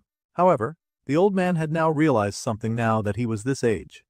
Ager wondered what he was rambling about, though she figured experience could not be ignored. The man was about to get within striking distance, and she searched his body for weaknesses. She then noticed that the left side, where his arm was missing, was wide open. With a devilish smirk, the Legion commander prepared to attack, and she laughed that he could keep on babbling like an old man. He managed to dodge her rain of fire and took the moment to remind Agor that humans could develop and evolve even in hopeless situations. This part about them was the thing that demons feared the most. This was why demons constantly tried to invade the human world. He sliced through her flames, sliced through her attacks, and sliced through her defenses, much to the absolute shock of the Lion Commander, who gasped in shock. However, her look of horror was quickly replaced by a smirk of wickedness, and she laughed like it was part of her plan, amping up the flames on a full-blown attack. The Sword Emperor was shocked to see her launch flames straight from the ground, and the evil woman laughed at how pathetic he was. She grabbed him suddenly, pressing her hand to his belly and saying that she could not bear to listen to him anymore. With that, she activated her demonic attack, a lance of fire going right through him. The woman's fiery arm regrew and tightened into a fist, and a roar of flames erupted around the Sword Emperor, piercing him with dozens of fiery lances. Meanwhile, Ager disrespectfully yawned, acting bored as she destroyed her opponent. The old man was overwhelmed by such a terrible attack, coughing blood as it seemed like he had reached the end of his abilities. The fire was extinguished, and the man fell to his knees, bleeding with holes through his system. It did not look like he would survive this fight at all. Mockingly, the wicked demon placed her foot on his head, asking if this was all he had to show for the end after all. Honestly, whether it was 700 years ago or now, she laughed that humans were always so cliché. Still, for something like the dying words of a worm that did not even live for a century, she felt like his last words worked just fine. Ma could not accept that, calling out to the Sword Emperor, who looked about to fall in defeat. Agar then recalled why she'd started the fight in the first place and called out the black-haired boy's name. She smiled and turned to him, apologizing for forgetting him. She wanted to tell him all about the result of that test from earlier, and the boy panicked. Using his last burst of strength, the old man told the boy to hurry and run away, and the demoness chuckled, telling the boy that he had passed her test. The boy started to feel dizzy all of a sudden as she worked her magic on him, and the lady smirked as she laughed rather wickedly. She felt that his body would serve the hopes of their demon kind, and she laughed, asking him not to resent her too much as she hoped to see him soon in the underworld. The old man yelled for her to leave the boy alone. He was just a cadet. Meanwhile, her opponent was not even finished yet. However, Ager completely ignored him, amused by his weak attempt to save Jiama. She laughed and said that she did not really feel like hanging out with someone like the old man anyway, and told the man to stand there and watch. Her mouth fell open, and a demonic seal was activated. Leaning closer, the lady pressed her tongue on his face and filled him with the stamp of her approval. The boy fell to his knees as his head was kissed, and the old man cursed her for her demonic work.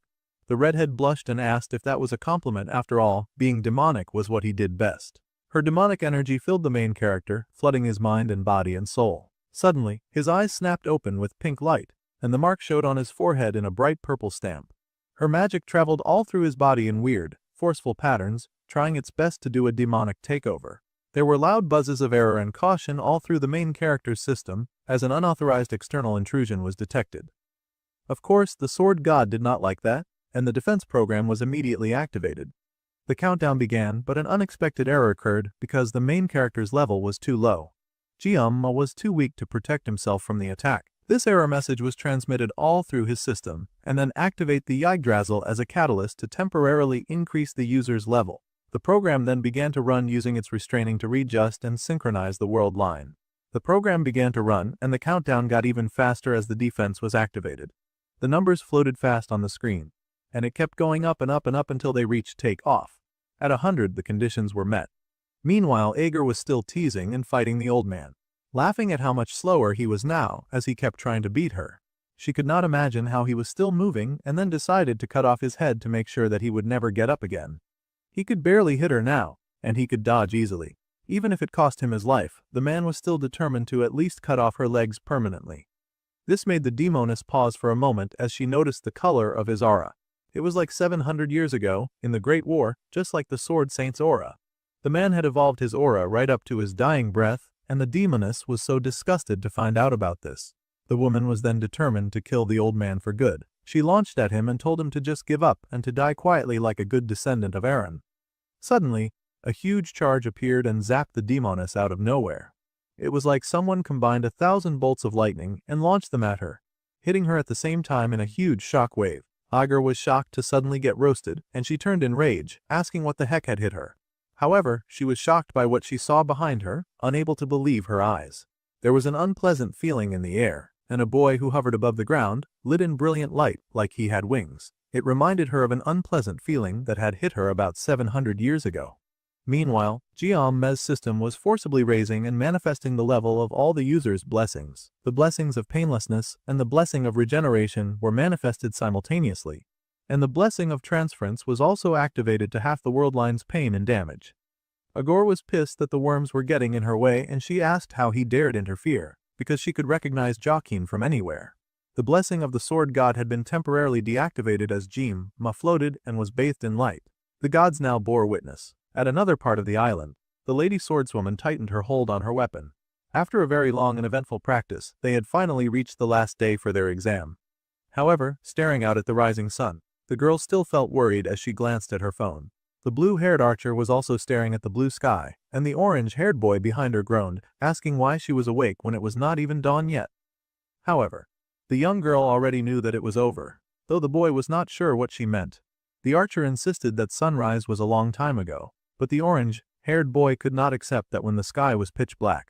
She then muttered that he truly was the second in the written exam since he was being so darn slow. Anyway, it was time for them to head back to the academy. Meanwhile, Rachel and Chloe were knocked out, sleeping beside each other.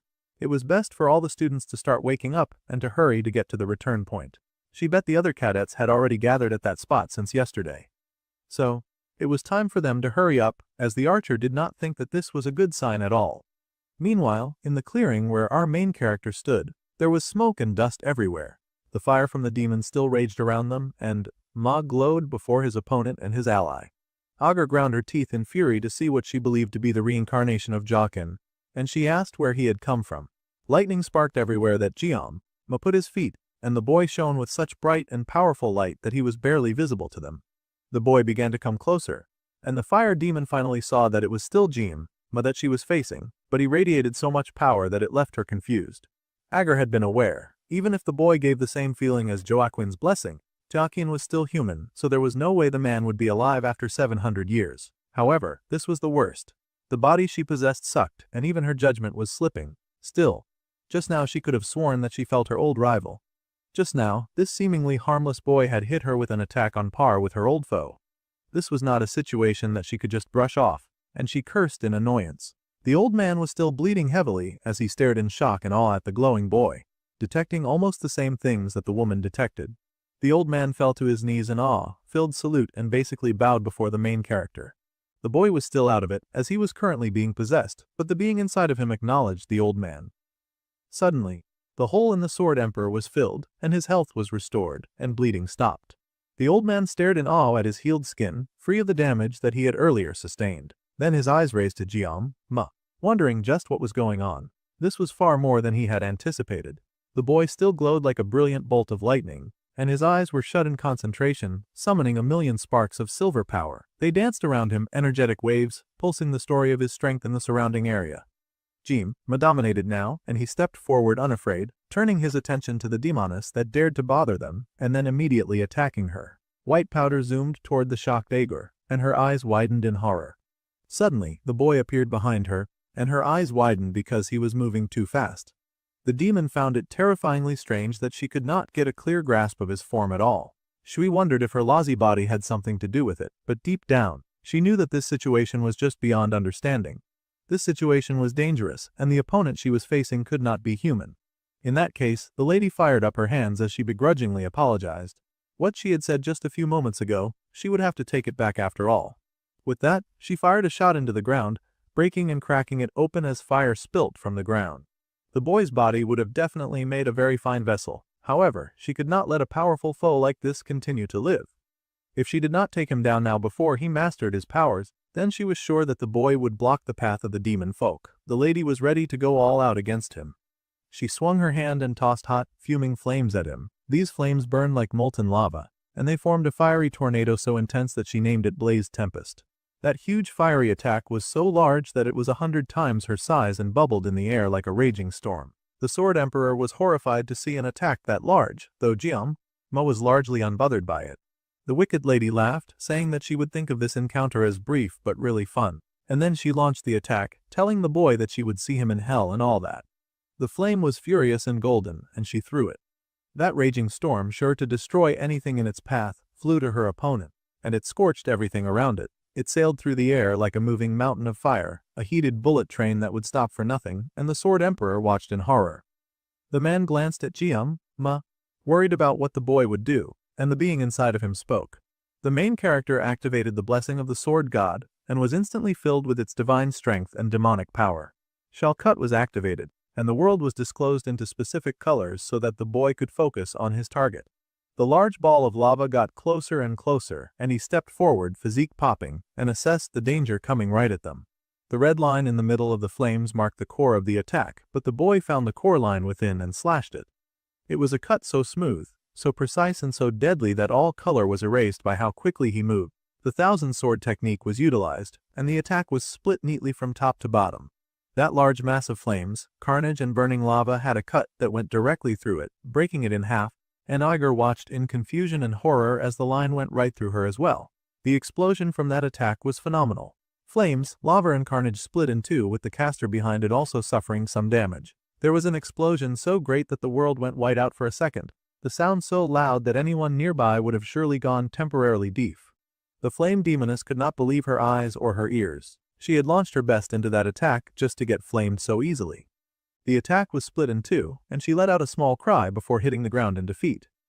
Ager groaned, raising her eyes to her opponent in confusion, awe, and rage. Meanwhile, the students had finally noticed all the chaos going on net h distant, and they gasped when they saw the fireworks so far away, wondering what the heck was causing such a blast. The popular swordswoman looked up in surprise, and so did the Ryojo and speed weapon.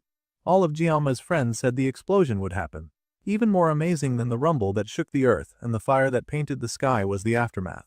The sky before them had opened up. There was a large gash in the dusky sky, dark clouds clearing so that the blue could shine through. An ultra-incredible, ridiculous feat that all the students could not help but gasp in awe. Some of them were a little slow on catching up and thought that the sunrise was acting a little weird, but they did take pictures of it just because. They might as well document proof that they saw it happen. Meanwhile, the demoness Ager was having the absolute worst day of her life. She could not regenerate in the position she found herself in, as she had sacrificed too much power in her last attack. It was like the very source of her mana had been cut, sliced to ribbons, and at this rate she would die as she deserved. Jima stumbled forward, and the demoness panicked to see him coming. After all, she was unable to fight him in this state. Well, fortunately for her, the boy had gotten rid of the parasite in his body, so he had no room to move anymore. He collapsed to the ground and she stared in shock and relief. Anyway, she had no intention of dying a pathetic death and instantly tried to crawl away. She was sure that Kang Jam would be a calamity for their demon folk. Even if she died, this was her only chance. This little rat, who had been worried about dying, was still willing to use her last breath to slay her enemy. Fortunately, she did not go very far before a sword ran through her head. It seemed little Miss Fire had completely forgotten about the healed Sword Emperor, who was still on the scene. It was very rude of her to turn her back on the enemy. She was just like the 6th Legion Commander Basman. Ager screeched in rage, cursing and shouting and protesting, but her slip would now cost her life.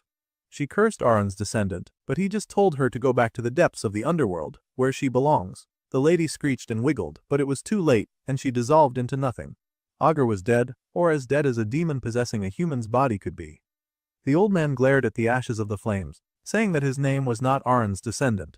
He was Siegfried von Nibelung, and she should but some respect for the name.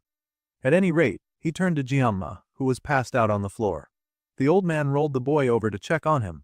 Fortunately, the kid was still breathing. There were some blocked blood vessels but no fatal wounds, and his life was not in immediate danger. The old man marveled at the boy and wondered just what he was.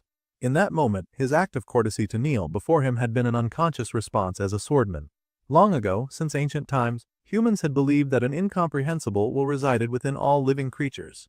Storms, floods, and lightning out of a clear blue sky, comets falling from the night sky, superhuman or supernatural forces had always been objects of fear for humanity. Ironically, people worshipped these transcendental powers in hopes of receiving blessings and protection. Thus, people would often call such things calamities or gods. The dark dawn sky broke to the blue of the morning, and the radiant stars of the dark were pushed aside when Ma had split the sky. The students were in an uproar, rushing to the meeting point now that the exam was complete. But the bluinet archer ran faster than most, pushing through the crowd to get to the front. She managed to achieve her goal, breaking to the front with the carrot top at her side, and they froze at what they saw. There was a hospital bed being rolled out of the exam area with someone inside. Teachers were overseeing and checking in on the students to make sure that they were all okay. On that hospital bed was unmistakably Ma, and he was unconscious. This sight, of course, was horrified by his harem, and no one was more passionate about this than the redhead Chloe, who struggled to break through but was held back by Rachel. It was almost like the redhead was trying to attack a teacher just to get to Ma, and they had to force her to calm down. The blue archer looked ahead in concern, and she glanced to see if other members of the harem showed up. Waterfall Hair, Abel looked to be in great distress. She saw that her grandfather now had a missing arm, which was a valid reason to cry. Her family had gotten hurt, and her new crush had gotten hurt too. The girl collapsed to her knees, and Ryojo put a gentle and comforting hand around her shoulder to calm her down. This was a tense moment for all of the students.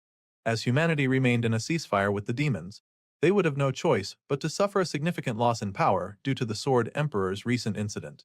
The entire world was, of course, concerned whether another vacancy would arise among the 7 star heroes, who currently numbered only 4. The archer girl monitored the news the entire time, hoping for some updates on the Oreo-haired protagonist. But of course, there were none, and she wondered if he was awake now. Even some of the students in class mumbled that they had not seen the special admissions student lately. They had noticed that he was carried out from Avalon Island, and there were rumors that the boy was now barely hanging between life and death. Some of the students worried that he would actually die at this rate, and Ryojo was rather frustrated with the rumors. She yelled at the boys, who immediately answered her call since they recognized her as the princess. With an ice-cold glare, she told them to go continue their distasteful gossip somewhere else, since she hadn't been able to get any sleep the other night, and she found them way too annoying and noisy. Realizing their mistake, the boys pulled back an apology, and they rushed away to continue their little chat somewhere else. The current situation irritated the Bluinet, who strongly believed that Ma would never die. Glancing to her side, she found Chloe, sobbing her eyes out. The poor assassin had not stopped crying since that day. She was much like a mourning widow in that respect. Even though Ryojo had said the main character would not die, she was still worried. 2. He had not come back to class in ages, and it had been over a week since they'd seen him. When they tried to hawk up on him in the clinic, they'd been told that no visitors were allowed. Even though they were just cadets who wanted to check up on their friend, they were not permitted to in. This was by the direct order of the director of the school. The redhead was not having it, and she tried to force her way inside. It caused a ruckus outside of the clinic, and the healer begged her to stop as the guards wrestled with the little assassin. The Bluinet was worried, knowing that this special direct order must also be related to what had happened to the Sword Emperor. Avalon Island had turned into a boiling sea of lava, with that eerie manna they felt several times, and how humanity's strongest lost his left arm. A reasonable deduction would be that a demon or demonoid had invaded. The Sword Emperor had likely stopped them. That was all that the archer could assume for now without any proper details on what had occurred. She had searched the forums over and over for any info that she could find concerning the matter. However, there was nothing to answer her pressing questions. On top of all this, the director Medea stated that she would specifically review and announce updates on the situation, so all contact with the outside had been cut off as well. Not even the media could get any information concerning what had happened that day. It was frustrating, but Ryojo did what she could, idly texting Ma to see if he would respond. They were all worried, but it was futile to send texts when he was likely still unconscious. The archer sighed in frustration, thinking about the last time that they had spoken. Shach wondered if the boy would ever come back and wished that he would return soon. She'd changed classes just to be with him after all. She was worried. Abel was also having a hard time. That could be expected after all. Her grandfather, the world's strongest, had gotten severely injured in a battle no one had seen. The swordswoman was silent, so Rachel called out again, pulling waterfall hair from her thoughts. The girl apologized for getting lost in thought, but her classmate understood. It was normal to worry about the Sword Emperor, and the Spear Saint, who was also Rachel's uncle, was worried too. Abel knew about that and tried to reassure the blonde that her grandfather was fine and that there was no reason to worry. Even the Sword Emperor had apologized to the young swordswoman, saying that she would find out about it soon enough. She would find out why her grandfather was the one personally caring for the cadet Ma. In truth, Waterfall Hair could not stop thinking about that ad. She did not know the details, but she was sure that he was hurt helping her grandfather. Rachel was worried about her. Meanwhile, that old rotten man who ordered the attack continued to drink and indulge. He slammed his alcohol on the table, saying that these things were getting more and more troublesome. He also tossed aside the leaflet for the undertakers, calling them worthless scum as they were all marked as deceased. Meanwhile, Jiang continued to be cared for. It was reported that his muscle fibers were torn and even his nerves were wrecked. The boy is in far from normal condition, but now he had recovered and was discharged. In fact, he even seemed healthier than before. The director was rather proud of the fact that she had mobilized every single medical staff and healer just for him, and she had threatened all of them to save him at all costs. Then she yelled at the old man who was taking his own injury rather casually. The man teased her, saying that if she got so worked up so easily, then she would surely get wrinkles. The woman scoffed, saying that they would try to be positive. Then she asked Siegfried how he was holding up. The child was not the only one to get badly injured after all, and she worried for her old friend. They had really lived a long time to experience all of this. Well, the old man shrugged and laughed, saying that he experienced no major inconveniences. The medics who had tended to the two patients had been dumbstruck. In all their years as doctors, they had never seen a case like this. The man was perfectly healthy, even his old illnesses were gone. It was like they had been wiped clean. It could only be called a miracle from the gods, and the director had sighed immensely, telling the doctor that she did not get what was going on anymore. Sure, the young boy coming back in tatters was partly Siegfried's responsibility, but he also never left the boy's side while the youth was hospitalized. The old man had even shelled out a ridiculous amount of his own money to book the entire ward. The woman had never seen the old man go this far, and she wondered what exactly had happened between those two. At any rate, even her blessing of the poet could not figure out what had happened, and it was beyond cognitive understanding. Now that the boy was awake, she asked if the old man could finally reveal what had happened. The media had been hounding her for weeks, so she had not been able to sleep in days. The old man set down his teacup and admitted that he needed some time to gather his thoughts as well. It took a while for him to process what had happened on the island, and the lady desperately needed to know the gist of the situation. The man squeezed the stump of the arm that remained attached to himself and admitted that Agor, the 4th Legion commander, had appeared on Avalon Island. Of course, this was absolute world-binding and devastating news. The lady was shocked, wondering if she had truly heard him correctly. She did not want to, but she asked again if he had said Agor. There was no way he could mean the Agor. That's what he thought it meant. The man sighed, knowing that it was hard to believe, but it was true. She was the one who had taken his arm. The director leaped to her feet in horror, asking if the young boy had gotten hurt by her too, and the old man fell silent. That just would not do. He had started the gist, so he needed to finish it. They desperately needed to know what had happened to Agor. The old man admitted that the devil had been eliminated. It was too early to make such terrible news public, but he had seen it with his own eyes, so there was no doubt. The director was worried and asked hesitantly if the old man had taken her down by himself, and he laughed. They both knew that such a thing was impossible for them at this age. The lady returned to her seat, now worried that the old man had surely gone mad. Of course, the old man could take down Agor solo, even if someone else helped. The opponent was a commander, so there was no way this story made sense. Suddenly, the director felt a chill and she leant forward to ask if the one who defeated the great demon was the person she suspected. The bespectacled lady was in disbelief, staring in awe. The old man then sighed that he would explain everything when they all got together soon. For today, there was a place a youth should visit before considering adult matters after all. The director fell silent at the words, then she sighed and called her classmate a boomer, as if she was not quite old herself. However, this situation was fair enough for her. Meanwhile, a gathering was called, and the group decided that they could not stay depressed forever. So, someone made a poster to recruit for their club. Of course, it was Speed Weapon, and he beamed as he held up the shiniest, most rainbow poster ever designed. The boy looked really proud of it as he thought that the shiny poster would stand out. They were always relying on the boy with the sashimi knife, but they had never really done anything for him. So, the boy asked the two sulking girls what they thought. The archer sighed that she was actually surprised by him for the first time in many ways.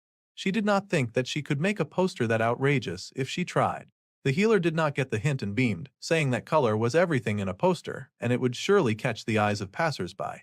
Chloe, who was being an A-class hater, just stabbed the thing and sliced it in two. Poor Speed Weapon was horrified, asking what on earth she thought she was doing. But the redhead just said that she would never let her sweet crush look at trash like that. The boy was upset. He had spent all night making that horrendous thing, but the assassin just muttered that at least it was burnable, so it would not hurt the environment. They got noisier the more that the Bluenet listened to them. Even the Yoken was not as sweet as before. She sat with her head hung, wondering when their lover would ever return from the sick bed, just to hear voices declaring that Jiam-ma was back. The Bluenet looked up in shock, rising from the bench in awe, as she saw Speed Weapon and Chloe talking to a familiar figure with Oreo-like hair. They were chatting to him like everything was normal, but Ryojo was racing towards him. The archer was running so fast that she caught them all by surprise. She finally got to him, but she only flicked his head, calling the boy an idiot. Then she smiled, a beautiful rosy smile on her face to just look at him, and the boy stared down at him in surprise. However, he smiled too and happily told his team that he was back. The ginger wanted to happily show off the poster she made, but none of the girls wanted to see that garbage a second time. This is a special episode that the author created and prepared. It was a little slice of life story about Jiam-ma and his friends who went on vacation in the author's stead, and was more like a special set just slightly apart from the main story. Kang Jiam-ma himself was stupefied at all the stuff the author was saying as he checked his phone notifications. At any rate, the car fired up and the director told the young boy that they had arrived. The Sword Emperor had done a great job getting them to their desired location. This said location was the sea, and the director sighed because it had been a while since she'd been there. It seemed to be a beach episode after all. The place was so empty that they realized that the director had definitely reserved the whole area. People couldn't take Mikey to the grave after all. So the director had no reason to not spend her money as much as she wanted for special occasions like this. Their friends were already waiting for them and Weapon happily greeted them. Of course it was just the orange-haired healer surrounded by the main character's harem of women. The girls squealed to see their man coming, the swordswoman and the assassin energetically saying hello. However, the archer then suddenly narrowed her eyes as the others went forward to greet Jiam-ma, the director and the Sword Emperor. The Oreo-haired boy was also surprised to find that Leon didn't come, and truly all our hearts were broken that his beautiful face would not grace this chapter. But alas, the protagonist could not continue to steal spotlight from the main character after all, so Weapon had to explain that the famed hero basically lived in dungeons now. The blonde was always training that they barely saw him, and it was hard to tell if he was a demon or a human at this point. He wouldn't even take a break for a once-in-a-lifetime beach episode. The hearts of those gathered bled, and even Jiam-ma found it suspicious. After all, why was there only one other guy present? Leon was leaving him to handle all these thirsting babes by himself. At any rate, the blonde wasn't here, so they'd just have to have fun on his behalf. Chloe was definitely edited about having fun with the Oreo-haired boy, so the knife wielder had to loosen up and follow his team. The special summer vacation chapter had begun. Young feet stepped on hot sand and the students happily got into the sea, splashing and having fun in the water. Chloe was having the time of her life, and the main character couldn't help but feel happy for her since he doubted that the assassin had lots of time to lay back and relax. The healer had already caught the first wave and he was excited to surf. The popularity pill on the characters was also out and Speed Weapon had tied for 6th. That was rather nice as he was such a likable character, and he gave great support. Rachel was determined to beat him surfing though. The blonde hyena-like girl of course ranked higher through the power of giant melons, and she ranked 4th in popularity, earning a 10% of the votes during the poll. Rachel was surfing way too fast and wild, and she ended up oncoming poor Chloe into the water. What a shame. The assassin fell right out of her floater. The sweet yandere ranked 5th in the popularity poll, as she managed to charm a 3% of voters to her side. There was a pointed weapon floating up from inside the water as Rachel zoomed by on her surfboard, and the fighter thought for a moment that she'd seen a shark. She sped past Kang Jiam-ma, who ranked 3rd in popularity in his own story. Unbelievable. One could only guess who got the highest votes.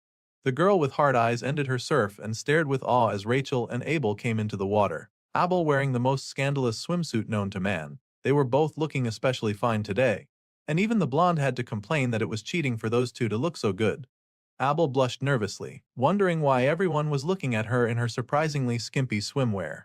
While the kids were busy having fun, the adults played a game of chess while discussing real-world problems. Making the next move was tough, but they had to be sure to make the right one so that the children that depended on them could keep on having smiling and carefree days like this one. Tied for the 6th most popular character was surprisingly the Sword Emperor Siegfried von Nibelung, the man of the hour. The director smiled as she watched the children play. The lady was also tied for the 6th, and at this point the 6th position felt like a consolation prize. Still, the director agreed that the Sword Emperor was right. They fought for the sake of those precious smiles and these innocent lives, so they could not possibly do anything to interrupt that. A huge ball spiked high as the kids got down to playing volleyball, and Rachel laughed, telling Ryojo to watch out or she'd get hit. The archer seemed to tense as the ball came rocketing towards her, but she served instantly, sliding like a pro.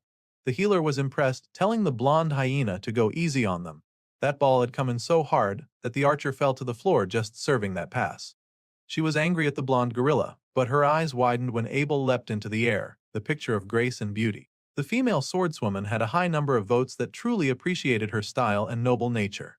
She had come second place in the popularity poll, which was the most shocking news of all. The blonde and the assassin gaped as that ball spiked past them, neither of them making any attempt to catch it.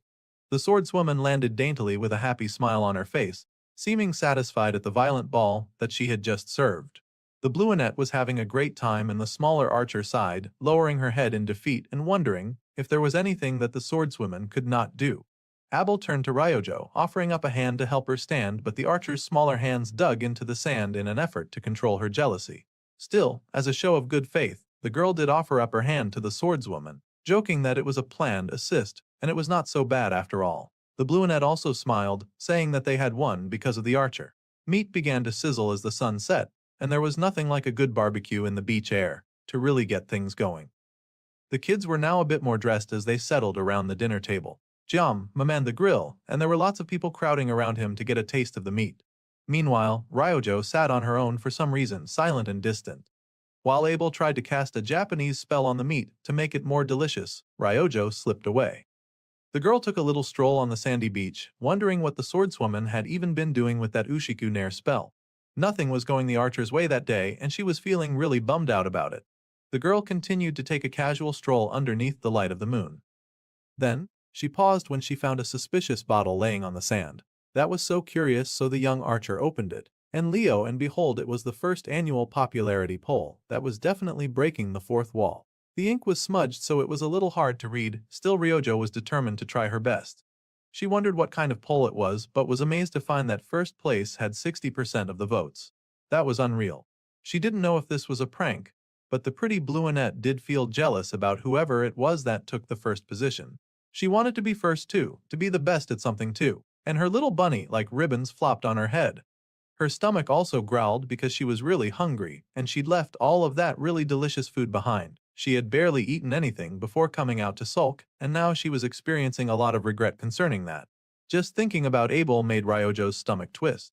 The girl was pretty, and she would not be able to turn her down if she were a dude. It felt like the mood between them had been different since the Avalon game they played to claim Jiam-ma.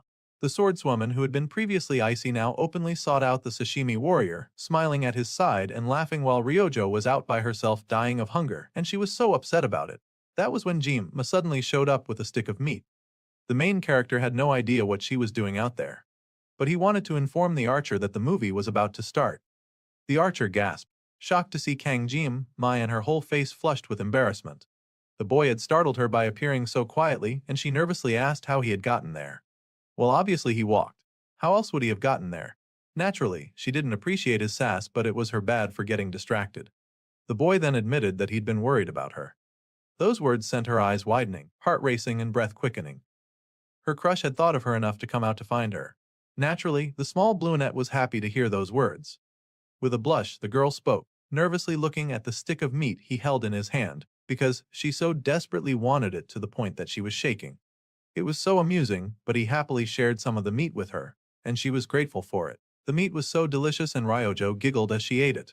Sure, it wasn't as nice as the yokin she always ate, but she'd accept this temporary replacement for now. Jiam-ma was amazed at how widely her mood changed when it came to things like treats, but he told her to eat slowly. It was not like he was going to steal it. Suddenly, the beautiful brunette grabbed his hand, and the main character was shocked, wondering what was going on all of a sudden. Well, the pretty girl laughed, ranked highest in the popularity poll Saki Ryojo, the beautiful archer, earning 60% of the votes, and she happily called Jiam-ma, telling him to come with her. They both raced back to where the others were waiting, and the others happily called to them. They'd been waiting for the main character to show up with the brunette after all, and the girl apologized, saying that she'd had to take a call. Nice way to hide the fact that she'd been busy sulking. At any rate, everyone gathered around to see the movie with excitement. However, the orange-haired boy was surprised to see that the brunette had returned alone. He asked where Jiam-ma had gone, and the archer just said that the boy had gone to the bathroom. Then, Abel called to Ryojo, referencing an earlier time and apologizing about the photo she'd taken during their game at the Avalon. She had not expected things to turn out like that either, but the archer just said that she was only a little surprised. Besides, it didn't matter, it was all in the past. The swordswoman smiled at how nice the archer was, saying that she would make sure that there was nothing to apologize for next time. The archer was silent as she watched Abel smile, but Oreo hair had finally returned. The boy settled between the top two, happy that the movie had not started yet. Then he asked who'd decided on the seating arrangement, and Abel giggled that she'd given up that seat for him. This made Ryojo realize that Abel had gone out of her way to let the archer sit beside her crush. Giamma found himself staring at a large castle-like structure with a bright clock at the top. He stood there with his sashimi knife in hand, staring ahead at the bright sparklers that swooped over the school, lights dancing in bright colors as the beautiful structure seemed to be meeting its very quick end. Those beautiful and sparkling ribbons of light soon proved to be more than just ribbons as they lashed out violently, causing carnage and reeking of ill intent. Our guy grabbed his weapon, smacking away those evil light beams of doom immediately. They were trying to dominate and hurt a little too hard, but his defense would not be shaken by those petty and awful creatures. Our boy battled relentlessly, refusing to lose to such bright sparkles of light, fighting with determination in his eyes. Space had torn itself apart in the vision that he was witnessing, but he would not let those demons win. Suddenly, our dude noticed something and a giant sashimi knife descended from above. That could not be good. Giamma seemed to be doing battle with his own subconscious and his own ability. Inside that world of red and light, the status screen glitched and fizzled as it tried to communicate a message. Now our boy paused, seeing the words written out. The knife wanted him to reach out and take it. That screamed every level of stranger danger known to man. Our guy was hesitant, but still the weapon burned bright and demanding. It demanded attention and love, and its power enveloped Giamma. Its summons would not be ignored. It desired for the youth to take up the weapon, and it would not be rejected. The Oreo-haired boy was wide-eyed as he got flooded with power all of a sudden, and he noticed that the floor was now breaking away as more and more sashimi knives pierced into it. The words urged him, written and etched into his soul as they called for the youth to take action. He had to pick it up. Giamma was still trying to figure out what the heck was going on. He had suddenly woken up trapped in the mental jail of his own abilities, and he could not figure out how to escape from it. His eyes were wide as he felt a casual viewer of events he could not interpret, and then he woke up. That was one heck of a nasty dream. Our boy almost could not believe that he was back to reality. The dark-haired boy groaned because he'd had that dream way too many times. He had only just gotten up, but there was someone annoying already trying to message him. Surprisingly, it was Speedweapon who had posted an opening to recruit more members to their club. Giamma checked out the cheesy-looking ghastly recruitment poster and knew immediately that his club was finished. The ginger's terrible design aside, our guy was pretty happy to note that his body was doing much better. He felt even better than before. The boy wondered if it was because he had been resting in the VIP treatment room. After the fight against Igor, he had heard that the Sword Emperor had used his personal funds to rent the boy a room and had personally cared for him as well. The Sword Emperor was too kind. He really owed the old man a massive debt now, and he had to make sure that debt got repaid. Once the dark-haired boy was dressed, he got busy working on his tie. Suddenly he paused on Isle Avalon, recalling the fight that he'd had with Leon and how that nasty perverted demon had tried to have her way with him. Now, our guy wondered what on earth was going to happen from there on out, and if he was doing the right thing. Thinking back to it, he'd had the exact same worry much recently. It seemed his anxiety was not improving, and he was still worrying about what he should do as a supposed background character was now becoming too mainstream for his own good. He decided, after some thought, that it was much too late for him to grumble about his decisions now, and he would just deal with all of that much later. For now, he had school to go to. Ryojo was waiting for him, and she did not hesitate to immediately try to share some of the sweet treats that she loved so much. Our dude greeted her and told her that he was good. He did not really need all of that sweet after all. The brunette scoffed that he was not fun. He was not even surprised to see her. To make up for it, Giamma put on the lossiest surprised reaction that had even the brunette scoffing in his face. More importantly, she then asked if he could finally tell her something. Ryojo was feeling nosy and she wanted to know about what happened at Avalon. She wanted to know why the boy had been hospitalized for so long.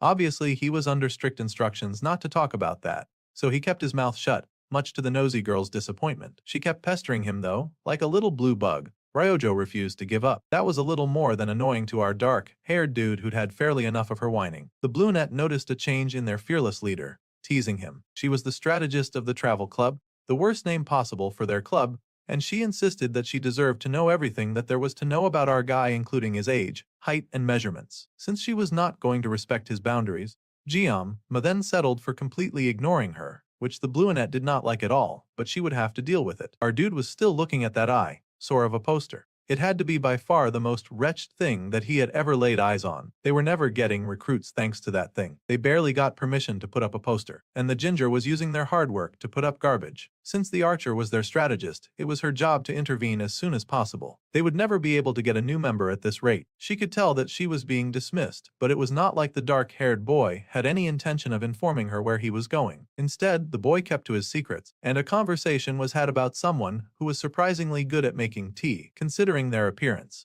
It was the Sword Emperor, and he was of course mocking his colleague, the principal, who had no idea why she was being mocked and what was wrong with her looks. The Emperor insisted that it was a compliment, but the green-haired lady knew that it was a pretty lousy compliment. Suddenly, their adopted son appeared, and the principal greeted the youth. The boy wondered if he had come around too early, but actually he had come at the perfect time, before they could devolve into a round of childish arguments. The old man had spent 70 years with 2 arms, so he kept getting mixed up from time to time and forgetting that he had lost a limb, especially when he wanted to flush the toilet. Our dude was present, but it seemed that nothing really would be strong enough to distract his school parents from their real love language, which was arguing with each other. Then, the principal turned a worried look in the direction of the dark-haired boy. She had heard all that had happened from the Sword Emperor, and how the young boy had taken down the 5th General Agor. Our dude had the memory of doing something like that, although his face paled and sweat dripped down his face. Ma knew that it did happen, but he did not feel very aware of the moment as it had happened. It was almost as if it was a dream. The principal apologized, knowing that the youth had only just recovered and had only recently started walking around again. The boy nervously insisted that it was fine, and the principal smirked. She just found it so hard to believe. However, she could also tell that this was no lie. As unfortunate as it was, this situation was the truth.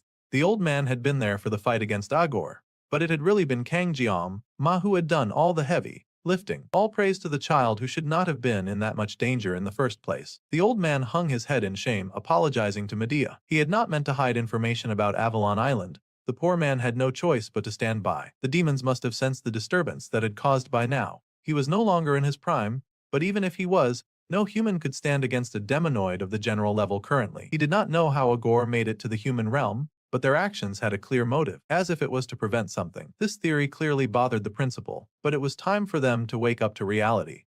Things would only get worse if they just stayed put, and the students would suffer. Demons were compulsive and yet sly, so he predicted that within a few years' time, they would be back at war with them. A war that would rage incomparably harder than what had occurred 50 years ago. It was indeed a rather scary thought. If they account that they slayed Agor, the demons might use that as a reason to attack. It was thanks to the Sword Emperor keeping things quiet that the rumors had not spread fast enough, and the demons had not been able to respond. Ma understood that the old man was truly deserving of the respect of the human race. The old man sighed, saying that he had prepared this meeting today just to say this. The man was old, and he knew that he was no longer fit to fight on the front lines. This had Medea protesting immediately, but it was the hardcore truth though. The lady asked if he was going to be so depressed just because he lost an arm, but she was missing his point. They did not have time to drag the title of power when they needed to be raising true heroes in order to pass down a better era. It was time for the youth to fight, and it was their job to make sure that the new students could indeed face the upcoming threat. This was also the reason that Medea was now the dean of the academy. It sucked to raise child soldiers, but they could not overlook the fact that the demons making a return would put a lot of the students in danger. There was silence as the 2 adults in the room moped about this. Our guy let them take their time with that. They seemed to be going through a lot. The Sword Emperor took up his cup, and then said that he was planning to step down from the 7 stars soon. This was the true deep and heavy news that he wanted to share with all of them. Now this news was even more shocking to Ma, who leapt to his feet in outrage. The man told the boy to calm down. This was not a rash decision. He had in fact thought about it for a nice long time while the boy was busy dozing and snoozing in the hospital. He did not mean that he was going to just sit by. He would instead focus on doing what he could. Still, this was going to be some bad press, especially since it could be tagged as the downfall of a really prestigious man, and those reporters would tear him apart like wolves. The man was ready for those jerks, and he said that he would in fact be holding a press conference within a few days. It was better to take care of them at once. Now the school parents were fighting, the principal yelling why the old man was still the same after 50 years. He was just saying all of this casually like it was nothing and like it would not hurt him. The man laughed that he lived young, but that just got Greenie even more heated. Seeing them act the way they usually did sure did make Ma smile with relief. He was glad that those 2 clowns were by his side. For a long time, The dark-haired boy had tried his hardest to stop the story from deviating from the original plot until now. He used to freak out when characters acted differently from canon. However, thinking back, his actions were actually quite selfish. Their words and actions were the result of their own free will, so forcing them to play a part in story that had a fixed path for them was almost cruel. These people with him were more than just characters in a video game. He could see that now as he watched his school parents argue comically. They were people with egos, and no matter what choice they made, he would accept them from now on. Closing his eyes and refusing the truth about the situation was no different from acting like a baby. Suddenly, the old man remembered one very important thing. They were quite tired of all of his back-breaking announcements at this point, and wondered what else he had to say now. Well, the man announced that he would now be transferring his 7-star seat to the student Kang Jim. It was a quiet evening in the principal's office with the tea gone cold on the table. Medea sighed as she thought about her old friend who was making all of these really new changes in his life. She was silent as she considered her life. They needed to gauge the demons, and of course accept interviews from the press. The old man assured his friend that he was not saying it would be immediate. It would take at least a year to get things ready. The boy should be allowed to enjoy school life during his time at the academy after all. The green-haired woman growled at the stupid old geezer, who had laughed at her. Still, she could not believe that old geezer would be transferring one of the seats of the 7 stars just like that. It may be too large of a burden for a 17-year-old boy, but nobody suited taking up that position more than the gloomy social reject with unexplainable powers anyway. They had not been able to publicly announce any of his feats, but if word were to ever get out, they were sure that the world would be in an uproar. The dark-haired boy could only be described as a genius who had descended from the heavens, and he had his foot in the realm of legends. It was almost as if Balor Jockin had come back to life, and it had the lady reminiscing about old times. She gasped when she realized what she had just said. It almost felt ominous to call his name during a time of peace, but it also laid emphasis on how much times were changing. The lady sighed, missing her friend, and she called out his name. She perfectly understood why he was making this decision. The absence of an actually strong 7-star hero could cause a commotion not just in human society, but in the diplomacy with the demons. It was tricky, and it needed to be handled with care. There might be backlash later on, but as long as Sieg had appointed Jianma himself, there should be no further problems. However, in order to move forward with this, they would also need the agreement and cooperation of the association and the other 7-star heroes. It was a really tricky topic, and the principal sighed as she thought of the difficult road ahead. Looking at the picture that they had shared in the past, the lady realized that it would soon be time for a high school reunion, or something of the sort. Meanwhile, the old man and his new hair walked the halls of the very large building, just doing whatever they wanted. The boy trudged silently behind the old man, thinking about all that he had just heard. Sure, Jianma had said that he was fine participating a bit in saving this world, but he had not expected such a heavy role to suddenly get dumped on him. Now that it was just the two of them, he tried to speak to the old man, asking if he had a moment to just properly object the situation. The old took a moment and then asked if he wanted to speak about the 7-star seat that he was giving up. He apologized for not telling the kid about it before dropping that bombshell, but it was way too late to take anything back. He asked if the dark-haired boy was aware why there were 4 seats for the 7-star heroes. Ma was a little surprised. Then he said that it was a respect move for the allies who passed away during the war. Well, that was one very sad way of looking at things. It was also thanks to their valiant sacrifice that they were able to exist on this earth. However, it did not make any sense to leave seats of the 7-star heroes empty for such a reason. In truth, the situation was quite simple. They had just never had anyone worthy of taking the seats. In other words, every other person in this world was a bum. There were no heroes at their level of strength, talk less of stronger than them. Plus, the demons were terrifyingly strong, much stronger than humans. They did not dare lower the standards of a strength that a hero should maintain. The power of demons was well demonstrated in the game as well. The dark-haired boy remembered that much. He recalled the darkness of those wicked creatures as they flew down to raid humanity. Of course, that strength was just clearly to get players to spend, but the reason the blessing of Miracle Mobile was such a hard game was because of the crazy base stat lines of the demons. The developers just made things hard on purpose. If a full-on march of demons was to occur, all of humanity would go extinct in half a year. Despite vastly outnumbering the demons, it was absolutely pitiful. One could only converse or negotiate on equal terms if they had power. Our dude asked what that had to do with leaving a few seats empty. The old man scowled as he explained that mediocre power was worse than none. He really said garbage power should stay in the garbage, because there was no difference. Well, that made sense, because if a 7-star hero was to fall against a mere demonic beast, then humanity would be finished immediately. It was more than just a position of glory. They were the frontline fighters if a demon raid was to ever occur. It was the duty of 7-star heroes to keep the demons at bay and represent the might of humanity. it came with great responsibilities, though even that had long since lost its meaning. Now that super powerful respected name was being used as a form of political power, which was rather disgusting to some degree. Well, politics would not matter when the demons came.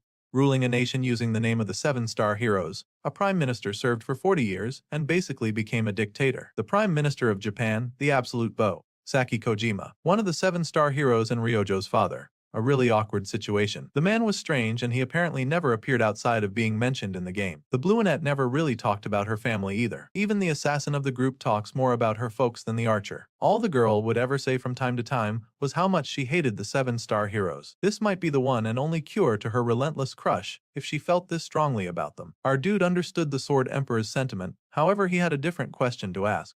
Ma wanted to know why he had been chosen, which was a real stupid question. Only one teenager ever had gone against a whole general of hell and was still able to walk and talk. Now he was asking why he had been chosen for a position of power. Even the old man was shocked by such a dumb question. The man had just explained to this A-class idiot that power and protection mattered in this role, but the boy was busy acting stupid.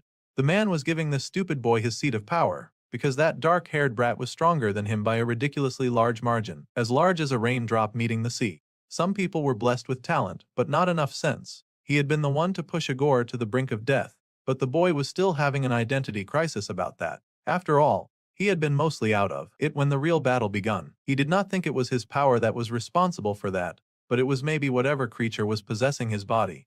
The boy was speechless as he could not really explain to the Emperor that there seemed to be a weird creature living inside of him.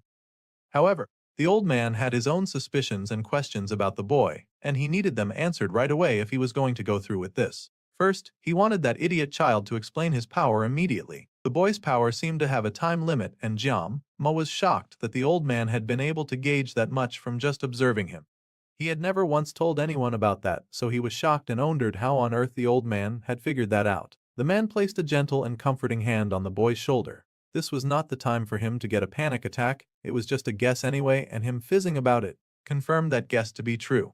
The Sword Emperor understood that the boy could not use such an overwhelming force without limitations after all, so it made sense for there to be some kind of limit. It was necessary to keep the boy alive anyway. Back at Avalon Island, the man had predicted the time limit after seeing the kid collapse after a minuet or so. The boy then called out to the Sword Emperor and the old man wondered what the boy wanted. Ma's hands curled into a fist, and he said with determination that he had something that he wanted to tell the old man about his powers. This was a huge relief to the young boy because there had been no one that he could talk to about it. However, now that the old man was doing so much for him, it seemed that he could finally confide in someone. So, they had a discussion and the old man realized that the boy was always struck with immense pain every time he used his abilities. The pain was something that he could nullify with another ability, but he only got a few minutes to do that. The boy had explained his blessing of the sword god and the painless blessing, but he had not gone into any serious details. He did totally trust the Sword Emperor, but he was also not about to reveal his total weakness to someone. He also needed to see how the old man reacted to this information. He was just telling the old man to see if the man could provide any insight in this issue. The boy did not care to trauma bond at all, he just wanted information. The old man smiled, saying that he would not tell anyone about what he heard, but using one blessing to suppress another blessing sure was a revolutionary idea. If they thought that was revolutionary, then they likely did not have any great ideas for Ma to use. Well, the dark-haired boy seemed to be using that power in his own way, and he did have a lot of talent. However, they had to agree that it would not be good to fight on a timer forever. Sure, now that he was young, the dark-haired boy could utilize the painless blessing in his battles. However, working with a limited time was not the best for a battle that could stretch on for a long time. For that, the boy would need an experienced master. So it was pretty great that the old man just happened to be in the need of a talented disciple. The Sword Emperor had picked Ma as his disciple and successor, and it was his duty to pass on his knowledge to the youth. The man was retiring, and he did not want to just lie around waiting for bad things to happen.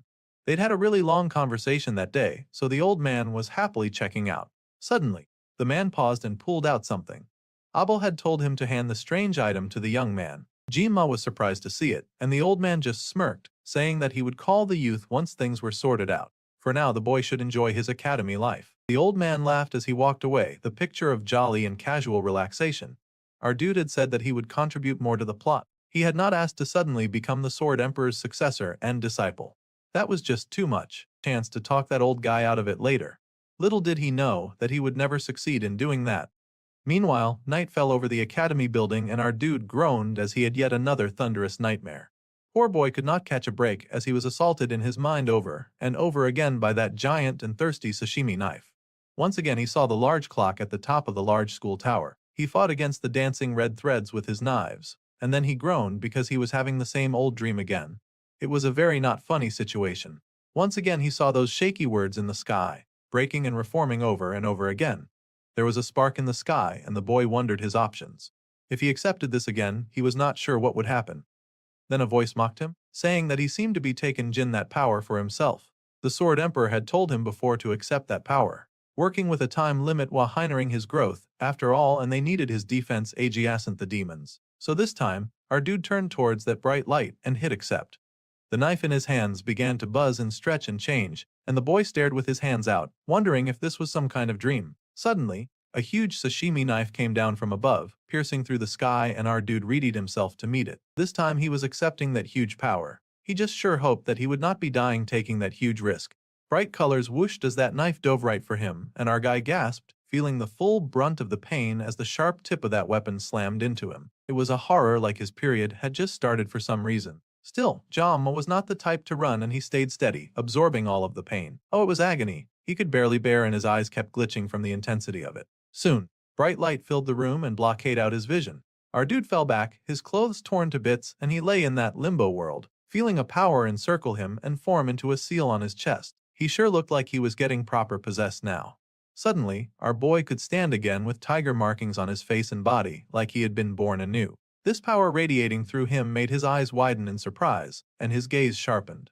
What our dude was experiencing now as the afterglow of a really good upgrade, and he walked around in shock, eyes widening when a voice greeted him. The boy turned, staring at the person before him. This figure that had no face or color, but had a wispy form like an apparition. The strange-looking smoke-like apparition hummed that this was not the place that the boy had been transported to before. He had in fact just created a similar location just for the boy to be set at ease. It definitely did calm his nerves a bit to appear in his familiar-looking kitchen. It was the boy's first time seeing him here, so the creature had gotten a bit confused. It apologized and explained that it was not the GM at all. This surprised the sashimi-wielding fighter, because he had been so sure that this guy was the GM. Though the apparition guessed that a person could say that he was not all that different from the GM. Now he was just being confusing on purpose. He could be the GM or the GM could be him. He was Schrodinger's cat. To be exact, it was the other way around. Alright, it did not matter at this point what it was. GM just wanted to know who it was. It seemed the weird little apparition was having an identity crisis because it took a moment to figure that out. Suddenly, the spirit burst out laughing as our dude had just told a very hilarious joke. The boy asked how long they were going to laugh for. The apparition smiled, saying that it was kind of reminded of some very fond memories, especially with the way the boy was acting. At any rate, the apparition understood why the boy was intrigued by him. However, it would take way too long for it to explain who it was. They did not have a lot of time right now, so the boy would have to settle for a very simple explanation. The thing was known by many names, and it was a calamity, nature itself, as well as space. Also, it was a god. The boy stared in surprise at this thing that called itself God. Yes, it was not just any god, to be exact either. This was the sword god. Now all of this was really interesting, but also very confusing. It was not the same kind of god that the boy was thinking of, but the boy could just call him something like that. The spirit would love to tell him more, but they don't have time. Well, alright. Ma at least decided to ask why the creature had appeared at this time. The creature explained that for the first time in a long time, its restraints were released recently. The blessing of the sword god had been released. The boy at least reclined, getting that kind of announcement the other time. The boy now had the right idea about how things had occurred. However, the spirit was not fully released, which is why he was here in this incomplete form. It was a miracle that he was even able to talk to him. Suddenly the world around them already began to shatter. They really did not have a lot of time. In fact, the brief time that they shared together was fast getting interrupted. He guessed that this was all that he could say for now. The boy was stunned, wondering why the sky was falling apart. Suddenly, the blue around him had changed to red, and the ground opened up underneath him. Before departing, the spirit decided to mention that the slashing and dicing were all good, but the boy should not be too rash. The power that the boy wielded now was well, he would not understand right now even if he told him. Teachers like that were the worst. The least they could do was say it and let their students figure it out. The boy cursed at that stupid creature since he had managed to learn next to nothing. It was just recycled information that he already knew. There was still so much that he needed to ask. Anyway, the spirit told him not to mess this up this time. The spirit believed in him. That was total rubbish. The least that stupid thing could do was answer a few questions. Poor Kang Jim, but even after all of that pain, he had barely gotten his questions answered.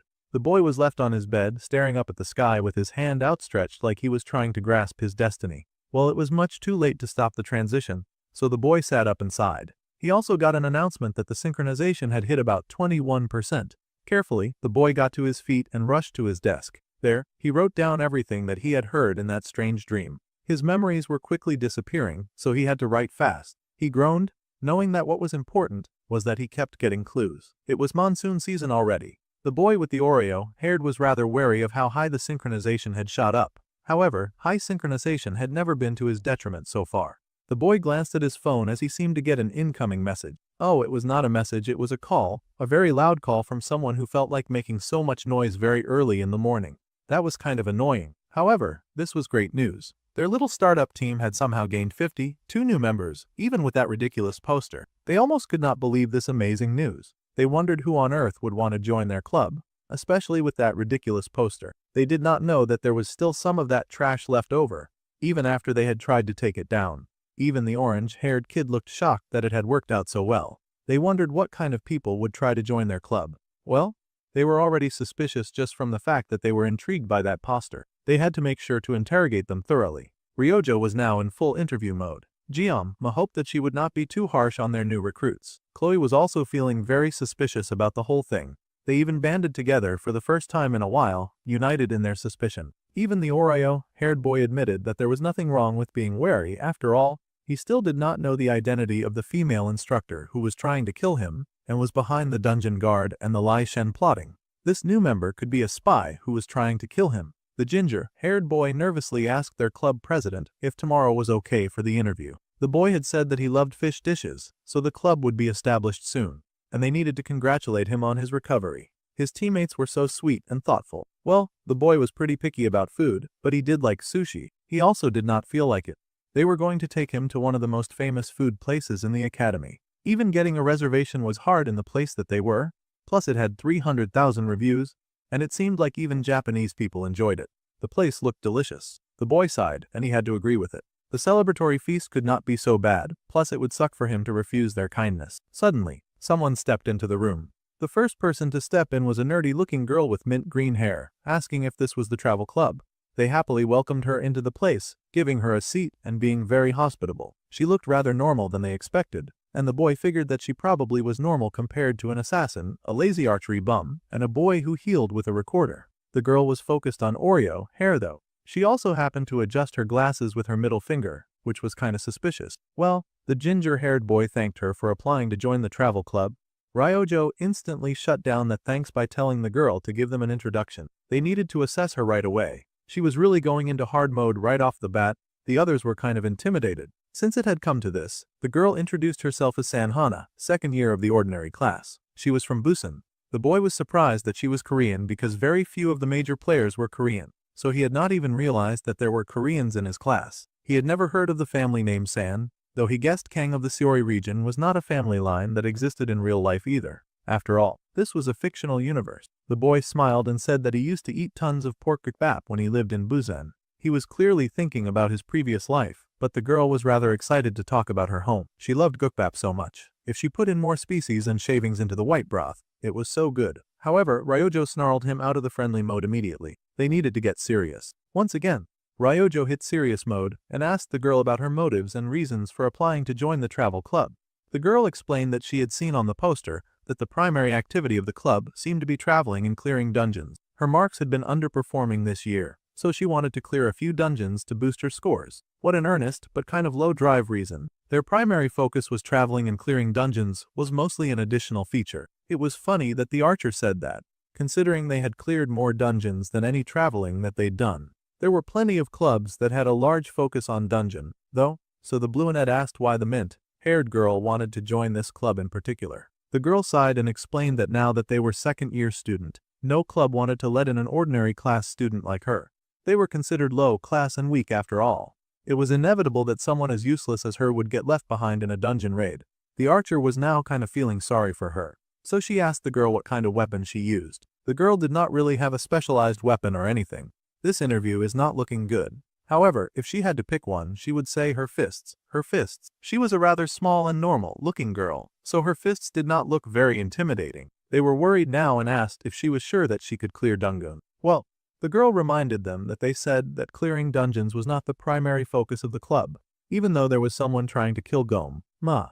So they really needed someone who could at least survive difficult dungeons, or the boy would end up carrying a huge burden. The ginger-haired boy, who was watching the whole thing go down, commented on how he had never seen Saki lose in a match of words. Well, now the two bespectacled girls were considering each other and wondering how this interview would proceed. Finally, the archer sighed that he understood the situation, and the girl expressed that she would really like to join the club, not only for dungeons, but also to create some memories before she graduated. After dealing with so many customers, the boy had come to learn how to sort people into groups based on their small habits. While the two girls were talking, the main character had done an assessment of the girl being interviewed. Using his sword god's blessing with this, he could tell that the brunette was thinking that it would be hard to find other people anyway. So, the boy welcomed this nervous-looking girl to the travel club. The girl was surprised and asked if she had truly passed. Well, they were a year younger than he was, so she should feel free to speak to them casually. Since they said so, the girl got ready to speak. Now it felt like she had been waiting for the opportunity, and they wondered what she was going to say. Since she was their senior, it was beneficial for them to be on better terms, and Chloe's politeness was all that he could handle anyway. The girl said that they could be casual as well, as she did not want to be treated like an elder when she was just a year older than they were. So, they would just call her Hana. So, they handed her a letter that they needed turned in by the end of the week. She also needed to fill out the club entry form as well. The girl scanned the right-up of the form, and also realized that the club chaperone was the principal. Now that was surprising. They explained that the club president had asked, and she had apparently accepted right away. The girl then smiled and said that she thought that she would have a really fun time in this club. That was very suspicious. The girl was moving very suspiciously. The girl told them to call her next week and that she had to leave now. They watched her leave, and the boy wondered who it was again. Ryojo asked if something was wrong. Perhaps not wrong, but something was very off. The boy asked if Hana reminded them of someone. He felt like the only one who felt this way.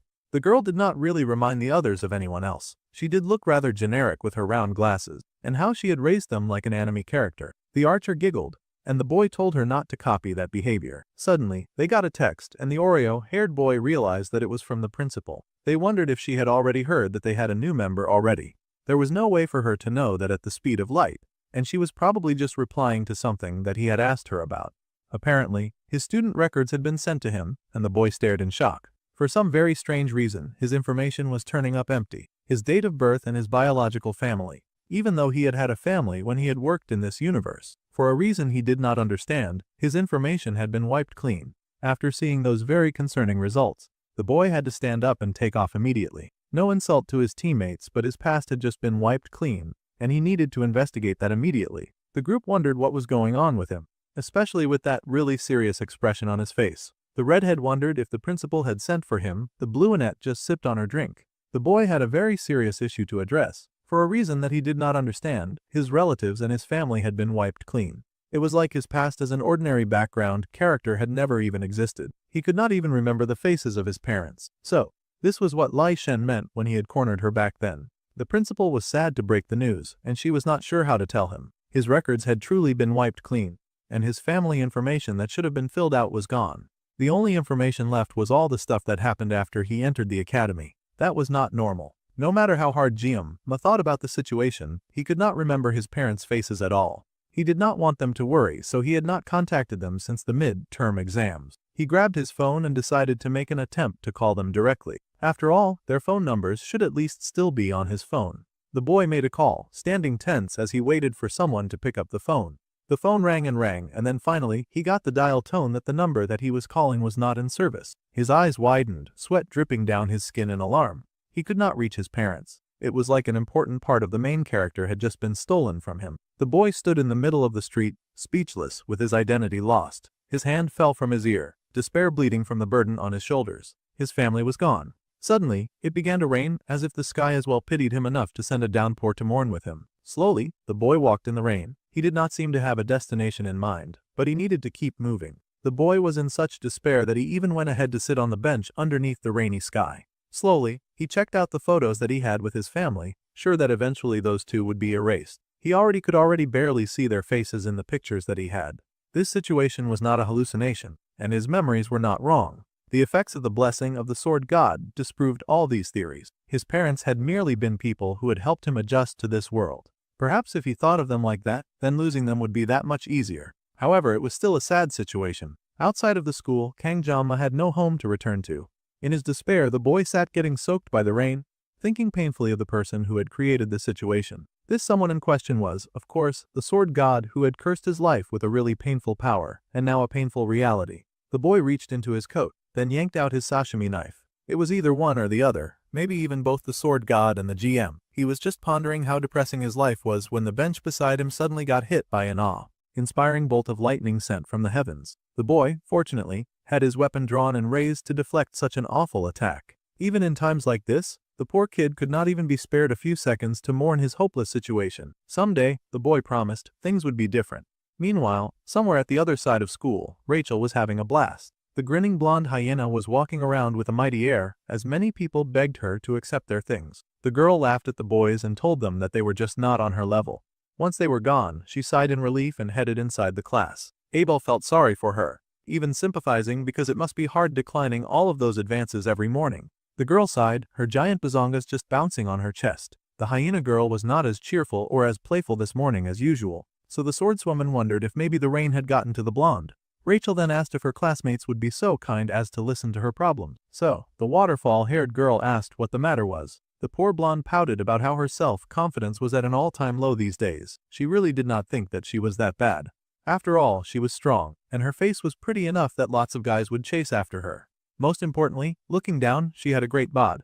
Rachel was so shameless about her giant melons that she made the poor swordswoman feel self-conscious. The blue-haired girl yelled and asked the blonde where she had dared to look. However, the blonde got serious. She wanted to talk about the club that Kangjama had made. Before she could proceed, the wild blonde hyena did notice that the waterfall sword was sure acting strange. So, the girl leapt forward and asked her friend if she had done something with the talented genius on Avalon Island. They had in fact done a lot, and Abel was justifiably rather shy about the whole thing. The girl panicked and said that, of course, nothing had happened. However, she was blushing a lot when she mentioned that she had hurt her ankle, so the boy had left early. They had not done anything scandalous, but she also seemed not to mind if something flirty was done. Heart eyes stared in amusement at her classmates blushing and pouting. Well, the swordsman was not the type to lie, especially about that kind of thing. It seemed that the blonde was just too sensitive, and she apologized to her classmate. Plus, her classmate had already mentioned that she was not interested in the boy, not even a tiny bit, although that whole tirade had been a complete lie. The blue-haired girl even mumbled that she had not gone as far as to say all that. Now, Heart Eyes was interested, and she leaped at the swordswoman, asking if she was really interested in the boy. Of course, the young blue-haired talent much preferred to deny such a claim, rather than confirm it. Well, people changed their minds easily, so Rachel was just checking if the talented girl was serious about her denial. There were no absolutes when it came to relationships after all. Anyway, the blonde hyena wanted to continue with what she had been saying before, but she had now quite forgotten what they had been talking about. Her classmate reminded her that she had been going on about how their shared had formed a club. Right, now that got her back on track. So, the girl had of course asked Weapon if she could join. However, the boy had flat out refused, and it was so disappointing. Apparently, Ma said that he would feel uncomfortable accepting class students in his guild. Then it would look like something designed only for the elite. It was rather considerate of him to do that, but the blonde was bothered about it. The waterfall-haired girl was still kind of slow, so she asked what any of this had to do with Rachel's self-confidence. Well, that was precisely the problem. Yesterday, the blonde had been asked to order a café befitting of her status, or a café elate, which she used to drink that every day back in her homeland. It seemed the blonde was French. Alright, then she suggested a café or. She should retain the dignity of the de Murat family after all. The girl came over and asked for an iced coffee. In her defense, summer in Korea was way hotter than summer in her homeland, which was why she was drinking cold coffee. Just then, she realized that Ma was sitting inside that cafe, and she was so excited to have spotted a ray in an unexpected habitat. The blonde had prepared to leap into the fray when she noticed there was a bespectacled girl in front of them. A girl who looked average in looks and body proportion. That was the type of girl that her crush was considering for his team. It was soul-crushing to the blonde, who was a bit used to being the prettiest person in almost every room. They must have been holding an interview, and she could still remember her crush's face from back then. The boy had been grinning from ear to ear, and the blonde huffed, wondering what the boy liked so much about girls in glasses, or perhaps he was just into that type. However, Rachel did not get very far in her concern, because her ever-attentive audience was suddenly spitting mad rage. Abel was furious and it had taken the blonde quite by surprise. It seemed someone else did not like the idea of Ma spending his free time with all sorts of strange girls. Meanwhile, Ma's team had finally met up at the Korean sushi place. The names of the world's shops were so lame. At this point, if the chef were Caucasian, then it would really top off the irony of this situation. The boy hoped that his job instincts did not kick in at the party. Suddenly, he heard the call of his teammates as they happily waved him ahead.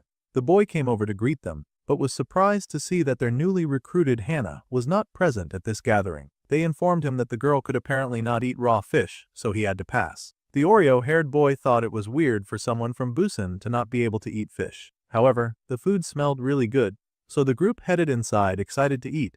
The servers welcomed them inside, and the boy looked around at the kitchen setup. It almost felt like being back at home. They had booked a seat for 4, but before they could proceed, Chloe suddenly went pale and fell backwards in terror. It seemed that a problem had arrived, and the boy looked up to see the barely recognizable redhead, also known as the assassin's defender. It looked like the redhead's big brother was on the scene. The brunette asked what was wrong, and the hero found himself asking Red what he was doing at the restaurant that they had chosen to eat at. They had to give the poor guy a break, and he tried to explain that this was the place where he earned his living. The Oreo-haired boy could not understand what the boy meant by his working there. He was supposed to be part of the Auditor family, one of the wealthier families in this world. Now Ma worried that the senior assassin was hiding his identity for some kind of mission. However, one of the workers suddenly yelled at Mr. Red, telling the newbie to hurry up and tend to the customers. He also had to pick up the pace. The boy had practically been begging him for the chance to work there a few days ago, so he should not be slow. Time was sushi. Alright, so they had established that the loser had somehow begged for this duty, which was crazy to Ma. It was best for them not to interrupt them, and the boy agreed. So, the group found their table and started looking through the available items on the menu. It did not take long for Ryojo to find something that she wanted, though the procedures were abominable. The menu looked good to the team, and they understood why the restaurant was so popular. Meanwhile, Chloe looked a little downcast and was not able to really enjoy the menu or the scenery. The Oreo-haired boy gently calmed her, saying that he was sure that Nox had his own reasons for living like this, so they should just focus on having a good time. The girl agreed in a soft voice. The siblings' relationship was hardly perfect, and some would even say that their relationship was messed up. Chloe had really been looking forward to this outing the most too. So Ma did not like seeing her look so down. There was talk about how the Korean sushi special was really good, though it was not reasonably priced for 11 pieces. 400,000 won for 11 pieces of sushi was somehow a good deal. The boy truly lived in an entirely different world from these spoiled rich kids. Ryojo even had the audacity to apologize that the sushi was too cheap and that they should have gone somewhere even fancier. If they even breathed near anywhere that outdid these prices, the boy knew he'd collapse on the spot. There was no need to worry about doing better next time. Instead, they needed to order whatever they wanted since he was not the one paying anyway. The happy blue-haired girl waved over a waiter, yelling that they were now ready to order. Ryojo belonged to the upper class, so it was kind of difficult to see the switch up from her usually lazy self in situations like this. The sushi was prepared and ready, and it also looked very beautiful as it continued to shine. Even in Japan, sushi that was this good was quite rare, and even the ingredients were rather fresh. The boy was reaching for his sushi, and his Japanese homie asked him if everything was okay and if he was truly feeling well. However, the boy admitted that he should not say this when he was being treated to such a very nice meal. The ingredients were fine, but the knife work ruined them. The boy could even hear them crying. As someone who used to work in a kitchen, this was very personal to him. The girls were surprised to hear this when the food looked so nice. Nox was not at all pleased to hear this because it sounded like that brat was insulting his boss, who could hear the whole thing. Suddenly, someone called to Ma. It was the chef, and he had come all the way to the Oreo-haired boy to ask what exactly he had just said.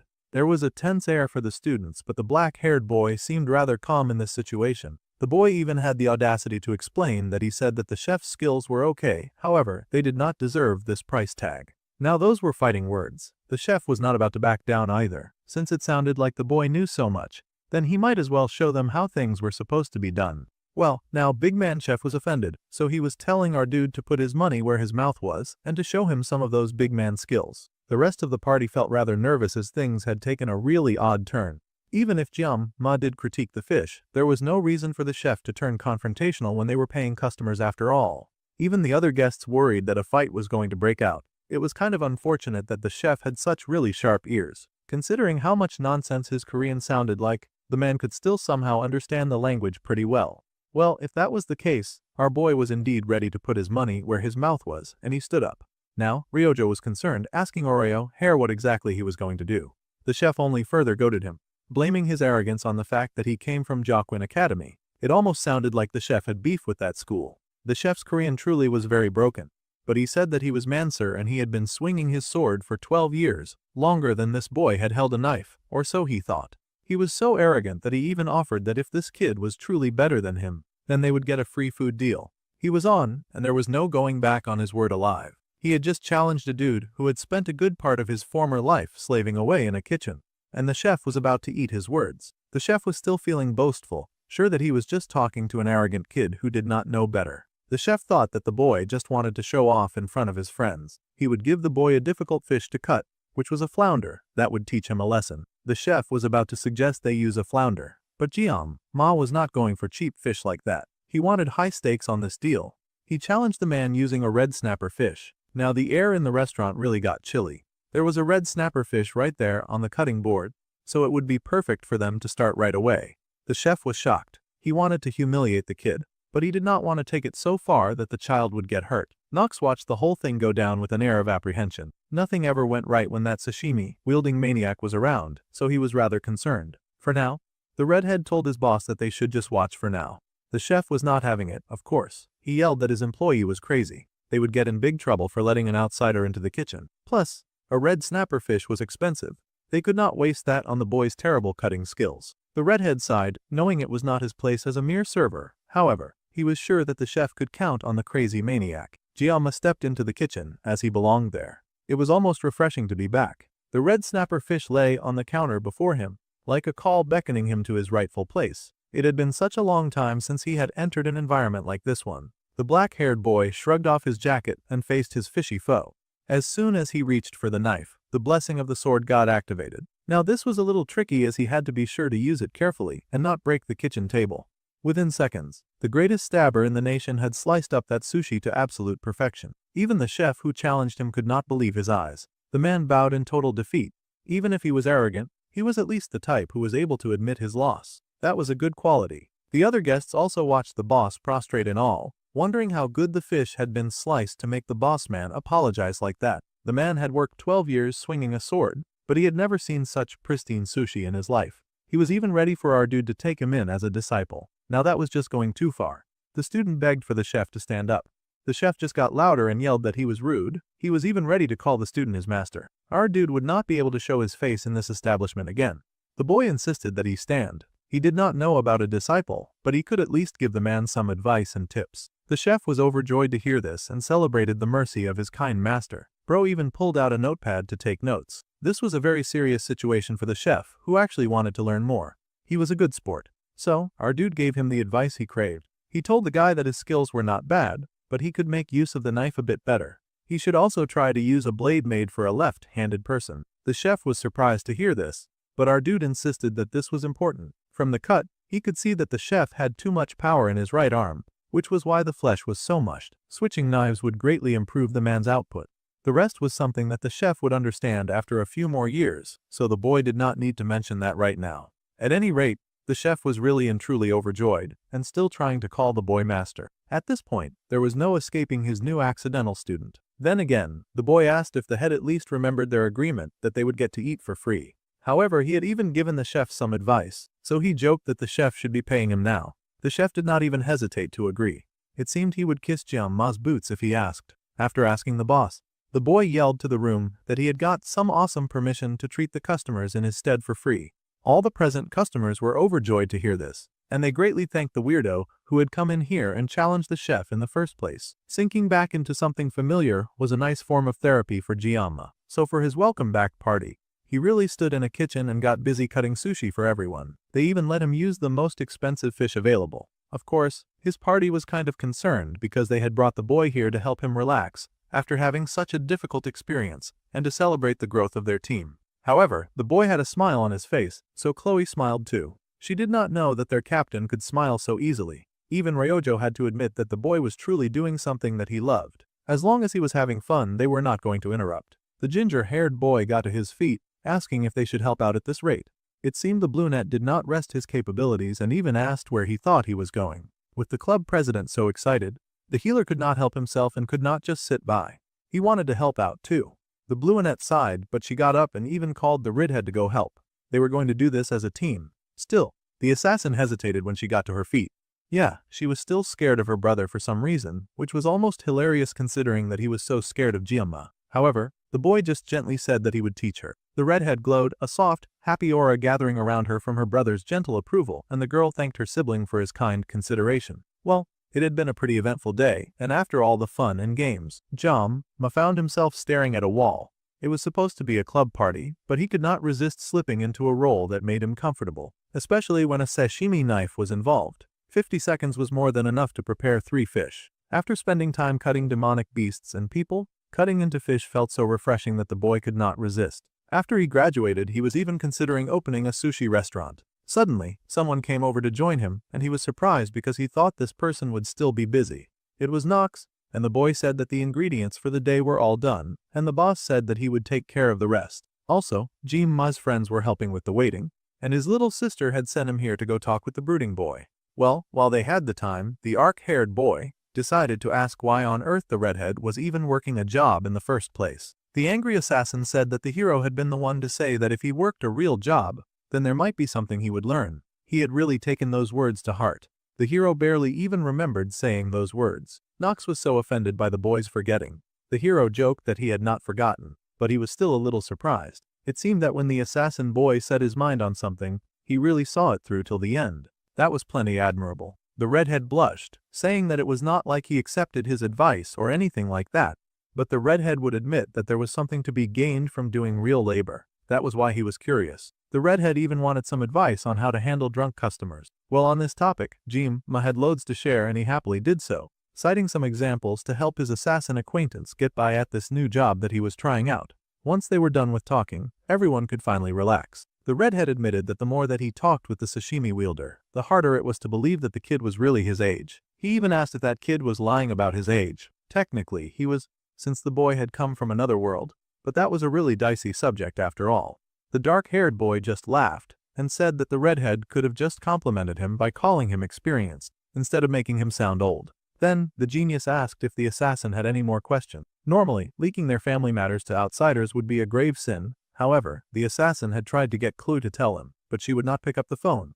At any rate, the auditor family had finished looking into the boy's background, but they could not find anything suspicious. In fact, the elder's request had been cancelled. They were a family of assassins, but they only took down people who were troublesome to society, not suspicious teenage prodigies. In fact, now the special family of assassins were investigating the Council of Elders as a result.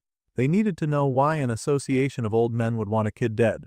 The auditors sought to keep justice, and they would not be the hunting dogs of someone with too much cash on their hands. They would have a record-breaking investigation squad ready, and they would also proceed quite cautiously, because it felt like something nefarious was going on. The redhead had even decided to participate in it as well, and he just wanted the genius sashimi wielder to know. Now, the youth knew that the assassin family would no longer be targeting him. That was at least a relief. If they had decided to attack the elders, then it would have caused some kind of commotion. However, none of that was his own business. The boy thanked the redhead for entrusting so much dangerous information with him. He knew that it was not easy to tell him that. The redhead stared at the boy, silently for a while. Then, he took Jianma's hand, shaking it firmly. He did not do much, and he felt like he should be the one thanking his sister's friend. Then, the boy withdrew his hand immediately, coughing and mumbling about how he had said too much. He was still hesitant about being too friendly with Jianma. Still, the main character was happy to hear that the siblings' relationships had improved somewhat.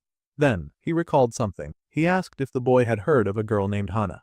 It seemed the main character was still a little suspicious of this new girl who had entered their group. Hana was a girl who had just joined their club, and he thought that the boy might know her since they were in the same class. The boy admitted that he did know that girl. She was the type to sit alone and read all the time, not a lot to note about her. However, there was one thing of interest about her. She was always in the very middle of the class. Now that was interesting. The main character asked him to explain what he meant. Well, it was an odd situation. Whether it be theory or real combat, her performance was always right in the middle, as if she did it on purpose. That was the kind of thing that was really hard to do intentionally. Red was surprised that the dark-haired boy was showing interest in his average classmate, and the boy grimaced, asking Nox exactly what type of guy he thought that he was. Well, Red took that question seriously as he looked the boy in the eyes. To him, Kang Jom Ma was something that he did not say because he suddenly got called in to close up the shop. They had really spent all day serving the customers and then chatting for the last few hours of the day. The chef was also surprised to see Ma there, whom he now called master, and it looked like that title was never going away. The chef was happy and told his master about how he had learned a lot.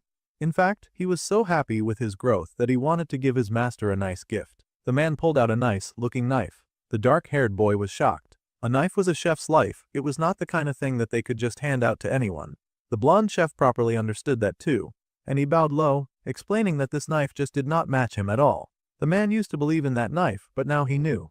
The real master cared more about skill than tools. He wanted to gift this to the master who had shown him how to change. Since that was the intent, the dark-haired boy did not feel inclined to refuse. The chef bowed in thanks, and the student groaned because he was still being called master. Now, it was time for Ma to check out his new weapon, and the blade shone under the light of the shop. It was the kind of knife that looked crazy expensive. In fact, this knife was crafted more like a weapon than a kitchen utensil. It reminded him of his first teacher, who said that masters should not rely on their gear, yet he loved expensive knives. A good knife was like family, and giving it a name was a ritual of decision. Even though his former teacher gave his knives some really lame names, the chef watched the boy nervously, asking if he did not like the knife that he had given him. Well, the boy just explained that he was thinking of giving it a name. This impressed the chef very much. He would not have thought of giving his tools a name. Now, the boy thought very deeply about what to call his new and fancy knife. He was Ma, pride of the Sorikang family line, though that family had now been lost to him. Using the letters of his name, he called his knife the Everfrost. Even as his happy memories with his family faded away, he would still have the knife, which represented the time that had been stolen away. It was nighttime in the city, and it seemed like a lot of dark magicians or demons moved together in a group. They had all come despite being very busy that day. They did not even properly know the identity of the thing that had called them there. The creature smirked and introduced itself as the professor. So, all these bad guys were gathered around this apparently even badder-looking guy, who also looked kind of demonic and went by the name the professor. They did not want to spend a lot of unnecessary time there, so they told the big guy in black to cut to the chase and to tell them why he had called them all the way here when they clearly had better things to do. Everyone agreed with the question. The masked hooligan at the center responded by laughing. In fact, he found this question so hilarious that he tipped back his head and kept guffawing like he was a laughing drum. Now, the gathered hooligans thought the big boss had gone crazy. They had really come all this way to watch this weirdo have a mental breakdown, and they were not digging the situation at all. They asked why he was now laughing out of nowhere. Alright, his bad. The masked figure smiled, knowing that his goons were still drunk on their newfound powers. It was kind of cute. Now, the lead speaker did not like being called cute, and he launched at the guy with rage, telling him to eat his words and all that. The creature identified that the idiot succumbing to rage bait served the fourth general, Permersh. The earth attribute magic was not something that was very common. Well, the Permersh worshipper did not respect himself, and he slammed his foot on the floor, asking what the creature was squeaking about. His hands had been feeling dry for a minute, so it was his pleasure to coat them with the big man's blood. The other gathered fools were now getting a bit concerned. They did not want to cause a scene here, because it would be big trouble if they attracted a group of good-doing soldiers to mess up their fun. The angry dude yelled that he did not even care about that. Anyone who came to interrupt them, he would just kill them anyway. It seemed that this guy got his kicks from spilling blood. That poor, unfortunate waste of space quickly got blasted away into nothing.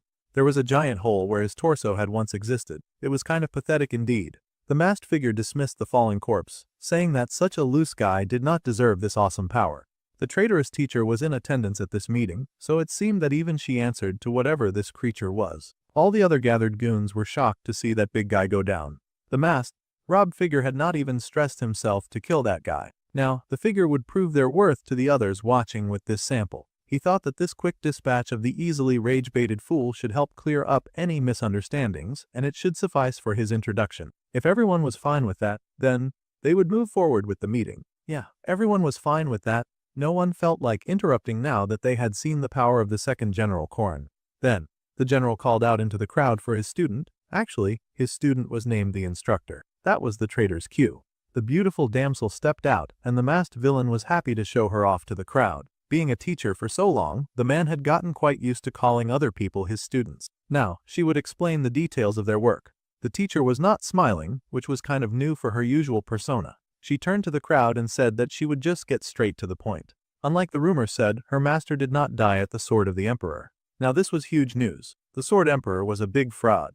Everyone thought that he had killed that evil demon, but it seemed that was not the case. Checking to make sure that the rest of the news was okay, the trader then went on to explain that Agor had died at the hands of a single student. Now this was even bigger, mind-bending news, and everyone was muttering and mumbling about what had occurred. Oh right, this was the evil witch that showed up and tried to kill our guy. However, the name that they put out for the person who had killed Agor was the hero, Leon van Reinhardt. Now that was an interesting story. They really wanted the next hero to get targeted that much. Meanwhile, back in school, Kangjam Ma was working very hard at being a very serious student. He was in the cafe that his group used for their meetings, looking through his notes. He had written about everything that had happened so far, but things felt very confusing. There was the Council of Elders, the mysterious female instructor who wanted him dead, his crazy dream apparition of his power, the sword god, and the GM. Things seemed to get more important by the day. The pinnacle of Noble Green was, of course, the Council of Elders. They treated even the auditors, a noble family of assassins, like mere pawns. Seeing how they requested the killing of a student without any proper justification,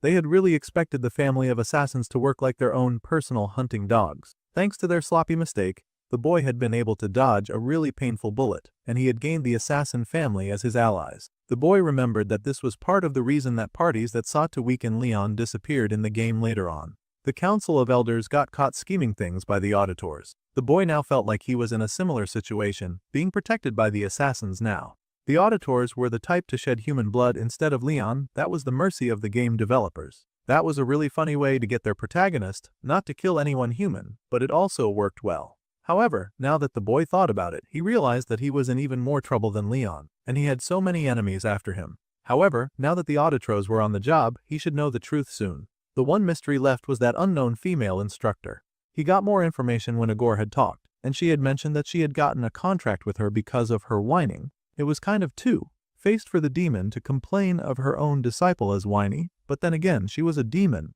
Perhaps it was not surprising that she was two-faced. The female teacher apparently had purple hair, but they also knew that villains could change their appearance easily in the game, so they should not treat the purple hair as an absolute. However, the two things consistent with both testimonies about her were her eye color and her sex. At this rate, though, it could legit be anybody, and he wondered how he could find her. There are limits to the sword god's blessing sensing abilities. Most importantly, he lacked knowledge of magic. The boy wondered if he should wait and try to learn magic. Jiam Ma was heavily unsure of what to do. Now, he looked down at his notebook, noticing that he had scribbled out something rather unconsciously. Now that the boy thought about it, he started wondering about the last time that he had studied or taken his schoolwork seriously. Why was he getting so wrapped up in plots and schemes that he was forgetting school? For now, he was going to go for an unexpected attack. Now was the time to be brave, so the boy got up, ready with the energy to visit his professor, Damien, as well.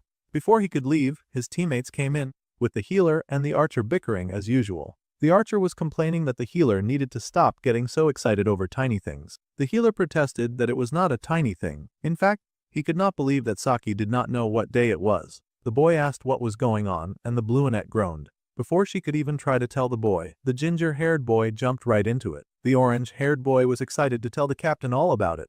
It was also going to happen on the 4th of July too. Right? That day happened to be Kangjim Mai's birthday. He was about to tell Weapon not to bother to arrange anything special, but they did not even realize that it was his birthday. In fact, the 4th of July was the day the Baylor Joaquin had sealed Lycan. Now that was a foreboding piece of knowledge. The healer then paused, realizing that the captain had been in the middle of speaking, and he asked the boy if he had something to say.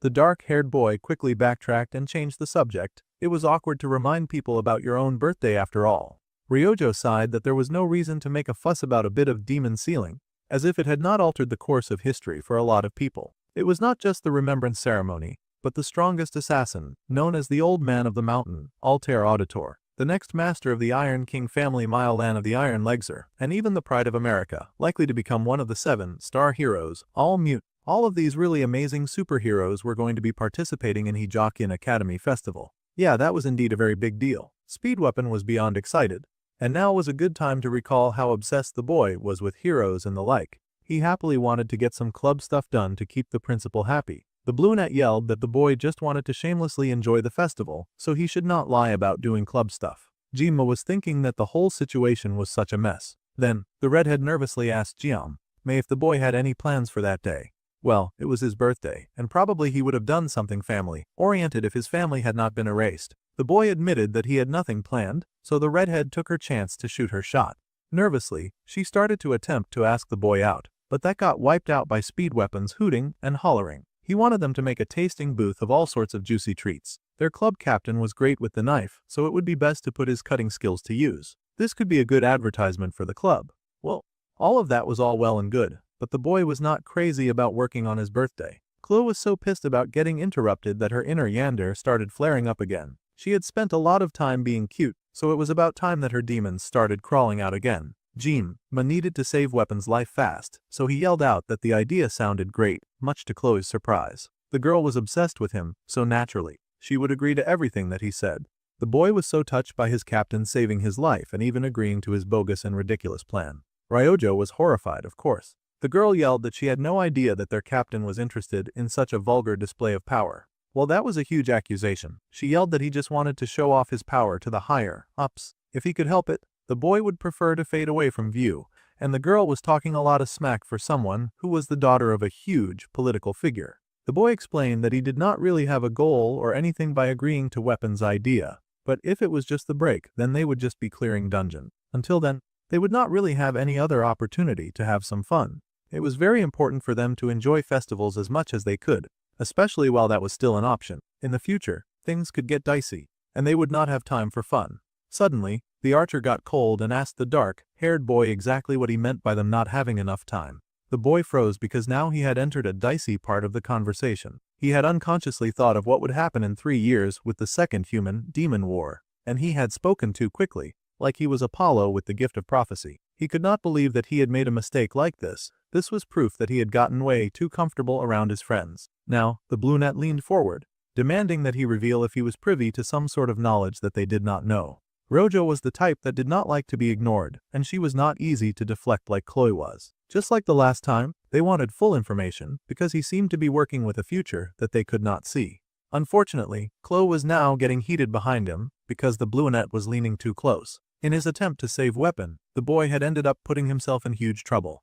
The healer also realized that the captain was in trouble, and it was his turn to step in and offer some kind of guidance. Then the boy yelled, saying that he would make the poster for their newest club activity, and proceeded to draw some very horrendous art on the board. He asked his tram how that looked. Kang Jung-mo was so relieved that he got saved. The team fell silent at first, and then the bespectacled Hana spoke. She laughed that she was all for it. After all, she had joined after seeing that very ridiculous first poster anyway. Weapon had put everything on the line by drawing the ugliest thing he could think of, and he knew the captain owed him one for saving his life. There was no way they wanted their legacy of shame to continue with this history of gaudy, ugly drawings. The archer was so upset that she walked right up to the healer and told him to stop getting in the way with his stupid posters. She had been thinking about this for a while now, but it was time for them to set things straight. The healer asked what the deal was, but the archer truly was not playing around. Like an arrow that always hit dead center, Rojo's sharp gaze was now locked on their club captain, and she refused to waver. The club had way too many sailors at the keel,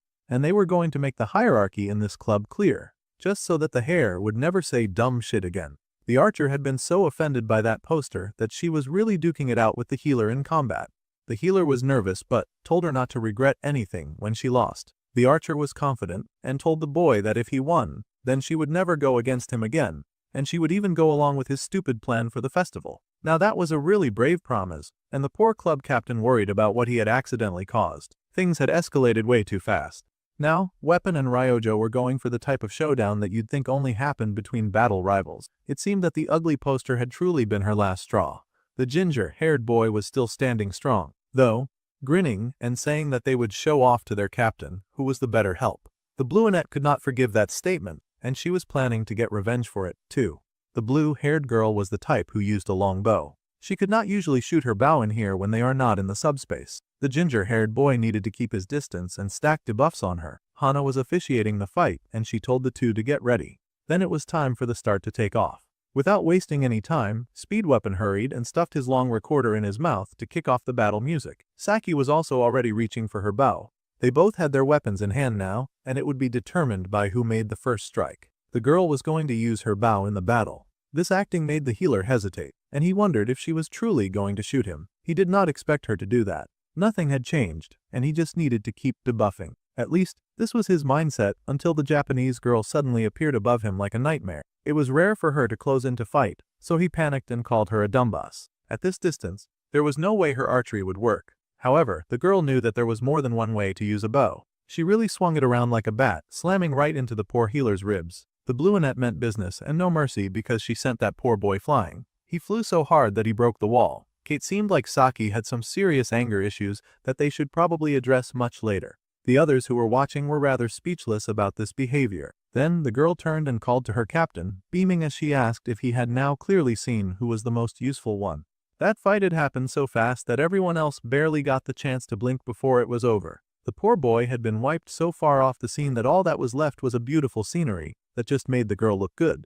The captain was speechless. Poor Speed Weapon was still trying to weakly fight, blowing on his recorder to heal himself so he didn't die from such a violent attack. Well, it was 4 days left until the festival, and their boss had already talked them into joining the activities, so that plan still stood. Everyone was surprisingly doing much better than he thought after that fight. They were all working on little projects separately in the same room. The redhead assassin was busy frying an egg in a heart shape. Hana had ordered some kimchi, porkless and veggies as he had asked. She was the ingredient purchaser for the management team, while Chloe was the assistant cook. The mint-haired girl had ordered 3 days' worth, and they should arrive in 2 days at 3 in the afternoon. They had also finished renting the booth, but now they needed to set up the tables and chairs, and even hook up the gas pipes. There was so much to get done. And Speed Weapon, who was somehow in charge of management, was panicking. Saki yelled at the ginger to shut up. He had lost the fight, so he had no right to complain. The bluenet sighed because she had never had to cook in her life, and now she had to make kimchi stew. It felt like she had won the fight for nothing. The bluenet was on the public relations and graphic design team, especially since she did not trust the healer to create any worthwhile design. The dark-haired boy smiled kindly and encouraged the bluenet to please help him out there. They had all worked on making sushi together, but all the focus would be on him once the event started. Moreover, the festival was going to be really long, and he could not make do with just 50 seconds of the painless blessing if a large crowd was to show up. Honestly, the boy had sort of never had the chance to enjoy a festival like this before. He had always been slaving away in the kitchen ever since he was 17 in his last life, so leisure was almost a foreign concept to him. Perhaps that was why he had fallen in love with the blessing of Miracle M, which had been just a shitty and generic mobile game. The boy was hoping for a mundane, everyday life. Even that atmosphere had changed after a while when demons took notice of Leon in his second year, which was when he had dropped the game. This would likely be the last festival that he would be able to enjoy at the academy, so he wanted to enjoy it well. Hana then popped up and asked the boy why he had such a long face. He seemed to be acting like this festival would be his last one when he was only in his first year. The boy now wondered if the mint-haired girl was somehow reading his mind. The girl smiled and asked the boy if he remembered what she had told him when he had joined the club. The boy asked what that was, and she smiled because he could not even remember it. If that was the case, then he should not bother about that. Feeling a little confused and slightly overwhelmed, the boy told his team that he would be right back. The main character needed to stretch his legs a bit. They immediately asked where he was going, but he explained that he would tell them later. They should just keep things running for him. The bluenet narrowed her eyes as she watched him go, but she did not question it too much. Meanwhile, at Professor Damien's laboratory, there was a fancy-looking teacher having tea by himself. Suddenly, Kang Jiam called the teacher. The man was surprised, but he invited the boy in, saying that he just happened to be caught when he was brewing some tea. He had brought this black tea back from Russia, and it had such a wonderful aroma. The boy apologized because he was allergic to black tea. That was rather unfortunate, but they could talk without it. Then the boy turned in surprise to see the tree stump just sitting at the table. That little guy was a sample that the teacher had obtained recently. It apparently looked like a rock, but it had mana faintly flowing within. If the boy was interested, the teacher would even give him a small piece. That was rather kind of him. However, the dark-haired boy said that he was fine without it. Anyway, it was great that he had come to visit the teacher, and the man encouraged the student to ask him anything. He would answer to the best of his abilities. With that open season granted, the boy mumbled that this was an extension of the question he had asked before in class, the one about the blessings of the gods. The teacher remembered that, and admitted that he had also been investigating on his own, because it had piqued his interest. Greenie managed to find something that he had written down, and he shared it with the student. He had gone all the way to Russia just to find this book, and he was even handing it over to the student. Now that was surprising. The teacher reminded him that he had provided the occasion for the research in the first place. However, the teacher had been curious himself about the situation. That was how scholars were. Anyway, it was thanks to the boy, and also, there was something else more important that he wanted to look into. As the man had said in his classes, they classified blessings as the following. There were dead spirits, guardian spirits, elemental spirits, and even heroic spirits. It was a classification based on the beings who granted the blessing. These spirits were transcendental but inevitable beings. Then, the man asked Kangjom if he remembered what he had said last time. There were no more gods remaining in this world, which was correct, and the teacher praised his keen memory. The teacher even asked if the student was interested in becoming his teaching assistant. Well, that sounded like a lot of work, so the dark-haired boy would have to pass. The teacher thought that was very unfortunate, but Jiam was not crazy about academics. He just wanted to know about this stupid curse that he was stuck with. At any rate, that statement was especially crucial to this conversation, and now they would turn back time to the age when the gods had been around. There were once numerous gods whose origins were unidentifiable. They called that era the Age of the Gods. Now, the gods were what was used to refer to not just transcended beings like spirits, but they were close to concepts without emotions, a consciousness, or even a body. Simply put, these gods were on a different level. Even spirits were like fireflies next to the sun when compared to the gods. They were omniscient beings who had completely shed mortality. However, even they could not evade death. The dark-haired listening attentively to the conversation as it had gotten to a rather interesting part. Though these beings were sometimes kind, a single god was able to end an entire era. Now that was terrifying. That was the sword god. Now that was not good news for our dude. The boy looked really alarmed to find out that his deity was a savage like that.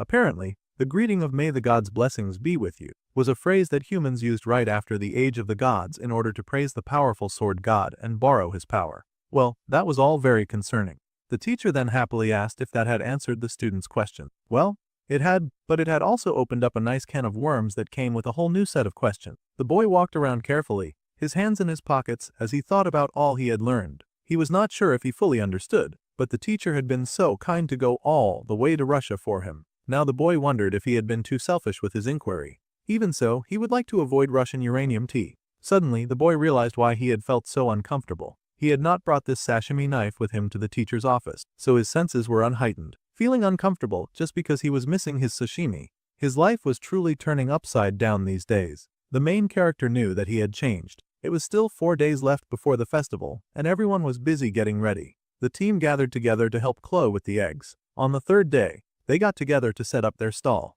The archer insisted that they needed as many balloons as possible. She would not rest until their design was perfect. On the second day, they had to prepare their maid dresses, though the Japanese girl seemed to really hate them. She had to take one for the team because they had already come this far. It also did not help that the ginger took the opportunity to laugh at her as much as he could. One more day till the festival, and the kimchi soup was bubbling and ready to go.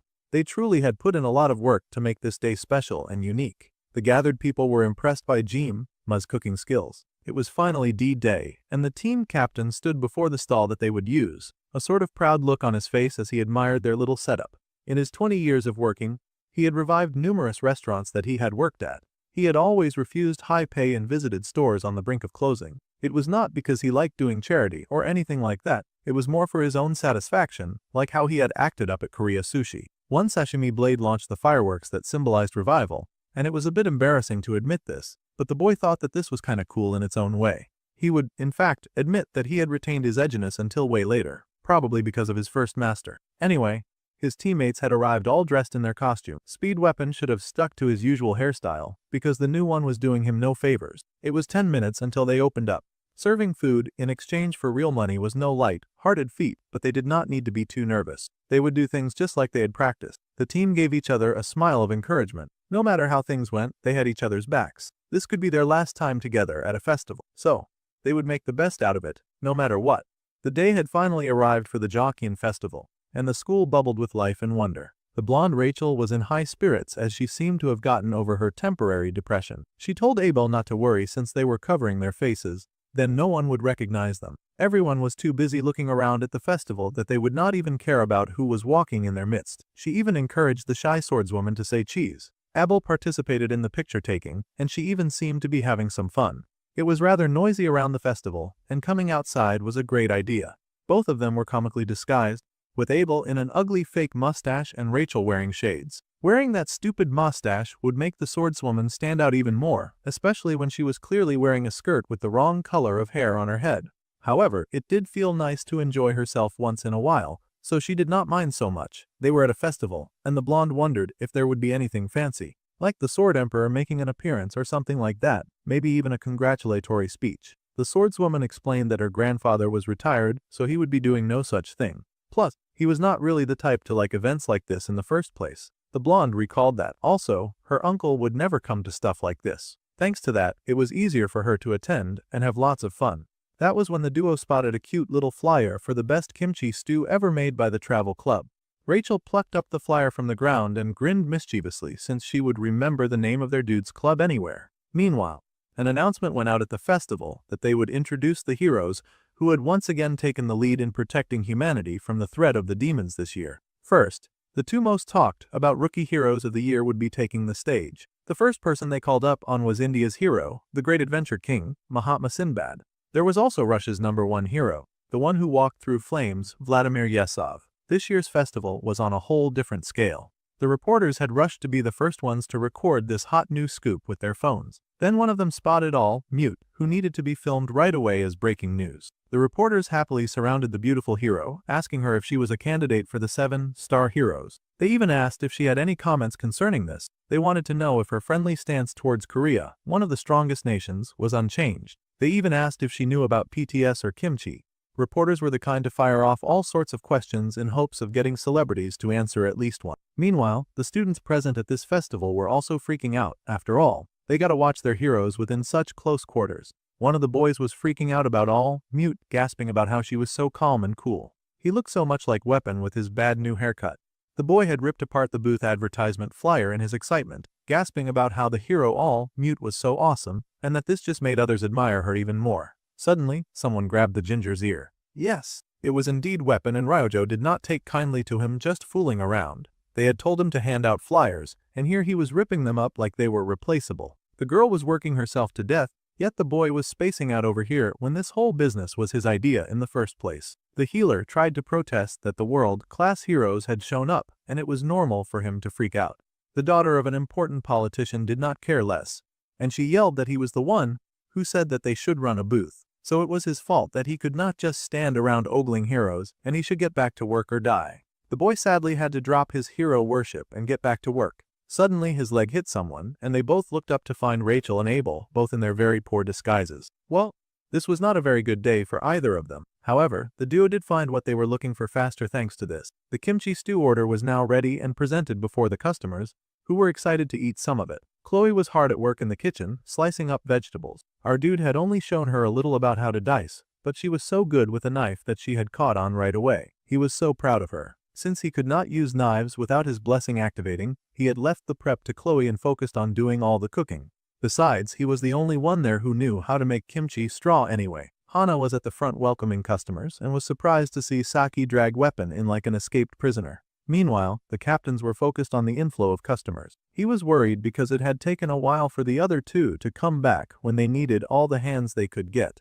Fortunately, Ryojo was back, and she had brought their runaway healer with her. They had also brought Rachel and Abel with them. The blonde hyena immediately took the opportunity to leap forward and throw herself at the main character with intense excitement on her face. The boy was surprised to see her coming, but of course the red assassin intercepted any possible contact. She was as possessive as ever. The blonde hyena had managed to stop before walking right into that knife. The A-class girl laughed that the redhead was so small that she had not even seen her there. That was the kind of language that could cause a fight. But before the main character could dwell on that, he noticed a very familiar face hiding behind the energetic blonde. It was indeed the face of his favorite girl, Abel, who was blushing as she happily greeted the talented student. Giamma smiled nervously and welcomed these two odd new customers. Energetically, Rachel placed her order for 1 kimchi stew, though Abel managed to call it the right name. The boy got busy prepping the food as usual, but also looked lost in thought.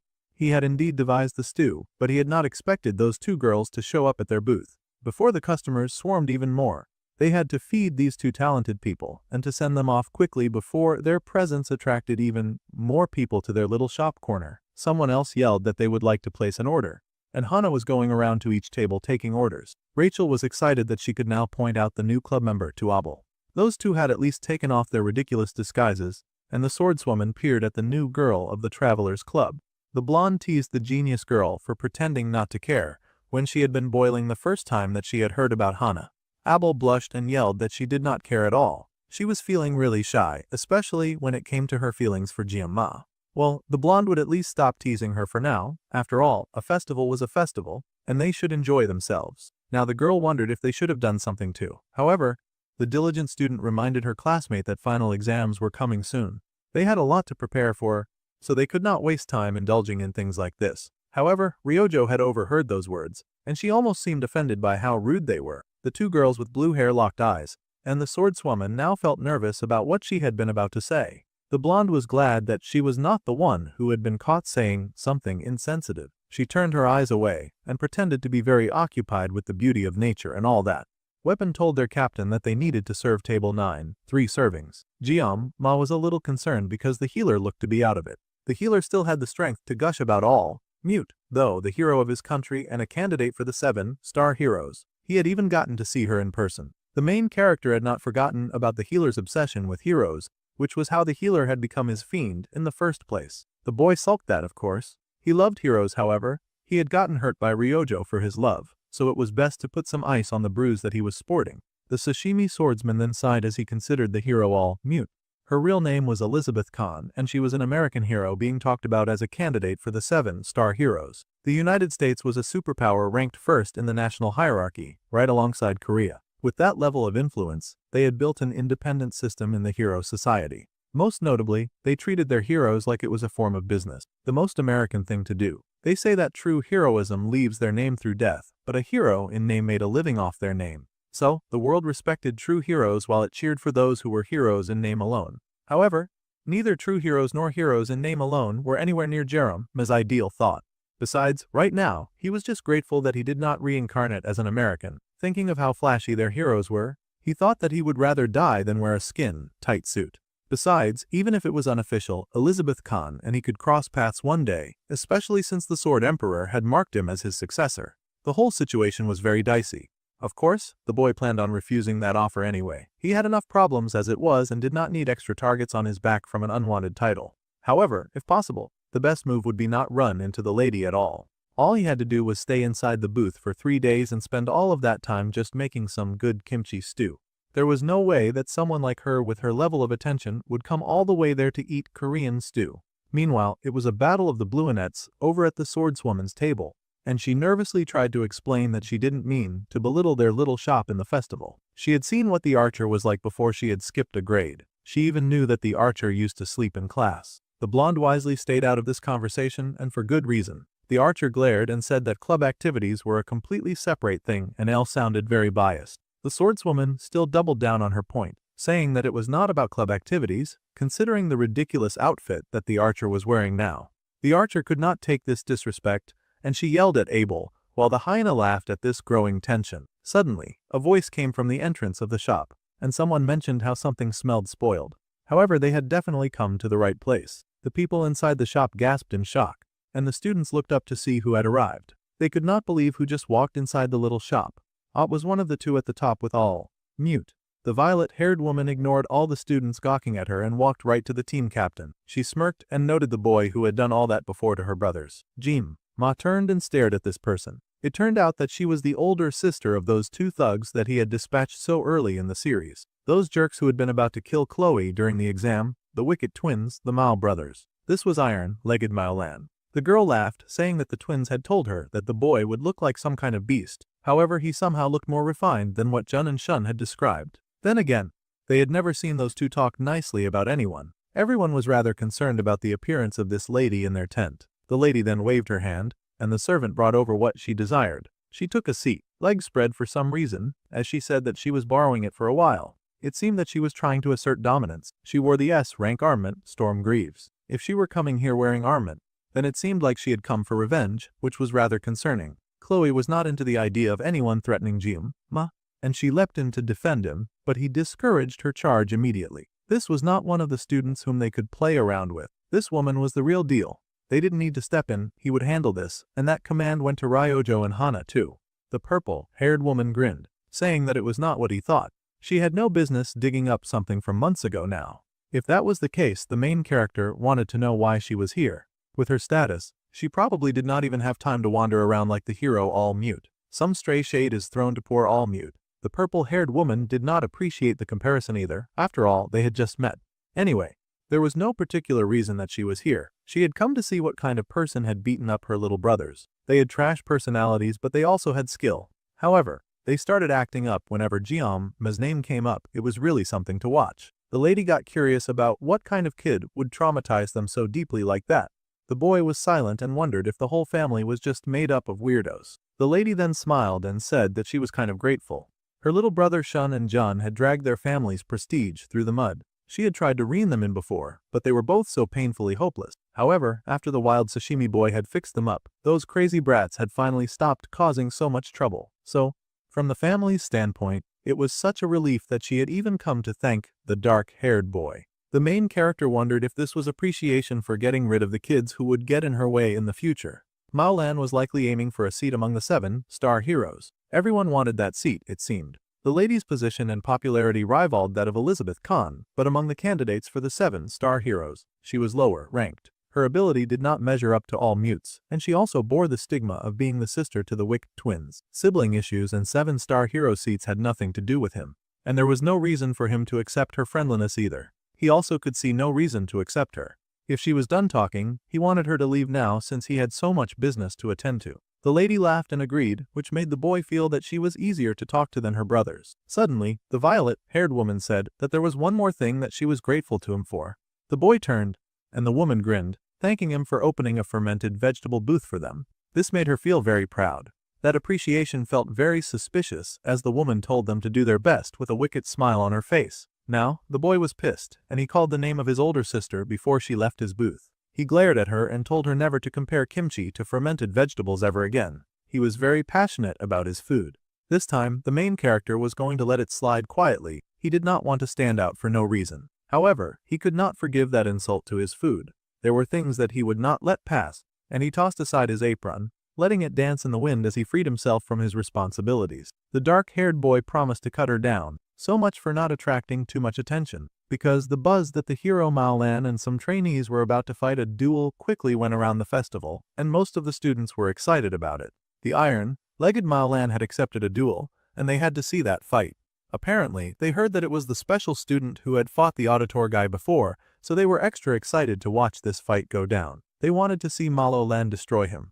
After so many chapters, we finally stumbled upon Leon, who was barely in the story despite being the protagonist. Leon's hand shook, and the blue-eyed boy recalled the student that they were talking about. However, he did not turn around. Bro was very dedicated to never letting hero duties bother him ever again. He had offloaded all of that on Jinma. Meanwhile, the auditorium had filled with eager students shouting and cheering for Mao Lan to beat that student to a pulp. Our dude had really started a whole fight over kimchi. So much for enjoying his youth while it lasted. The students cheered, and even Nox stood to watch the fight go down. He recalled when he had gotten his ass beat in a very humiliating battle. Abel and Rachel were in the stands as well, and the blonde girl giggled about how this brought memories flooding back to her. They recalled the first time that the boy had become relevant to them was after watching him fight that red-haired assassin. The dark-haired boy always found a way to make himself the center of every event. Abel smiled as she watched, and unfortunately, all mute was in the crowd watching this fight go down. So much for staying off her radar, too. The purple-haired lady laughed, giggling about how it felt like she had gotten transported back to her academy days. However, she worried for the boy GM, Ma asking if he would really be alright. Being excited was nice, but he could end up very much like her siblings. She was confident, her brothers had been confident too when they had faced GM. Ma.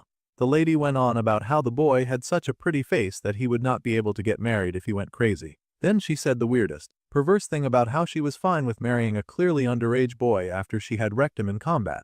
She would always welcome more male paramours. Great, it was another ridiculously sexualized female villain. It was asking too much to want any of the female villains to be normal. Well, this was what the lady wanted, and the main character had no plans to fall for her lousy trap. She was clearly trying to taunt him, and then take him out after he had made a foolish mistake. However, the boy was not so cheap as to fall for something like that. The lady chuckled. It seemed her opponent was smarter than what his appearance suggested. It was just back-to-back insults from this lady. However, the lady did point out how easily he had fallen for her earlier taunt, which was why they were on the battlefield right now. The subsoil field was commencing. They would be allowed to harm each other without suffering death. Of course, this would not protect their mind from whatever it was that happened in. The boy drew his weapon, facing the purple-haired lady as he declared that she could not become one of the 7 stars. Her personality was quite abominable, and not very fitting for a high-ranked hero. The lady was unbothered by his taunts and told him that he should know when to keep his mouth closed. The hero's blessing was wished, and the subspace closed. Ji-ma knew that sometimes things would be better if he just kept his mouth shut, but he was not so inclined to do it with a creature like her.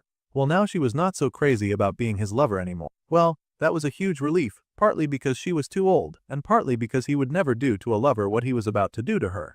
The two fighters clashed in the arena, moving so fast that they were barely visible for a few seconds to the audience that watched. Maolan was starting to realize that this young boy was not just all talk after all. The boy had hidden himself in the smoke, and she considered that so cute. However, the smoke would eventually clear up, and he would have nowhere to hide. However, before the poor lady could even prepare her next attack, her head suddenly started solo flying. It had been severed from her body in the blink of an eye. That was the fastest battle that he had ever had in the arena. That was so embarrassing to watch. A hero, disgraced so quickly and so efficiently. Meanwhile, the more responsible members of the team had remained with the food. This was why Ma's teammates could not be seen in the crowd. While their boss was busy beheading people, these hard workers stayed valiant in their work of chopping vegetables and welcoming customers to their small booth. The new girl seemed a little worried though, and she spoke to her team members, asking why they were not worried about their captain. Well, they had followed that crazy boy to hell and back, and they were kind of aware of all the unbelievable nonsense that their captain could pull off. Hana was surprised that only those two A-class customers had gone to watch the fight. The healer was frank with her and told her that they should be more worried about their customers. The captain could handle himself. In fact, he would be back soon, so they had to keep doing their jobs. The bespectacled girl smiled at these responses, as if she had learnt something new. The watching audience also could not believe what they had just seen. Their amazing hero Maolan had suddenly stumbled inside the arena. Some members of the audience gasped because the fight had only just begun. The others who were already aware of Ma's internal madness were not too surprised. But all Mute's eyes narrowed as she watched. It seemed the lady had not been beheaded just yet. The dark-haired boy had shown her a rather shocking vision that made sweat gather on her dainty skin. It seemed the heavy kicker was reassessing calling for this fight in the first place. She had not realized that she had just signed up to fight an overpowered, ruthless demon. Her head was fortunately still intact, and yet she had definitely felt her impending death while they had been fighting. Just now, she had detected danger in the domain of the mind. It was a marital state that warriors could use freely when they became martial masters like one of the 7 stars, or the head of the auditor house. However, there were exceptions to everything. If a person's talent outweighs experience, then even at a young age, a person could knock on that door. It seemed the super genius that she was fighting was able to do that. Now, Maolan found herself facing an insurmountable wall. It was a very unpleasant feeling. Now her mind was moving fast, trying to figure out why the boy had deployed a domain. It was a subspace spar with no impact on reality.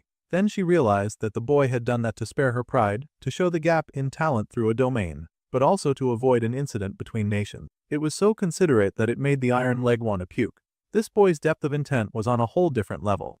Ma was just built differently. Among the upper ranks, there were rumors about the one that the Sword Emperor had marked to be his successor. The lady stumbled with a shaky smile, realizing that the person was the boy who stood before her. A rush of envy and jealousy filled her as she recalled what it had been like as a student of the academy, watching those talented peers surpass her in everything. She had felt both fear and awe for her classmates who grew to be legends, and now she was looking at a student who had not even graduated yet.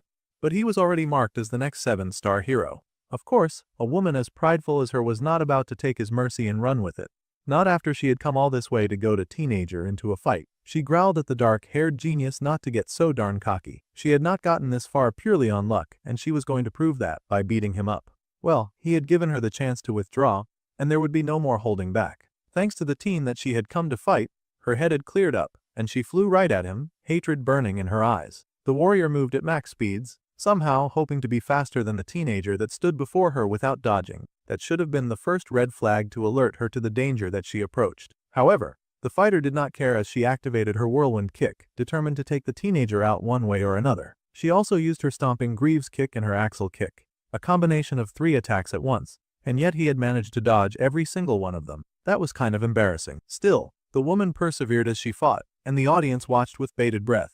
The boy looked concerned at the attacks that flew towards the audience, but the purple witch would not be ignored. She barked and demanded his full attention. He was not allowed to look away from her like she was insignificant, minor, or even trash. The woman activated her storm greaves, leaping from above, and was sure that this kick would land this time. She was directly above him, and it would take real skill to dodge that attack. She activated falling destruction, chopping so hard with that kick that she created a crater in the ground. The angry grape was not even done yet. She was going to show off the talent that she had spent years growing, activating an even greater destruction that sent her opponent flying backwards. The boy looked around as the rubble danced around them, and the woman laughed that this sort of attack was more like it. She could now see why her brothers were so obsessed with the boy, and she would destroy one of the future 7 stars right here and now. Wickedly, she slam-dunked one of those flying boulders with a kick and sent it straight to Jiang-ma, determined to create a crater in his face. She called that move the Strike Storm, and it did send a lot of large flying rocks in his direction. The boy readied his sashimi knife as the rocks came to him, but suddenly, the dark-haired boy slowed.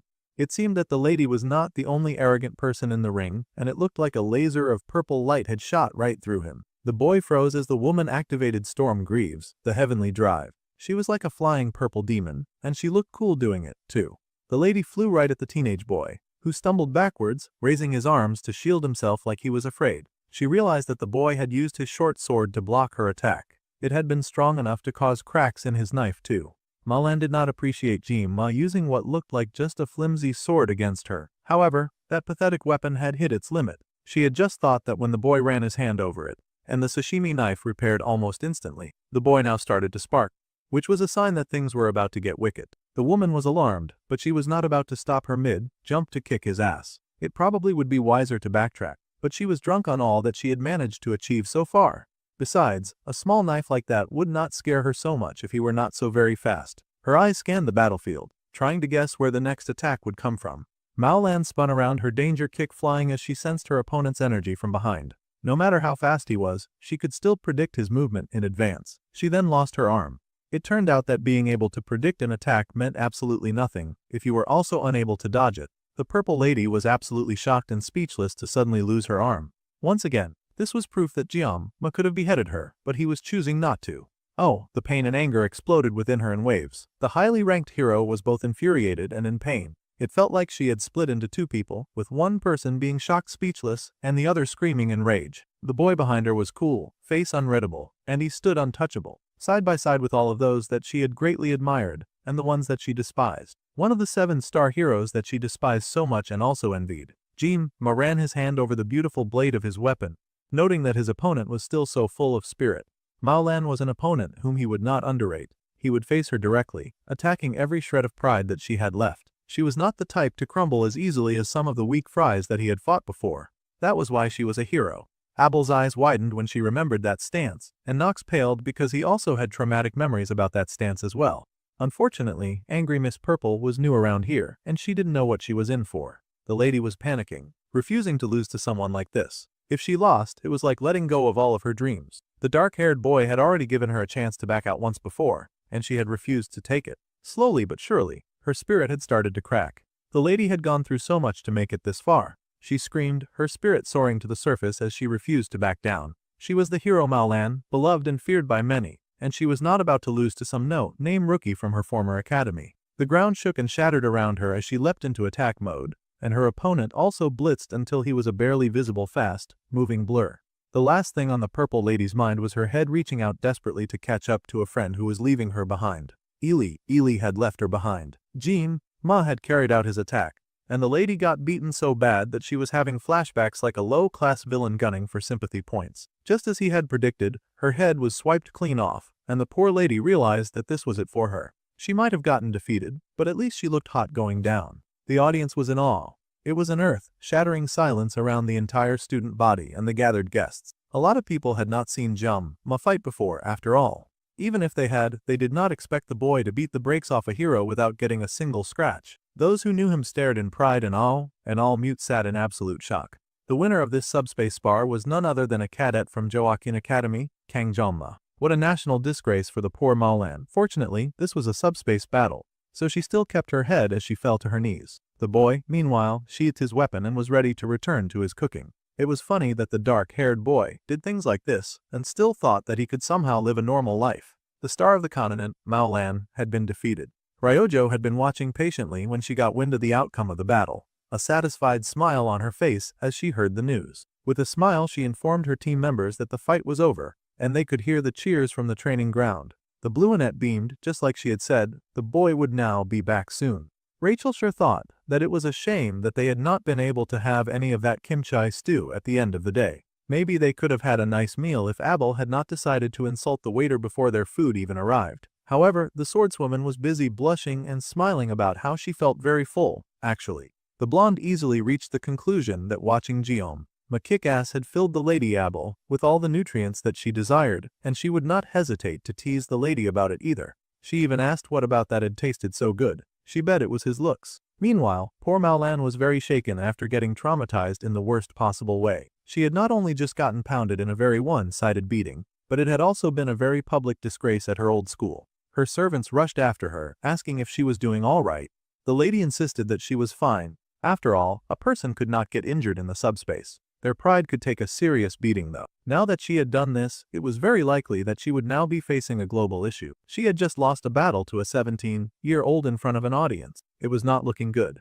The servant was still worried about his Miss Mao, but he honestly needed to give her a moment. She was still scraping her pride off the dirt floor after all. However, it looked like she would be okay, because she bounced up and grinned that she would not be saying anything weak like that.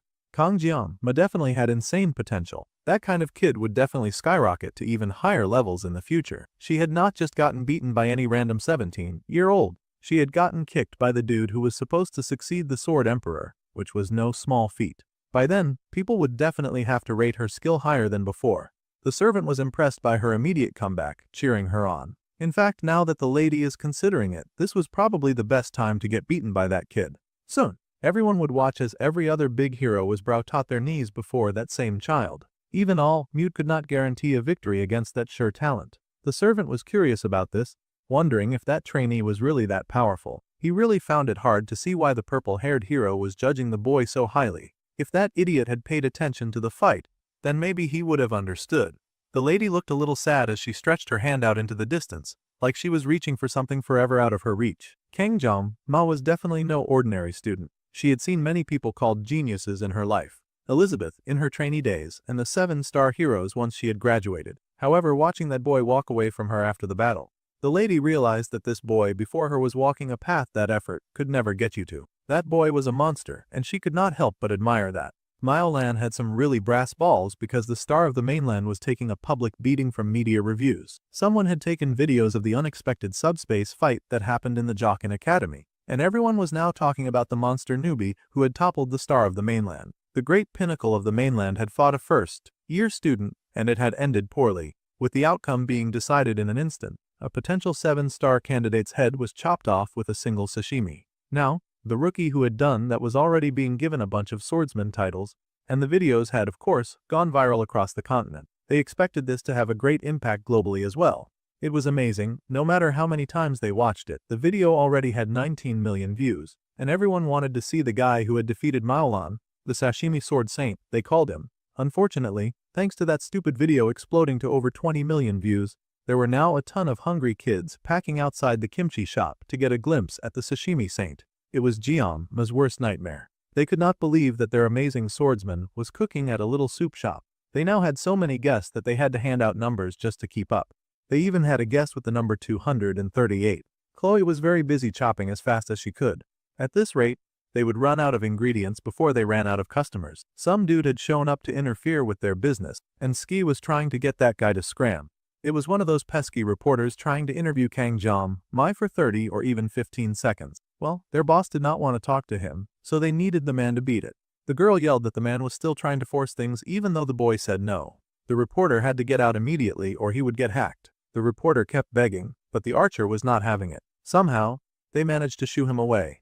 They just kept suffering from this situation, and they wondered how many people it had been already. One of the customers was taking sneak pictures of the Sashimi Saint. The girl happily showed her friend the picture that she had taken, and she was going to post it with a bunch of really good tags. Of course, the most important tag was the Sashimi Sword Saint. Jian-ma had become a local celebrity, and he was fast being adored like he was some kind of divine being. This was the worst time of his life. All of this popularity was starting to feel very embarrassing for the overpowered boy.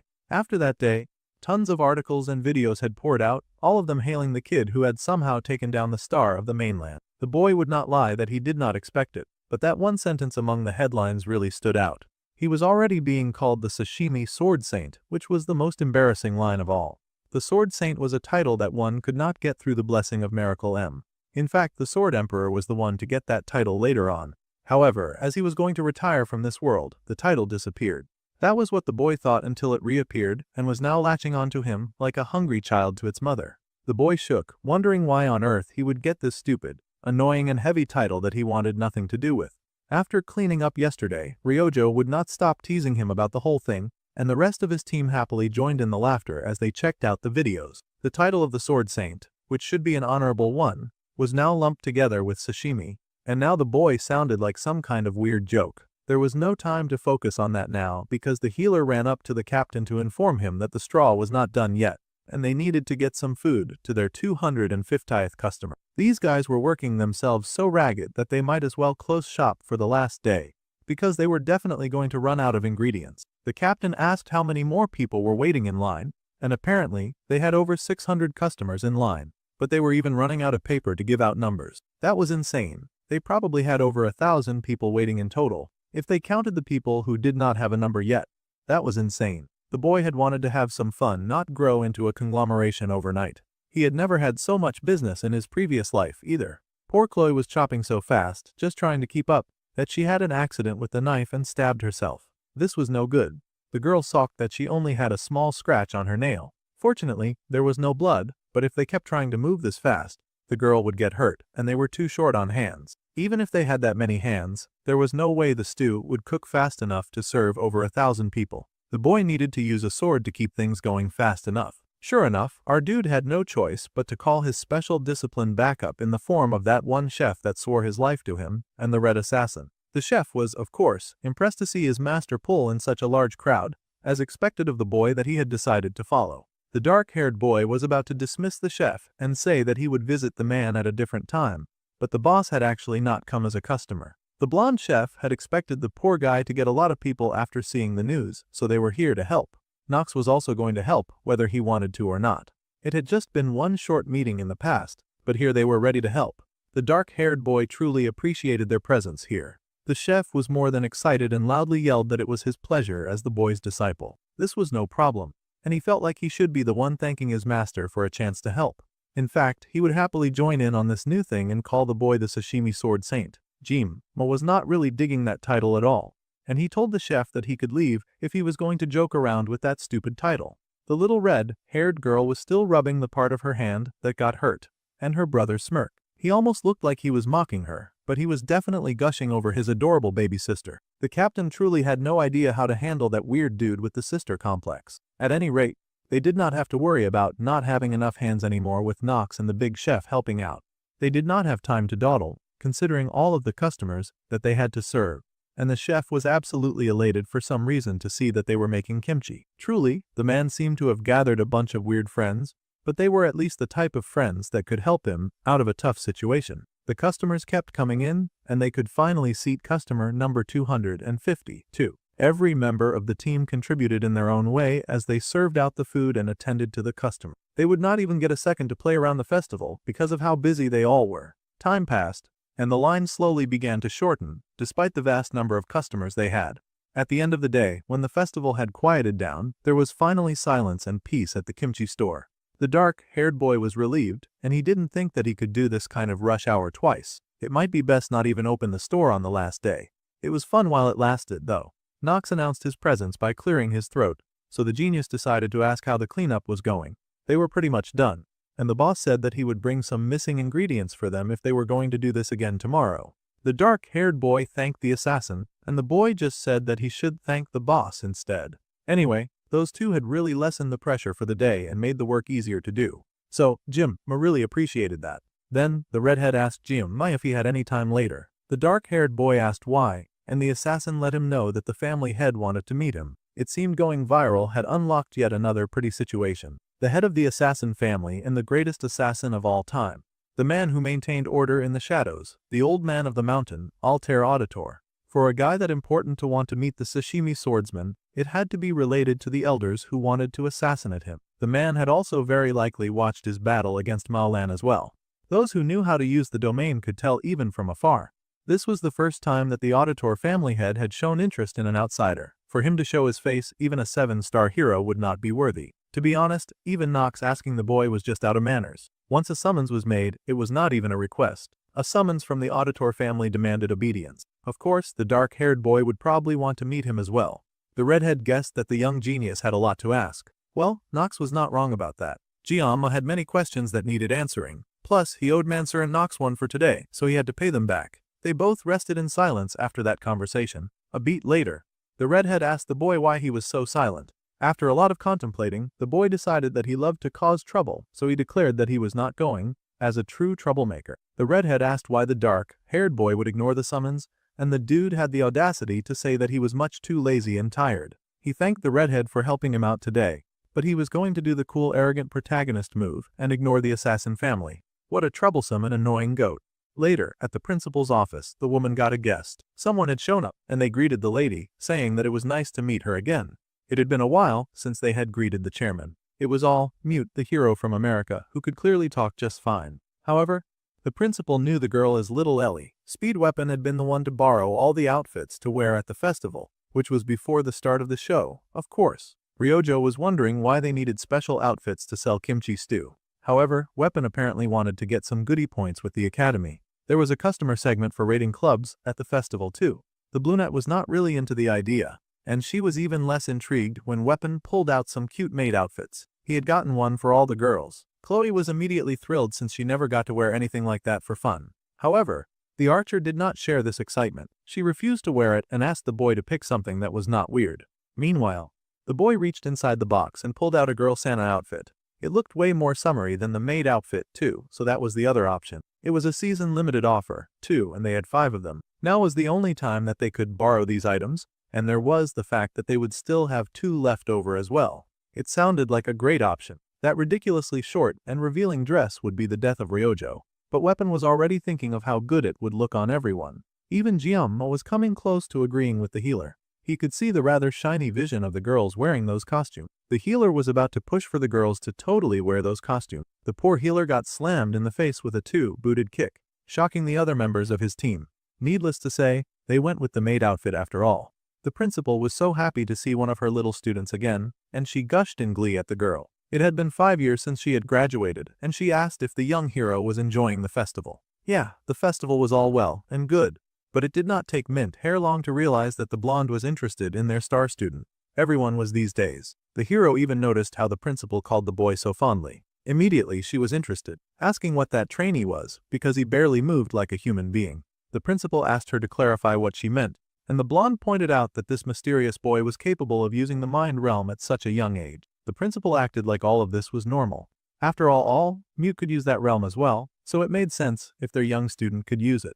The mind realm was a tool that some people could use. The hero lashed out, punching at the wall like an angry old man. She had not come all the way to this office to mess around or play games about what she considered to be a very serious situation. Books fell to the floor and the principal sighed at the mess. In the time that the hero had been gone, it seemed that she let her fame get to her head, and she had forgotten her manners. She should not forget that she was currently speaking to one of the 7-star heroes after all. The principal let out a threatening green warning aura, and the hero calmed immediately. She should not so quickly forget her place in the hierarchy of things after all. The room was suddenly filled with incredible pressure. This was the power of the principal, someone that even the elders could not touch. The title she had before was the Sage, the one that the lady had heard as a rumor before. The Tyrant Medea. The principal smiled, a hint of playful amusement in her voice as she asked the hero how long she was going to stand there like a mute puppet. The hero stepped forward, and the principal sighed, apologizing as well. Sieg's whole thing had hair on the edge after all. At any rate, the principal was curious about what rumor the girl had heard.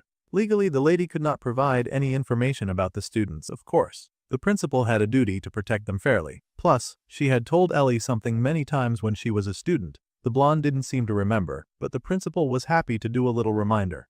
If the girl was curious about something, then she should just find out about it for herself. It was the best way to go about things after all. The blonde stood and bowed, thanking the principal for her time and patience. The mind-haired lady smiled that there were no hard feelings. She was even curious about how long the hero would stick around. The blonde explained that she planned to leave tomorrow at noon. The mint-haired principal was surprised. It was a festival, and she thought the least the hero could do was enjoy the time that she spent there. Well, the blonde was deep in thought about the whole thing. When the principal had said that she treated all the students fairly, the blonde asked if this also applied to that trainee as well. She could sense the reek of special treatment in the way he carried himself. The principal hummed and even admitted herself that their dear Ma was more of a lover.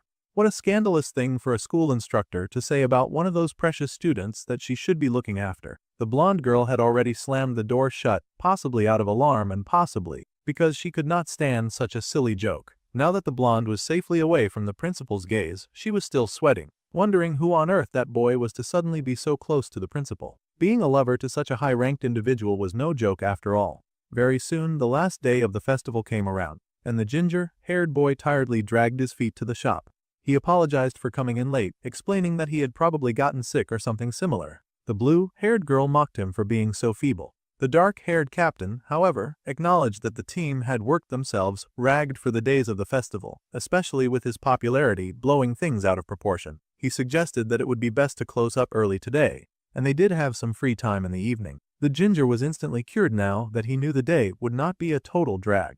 The blue-annette scolded him when he was the one who had wanted to do this servant booth in the first place. Closing up early should take care of their remaining ingredients. Chloe was just worried about a few things. With a happy blush, the redhead asked the boy if he had any plans in the evening. It seemed the cutie had some intentions of her own. The girl did not really have any plans. He also knew that the redhead had taken care of most of the kitchen instead of him, who could only hold a knife for about 50 seconds. The girl had put in the most work, so it would make sense if she got the most reward. The boy also remembered her asking him something similar before the festival. She had said that she wanted to be with him. In that case, he went ahead and invited her to check out the festival together with him. The redhead was surprised and cheered with joy at this super special invitation. This was great news. Not only did she want to hang out with her crush, but her crush was also open to hanging out with her. The assassin's potential with a knife was quite amazing, and the boy had been able to watch the level of skill that she had acquired in 2 days. The booth went well, thanks to her, so he wanted to try treating her to something. Just then, he did sense some fierce energy coming from behind him and turned to see the blue-annette eyeing his back. That was a little worrisome. The boy turned, but the girl was already walking away. Instead, Ryojo focused her attention on weapon and demanded that he get ready for the customers immediately. The dark-haired boy wondered why the blue-annette was acting up, but he could only solve one problem at a time, so he mostly left her to it. Later that day, the team members split off as soon as the shop had closed. Ryojo seemed kind of mad though, and he was not sure why. The dark-haired boy was such an idiot that he really thought that the archer was getting heated because of the paparazzi, when she was just jealous. He decided that she was probably just tired. He had about 30 minutes before he needed to meet with Chloe, so he was going to use that nice time to get some rest too. Jim-ma sat on a bench to bask in the cool evening breeze, resting before he had to meet up with his favorite assassin. However, it was kind of hard to consciously try to rest. Still, he was determined to try his best. The tap of a walking stick against the ground caught the youth's attention, and he raised his head to see an old man dressed in some leisure clothes. The man asked if he could sit by the boy. He was really old and weazened, with deep dark eyes and a thick white beard. The boy agreed. So, the old man and the young man shared a bench together, with the older gentleman commenting on how the heat really got to a person as they aged. Meanwhile, the main character was wondering why strangers always sat next to him instead of on an empty bench. Abel had done the exact same nonsense too. The dark-haired boy then sighed and asked the old man what he wanted to tell him. The old man had come from quite far, and the youth recognized the head of the auditors, Altair. That was right, this rude boy had refused to meet with the head, so naturally, the head had to meet up with him. The old man grinned, much like a devil, and chuckled that the boy had a really keen sense of observation. He even asked the boy how he had known. Well, the first giveaway to Jiam-ma had been the staff, which he had already seen before in his previous life. It was an S-rank item called the Cane Sword, Syndicate. It was a popular weapon that he had once wanted due to its flashy looks, which befitted the leader of a clan of assassins. The old man chuckled now that he had been found out. He guessed the boy had detected it by how well he had hidden the presence with the blessing of the crow. The boy's insight was truly impressive for his age, and it would really be impressive if Jiam-ma had not just used the staff. The youth at least knew why the old man had come looking for him. The boy asked if it was because the elders had ordered an assassination on him. The old man sighed. Usually, his family took care of its own matters, so there was no need to bring up an issue that had already been addressed. The old man was here to talk about something even more important. Well, since the old man answered his question, the boy was considering going on his way, and he wondered if it was because of the mind's realm. However, something that insignificant would not bring the auditor family all the way down here. The old man called out to Jiam-ma, slamming his staff on the floor around them. The world fell silent, as they had sunk into a shield that kept them separate from the world around them. Now that they had their own little private center, the old man called out to the youth, a powerful aura bubbling deep inside of his heart. The boy's eyes widened, and he called for Murasame immediately, prepping for a fight or a means to defend himself. However, before things could get very serious, the old man just asked if he had any relationship with his granddaughter. What an anticlimactic reason. Bro was just a grandpa who had come to make sure that his little grandbaby was doing well. The dark-haired main character was also in shock. Never would he have dreamed that this was what the old man wanted to ask him. The old man blushed, seeming a little embarrassed to have to bring up the topic, but he really needed to know if they were dating. It was an absolutely horrifying situation for the young kid. Other people around them continued with their lives, and a couple passed by, so that did not help the awkward situation. Still, Ma had to clear the situation up immediately. The boy explained that they were just friends and there was nothing more to that. The old man nodded in understanding. This respected family head always stayed silent in the game. The youth would have never expected that this dude was actually some kind of perverted old man. However, the power that he had emitted earlier was definitely dangerous. This hilarious old perv was definitely a power to be reckoned with for sure. Well, the boy had answered his question, so he would be on his way now. He had really come all this way just to ask that question. What a shameless old perv. Since things were like this, the old man asked the youth to treat his granddaughter well, even if they were both just friends. The girl was quite soft after all, and no one wanted to see her beak. Even the dark-haired boy knew that. Then, out of nowhere, the boy asked if the old man truly believed that the young redhead had to become an assassin. The old man paused, pointing out the girl's yandere and crazy personality. Sure, she seemed sweet and adorable sometimes, but she was also occasionally a pretty ruthless killer. The youth had not forgotten that personality, nor would he be forgetting it anytime soon. Her true self was a ruthless beat, like bloodlust that leaked from her when her emotions heightened. The old man asked if the youth could really let someone like that loose in the normal world. The boy frowned and blamed the girl's weird and bloodthirsty personality on the way that she had been raised in the first place. The old man countered that no one else in the family moved that madly. Sure, they were almost masochists with the way they trained quite harshly, but they were still a family. The youth with the dark hair stared in awe at the grandfather's passion. He truly just wanted to protect his grandbaby, and Chloe was the opposite of calm and gentle. They had tried their best to keep her true personality hidden, and they even instilled logic and reason into her. However, her ferocity bared its fangs whenever she got emotional, and that was a dicey situation. The old man understood her friend's worry, and the old man did not enjoy speaking of her in this way, but their sweetheart Chloe was ferocious, and her true self put anyone at risk from harm. Even the main character would never know when they might lose their head. The young Ma considered these words and all that he knew of Chloe so far. The young assassin girl who had fought really hard to take her life back as her own. She was the ferocious beast, but also that sweet, soft, and tiny person. The old man was going to continue talking, but the youth told him to cut the act. The family head frowned, asking what the boy meant by that. The dark-haired boy said that he appreciated the man's worry, but he really needed to get better at lying. Like that, he grabbed his weapon, activating the blessing of the sword god. As soon as his weapon shone with light, the people who had been acting like random strangers suddenly kicked into gear, all of them poised with weapons to strike back. Those lethal eyes that glared at Ma from a foot away were familiar, as well as the red aura of danger that seemed to pour around them. It was like a fight was about to begin. Suddenly, the old man raised his hand and told everyone to kindly back off. Immediately, the assassins melted like they were dementors tasting the sun. The old man sighed and asked the genius boy when he had noticed. The youth glared at the fakes around him, but he admitted that just as the man had said, he had a keen sense of honor. It was something like the old man was once more overly impressed by the youth, exceeding his expectations. However, the youth actually had the audacity to tell the old man that he was disappointed by him. Chloe had just begun getting closer to Nox, but the old man had tried to trick him by lying. The boy did not know why the old man had acted that way, but he would not have noticed if he had not brought Murasame with him. That darn old man had been lying up a storm. Just then, Chloe showed up, hurrying to reach her captain because she was a few minutes late. The girl looked adorable in her cute little clothes, and as he asked the boy if he had waited for her, Ma watched her approach and decided on something inside his heart. No matter what anyone said, he would stick by her side. The old man laughed rather cheerily about all that he had discovered that day. The young boy that he had scouted had insight good enough to see through the assassins disguised as passersby, the guts to not falter standing before him, and the decision-making skill to react to his mind realm so quickly. The old man was not just intrigued by the young boy, but he was also rather frightened as well. Such an angst lord at a young teenage age was sure to grow into something powerful. In fact, the kid was so talented that it would be an insult to call the boy a mere genius. The old man called out to Nox. Of course, the young redhead was always listening nearby, and the youth surprisingly had a very powerful aura. The boy appeared, ready to serve before their fearless leader, and he bowed his head. The old man admitted that it had been worth the long journey to come and see the boy at the festival, and the youth was glad that the old man was satisfied with the results. It was the first time that the old man had ever felt fear towards someone. Now that was impressive, considering that the old man looked about 100 years old. Nox was kind of intimidated to hear that Nag Jiama was so impressive that he had actually struck fear into the heart of their fearless leader. The boy's eyes widened in surprise. The old man just laughed about the whole matter and thought that he would like to meet the boy at another time when he could properly bask in the kid's intelligence and power. Meanwhile, the dark-haired boy was looking at a rather spacious area. The redhead popped up, asking if anything had happened while he was waiting. The boy smiled nervously, and he figured that it would be best not to mention that he had casually run into her grandpa, who also happened to be the head of the auditors. It would just worry her. So, he told the girl that nothing had happened. This pleased the redhead, and she was excited to start having fun.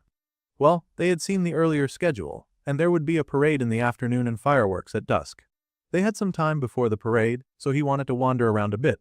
The girl was excited and happily agreed. The two ran on, happily enjoying their time together. While the girl was ahead, Jiama followed behind at his own pace. He would not be rushed. Still, they did have all sorts of fun, and the girl even tried out a cute little headband.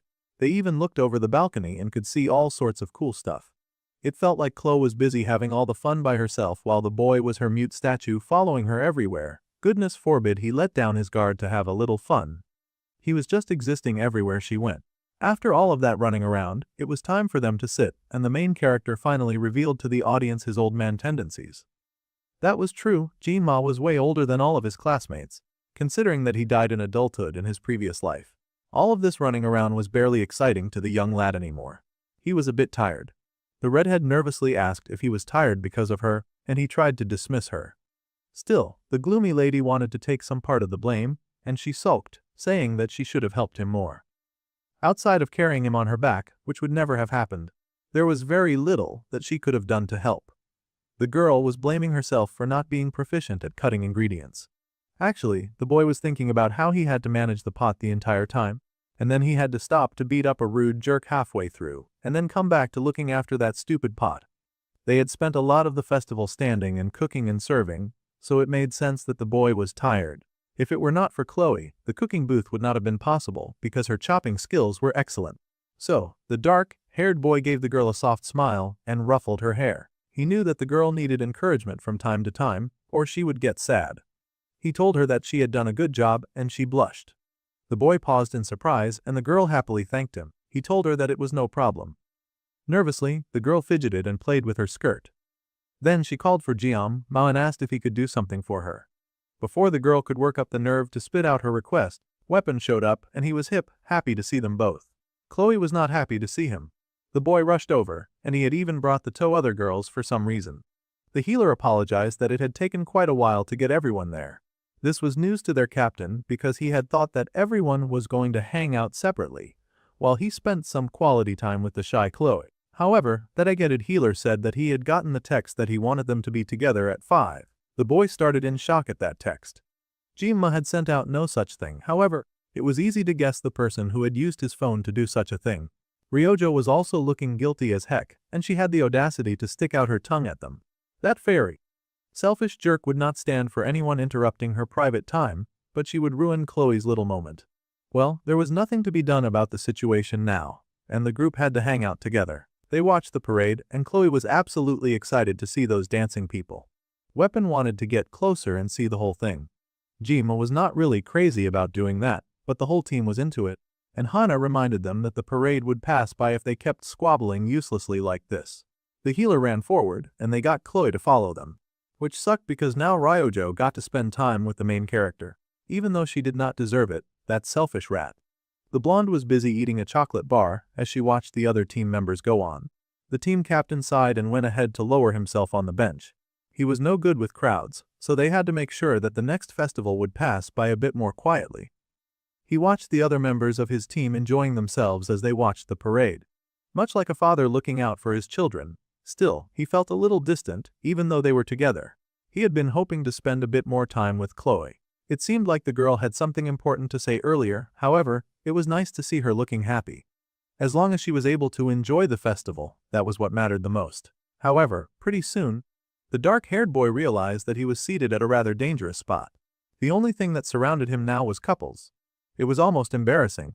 He was surrounded by a whole pile of romantic relationships, just holding hands and spending time together. Bro was totally out of place sitting there like a single Pringle. Now that he recalled, The game had also doubled as a dating game. He wondered if it was possible for him to feel such an emotion. In his past life, the boy had been too busy to even think of love, and he had just liked the video game characters because they helped as a form of stress relief. At first, he might have been a bit nervous to see that girl he had adored so much, but now he did not even know if he truly loved Abel romantically, or if he was just into her because she was his favorite game character. It had been 3 months since he had entered the academy, and he had to risk his life way too many times. Without even having the time to reflect on his own emotions, he just kept tossing and turning in all sorts of difficult things. It was not like he wanted to live that kind of life after all. The boy was now seated before all of these romantic couples, and it felt like his life was slipping away from him once again. The game had already stolen his parents after all. What more would be out of his reach recently? The world felt a bit gray as he sat by himself. Ma felt like he had been even more on the defensive these days. His head was lowered, and he could feel the weight of the world pressing down on him. This was not the type of life that the overworker wanted to live, and he felt really tired. Of course, that was the time when that horrid opportunist, whom the author loved so much, would step into his life. She was clearly getting pushed just because she was the most popular girl loved by the fans, and now she was going to shine into his life like an obvious rainbow to soothe away his tears. The girl then sat beside him, talking about how the seat beside him was empty, so she might as well stay there. She even mumbled about her legs being tired. How annoying. The archer was supposed to be one of the main heroines, and the boy had even used her himself, but it was really hard to read her. Although he did trust her intellectual ability, there had to be a good reason as to why she had hacked his phone and told everyone to gather. The good reason was that she was a selfish rat who did not want him to get close to Chloe. The brunette was now blushing shyly, and she mumbled, asking the boy what he was staring at. She had the audacity to act cute after doing all that. The main character stared at he, thinking that he had never seen her like this before, and he wondered what she wanted. He looked away from her, his gaze turning to more important things like the scenery around him, much to her offense. The girl huffed that he was an idiot, blushing and huffing to herself. She was the tsundere type. Such an unfortunate type, too. The boy asked what was wrong since she seemed to be upset about something. The girl was surprised that he had heard her muttering, and then he suddenly raised his voice. The dark-haired boy was actually kind of upset, and it was good that he was not taking her nonsense. There had to be a reason that she had hacked her phone and brought everyone here. He needed to know the reason immediately. Chloe was a really soft girl and needed the time reassurance. Even if she was just like his little sister, he had to be there for her. He had even promised her family in a way that he would take care of her. So he did not need the archer pulling this nonsense, jealous stunt when they were likely the end goal couple anyway. She could spare 2 seconds for Chloe, and she did not need to sabotage everything like she was in grade school. He grabbed her shoulder and shook her, asking the brunette if she knew about the instructor trying to kill him, if she had any really important reason for sabotaging their time together. The silly girl was busy blushing, so he told her to speak up. He needed to know if something important was happening. The girl yelled that it hurt and pushed him away. Why that little rat?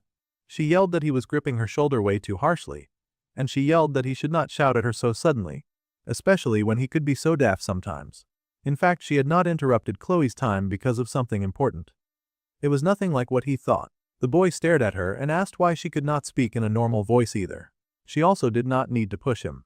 The girl blushed and silence fell. The festival went on, and now the archer was squirmy and asked the captain if he was angry at her. He should be, but he did not have the time to mess around with children. He had no idea what was up with her or why she was blushing so hard as she stared at him. Speaking of which, the boy remembered something.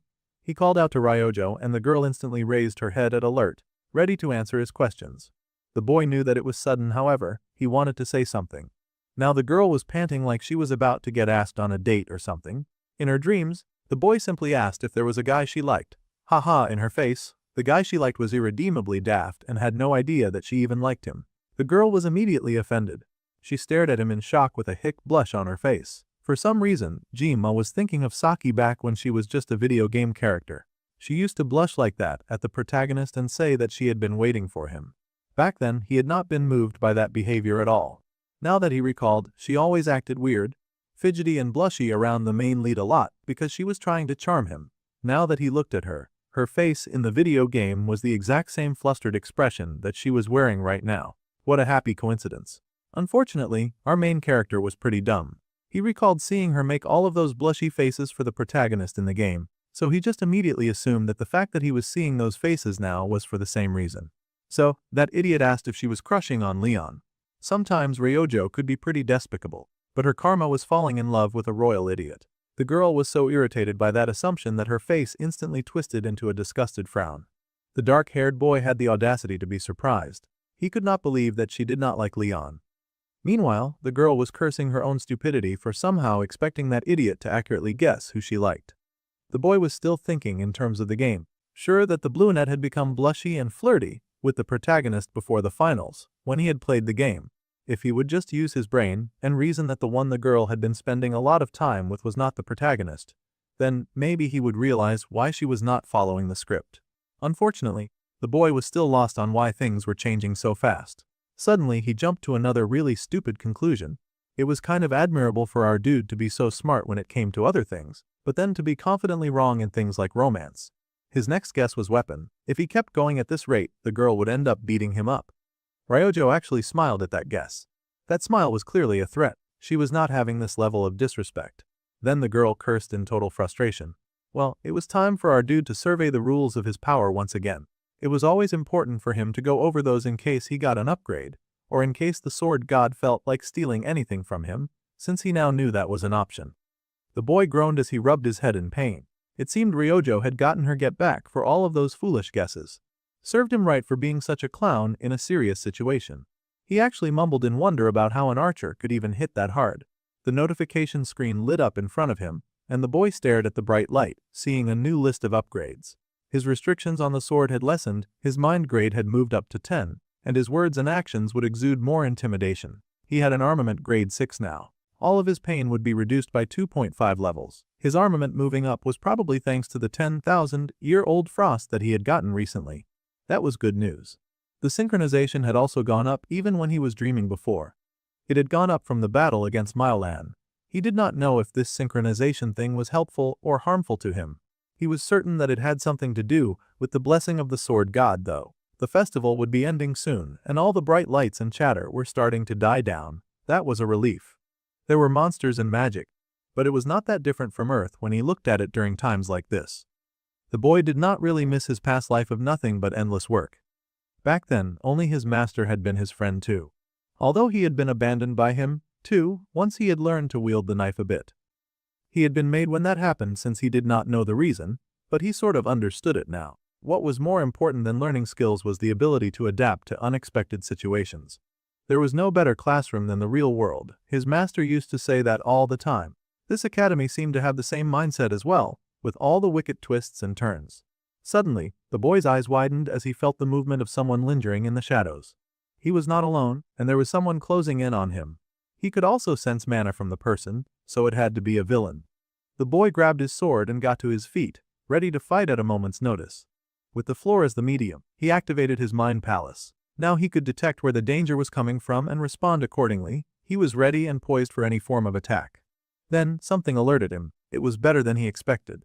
Over there, he found something moving in the shadows, and instantly, our guy shot toward it. Just in case it was the wicked witch trying to kill him, it would be best for him to dispatch her immediately. So, without wasting time, he no longer launched himself after that villain in the shadows. The lady with purple eyes noticed him coming right at her, and she looked tensed but she did not dodge his slashing attack. How odd. The lady coughed up purple blood, indicating that she was more than what she seemed. An instructor with purple hair. She fell to her knees holding her wounded side, and the boy took a look at the demonic blood on his knife. Finally, after so many sleepless nights, he had found his target.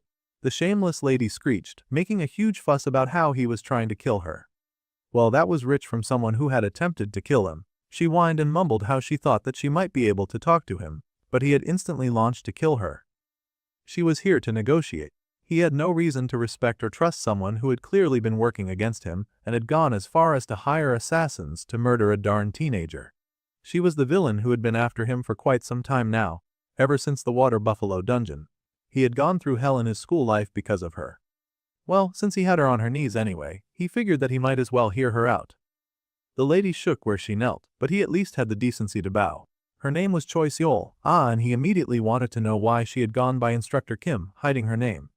As she had said earlier, the lady explained that she had done all that just to infiltrate the academy. She cried and begged for the boy not to kill her, but he did not see a convincing argument for why he should not. It would do both him and the academy a ton of favors. Then, he needed to know just how many little rats were hiding in the academy. The lady mumbled that they changed their appearance all the time, so even she did not know the exact number. She was useless. Just until now, Koi Seol had confessed everything that she knew without him even asking. She had also said that some villains knew that he had been the one to kill Agor. Even though the Sword Emperor had worked really hard to keep it a secret, at least it was not published in the news, so he could still lie low. However, he asked why they were then framing Agor's death on Leon. If they knew it was him, then why were they targeting the blonde hero? The purple-haired instructor admitted that she truly did not understand this part either. It was strange to her, too. Well, it seemed that the lady had nothing useful to tell him, so he grabbed his sword and prepared to dispatch her. Then she got really talkative, hurrying to tell him that there were some professors among them, and every plan was from that guy's head. Someone as low ranked as her would never know what was truly going on. The instructor was kind of panicking. She had not expected the dark-haired hero to be totally insane and ready to kill her at a moment's notice. Still, now that she had turned traitor, she could not go back and ask her villainous boss to protect her. It was more likely that his death was assured now that she had come to spill the beans. Well, it did not seem like she was lying, so the dark-haired boy called her name instead. He leaned real close, so that he could see the white of her eyes and asked the pathetic, begging creature if she wanted to live. Of course she did. The lady bent her head to the ground and begged the boy to spare her. In that case, he was going to need her to do two things. First things first, he wanted her to tell him everything she knew. Absolutely everything, and she was not allowed to hide a single thing from him. He especially wanted to know about this evil professor who was calling all the shots. The lady was nervous, so our dude helped to calm her nerves by putting his knife to her neck. She had to remember that she was not very useful if she could not tell him what he needed to know. At this, the lady panicked and confessed that it was Lord Korn, the demon's subordinate. That was all that she knew. Then she begged the main character to please take his knife away. He was really scaring her. The boy considered the information that he had just gained. General Kuran was not a name that he had expected to hear. With the lie concealed, the general was the one in charge, and now his influence was somewhere in the academy. That was nasty business. The lady quickly mentioned that the other villains also did not know about this professor guy. That was why his image was the worst among them. He was just pretending to be a professor and all. The hero glanced back at her, and she shut up immediately. She would not give out unnecessary information if it would just trouble her new savior. Well, this lady used to be Agor's subordinate, so it was not like she was a beacon of trust either. Still, it seemed the lady had lost her place thanks to Agor's death. He could feel that she only had a tiny bit of mana left too. She was not a threat, and it really did seem like she was here to negotiate. She sure had turned meek after killing all of those people. This situation was a gamble for her, but she had tried to kill him a couple of times, so he was not crazy about accepting her just because she apologized. He did not assume that she thought that this was enough to save her life either. The lady did, in fact, think it was enough, and she was shocked to hear that he still wanted to kill her. She cried that she had only antagonized him because of the demon. Well, there was a second thing, and the glowing knife pressed near her neck shut her up real fast. He wanted her to give him something. Then, he would let her live. The lady stared, wondering what on earth he was talking about. The boy sliced hard, cutting something off from her. It was glowing and pink and round, and it went flying. The lady stood shocked, her eyes wide as she was frozen in place. It was a pair of stones that were formed when signing a contract with a demon general. The seal of subordination. The general would receive the one meant for giving mana, and the villain would receive the one meant for receiving mana. This seal was useless now that Agor was dead, so Jiam Ma would be taking it. He knew this because he used to be a user himself when that demoness had tried to force herself on him. This seal contained the life force of the villain and acts as the most efficient leash for villains. Her reaction confirmed it as well. She seemed a little shaken but kind of free. This would do quite nicely then. Then, he called out to Choi Sol. It seemed he liked using her full name. He looked at the lady and told her to be a villain from now on. She agreed, but then stared in shock at such a request. She was running from the villain's life. Why does she have to remain a villain? Choi Sol was the type to do anything to survive, and she was not so bad for an informant. So, our dude was going to get his revenge for the murder plots by working her like a dog later. He had his hands in his pocket, and he checked out a notification from his phone. The archer girl had returned to the bench and asked where he was. Our dude lied that he had gone to the bathroom, and now he was on his way back. It was time for him to ditch his latest minion.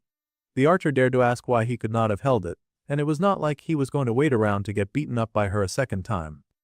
Then, the girl sent a message, and the boy asked her what. The brunette stalled a little, typing really fast. However, just before she could finish typing, the fireworks went off. What a shame! Ryojo had to watch the fireworks alone, and Jiama was watching the beautiful display beside a villain. At least Chloe got to spend that time with friends. All over the school, the students marveled at the beautiful picture in the sky. The heroes, the principals, and even the teachers smiled. Leon was nowhere to be found because, despite being the protagonist, he was basically a background character in this story. The archer asked if the boy had seen the fireworks. Apparently, he could see it from where he was standing. That idiot had not even seen the fireworks. It seemed that he was lying because he could totally see the beautiful explosions in the sky. The girl told him to hurry back, and the boy stared at the sky a little longer. It was a beautiful end to the last fraternity of their school lives. Then the girl selfishly asked for ice cream. Yeah, Ma was going to pass on that one. It was perhaps their last festival. The festival had been a pretty fun experience, but now the fun was over, and it was time for their exams. Also, the material they were being tested on felt way too much these days, and now they had to do a lot of intense studying. Weapon kept sighing about how such a large text was a breach of their student rights. He was just being lazy, and he knew it. Of course, Ryojo immediately matched his energy and told him to shut up. The orange-haired menace asked her to sleep in her dorm already. They always found a way to get into a spat with each other. The brunette, of course, immediately got upset and started cursing at him, asking him how her getting some sleep was bothering him. He was the one who was being a nuisance by complaining about all the work they had to do. Meanwhile, Red's kitty tendencies had awakened, and she was happily chasing a fly in the background. The archer and the healer kept going back and forth like a pair of wild dogs. The healer insisted that it was nearly impossible to memorize all the stuff that they had to read, but the archer just yawned that she had already finished memorizing all of it. This surprised the ginger, and the brunette scoffed at him. Now the boy began to shake as he realized what happened. The boy's face flushed, and he was saying something about the test, right before Chloe popped up out of nowhere and slapped him right in the face. The redhead paused, apologizing greatly that there was a fly on his cheek, and she had just been trying to get it. She really had not meant to hurt the healer. Meanwhile, the dark-haired captain was wondering why that poor guy was getting beaten up by everyone these days. Suddenly, there was the sound of a bell going ding-dong. Actually, it was a notification on their phones, and everyone grabbed their phones at the same time to check it out. Kind of cute that they all got the alert in different languages. It was a notification from the academy about the first semester final exams. For undisclosed reasons, the field exam contents had been changed. Now they would have to do an outside dungeon clearing team battle on Monday at the Joaquin Academy Special Hall. Team requirements were for 1 second-year student to pair up with 2 first-year students, and groups would be decided by the admin. The healer was up in arms about the whole thing, groaning like it was a horrible situation. He wondered what sort of exam would change 3 days before its testing date. Originally, the test would have involved clearing the Goblin Dungeon in Gapyeong, but now things had switched up. The dark-haired captain had been looking forward to meeting the goblins because of all the materials that he knew he could get from that dungeon. The story was already beginning to change. This was natural considering everything that he had done until now. He knew all of that now. However, now he worried that he had thrown his greatest advantage away, which was being a player who knew the future. If that was the case, then from now on, nothing would be the same again. The brunette noticed that the dark-haired captain had gone silent, and she asked what was up with him. It was really unlike him to be worried about something like this after all. The boy was surprised by her attention and quickly tried to deflect. The brunette could be pretty perceptive at the wrong times, so he did not want to give the wrong impression. Ryojo thought about his hasty answer, then sweetly tried to reassure him. They were all rather surprised about the sudden change, but sometimes things like that happened. After all, during their last exam, a demonoid had appeared, and the Sword Emperor was injured in Avalon. Of course, that was a scary thing to happen. So much happened every time they hosted an event outside, so of course they had decided that there was no safer place than within the academy. The dark-haired boy stared at her, his words making him realize the truth in them. It had not entirely been his fault that so much had changed. It just happened to be this way. This made Jiama smile as his mind cleared from the anxiety that had been worrying him. He had now sorted things out in his head, and he thanked the girl for helping him do that. The brunette, of course, was a little sunder who was not used to handling all sorts of cutesy emotions, so she flared up immediately and asked why he was looking at her all soft and weird. Honestly, she was just as confused as the boy was. The girl groaned that all of them were confused, everyone in the travel club. If the president were goofing around, it would mess with everyone. It sounded like she was just making excuses so that she did not have to deal with her flowery emotions. Still, the dark-haired captain was pretty considerate, and he could guess that she was acting this way because that was just how she was. Meanwhile, she was thinking that the boy was just pretty slow. Then, The main character had a favor to ask of the archer. He needed the academy faculty list that she had hacked, and he asked if she had it saved. The girl admitted that she had deleted a lot of data to prevent tracking. However, she did have a printed copy that they could use, which was excellent work. The boy smiled since this would make things easier. The girl was a little confused by that, wondering what he meant. The dark-haired boy looked earnestly at the archer and asked her to hack the academy network again, just for him. This request was a bit more intimate than he imagined, and the girl blushed in surprise. Fortunately, the team leader was the kind to explain his thought process to his team, and they all gasped when they heard his theory about the villain infiltrating the academy. So, in that Buffalo dungeon back then, there was suspicion that it was caused by a villain. Of course, Ma could not confirm this guess of his, but the villains did change their disguises all the time. The Bluenet guessed that their captain wanted a new list to compare it side by side with the old one, just to see who had switched up. As they all knew, this club was made for their protection, which was why knowing any potential threats to them would come in handy. Well, there was more that the ginger had wanted to ask, but he also asked if this was what the boy wanted. The redhead was fully with Ma on this, because that girl would happily follow him into the pits of hell. The Bluenet smiled and said that she was in too. The dark-haired boy smiled. This should suffice as an explanation for now, at least until he gets any hardcore evidence on what was going on. The Bluenet thought to herself that she was not sure why it was set up this way, but the academy faculty data got updated each month. She thought that they were somehow using the subspace for data storage along with the typical cloud hub. It sounded rather complicated. As a resident of this world, it was no wonder that Ryojo did not understand it. That was a part of the optimization, created to decrease storage used by deleting unused data. That was just the way it was implemented in this world. However, it was also what allowed them to sniff the perpetrators out. Many things may have changed, but being a player was still valuable. So, the captain needed to know when the archer could get that task done. The girl admitted that it would not take long to do what he had asked. However, she also felt like he was showing all of the work on her, and that was not cool. The boy paused in realization. Flooding her with work was the last thing that he wanted to do after all. The girl was completely right now that he thought about it. He had been relying on the archer too much under the excuse of being in the same club all this time. He had made her take the lead and plan the festival, and now he wanted her to hack important documents. It was all stuff that she could do, but she should not have to do all that on her own. On the other hand, he seemed to have nothing to offer Ryojo in return. The girl was basically a princess, and he wondered what he could even offer the daughter of the Prime Minister of Japan. Then, the boy hesitantly decided to ask directly if there was anything that she wanted. The girl was surprised. She thought about it for a second, and then beamed. She would need him to do her a favor later. That was what she wanted. She wanted a blank check that she could cash in when she wanted. It was not about money, and she would tell him when the time came. Well, that was a bit foreboding, but at least now he had something to offer the girl. On the second day, Ma was amazed to come into their meeting room to see the desk piled high with so many documents. The archer worked quickly, and she smirked that she had printed out all of the faculty details and any suspicious movements. She had not gone through them yet. The dark-haired boy was impressed. He knew that she got things done when she put her mind to things, but this was a whole new level of impressive. The ginger grabbed one of the files and whistled, wondering if this was really okay. Having a documentation of the number of times they used the toilet felt like a violation of privacy. The ginger understood that they were doing this to sniff out villains, but it felt like a crime. The archer scoffed that it became a crime the second that she'd started hacking, and it was much too late to start feeling guilty about it now. The ginger yelled. He thought that they were taking things too far, and the archer called him a goody saint. Well, the healer was obsessed with heroes, so it made sense that he was worried about this. The captain calmly informed the boy that any bit of information would go a long way in their research. Plus, they would be destroying the data as soon as they were done so that nothing would go out. That seemed to reassure the healer greatly. Now the captain reassessed their group. Chloe was an assassin and Ryojo had the tendency to do whatever it takes. Neither of them had any clear moral boundaries. He was not sure about Hana, who had made no protests about what they were doing, but it was thanks to Weapon that they were able to control themselves from going too far into villain behavior. Right now, they had a week until summer break, and the travel club would try to find the villain during the final exams. The boy asked if anyone had any questions concerning that. It seemed that the mint-haired girl had a question. She had heard a bit before she had come in here, but now she wanted to know all about this scouting for villains that they were doing, since she had not been in the first meeting.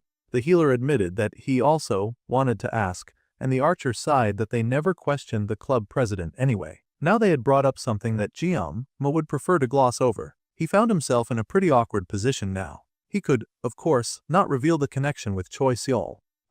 or the fact that the villain group was after Leon. Trying to explain any of this would only cause more confusion, lead to more difficult questions, and everything would take way too long to explain in general. More importantly, if Chloe were to find out, then Choi Seol would definitely die. The boy then looked them dead in the eye and informed them that he could not tell them right now. All he could tell them was that the informant was trustworthy. This was all that he could say on the matter. He did not flinch or look nervous. He just told them what he could and would like to keep it pushing. When the time came, he would let them all know. However, that time was not now. The mind-haired girl looked pretty skeptical, and it worried him that he could not read her at all. Still, this was all that he could say for now. Suddenly, the girl raised her head and smiled, humming a tune to herself. She reminded him of someone once again, but the dark-haired boy could not put his finger on it. So, for now, they would begin the first proper travel club meeting with Hana in it. After the meeting, the team captain breathed a sigh of relief. The redhead smiled, thanking the boy for today and even giving him some water. The boy thanked her since he was kind of thirsty after all. The girl blushed nervously, but was happy about helping him. Ryojo and Weapon were still bickering like an old married couple. The boy insisted that this person was not here last month, and their movement was kind of strange. It seemed that instead of fighting, they were actually working together this time. That was impressive.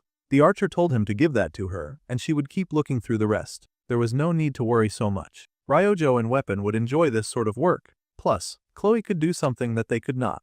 For instance, she had been there to help him in the Buffalo Dungeon and during the festival. This happily excited the redhead, and he smiled. The girl happily blushed and hoped that she would get the chance to be in the same group as Jiam for the test. The notification dinged, and they would all find out their teams. Kang Jiam's final exam team for the first semester was as follows. He was going to team up with Hannah and the laughing hyena girl, Rachel, for the exams. Of course, it would be the main boy and two girls. Of course. The boy groaned just thinking of having to do his exam with that group of unpredictable people. The healer assumed that their club president was tired after all of this time. Yeah, considering that he was paired with that mean blonde of all people, it must be exhausting for him. Well, the boy was sure that it would be fine. Hana was in the healer's group, as well, after all. So hopefully nothing would go wrong. There was no point in worrying about the club president. The mint-haired girl assured the redhead that she would make sure that the boy would not get distracted. The archer revealed that she had the second-year Aereo in her group, and her group leader was Leon. She got to be in the group with Leon. It was so unfair. This made the dark-haired boy sit up to hear this. The brunette flinched and wondered what on earth the boy was thinking right now. The dark-haired boy said that it was nothing and that they should just pack up for today. He wished them all good luck on the written exam tomorrow, and everyone sort of went in their different directions. At least, that was how it seemed. Someone lingered in the room. It was Ryojo and Hana. The bespectacled girl smiled and said that she would be on her way, but the archer told her to wait right there. The mint-haired girl asked if the brunette needed something, and it seemed that she did. The archer pointed at the file in front of her that had the girl's name on it. Now, the archer wanted to know why the name San Hana was on the faculty list. Now that was strange. In fact, the archer wanted to know just who she was. The bespectacled girl stopped smiling in that instant. In fact, she seemed to get a little serious. The genius bespectacled girl got a well-rounded personality, and she never said too much. She also never expressed her own opinion on matters. She acted really odd for a high school girl, and she had been very strange from the very beginning. So, the brunette called her, wondering if she should call her by her proper title, Professor San Hana. Instead of reacting in an appropriate way, the young lady before the brunette chucked and laughed. The archer was bewildered to see this reaction from the girl that she had cornered. This was very concerning, and the archer asked who she was, sweating a little as she feared that she had stumbled across an actual demon. The girl with the mint-green hair smiled, saying that she knew that Saki was tense because of what they had just discussed, but she was going a bit too far. The second-year student laughed and said that she thought that it was funny, the fact that the girl had confused her with someone else just because they shared the same name. Now that the girl looked at the file, her eyes widened as she saw that Professor San Hana was supposedly on a work trip during the festival. She had gone to America. Still, the whole situation was very suspicious, even if it was unlikely that the data had not been edited. The data was, in fact, automatically updated by the subspace system, and it was nearly impossible to access it, much less change it. Only the principal had access to that kind of material, and the principal happened to be someone their captain trusted. However, now the archer was thinking big, and she wondered if this suspicious girl had anything to do with the principal Medea. The young second year laughed, saying that it was fine since everyone made mistakes from time to time. After all, they were human beings and not machines. Now, they did not know how things worked in Japan, but in Korea it was quite common for people to have the same name. The girl understood, and she said all right. The second year smiled, noting that her junior must have been on guard because of all the talk about villains, but she certainly was not one. Anyway, she assumed that the confusion had been cleared and she would be on her way. The archer scowled, curling her hands into fists as she considered the situation. The mint-haired girl continued to leave, but on her way out, she paused and called to the archer. She was going to give the girl a word of advice as someone who was older. Men who were dull like Ma would never get the hint unless it was expressed directly. Now that was shocking. She had though tit would be advice concerning the case, but it was love advice that the girl had dropped after roasting her crush, before leaving and saying that she was cheering the brunette on. It seemed that everyone was cheering for Ryojo. Anyway, she was going to see them later, and she wished them all good luck in their exams. With that very awkward conversation had ended, and the brunette found herself just staring at where the girl had left. She blushed in horror, wondering what on earth that had been about. Meanwhile, the alarm went off in Mai's room. It was nearly 6 in the morning, and the boy was thinking about the change in the exam. He had accepted it as something that was fine, but for him, of all people, to be the team leader was questionable to him. He was on a team with Rachel, and he already had plenty on his plate already, but now he had to be stressed out from dealing with her too. He was not a big fan of being in the same group with the person with whom he was most uncomfortable. As a player, he understood that Rachel's moves on him were not ones of love, but rather, they were for obtaining strong seed, which was a very concerning way to look at things. He was not crazy about being her strong seed supplier after all. Though the funny thing was that the developers made it so that she would have never had any boyfriend before, as a sort of gag, meaning that she was the very last one to fall in love, and for them to gain her true love. Of course, Rachel originally loved Leon. Now things were twisted, and it felt like she was targeting him. He really hoped that they did not have any trouble during the exam. Just then, he got a call from the archer. It made no sense to him go get a call this early in the morning, but perhaps she had found something about their special research. Instantly, he picked up the phone and asked what was going on. The girl was surprised that he was not asleep. She was the one who had called him at this hour. It felt a little too late to be worried about that. At any rate, he had woken up a little earlier than expected, so he asked what she was doing awake. The girl was evasive as she explained that she did not really sleep much. Yeah, but he wanted to know why she had called, and if she had found anything strange. There was silence at the other end of the phone, and then the girl asked if he really thought that she would only call him for matters like that. It was nearly 6 in the morning. If she did not have a solid reason for calling, then he did not want to have anything to do with her. Then again, calling instead of texting generally meant some kind of emergency, so of course, he had thought that it was a serious issue. Why else would she call at this time? Then the archer mumbled and told him good luck with his exams. There was no way that was the reason she called. Maybe she had convinced herself to do some kind of midnight confession, but had chickened out the moment that he picked up the phone. She was really unbelievable. At any rate, she would see him at another time, and she was hurrying to cut off the call. However, before she could cut the call, the dark-haired main character called her name. She nervously asked what was going on, and he told her good luck with her exams as well. After saying that, a silence stretched on for quite some time. The boy paused to see if she was even still on the call. Clearly, she was, but she was not saying a thing. That was kind of concerning. Finally, she thanked him for his wish, and the phone call ended. The boy stared at the phone and wondered what was going on with her. The sun was already rising anyway, so it was time for him to get ready for school. They had exams today. So, it was bright and early at school and all the students were walking up to the academy building. It seemed like a normal building, but the atmosphere around it was particularly different there. The Joaquin Academy Special Hall. It was a space which replicated the experience of Balor Joaquin in his 20 years of Gehenna. It was a miniature replica, complete with rocks and weeds planted over. The good news was that there were no monsters, of course. The boy knew that the academy loved field experience, so holding an exam in a place like this was a huge switch from their usual way of doing things. It felt so strange to see how different her experience was from that of a player. The boy was busy checking out the hall when he got ambushed by the teammate that he wanted to avoid the most. The blonde hyena came charging right at him, leaping straight for him, and he did not dodge in the slightest. In fact, she grabbed him in a bone-crushing hug, and he looked like he was melting in her embrace, but not the good kind of melting. The boy was so shocked by the sudden attack that he was already reaching for his knife. The happy camper had to leap back and tell him to calm down. It was never that deep after all. Wow, he even seemed more dangerous than before these days. Then again, that was his charm, and she cooed that this was why the girls were all around him. The boy sighed, and then Hana showed up, which completed the team. The girl happily showed up with her B-rank armament crowbar, also known as the bar. It was almost weird to see such a crude weapon in the hands of a cute girl. The blonde, of course, refused to be ignored. She complained that the Mademoiselle Sanhana was late from the very beginning. The mint-haired girl smiled since this was the first time that she was meeting Rachel. They had met at the festival before, and it was nice to meet their team leader for the exam.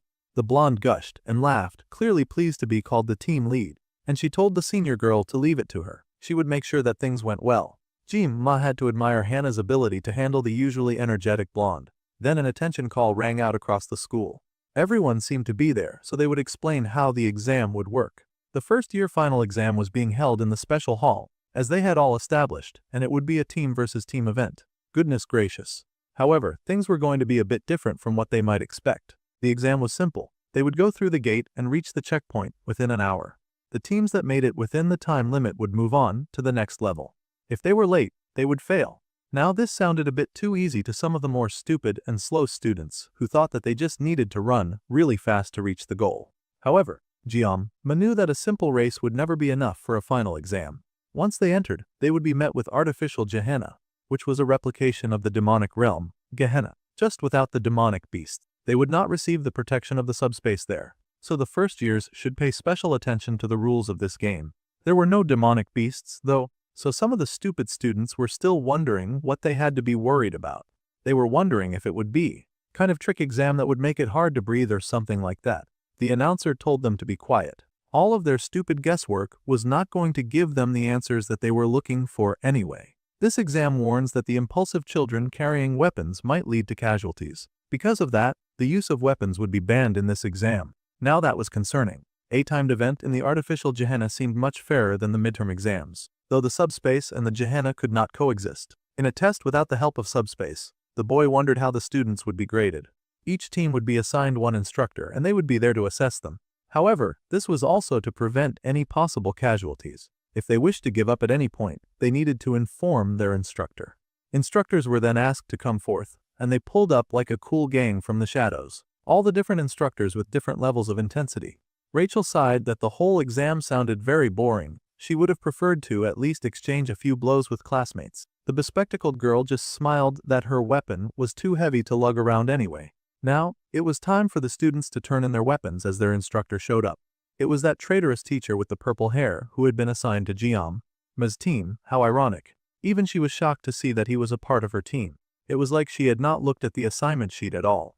The blonde asked if the boy knew her, since she was emitting a rather creepy odor. It probably sucked that the blonde had such a good nose. The teacher laughed that she did not know the boy personally, but no instructor would be completely unaware of Ma's subspace duel that had shaken the whole school. It had been a marvel of an event. At any rate, she was Instructor Kim, who would be in charge of their team for this exam.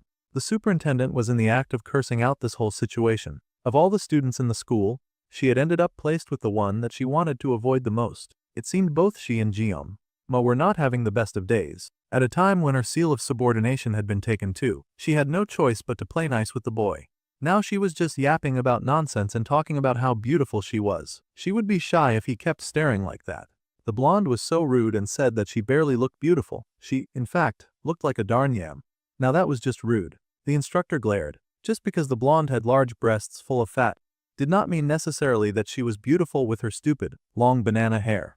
Now that struck a chord in the beast girl because she had been looking for an opportunity to throw hands anyway. Those two slammed their heads together, and they growled. The instructor thought that the blonde had such an annoying attitude and started calling her Miss Banana. The student cursed right back and said that the teacher had tits as flat as the flat earthers believed the earth was. Bringing in the dumb flat earthers was kind of brutal. The teacher grinned and told Banana Head not to act out since she was the instructor here. She was here to prevent any accidents, but he should also not forget that she was responsible for grading them. Well, in order to get in the way of all their childish bickering, the dark-haired boy informed the two that the exam had begun, so they should get going. The teacher snapped back to her duties and she laughed, saying that she had no idea why the dark-haired boy was not the team leader since he was very capable.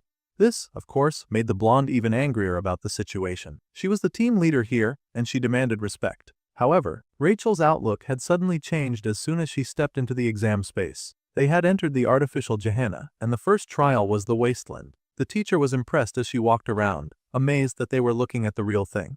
The blonde, on the other hand, was kind of concerned, and she asked what kind of instructor would march ahead instead of watching from behind. The blonde was clearly spooked by this environment. The teacher smirked that Banana Head had been so confident when they were outside, but now that there was some mana in the air, she could not even catch her breath. It seemed that this entire exam was going to be a constant back and forth between the instructor and their team leader. Naturally, the blonde was not thrilled about the situation. Still, this helped to even out the situation. Manhwa did not need to worry about Rachel bothering him because she would be busy cursing out the teacher. The place was really desolate. So, this was a place resembling where monsters roamed. There were no trees, no life, and just some dust. Just a wasteland of nothing. This atmosphere was truly something. The first trial, which appeared after going through the gate, was the dense and tense atmosphere. The main character felt fine, but Rachel seemed exhausted due to her sensitivity to mana. At this rate, the next trial might be even harder. On the other hand, Choi Seol-ah's high mana affinity meant that this air would be quite comfortable for her. He had suspected that she might be plotting something, but he did not sense anything off. He also doubted that she would be able to do much for him when he had her seal of subordination. So the dark-haired boy turned to check on Hannah, asking how she was doing. The girl admitted that it was tough, but it was also manageable. Also, the dark-haired boy seemed completely fine, while the main character admitted that his skin did prickle.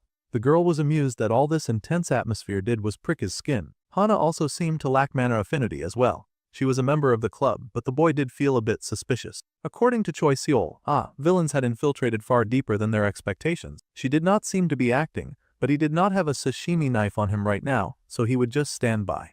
As they continued to walk, the main character asked how long it had been since they had entered the first gate. He asked the team captain, who was really having a hard time. The blonde would not even figure out how long it had been. Now that was concerning.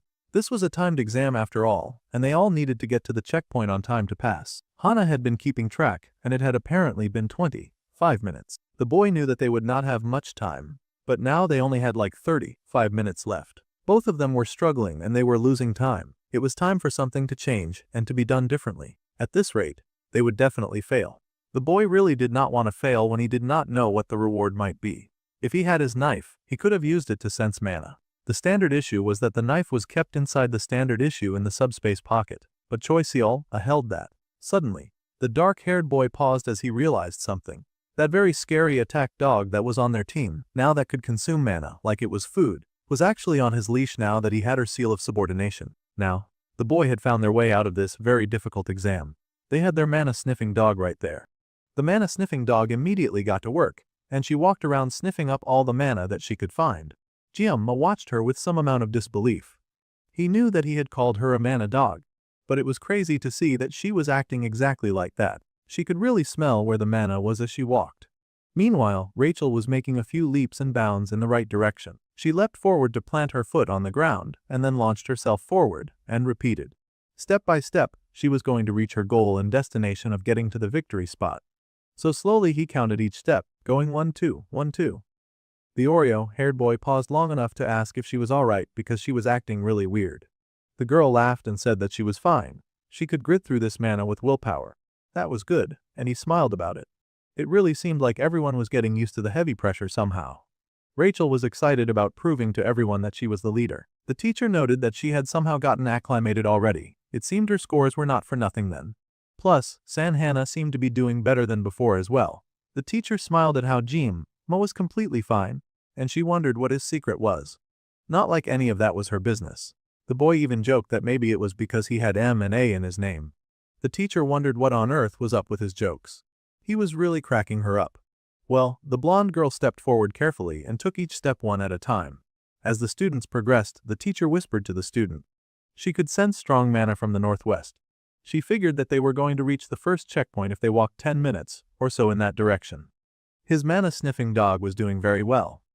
The boy congratulated her on her good work and then stepped forward. The teacher sure acted completely like a dog. That was a nice thing that he would take advantage of. Regardless of the situation, they were doing well thanks to her. As they proceeded forward in the exam, the boy wondered how the other members of his team were doing with their own exam. The group followed behind Rachel, and the teacher praised her for being such a champ. Naturally, the hyena did not want praise from someone who was calling her banana girl. Still, the students proceeded as planned on the right path, and soon it was 32 minutes since the test started. The group continued to advance slowly and carefully. Currently in the lead at the exam was, of course, Leon's team with Ryojo and some other unknowns. They were almost at the first checkpoint, and he encouraged the rest of the team to keep moving forward. They had to hurry up. The other girl with Ryojo, a second year, seemed exhausted already. She knew that they had to make good time, but her legs were killing her, and she groaned as she called out to the team leader. They had plenty of time, and she wanted to rest just a little. That lazy rat was kind of getting on Leon's nerves. It was not his fault that she was so weak, and he needed to get out of this area as soon as possible. They were almost there, they had to keep pushing. The girl coughed and gasped, the mana in the air seriously affecting her. It was making the archer a little concerned. With the way the girl was pushing herself, Ryojo had to tell their leader to stop. She demanded that he explain what on earth he was doing. Clearly Ario was finding it hard to keep up with the brutal pace that he had set for them. They had managed to make it this far, but the goalpost was not going anywhere, so they could at least stop and rest. The boy did not seem to get the problem, which only made the archer even more upset. He was acting ridiculously and frankly inappropriately for a leader. The blonde fell silent for a moment before turning to glance back at his crew. The truth was that he did not want to silence Ario's opinions either.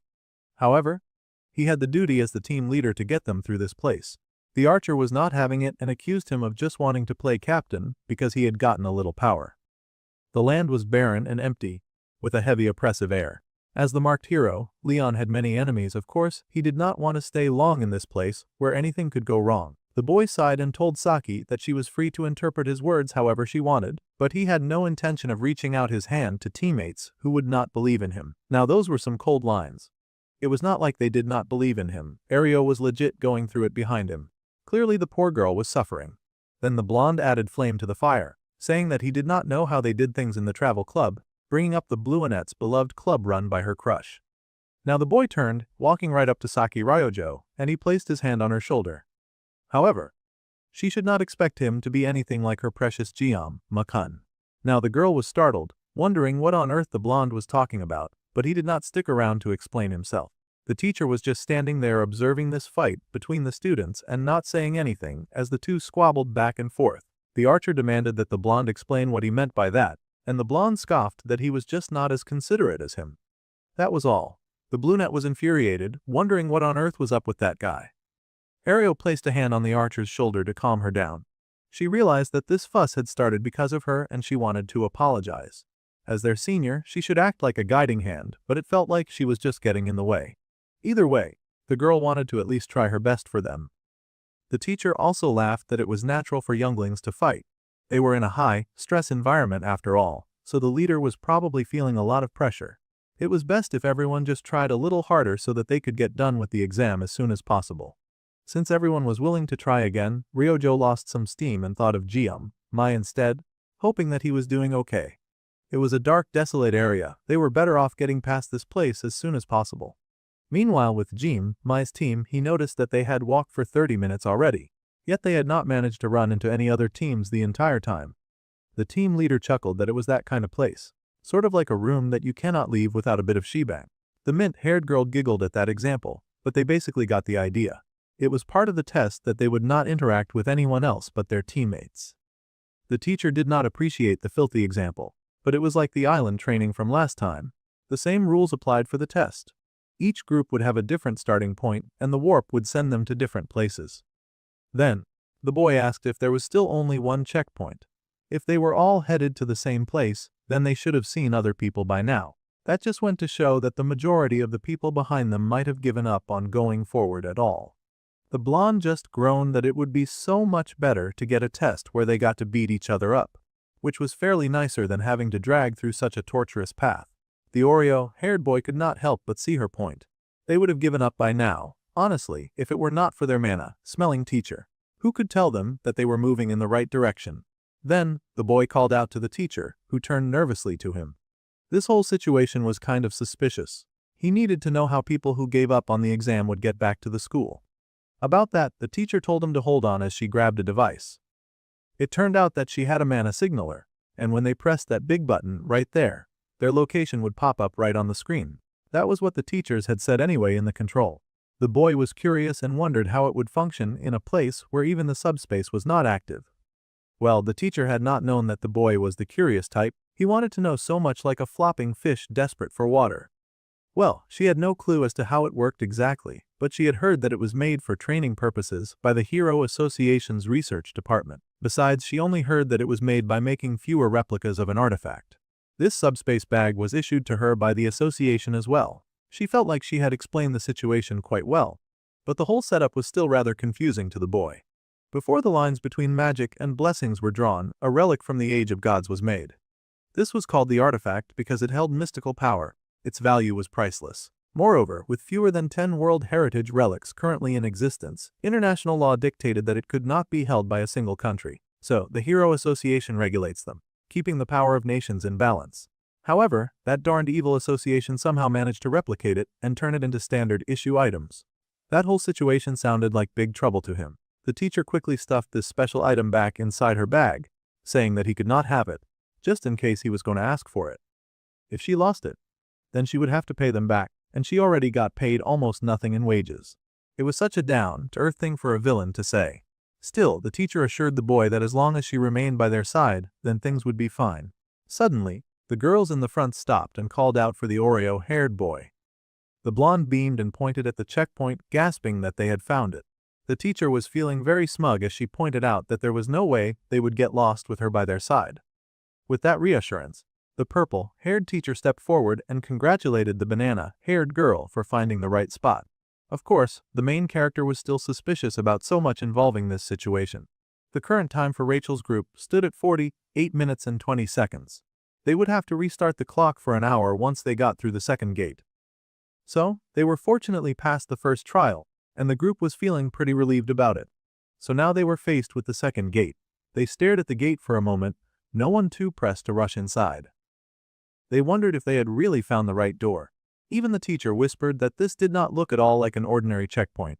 It was a single door, but it was exuding enough mana to distort space itself. That much was very concerning.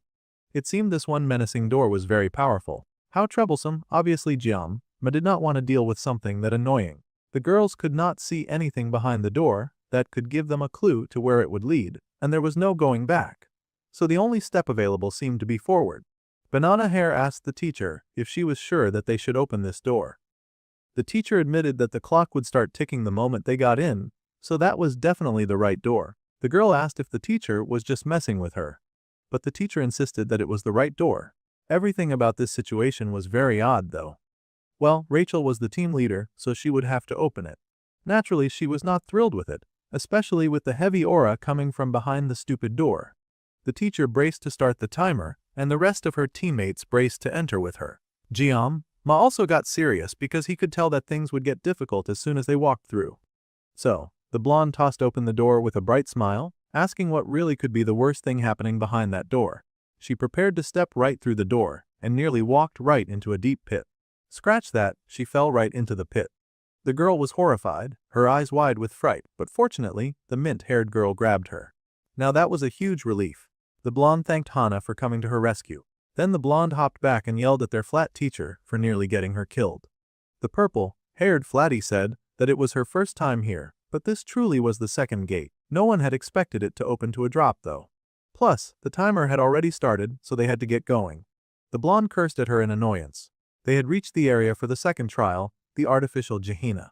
The Abyss Bridge, a rather dangerous-looking area for sure. The bridge looked like it was one bad cough from completely falling apart. So, the mana that covered the artificial Gehenna was all coming from that dark water there. The Oreo-haired boy figured that he now knew why they had not seen anyone on the way here now. Each team was assigned an instructor for the sake of safety and grading.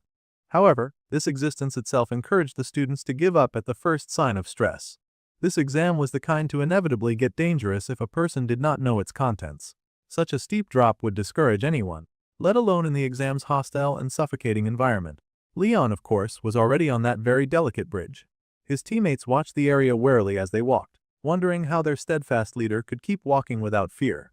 He was so unafraid that they wondered if he had been here before or something. Meanwhile, as the students walked, the teacher watched with a dark and suspicious look on his face. It looked like things were about to get wicked. The hero who could sense mana had, of course, been able to lead his team right to the gate. Back in the barren lands, the other students were really going through it. They were coughing and groaning that it was their fault, but they could not go on. They looked like they were suffering through the last stages of life too. Our girl just had to feel sorry for those pathetic losers. She looked at those suffering jokes and then at the portal that they were supposed to pass through. They had made it this far, but their team was way too weak. Just because she was fine did not mean that she should just abandon the team that was clearly struggling. Abel was a good person, and as the leader of Team Abel, she requested, with an H in her heart, that they would forfeit this final exam. There was no point in progressing further and endangering the other members of the team. The teacher understood the request and quietly clicked the evacuation button. Additional forfeitures had occurred, and Abel had to leave the exam with her 2 weak team members. They appeared in the hall, coughing and gasping for breath. It seemed Speedweapon had also gotten booted out of the exam. That was such a shame. That heavy air of suffering and death had really weighed on his shoulders. He had not expected to throw up the pizza that he had that morning. Suddenly, Chloe called out to him, happily making her way to him. It seemed her team had not made it either. They were both a pair of losers. It had taken quite a while before they had been able to find the checkpoint. Getting lost in that toxic air really did not do anyone any favors. The healer was relieved that the assassin had at least found the first checkpoint, meanwhile his team had failed after pointlessly roaming around. It seemed that Jiomai's team and Saki's team were still inside, too, and they sure hoped that those two would be alright. They knew better than anyone that worrying about their team lead was pointless though. Honestly, the ginger was not worried about him, but he was concerned about Saki, who was teamed up with Leon, a genius who came out of nowhere. From his looks to the way he acted, everything about Leon was spotless and completely devoid of any mistakes. The bro was like a blank slate. It gave the feeling of if you stared into the abyss long enough, then the abyss would surely stare back. That was how eerie Leon seemed to be. Depending on what touched him, he could be the light or the darkness. Well, the healer was sure that their chief would figure it out. For now, Chloe had to get moving. This surprised the girl, and she asked where they would be going. They had to find the villain, of course. It was a shame that they had gotten out so early, but they had to do what they could now that they were outside. The assassin beamed and noted that Speed was taking after Jean Ma. He would be more wowed by the compliment if she would at least bother learning his name. Anyway, it was time for him and Chloe to move on, and the girl was happy to follow behind. So, they started their little side quest while the other half of their team penetrated deeper inside the underground cavern. One step at a time they pushed forward. The boy stopped after a while and breathed a sigh of relief. Just then, Miss Banana Head somehow stumbled on that very delicate piece of rock. Fortunately, she landed successfully thanks to her big heart and the fact that she ran right into Jiamma, who was an unmovable rock. Rachel kept singing her praise about how her big heart meant that she was generous, rather than being the opposite. It seemed the blonde had adjusted to their situation just fine. That looked like the checkpoint up ahead, so they just had to get across. That sounded rather easy to do. Except that the spotted checkpoint looked like a huge tower of bubble up ahead. They could tell where they needed to go, however. The problem was that it was hard for anyone to step up there. Without the use of the subspace, he also found it hard to get going. It seemed that the source of all that mana was the lake ahead of them. The teacher had guessed that there was something to it. Right, this reminded Jiam Ma of a great tool available to him. He approached the instructor, who was nervous about this situation.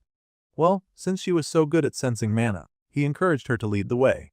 Even though this sort of counted as cheating, it was not like anyone was watching anyway.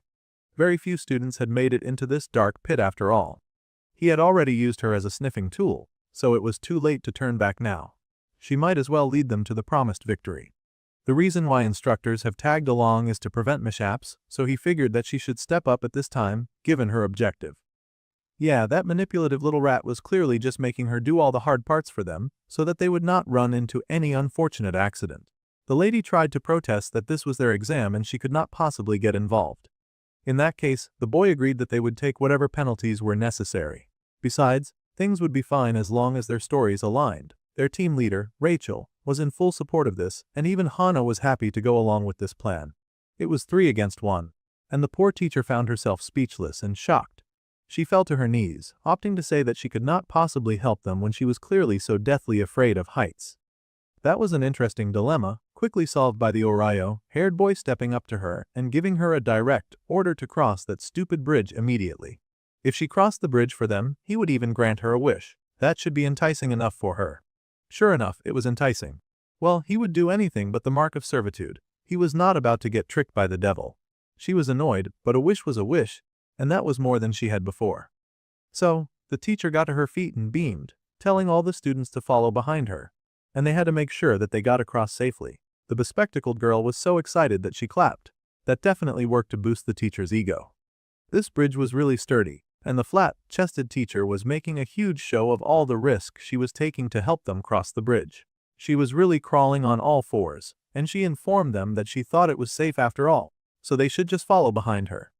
It seemed she really was scared of heights or something. Time passed and the walk along the dangerous-looking bridge continued. After going on for a while, the teacher wailed that she could not possibly go any further. The blonde was quite tired of this behavior.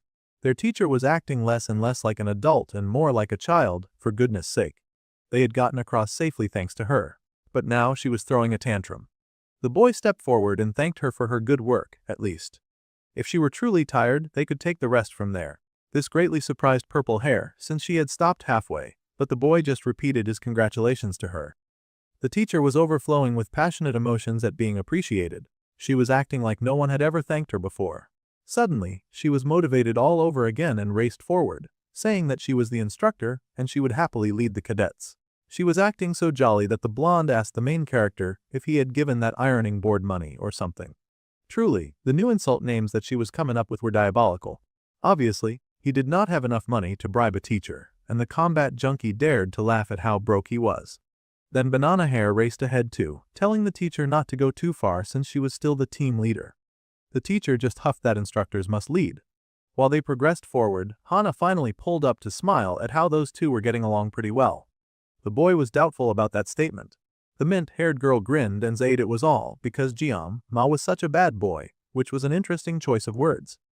The captain watched the mint-haired girl walk forward. He thought that she was kind of weird, but they continued on their journey. Pretty soon, they reached the artificial Gianna third trial, the Tower of Ordeal. Leon's team was already inside the tower. They had been walking without rest, and of course, most of the team was exhausted by now. He was not even checking on their well-being or anything like that. The boy walked forward confidently, taking the steps up without even glancing back. The blue-haired archer was starting to notice that she had not seen any other cadets this whole time. This must mean that first place was guaranteed, yet the blonde refused to stop and rest for even a second. She could not understand what it was that he was chasing with so much tenacity. They were almost there. The teacher encouraged them to keep marching forward up the stairs. The poor weakling of the group could not take it anymore.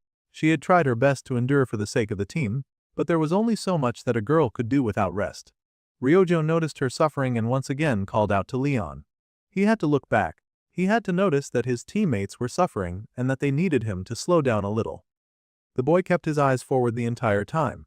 He turned to them, mumbling that it was their fault for being too slow. It was like that crazy boy was chasing something that they could not see.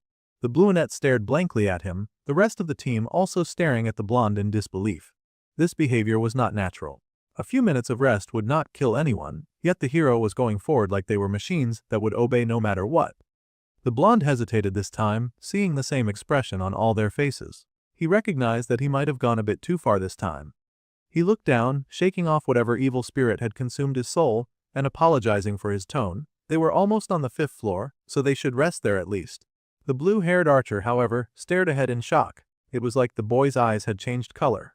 There was something unnatural about the natural-born hero. Anyways, he encouraged them to keep up the good work, and he would go ahead and scout the 5th floor while they took their time. Either way, he was getting there before they did.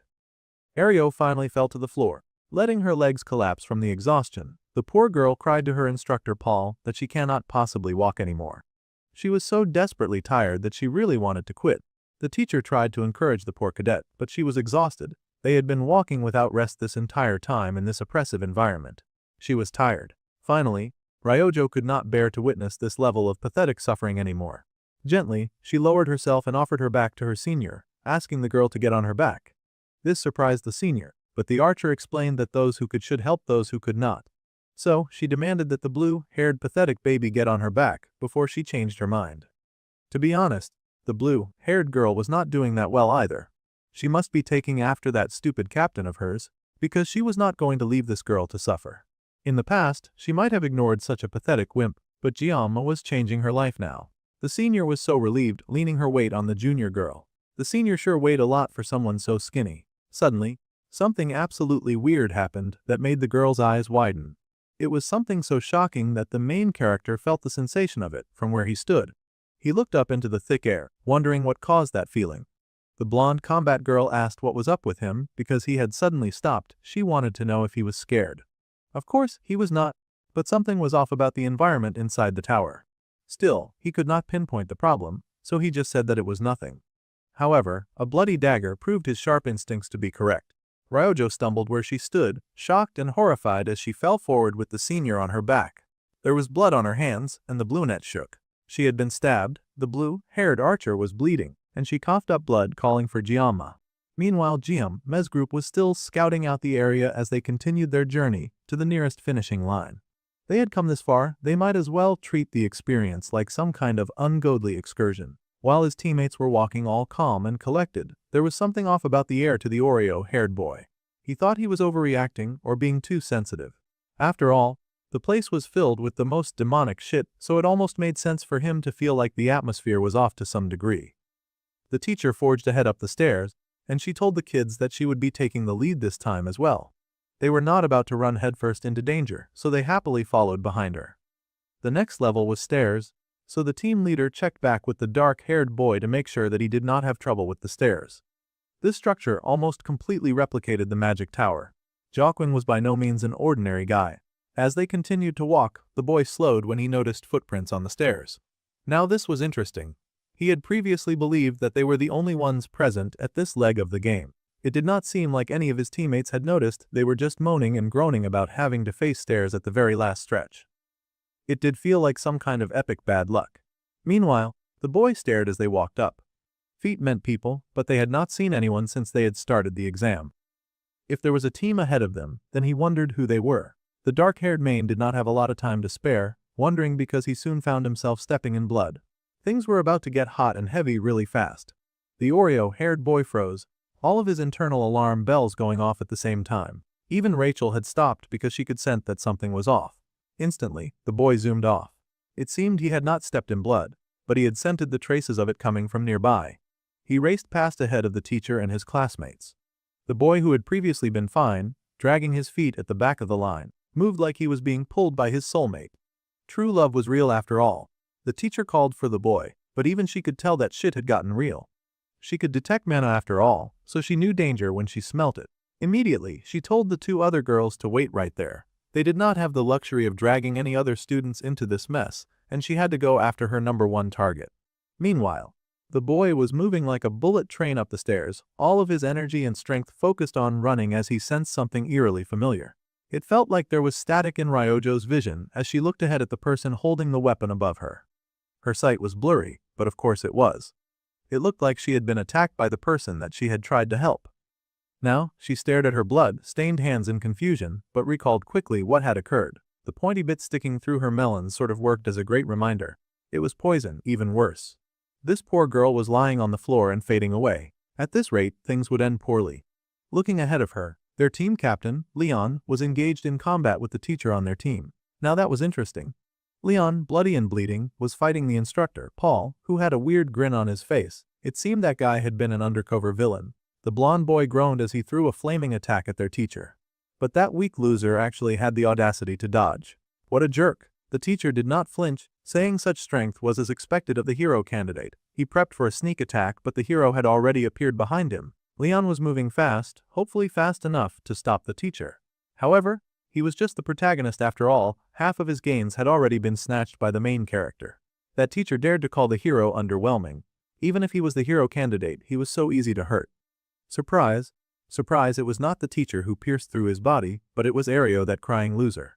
It was a 2-against-1 battle. That was insane. The blonde's entire team was made up of ops.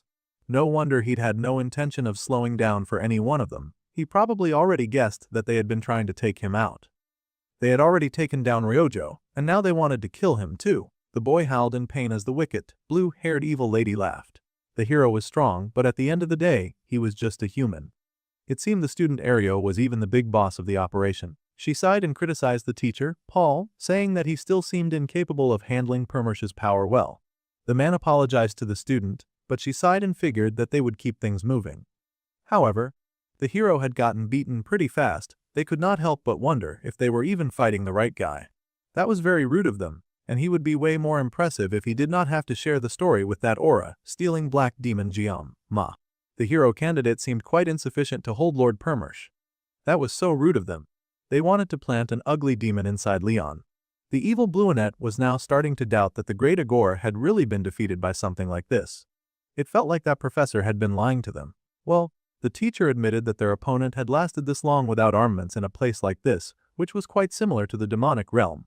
The boy had not even shown any signs of weakness. Besides, their precious Master Igor had also mentioned that there was a big problem with bad connectivity with the host, and the Sword Emperor was supposedly there as well. So, it did not sound like the information was false. More likely, the kid was just tired. The evil Blueonette still huffed that her expectations were way too high, though there was no one else more fitting to house a blood demon. If they tried to stick a demon in anyone else's body, that person would end up getting torn apart, and that was much too unfortunate. If the Lord Permersh could somehow adjust to this little blonde's body, then everything for sure would be fine.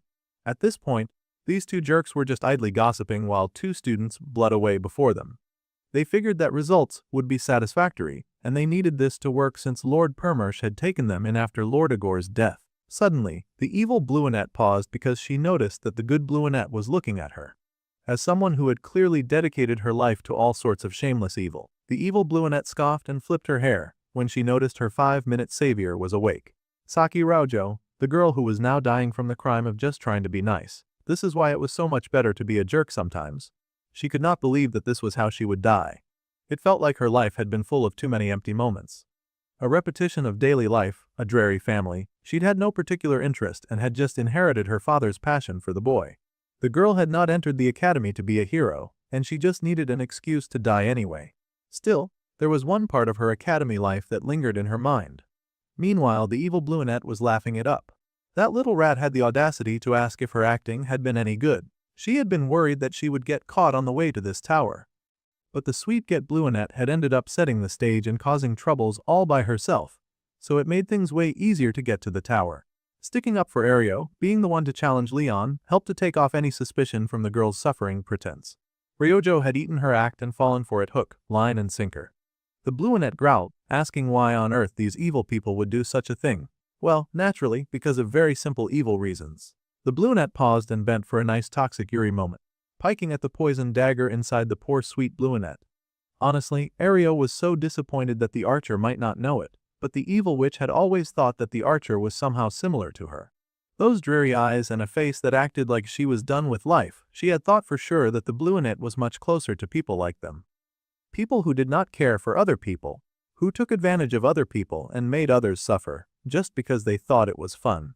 In fact, the little blue menace had planned to take the archer to the Lord Permersh once things got settled with Leon. That blue monstrosity then started to play with that evil, poisoned dagger inside Ryojo, twisting it, turning it, and taking joy in her suffering like the black-hearted demon that she was.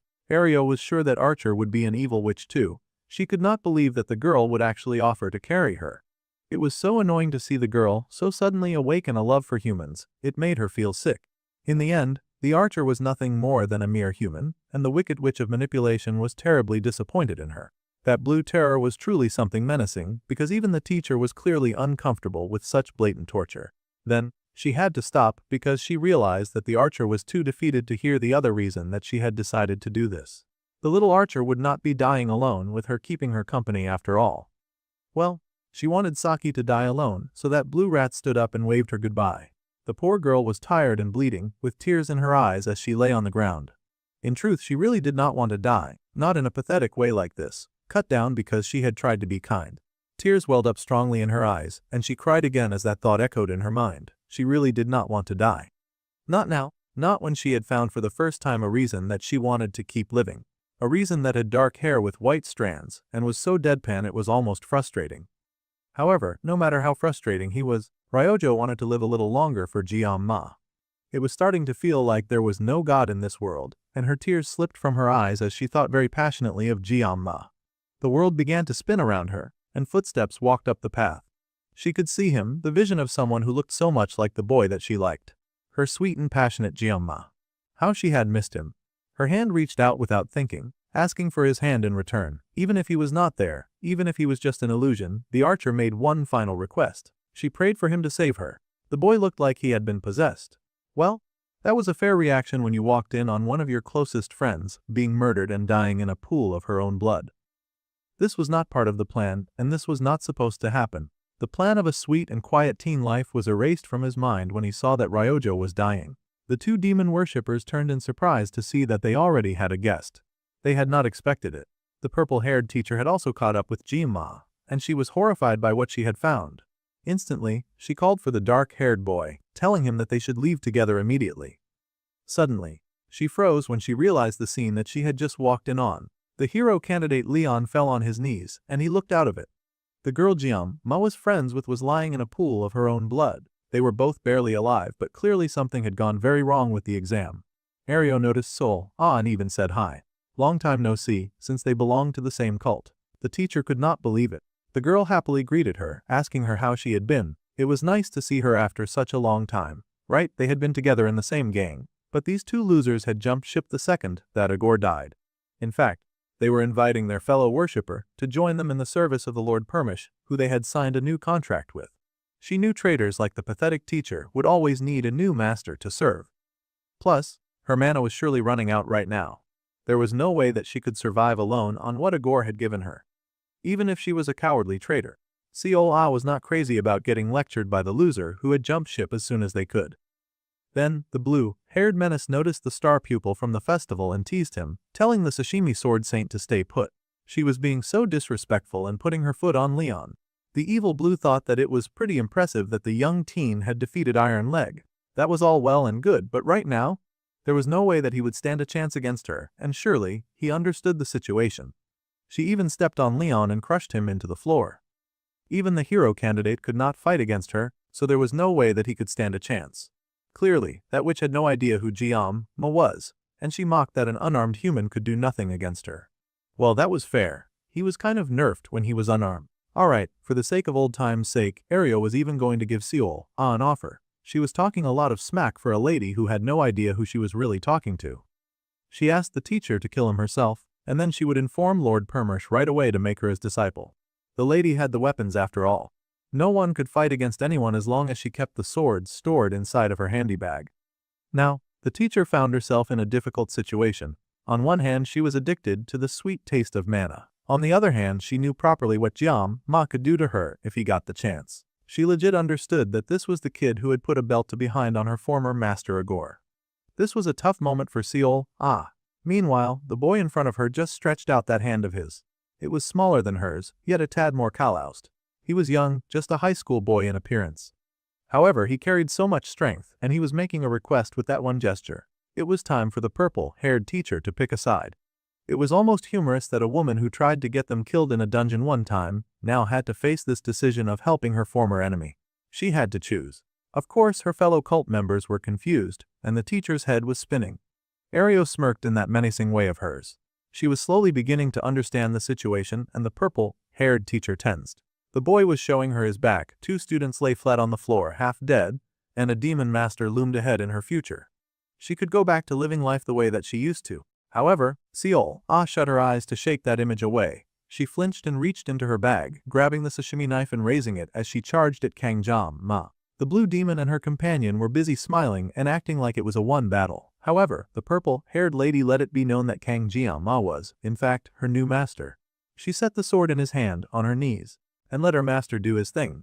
That blue menace had the audacity to call the other woman crazy. She was about to see what true crazy really looked like. As soon as that sword touched his hand, the main character's hand was charged with mighty power. He had a bunch of stuff that he was meaning to avenge. Instantly, he activated the blessing of the sword god, and the knife lit up in his hands. There was fire and rage in Ma's eyes. He had not looked this serious in a long time. He swore for sure that these opponents standing before him would definitely be cut down. The hero was fallen to the floor, his body collapsing right beside the fallen body of the blue-haired Ryojo. The traitor teacher was on her knees before the main character because she did not want that smoke.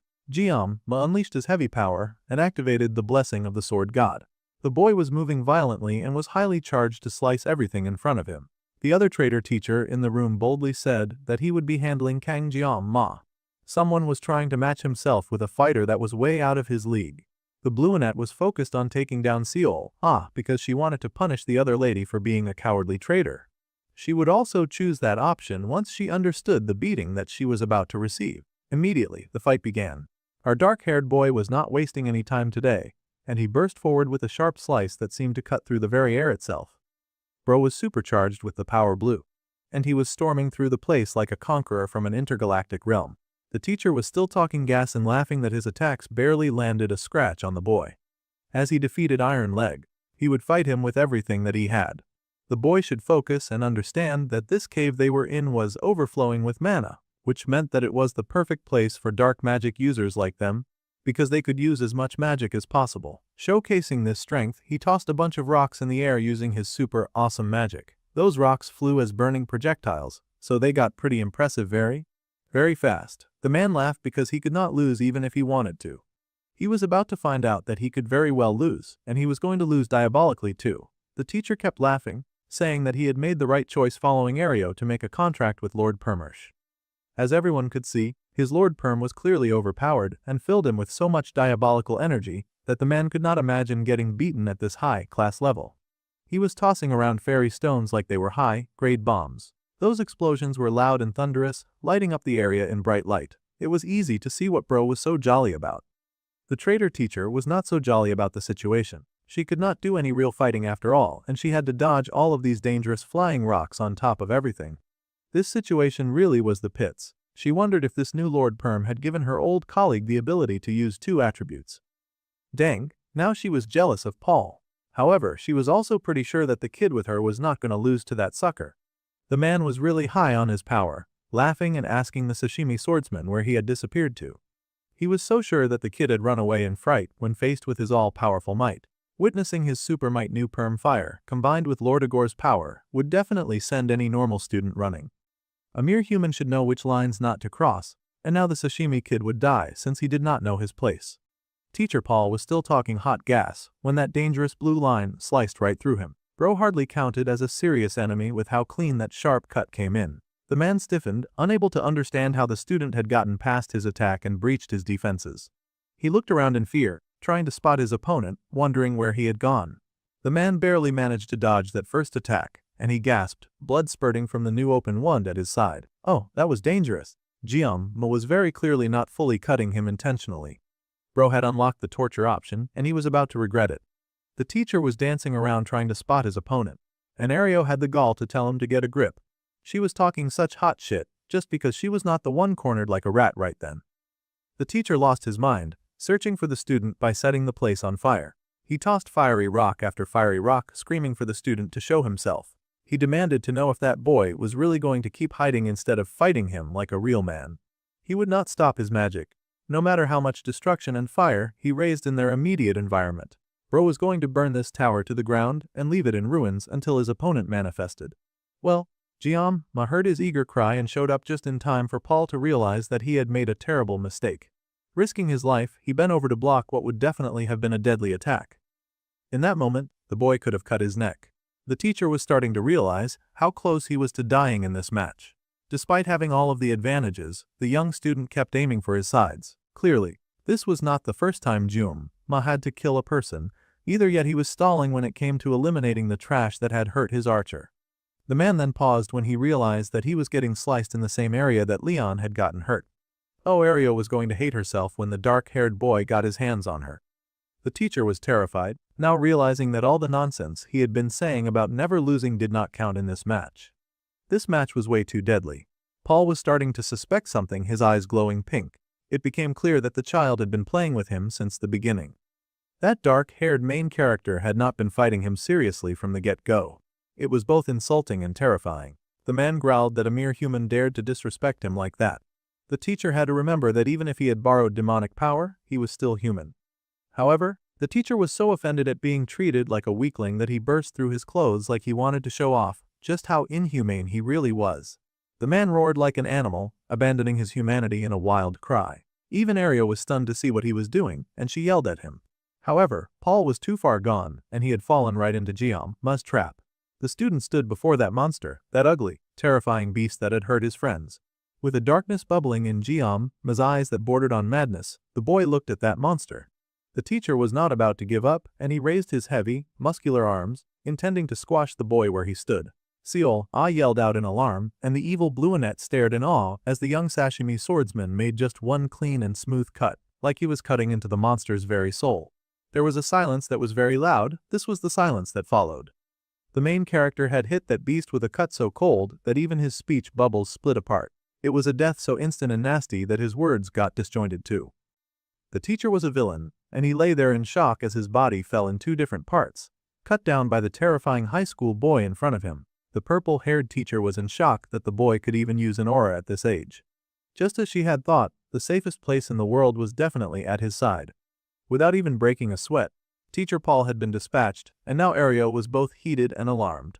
Her partner had gotten cut down that fast by a kid. There was no way that kid was any type of normal kid. Now that Teacher Paul was in the past tense, the demon hiding in a child's body turned his gaze to her. She had been the one stepping all over his girl after all, and she was about to get cooked in the worst way possible. Ario stepped back in fear, telling the boy not to come any closer. He was not about to listen to that witch. Ma stepped up and stepped over, even though the Bluenet insisted that he should not come any closer. He had no reason to listen to her and every reason to get revenge against the person who had manipulated Ryojo's kindness in order to hurt her. This boy was not human. The Bluenet was terrified and called him a demon. That was rich coming from her. She had been acting like the queen of evil a few minutes ago. The boy was about to show her what true evil really looked like. He whipped out his sword. Now the evil Bonnet was in full panic mode. She could taste her death on her tongue. It was exploding in her mind and her whole body was trembling. All she had left was to offer his body to the Lord Permersh, so she needed to survive for now. Ario was very quickly considering her available options. She could not run from this guy, he was too fast. She wanted to use magic to obscure his vision then. She would make use of all of the mana around to suffocate him. However, suddenly she realized that the vast amount of mana that had been surrounding them seemed erased. The girl could not sense any mana, and now she was scared. She did not know why she could not sense any mana. Her eyes widened, and sweat dripped down her face. This boy who walked like the embodiment of death was surrounded by a dark cloud. His weapon was rejecting mana, erasing it, removing it, and thus isolating her. The evil Bluenet could not believe the level of bad luck that she was experiencing right now. She decided to try to back up her empty situation with a few empty threats, saying that if he took another step, then she would slice Ryojo's neck. Oh, she was making her situation so much worse right now. She had the gall to pick up the archer's already suffering body and then threaten her life. The boy did stop for the first time, and Seol was alarmed. Realizing that this had stopped him, the evil Bluenet kept her eyes on him and cursed as she tried to run away. She cursed her situation and was dragging the suffering girl with her, muttering about how she needed to leave immediately. Suddenly, Ario realized that she was missing her very important knife. A voice spoke then, telling the evil blue witch to let go because it hurt. The villain looked down with absolute shock in her eyes to see Ryojo looking back. The archer was still alive, still kicking and pissed off. With the last strength in her body, that Japanese girl leapt to her feet and stuck it to the man, right through that evil witch's chest. The evil Bluenet hissed, questioning how her victim was even still moving right now, and the archer just laughed that the villain really thought that she was just gonna lie there and take it. Besides, poison resistance was a given in the Absolute Bao clan. Also, it seemed that being half-demon did not make that evil witch immune to poison either, because that poison was quickly taking effect in Ario's body. Ryojo was so disappointed. The evil villainess fell to the floor, coughing and hacking blood. She was lying there like discarded trash, cursing her life and the girl who had taken her down. Ryojo stood over her body just to make sure that the evil witch would not be standing up again. Then she fell. She had really pushed her body to the limit to even stand up and fight an enemy.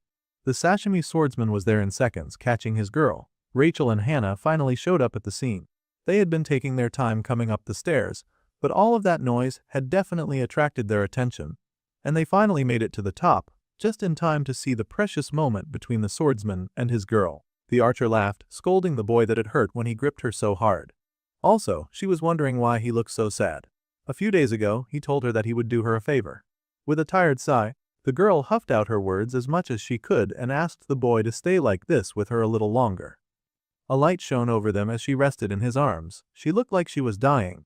It would be better to just heave her up and take her to a hospital instead. The lights were on in the school, and the monitor on a hospital screen was beeping very steadily. It had been a pretty rough day, and an even tougher exam considering all that had happened. Fortunately, our main dude Ma had been able to intervene before things got worse, and the necessary injured had been rushed to the hospital to receive emergency care. Ryojo awoke, staring at the ceiling and almost surprised that she had survived. Speed Weapon was by her side, relieved that she had stood up. He asked if the girl had any idea how long she had been out. It had been 3 whole days since she had been rushed to the hospital. The girl was shocked to hear this. The healer even jokingly asked if she always slept that much. He was trying his best to lighten the mood. Even the Bluenet could tell that much. The exam that had passed had been a nightmare. The last thing the girl expected was to get attacked by someone she had been trying to help out. Then she had gotten the chance to stab that witch piece of trash in the back, mirroring the disappointment that she had felt before. The healer informed the archer that she really owed the club president her life. From what he had heard from Rachel, Jam-ma was the one who administered first aid to the Bluenet and Leon. The healer had no idea that the boy had a healing-type blessing, but the doctors say that it was nearly perfect. Of course, the blue-haired girl was still trying to get her bearings after that terrible experience, but she was surprised to hear about Jima. It seemed that part had also not been a dream. When she had asked the boy to stay with her, like this a little longer, the team captain had held her in his arms, and they had cuddled in the darkness. It seemed all of that embarrassing display of affection came flooding back to her memory. She gasped in shock, at first unable to speak any proper words. Then a blood-curdling scream was let loose in the hospital. The girl who usually trademarked being sassy and coy as a personality had been vulnerable for the first time with her crush. She felt like it would be kinder if the ground just opened up to swallow her. Of course, the orange-haired healer had no idea why the girl was shaking and freaking out. She could not believe how embarrassing she had acted. One would think that after surviving a near-death experience, she would just be grateful to be alive. Unfortunately, when it came to the minds of teenage girls, looking uncool in front of their crush was basically a death sentence. Meanwhile, poor Weapon worried that his friend was suffering from post-traumatic stress disorder. That made sense to him. After all, what she had gone through had been pretty terrifying and all. He worried about what horrible thing had happened to her. The archer growled, asking what he was staring at. Alright, so her usual prickly personality had resurfaced, at least that much had not changed. She was always prickly, but the healer worried that this was a bit more than usual. In a situation like this, with his friend traumatized, he wanted to be a bit more careful about how he acted around her. Carefully, he gave her something. It was some red bean wagashi that she liked. He figured this would calm her down and then defeated the effect by calling her a good girl, like she was some kind of wild dog. Rojo stared at the snack. Then she stared at the boy who was giving it to her. It took less than 5 seconds for her to whack her with a pillow for treating her like some kind of mangy mutt. She growled that he thought that she would just forgive him over some red bean wagashi. He should get real and get out. The boy groaned because she did not need to be hit him to pass one message, but Ryojo was raging like a wild animal. As soon as Weapon was gone, the room was left in silence, and the archer got a moment to reflect. Now that she thought about it, she had freaked out at her orange-haired friend for no reason. She should definitely apologize to him later. The girl sighed and fell onto the bed with a tired huff. Everything that had happened to lead up to this treatment almost felt like a dream. She was alive, she was well in a hospital getting treated despite facing such severe injuries. Tears gathered in her eyes. It was an intense feeling to survive such a wild encounter, and it did not take long for small tears to turn into a downpour. Ryojo cried for life and she grabbed her favorite snack, taking a bite of it because no matter how bad things seemed, she was alive and well. She spat out the wrapper, of course, and then sobbed a bit more. Still, the taste of her favorite snack in her mouth was enough to bring tears to her eyes. It was good, and she was still alive to taste it. The Bluenet was alive, and it was a great relief. Meanwhile, our boy Jam-ma was walking through the halls with his hands in his pockets, aura farming as usual. It was 3 days after the final exams. The boy was thinking over everything that had happened till now. Leon and Ryojo were still severely injured. The two of them had been at death's door. Thankfully, the gamble that the boy risked by activating all of his blessings had worked out. He had been able to heal them enough to carry them out of the dungeon. Now the boy stopped before a hospital door. He could remember the tear-filled expression that the principal had worn when she had welcomed him back. Now, it was not just him on the line. Other people were getting targeted and dragged in. It was supposed to be a simple exam, but he had nearly lost Ryojo. That was something that the boy found completely unforgivable. Power alone was not enough. Despite all of his training, he could not be everywhere at once. He needed something even higher. Jam-ma had arrived just in time to see Speed Weapon racing out of Ryojo's room and whining about how he had just been trying to be nice. She did not have to be so darn frosty. The boy paused in surprise to see the orange-haired kid, which was when the healer got the opportunity to break the news to the club president. He was on watch duty for that day. It seemed they were taking turns to make sure that the Bluenet got better. The healer was touched that the captain had come to visit him in case he got bored, and the dark-haired boy admitted that it was just around the area. He was likely coming over to check on Ryojo, actually, since he could not stop worrying about her. Well, that was perfect because now Weapon immediately informed him that their dear beloved Ryojo was awake now. She seemed physically fine thanks to him, but the healer worried that they had a problem. This worried the captain immediately. The healer reflected on how he had been slammed with a pillow and then told the captain that their beloved teammate probably had a severe case of post-traumatic stress disorder, and she started screaming out of nowhere. She even threw a pillow at him. The boy was conveniently ignoring the fact that this reaction had entirely been provoked by him. But sure, he could pretend that it was entirely a traumatic reason. She was always an asshole. But the orange-haired kid worried because she was swearing a lot more than before, and she had even turned down the red bean wagashi. However, Jin-ma, who knew the raging archer well, knew that it sounded like the girl had made a perfect recovery, especially if she was already throwing hands with weapon. Then, the boy asked the important question of how the villain's search was going. The healer sighed and pulled out the information that he had so far. Rachel had gone out of her way to help, so they were almost done, and he showed the boy the list that they had made. There were a few class assistants and teachers on the list. They'd narrowed it down to an inventory manager, a gardener, 2 class assistants, the dean of a dorm, and an engineer. 6 people, no professors. There was bound to be even more than these submitted names, but eliminating these people should lead to even more. The captain made sure to ask if they were sure that these people were some type of villains. The healer reported that he was 100% sure. Then, if the orange-haired kid with a hero complex was free tomorrow after school, then Jin-ma had a favor to ask. Since Saki was up now, the healer said they should probably all come over to say hi. The Oreo-haired kid knew that this would be a terrible idea. The healer should at least understand that, since he had known her the longest. Ryojo was not the type to be happy if they all stormed her at the same time in her dorm room. The healer understood and then asked where they would be headed tomorrow. Squeezing the list tight in his hand, the main character growled that it was their turn now. So, what they were saying was that among the elders, that jerk, Cloudy, was the reason. Apparently, this was correct. That man had convinced the other elders,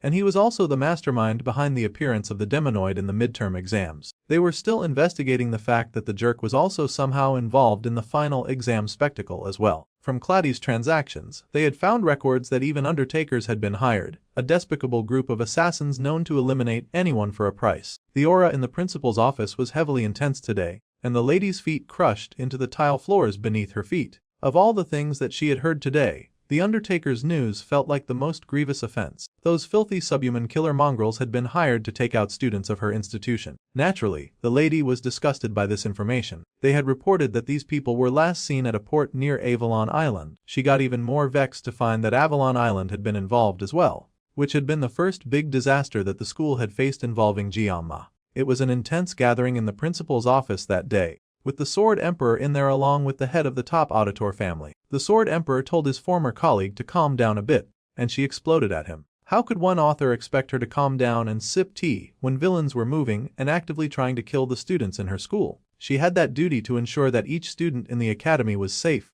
but here she was getting news that she was messing that up. An insider dared to hurt her students, and someone on the Council of Elders at that. This was something the woman found to be completely unacceptable. Even though they had taken so many preventive measures to ensure the safety of the students, the final exam had been hijacked, and 2 students had nearly died. Of course, she was heated. Of course, she was brimming with hateful energy. To think that so many of these wicked deeds were being spearheaded by people she was supposed to trust only made her feel even angrier and pissed. The man sighed and said that she was not the only one here who was angered by all of this. His grandfather was a student of the academy as well, and she could have gotten caught in the crossfire. Furthermore, there was silence in the office as they considered the biggest thing weighing on all of their minds, and that was the fact that they just did not have enough evidence to launch a full-blown accusation and investigation. They had investigated and verified their intel for the past 2 months, and they would not have any problems even if they eliminated the troublemakers immediately. There was silence once again. Then the Emperor opened his eyes,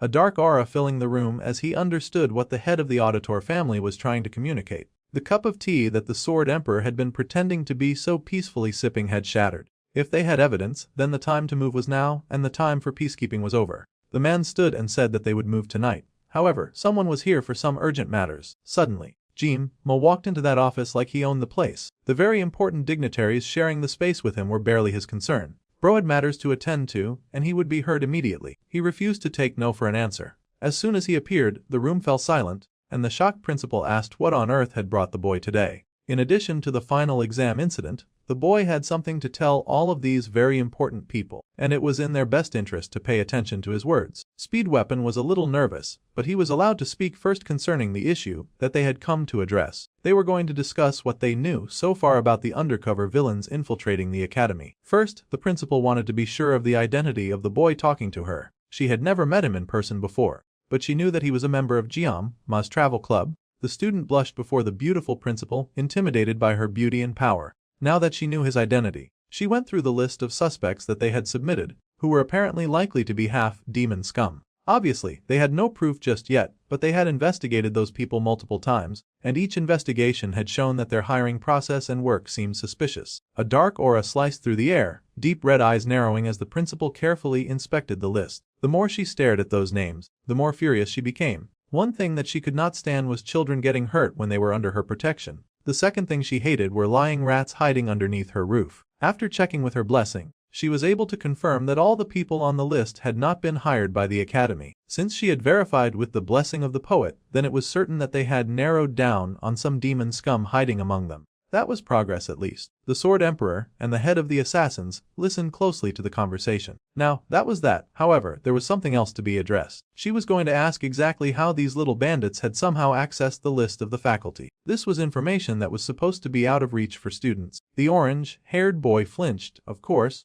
and the principal just got even more intense, demanding that they answer. The boy was terrified, looking to the Oreo-haired captain and wondering how on earth they could get out of this situation. The boy stood steadfast and simply explained that they had hacked into the academy network. He was tossing the blame on himself and the healer, leaving Ryojo completely out of this. This was stunning information, of course, to hear that 2 students had hacked into the most secure network on the planet. The main character was plain and to the point, accepting that he had indeed done that. He had ordered the boy to hack into it as the club president. The healer might seem daft, but he was the second in grades, and he was really good with computers. The orange-haired hero fanatic tried to slow the captain down, but the main character forged on. He understood that what he had done was wrong, and he had wanted to take permission from the principal first. However, the woman was on a tight schedule before the break started, and they also had to work quickly to wrap things up along with the exams. He trusted that the chairman would understand where they were coming from. The woman sighed, massaging her head, because these kids were surely a lot of trouble. She was going to overlook it this time for the cause, but she told them never to do that again. The students were grateful, and they thanked her for her understanding. The principal was trusting them because of how well they had done till now. Any other student would have been expelled immediately for doing something so foolish. The orange-haired boy was relieved that they were not getting punished for this. It must have been sudden, but the captain was grateful that the healer had kept quiet about Ryojo till the end. If there was blame to be taken, then the captain was ready to shoulder it. He would rather endure that than to leave his team to suffer for his decisions. Though he had risked weapon for a minute, the more he hung out with the healer, the more the main character understood what a good friend the boy was. However, the Sword Emperor finally spoke up and mentioned that this would complicate things, especially if they were still planning to attack the elders that day. Now, everyone turned to look at the Sword Emperor with part dismay and others with annoyance. That was supposed to be a secret movement. He was not supposed to just blurt that out when everyone was listening. Still, the head of the assassins sighed and figured that the victims of the attacks at least deserved to know what was going on. The man sighed and said that originally, they were planning to visit Cladis's quarters that night. The main character asked to confirm that they were talking about Elder Claudi. See, the Council of Elders was responsible for bad-mouthing the boy and his friends. Claudi was, of course, the one who had orchestrated the whole thing. They had just procured evidence through the auditors, and they were about to question those lying losers. Of course, if the man were not bound by rules, they probably would have taken a more serious action. No matter how much proof there was, it was hard for the Sword Emperor, who was currently not one of the 7-star heroes, to attack the Council of Elders. Even if there was justification, the Council of Elders made up a large axis of power. If that was the case and they attacked the elders that day, the villains would immediately flee from the academy, and they would lose the chance to capture and to torture them. Even the principal agreed to this much. If that happened, they would never get the chance to sniff them out. So, they had to leave the elders be for now. The best way to move would be to strike both at once. Suddenly, the boy suggested gathering both the villains and the elders into the exact same place. The other adults were surprised by this suggestion, but narrowing down the strike location could see to it that they eliminate all targets in one go. Jiima took a call with Choi Sol, asking to confirm that most villains did not know each other's names or identities. There were sometimes rare occasions, but most of the time, that was exactly the case. Then, the boy informed her that all the names that he was about to give her were villains. Her job was to round them up immediately. The traitorous lady was stupefied by this request, but she was going to comply anyway. Meanwhile, they were going to unleash a strategy called the Lucky Letter. The auditors, who had the authority to prosecute nobles, would strike Claudi's quarters, while Medea and the Sword Emperor would focus their talents on eliminating the villains that had infiltrated the school. A two-prong attack designed to eliminate their enemies in one go. It sounded like a feasible idea, but the principal was hesitant. She was, of course, worried about the safety of the students involved in this, and wondered how they were going to gather the villains in the first place. However, the Sword Emperor gently called her attention. The boy could only apologize to the chairman, and he would explain more later, but for now they had to get moving. The head of the assassins chuckled at the boy's tendency to execute plans before proper plans had been made in place. The boy was definitely closer to the auditors than the heroes. So, the assassin head had brought 8 of their elite fighters from Sicily just in case. The Council of Elders had their guardian knights to protect them from attack. So it was really a question of how much the 8 auditors could hold their own against those fighters. Jima then said that he desired to strike Claudia along with the auditors. No matter what, he was going to make sure that they did not win. Plus, that dude had tried to kill him multiple times, so the beef was personal. Also, the boy had more to add. He was tired of other people getting dragged into his troubles. It was hard enough when he had to protect his team from attacks, but it was worse to see Ryojo half dead, far away from where he could have saved her. Power was not enough, he needed something bigger than power. He was a future 7-star hero who would eventually succeed the Sword Emperor. He did not even mind if Weapon heard all of this. This announcement rippled through the room like a storm, and the Sword Emperor smiled, happy that the man had finally made up his mind. The boy agreed that he had. The moon was high in the sky when the captain left the room with Weapon at his side, and the healer asked if the boy was really going to go. He was nervous, but the dark-haired boy just smiled. Taking his sashimi knife, the captain asked his healer to wait for him in the halls. He would not take long. The orange-haired boy was worried. He had always been at the forefront, cheering his captain on, but now he worried that the boy was pushing himself too hard. More than anything, he did not want his leader to get hurt.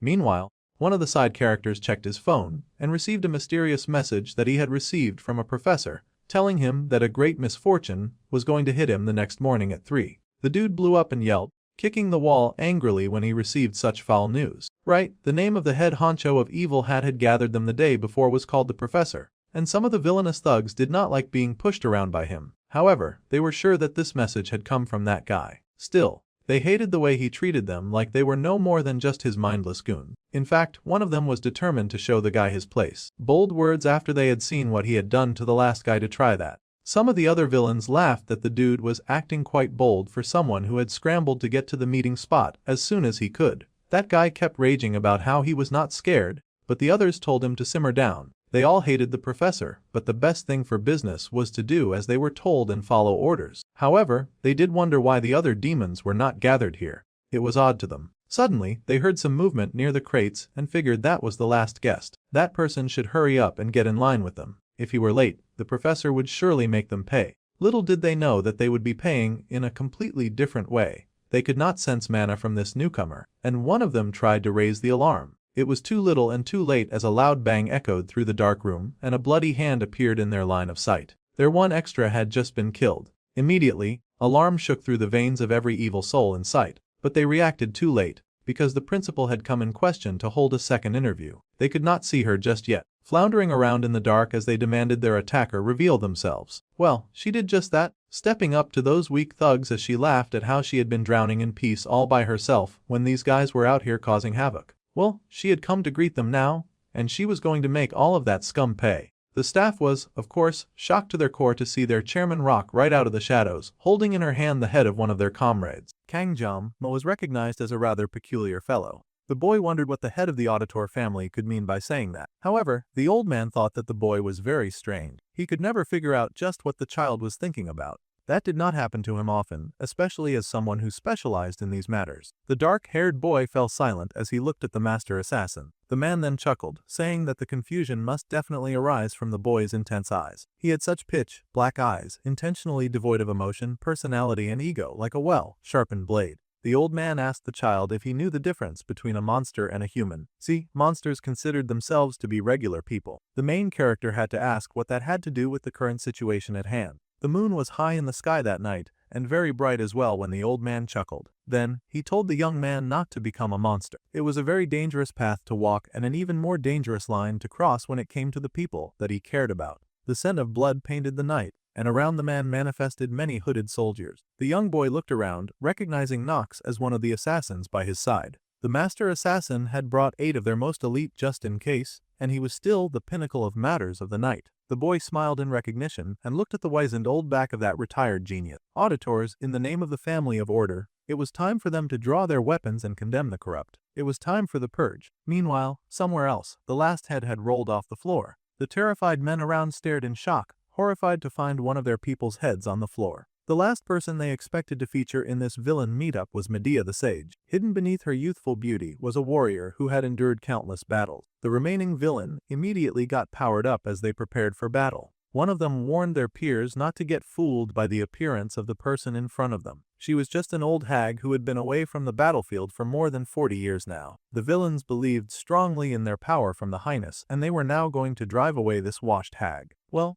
that washed hag got to her feet as the first person leapt at her with power in his hand, and she said that she was ready to meet him in action. The first attack was easily dodged, and the lady let loose her power. It was so small that they barely saw it, and with a round kick, the attacker was immediately got erased. It was not just a cut, it was actually being erased. That attacker was gone as soon as he leapt at her. It was a hole ago, but the lady still had it in her to kick down stupendous villains and tear them out of the sky. She then crushed the already mutilated villain beneath her heels and kept him down. With power bursting from her body and coating her form in green energy, she kept destroying that dude even as he was already dead. The principal was so heated about the rats that had snuck into her school that she kept crushing that poor idiot until his very soul had dissipated. Among the 7-star heroes, the green-haired principal Medea was the only one who did not have a designated role in combat. Her other title was the Medea, the tyrant, and she growled for the next sucker who dared to challenge her. The other villains trooped right in, not yet discouraged when it came to challenging the woman before them. They did not know when to stop, and fortunately,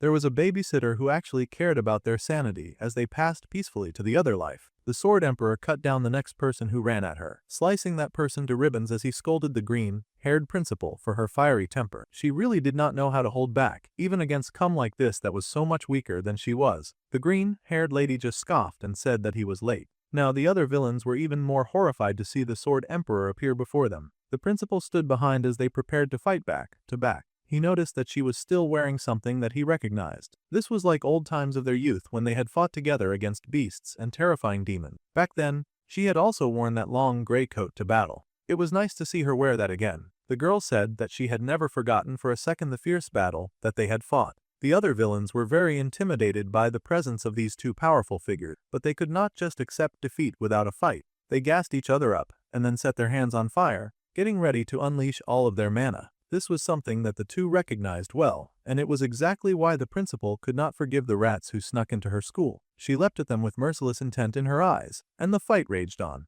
Meanwhile, someone inside of a fancy house noticed some odd vibrations around the area. He looked up in surprise but figured that it was just the bulb making a few noises. It was no wonder that it flickered out when it was on all night. Cloudy was so stingy sometimes despite his wealth. And the guy sighed as he did not know if he was here to guard the guy or be his electrician. At any rate, he raised his hands and worked hard to fix the bulb. Just as the light came on, his life went away. That poor guy was just doing his job when he got made a past tense by one of the passing auditor assassins. Those guys work quickly and deadly, just like assassins should. They did not wait to ask any questions, and they moved silently in the dark, cutting down anything that stood in their way, much like that poor, unfortunate guard. Then the men continued to progress with the dark-haired main character walking at the center of the house. They met a few obnoxious guards standing around, and those guards wondered who was walking towards them. They yawned from the exhausting hard work, but one of them pointed at the approaching shadows. It was not just any shadow. Either, it was the most dangerous shadow of all, the Auditor family. The old man commanded his soldiers to make way for the young man who walked with him, and instantly the assassins pulled into formation, giving our dude the coldest entrance so far in the novel. They made him look like some kind of Dark Lord walking in the path preceded by his armed guards. Meanwhile, the house guards were in panic. They were simple men who had not prepared at all for such high-class assassins to suddenly raid their home. They tired of sounding their alarm, and some foolish guards raised their swords in an attempt to bring down these highly trained, murderous assassins. They rushed at our dude first, but before they could even touch him, their heads went flying. It was an absolute cinema. Jim never stopped walking, even as if it rained blood around him. He was under threat from the chaos and death, his mind only focused on the one who had caused him nothing but pain. The one who had hired tons of men to serve as a deterrent to his well-being and health. The boy marched forward, unbothered by the guards that charged at him, because the ones who walked by his side let no harm come near even a strand of hair on his head. As the dark-haired boy walked through the valley of the shadow of red, his white stripe in his hair shone like the mark of a dark reaper. He continued on like a dark horse, as people died and screamed and fought. Blades brushed past his neck and blood flew around him, yet the boy's face remained a cold and unreadable mask. It brought to mind the Auditor head's warning to the boy about not becoming a monster. Even as the guards screamed for help, the boy's face remained an emotionless mask. Red footsteps danced forward until nothing but death lay behind him. Though it was a secret, the manor was quite spacious. The boy asked the old man if he was not worried that they had even more danger to face. Even if they had evidence, it might still be a risk to eliminate an elder. The old man smiled that even this child had things that he worried about. However, he assured the young genius that they were the family of order. If they were to stay put when they had procured evidence, that would be an even bigger problem. Besides, what worry would they have when they had a future 7-star hero with them? Well, the young main character was not sure how to respond to that. Meanwhile, they had entered Claddy's office, and the ninjas came to report that update. The old man acknowledged the message, and they walked forward. Soon, all of the feet arrived at that door, and this would be the place where the final battle would go down. They had to be careful as they couldn't find anything behind that door. The door before them was closed, but even the old man could detect that it was much too quiet behind that door. An elder would know by now that there were assassins in his home. Likely, he had made some preparations for them. The main character glanced at Nox, and he realized that both the old man and the redhead were waiting for his move and call. The boy turned again and faced the door before him. Then he walked forward and pushed open the door, saying that he was ready to go. The door opened bright and wide as he stepped in, ready to face whatever he found inside. The young Sword Emperor remembered the time when he had first gotten to the academy. He had looked in wonder at the school, seeing the beauty of the academy that he had heard so much about. He saw so many cool new students and beautiful young damsels as well, laughing as they made their way to class. It was all very interesting to him. The school truly was just as amazing as he had heard. Now that he had made it in, he pulled out a record player and headphones for some reason. The boy beamed and said that the entrance ceremony would be saved for another life. It seemed that the now old man had been a rather carefree young man in his youth. He really skipped the ceremony and lay out on a bench with a jacket over his face so he could doze away from his responsibilities. As that dude was busy lazing around, he was also listening to some music. Meanwhile, a green-haired young lady approached the bench. At first, she fell silent as she took in the figure sleeping on it. Then, she suddenly kicked the bench violently enough to wake its occupant. The white-haired teenager groaned and raised his head, asking who on earth would bother him at a time like this. He found himself face to face with a green-haired nerd who was clutching a book and glaring at him from behind big, round glasses. The young student glared at the boy and told him to move because he was in her spot. The boy, of course, was absolutely speechless. This was April of 1981, spring in the Jokin Academy. It was time to lock in as they entered that dark office that looked suspiciously calm and quiet. But the League of Assassins knew better than to let their guard down in an environment like this. They looked around, Nox and the old man, taking in the quiet of the room, knowing that things were different from what they seemed. Suddenly, one of the assassins ran up to drop some jaw-dropping news. Gasping, the man yelled to his commanding officer. He looked out of breath and panicked, so first they had to ask the dude to calm down. Then he was to explain to them what was going on. Well, it was a super big issue, and he had to drop the information. However, before that idiot could even drop any substantial news, his mouth began to bubble like a pot of boiling lava. Then there was a very gruesome explosion where that poor dude just fell to the floor in absolute shambles. He burst open like a fountain of blood and guts. That put the other three on alert immediately.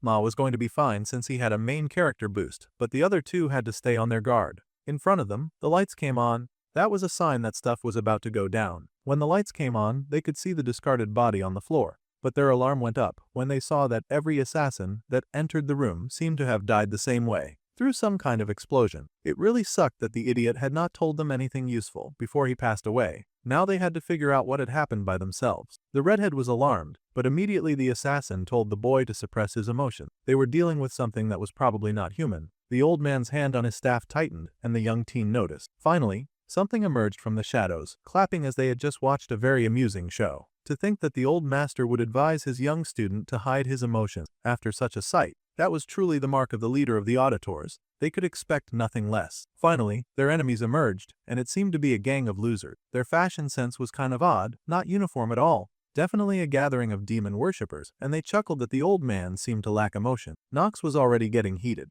Bro should know better and calm down before he joined the fallen brothers that he was trying to avenge. The enemies scoffed and told the boy not to interrupt when adults were talking, calling him a rude brat. Suddenly, they tossed some strange things on the floor, asking them to take them. The pink-haired dude in charge said that he was considering taking the bodies as a souvenir, but they would stand out too much after all. Since the discarded people were their family, they should make sure to wash them up and take good care of them. This guy was clearly saying things just to provoke the enemy right in front of him. The old man growled, surprisingly getting heated by that very obvious trap. This was not the time to let emotions take over. The pink-haired dude then grinned to see the master auditor get upset, grinning that he could see emotion in the room, and he asked his colleague if they agreed. Mr. Claudy stepped forward, the man of the hour and the jerk that they had come to kill or capture. That guy strutted out, growling that he could not question the judgment of the great villains. Of course, he agrees, and it sickened him to see that mere butchers were attempting to fit in among the society of nobles. Now he was looking down on the auditor family after trying to hire them to do his dirty work. What a pathetic man. The old man growled at the corrupt noble, telling him that no matter how rotten he was, it was truly black-hearted to join hands with vermin who consulted with demons. However, the noble just yelled back that he did not want to hear that from a butcher, and that the League of Assassins had no right to challenge an elder. Challenging corruption was their whole job description, so bro just did not want to take accountability for all the wrong that he had done. After tonight, the noble growled that he would eliminate the auditor family with his own hands. So, because he had not gotten his way, he was not devoted to throwing a fit and ending an entire line because of it. What a pathetic man. The old man called the noble a parasite that was sucking off demons. His own father would be ashamed. Of course, Claudia did not take kindly to his father being brought into this conversation. The dark-haired boy then spoke, kind of reminding the master assassin to keep his cool. The noble was still heated and growled about how such a lowly butcher would dare to bring his father into this conversation. Meanwhile, the pink-haired joker told the two old men to cut out this hissy fit. However, Claudia was still very heated about his father being mentioned, and he would not take having his father's name get dragged through the mud. This time, a big hand landed on Claudia's head, and that shut him up. The pink-haired man had told him to shut up, and he expected obedience. It was so funny that the noble said that he hated butchers just to hire a nice armada of them, and they were demon meat riders too. Then the pink-haired man stepped forward now that his noble boss was silent. He zeroed in on the unprecedented in the Academy's history, the Golden Generation, and the very man who took the first seat easily despite all the others, the other vessel candidate, Kang Jiama. It seemed the dark-haired boy had been boosted up in importance level by his enemies, which was not usually a good sign, but it was fine this time since Jiama had plot armor and all. The demon worshippers recalled their master's command that they should hand over both Leon and Jiama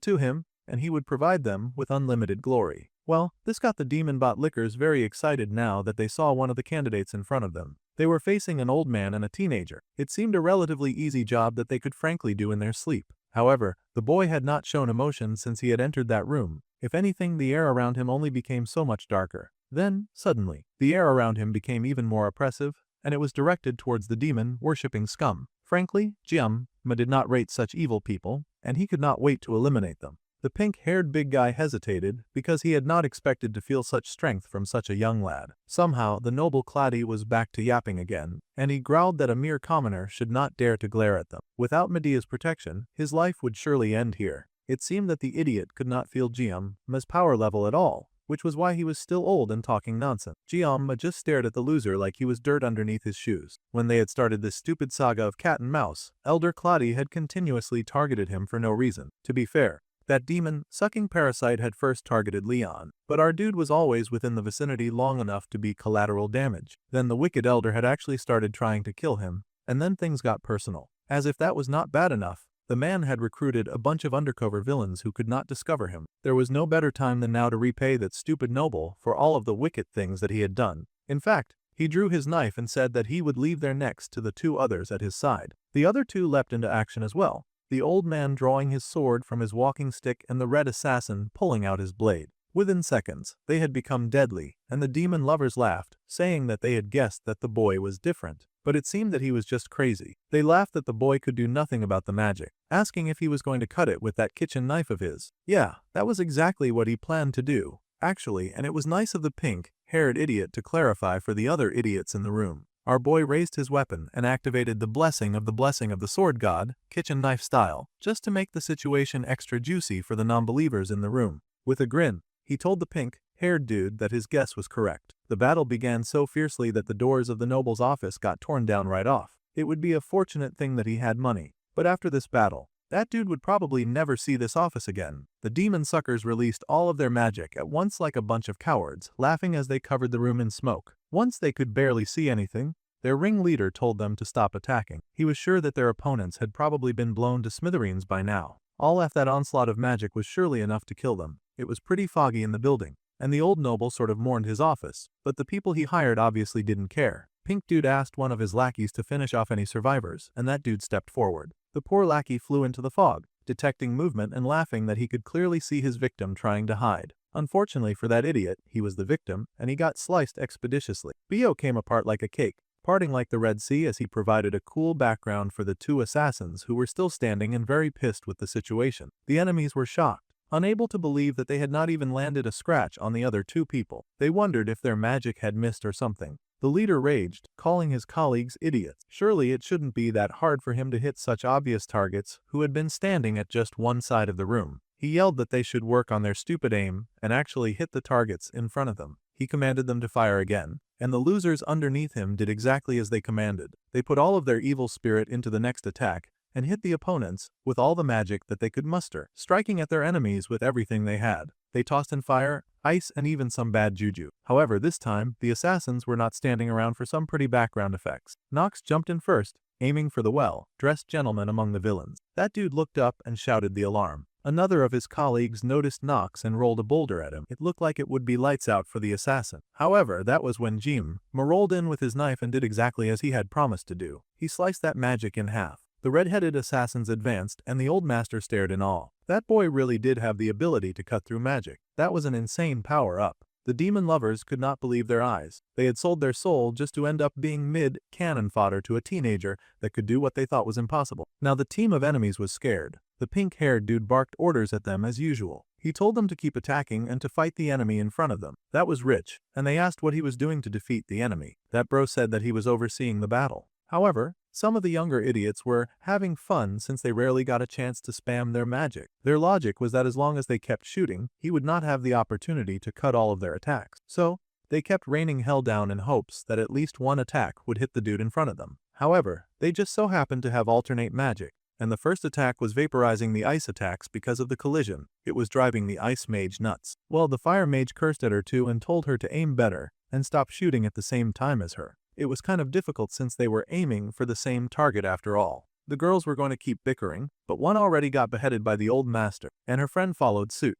The old man sighed that fools should know better than to take their eyes off the enemy while in battle. The big rock guy then appeared and said that the old man should take his own advice and was about to hit him with a special attack. However, there was a reason that the assassin didn't work alone, and that poor fool immediately got cut up by Jian. The old man scoffed, saying that the weak just did not understand silence, which was why they would die. Now the battle raged on, and the whole room was full of smoke. The villains were in a panic because their attacks were not working, and the noble had no idea what was going on because of all the smoke. He said that they should get some vision first, and the pink-haired dude laughed that this was a good idea. He yelled for the fools fighting at his side to get some vision first and to fight properly. Bright light shone through the room, and water came down from the sprinklers as they could now assess the battlefield. The pink-haired leaders stared in horror at the sight before them. Every single one of the pathetic mages that he had brought with him was dead. It was now 3 for 2 in both accounts. Each of them had killed a large number of the other's fighters, and the assassins were, of course, still gunning for blood. The noble growled and called them insects, hating that they could achieve this much. Well, that stupid dance was over, and Jian stepped forward. Kang Jian, the pink-haired man, easily recognized that boy as the root of their problems. For some reason, that boy could cut magic. Suddenly, the man turned on the person who hired him, taking the noble hostage and telling the boy not to come any closer, or he would kill him. That was funny since they had kinda come here to kill or capture that guy, whichever came first. The boy flashed his knives warningly at the villain. A weak threat like that was not going to shake him. Still, the villain doubled down on his threat, though he was visibly shaking and all that. He was really going to hurt the noble if the boy did not back off. The boy paused, and the man began to sweat. This really made Jim smile. He liked seeing his enemies in such a pathetic position. Suddenly here was a huge blast that shocked the people in the room. Someone stepped in and said that was not how to use it. Someone asked what had taken them so long, and the dark-haired boy stared in shock at the newcomer and the environment. They had been waiting for the arrival of the professor. To think all except him would have died, this exceeds his calculation. However, the time when instructors felt the most pride was when they saw their students improve. The pink-haired villain was so excited to see his professor show up to save his life. The main character paused and then narrowed his eyes because he felt like he had seen that man before. The pink villain was acting high and mighty for someone who had failed this, and because he was asking why the big boss was only just coming in now. If he had come in sooner, then things would not have ended up like this. The professor immediately called him out on blaming his deficiencies on him. It was a very foolish thing to do when he had come all this way to save them. The stupid pink-haired bum was even more childish than the student. Naturally, the pink-haired bum did not take kindly to being called a loser, but he had no great comeback. Then he brought up the fact that a lot of his friends had died because of that dude. He did not want the masked professor to be talking so much gas after he had shown up late to the party. However, the masked professor was all fired up in the comebacks, and he hit the dude with the truth of how empty cans tended to make the most noise, but he had no idea that noise would be so jarring. That dude would do himself a huge favor if he just shut up while the going was good, or he got himself canned. However, the big guy suddenly growled and grabbed the professor's mask, ripping it off his face and telling him to stop hiding behind his mask. His big ego was bruised, so he decided to expose the professor before all who were present, asking the man if he wanted to die. The mask hit the ground, and it was time for the most dramatic reveal of the century, as the formerly masked man smiled. Meanwhile, back at the principal's side of things, she was facing down the last bum that had snuck into her school, and that poor guy was begging for his life, saying that he would tell her everything that she wanted to know. Since he was being so kind, she was not going to hold back, and she leaned down as the man offered to spill the beans immediately. In fact, she could ask him anything that she wanted. However, the principal was not in a forgiving mood, and she was not going to listen to this person's lies, because she could so easily lie to her. So she just shoved her fist into his face and ended him too. That took care of all the cockroaches that had infiltrated her life, and she was feeling much better after all that. However, the Sword Emperor paused, and he wondered if this was really all the scum that had snuck into the school. They had only ended the lives of 6 people. Suddenly, the area around them began to shake, and the two of them recognized those tremors. It had something to do with Jiam Ma. The quake was coming from somewhere near Cloudy's mansion, so they hurried and raced all the way there. Back at Jiam Ma's place, the unmasked man asked for a bit more discipline. Then again, he apologized for slaying the pink-haired menace. The man had no manners, and the evil old man could not handle having to deal with that for a second longer, now that he had gotten rid of the pest in front of him. Now, the assassins and the main character stared in horror at the person who had entered the room. The noble was still there, of course, pathetic and desperately looking for someone to save him. The man took his hood off and showed off his features, revealing the very teacher that the poor boy had trusted the most, the professor who taught them about gods and heroes and their blessing. The man greeted the boy, saying long time no see, and asked the boy if he was doing well. The boy stared in shock and horror. He could not believe who was standing there in front of him. It was truly a moment of intense betrayal and hurt. The man smiled, saying that he was sure that the boy was curious as to how he came here. Well, he would tell the boy, so he did not need to be so angry. The boy had put some eavesdropping magic on Choi Sol. Her desire for survival was so strong to the point where she would grovel, so he knew that she would be the kind of person to join up with the heroes as soon as things got bad. So, this was the man who had been behind all of the terrible catastrophes. He was the mastermind behind the villain who snuck into the school. The boy now worried about the things that he had asked before about blessings, wondering if his professor had fed him the wrong information. However, the man just chucked and said that his curiosity as a scholar was real, and everything that he told them about was true. Then, the black-haired boy with white streaks in his hair asked the man why he was doing this. The man then chuckled that he just did not have the time to tell the boy, but it was a very simple reason. The vessel was what he chased after. It was quite unfortunate that he had miscalculated, because even now, there were still 2 meddlers trying to get in his way. The boy's eyes widened, and instantly, the boy tried to speak, shouting out for Nox and his grandfather as a large amount of magic was suddenly thrown into the room. It was a giant, deadly-looking vortex of shots. The assassin slid back as the room erupted in light, but the cool and relaxed villain just told his opponents not to resist. He did not enjoy meaningless attrition after all. The man looked so cool as he fired blasts at the 2 assassins who moved quickly to get out of the way of his wicked shots. The old man knew they were in trouble because he could not predict when the attacks would come or where the attacks were coming from, and he was just managing to dodge somehow. The man chuckled at the old man saying that, but he was doing a good job of those attacks. It was rather annoying to him. However, he expected as much from someone who led the prestigious Auditor family. However, Jiamma was not about to stand back and watch this dude murder his friends. The boy flew forward to make this man stop immediately. He was not going to stand by and let this dude harm his friends. The green-haired man chuckled, not feeling threatened by Jiamma at all because he sent something flying 8 at the leaping boy. The main character had a few seconds to dodge as that terrifying attack just sped past him. Even without his limbs, the green-haired man smiled that the black-haired boy would still serve as a good vessel, though they would prefer to keep him as intact as possible. So, he told the boy to just stay still. Lifting 2 ominous balls of black, bordered green magic, the man fired the magic at them. The old man was careful as he dodged all the magic coming right at them,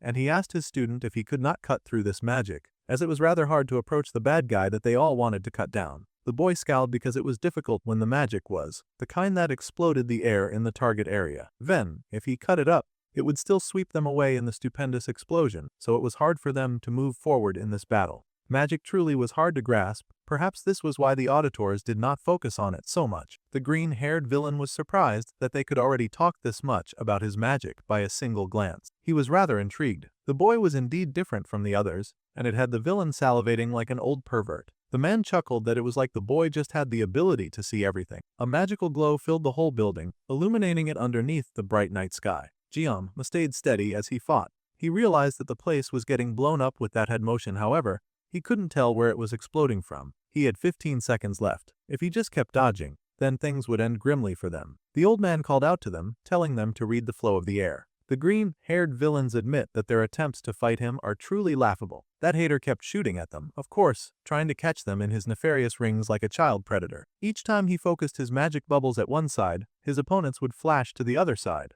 However, this made Jiam notice something about the magic. It was not simultaneous. Once again, the Ma said the word discipline and the dark-haired boy leaped up. The one further away from him was slower, despite attacking at the same time. It seemed there was a delay. Claudy was, of course, having the time of his life hiding behind this super powerful person, and he encouraged the dude to hurry and kill all of those people. Just as he said that, the professor sent a really petty attack aimed in his direction. When Claudy did somehow dodge it, the professor chuckled, saying that the noble was way nimbler than he had expected. He had not expected the man to dodge it. The man was dumbfounded. He had thought for sure that this villain had come all this way to save his life. The man definitely thought very highly of himself. The green-haired man chuckled and then asked why exactly he would go through all of this trouble to save something useless like the man in front of him. The noble was shocked to hear this because he genuinely assumed that all of the villains had been gathered here to protect him. The professor really had to hold back his laughter at that one, except that he did not succeed. And then he exploded into cackling laughter because the sentence that followed was so amusing that it sent him into a fit of giggles. Honestly, he had to ask what good it would do him to save something as lussy as the nobleman, a person who was so worthless that he scrambled around looking for someone to leech off of.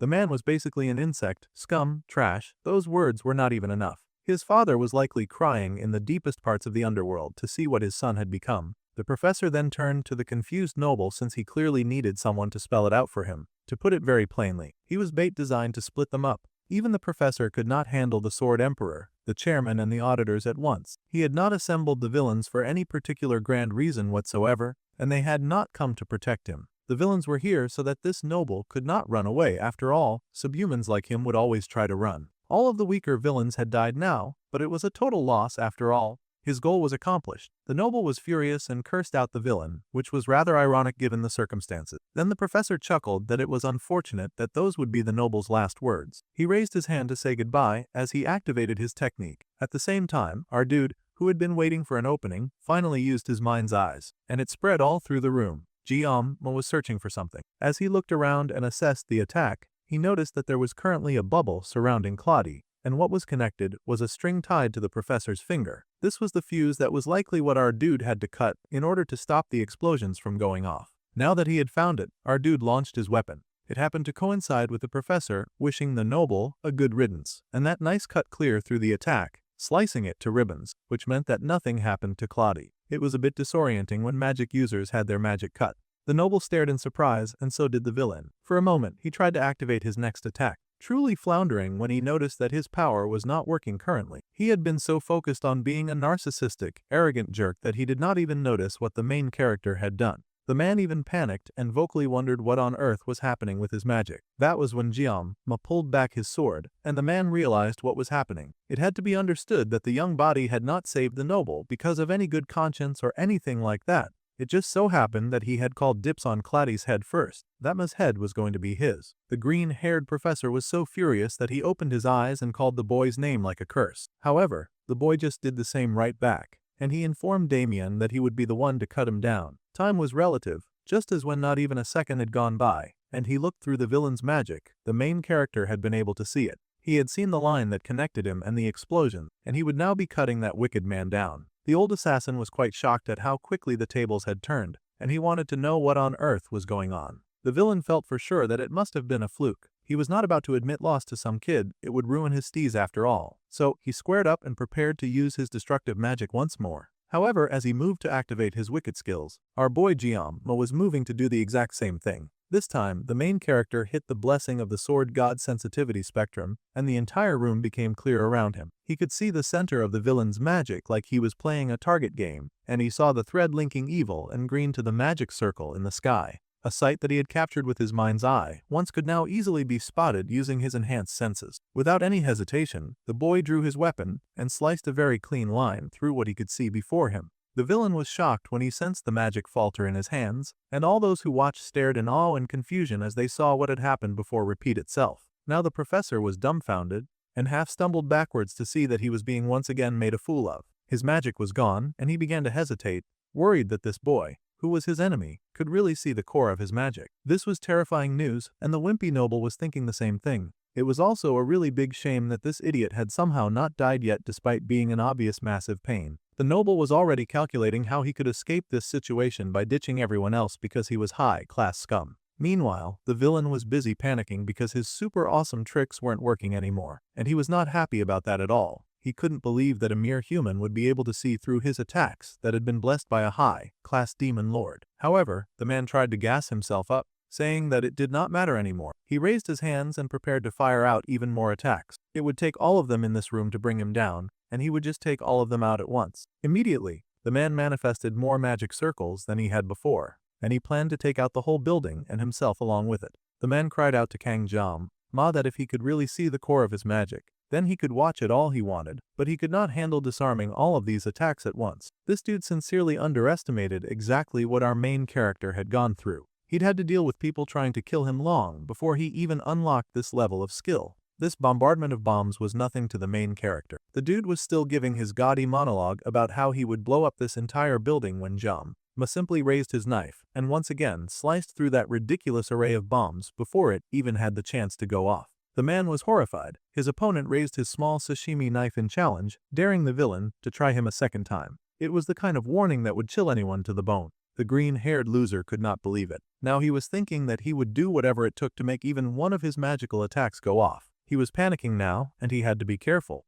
as panicking was the center of making very foolish decisions. Before the man could raise his hand to bring forth another army of problems, a knife flew forward and flew true. The villain was left dumbfounded. Of all the L's that he had taken in his life, this had to be by far the most insane one. Bro could not believe the situation that he was in. Now he was left standing in the room, looking plain stupid at his enemy. Of course, he was not about to go down without a fight, even though it had already been proven multiple times that his fallback method was useless. One would think that he would be smart enough to have some kind of backup plan after fooling the school for this long, but he had really gotten so drunk on his power that this was the limit of his ability. It really made the school look like a gathering of chumps if this was what the leader of a league of villains amounted to. The man kept yelling for his stuff to explode as if things would work better if she screamed louder. The shadows that were after Ma had come one by one, from one assassin after another. The villain was desperate, trying his best to make at least one shot. He begged for there to be at least one shot that would hit, the one who roped in the people around him. The mastermind behind all of the unfortunate things that had happened around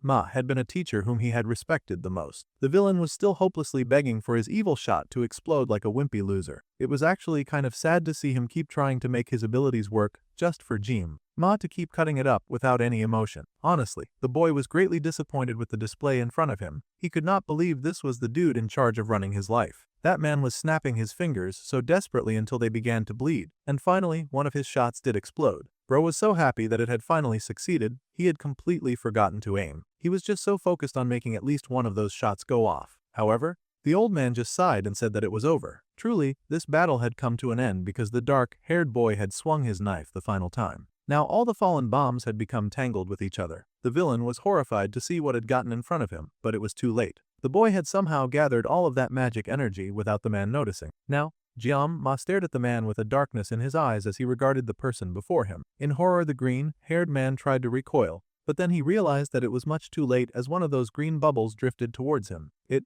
was almost funny that the one desire that he'd had all this time had come true, and the one that he had activated was finally the one that took him out. That explosion could be seen from a long way from the outside of the house. That explosion rocked that world. The old man stood grave and silent as he looked at the aftermath of this battle. The sad villain fell to the ground, having taken himself out with his own move. It was indeed a sad end to a very pathetic man. The boy sheathed his sword and sighed as he looked at the aftermath himself. Only this much had been done. Then he turned around because Ma had unfortunately not forgotten the very serious business that he came here to face. Fortunately, the rat that he came to smoke out was still in the building, and that pathetic man was still trying to run away. He was thinking that now that all of the monstrous jerks were distracted, he would take this chance and run away. However, Nox saw that dude trying to creep off, and he held his sword to that loser's neck immediately, stopping him in his athletic tracks. The old noble groaned in fear, and now he had been cornered. This reunion was then quickly followed by some terrible, blood-curdling scream. The terrible Claudia was busy growling that the nobles would not stay put after all of this had happened. They could kill him, but he swore vengeance on them. However, the old man immediately silenced the corrupt noble. The old man sighed that the noble was quite talkative for someone who discarded his humanity, and placed his hand over his mouth.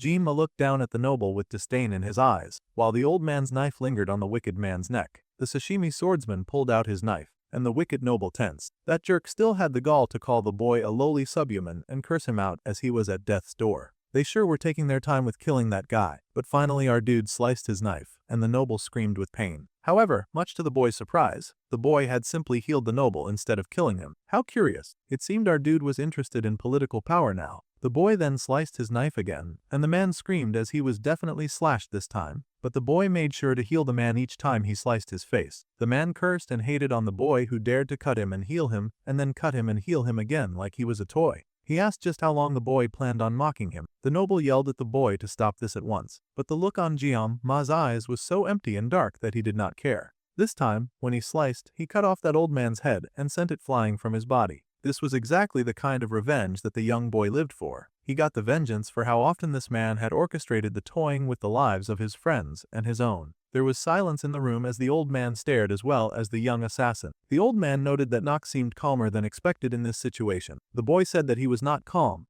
but he was rather accustomed to this kind of thing. The old man asked what the boy meant, and the redhead explained. The old man might have heard, but he had received the genius's slash on his head on before. He was immature back then, so he had taunted the boy and called him lowly. The redhead, who was once called a genius, was not even able to lay a single scratch on Jiama's body. At the time, the boy had been furious, but now he understood. Chloe had once told him before that Kang Jiama alone was more powerful than the entire Auditor family. He had told his sister to stop saying nonsense back then, but now he had no choice but to agree. Kang Jiama had grown stronger than anyone that the redhead had ever met by quite the margin, and the boy often used his power for a good cause. Nox thought that might be why his sister had gotten charmed by the boy. The old man then spoke, calling the young redhead to order. He told the boy to carry out their family's duties, but he also had to follow his own beliefs if he was sure. The boy had heard this from his grandfather countless times. The boy then dropped his hood and confessed that he intended to become Jiama's special shadow. The old man asked the boy if he was sure that he would not regret this decision. It was kind of too early to make that kind of serious judgment. However,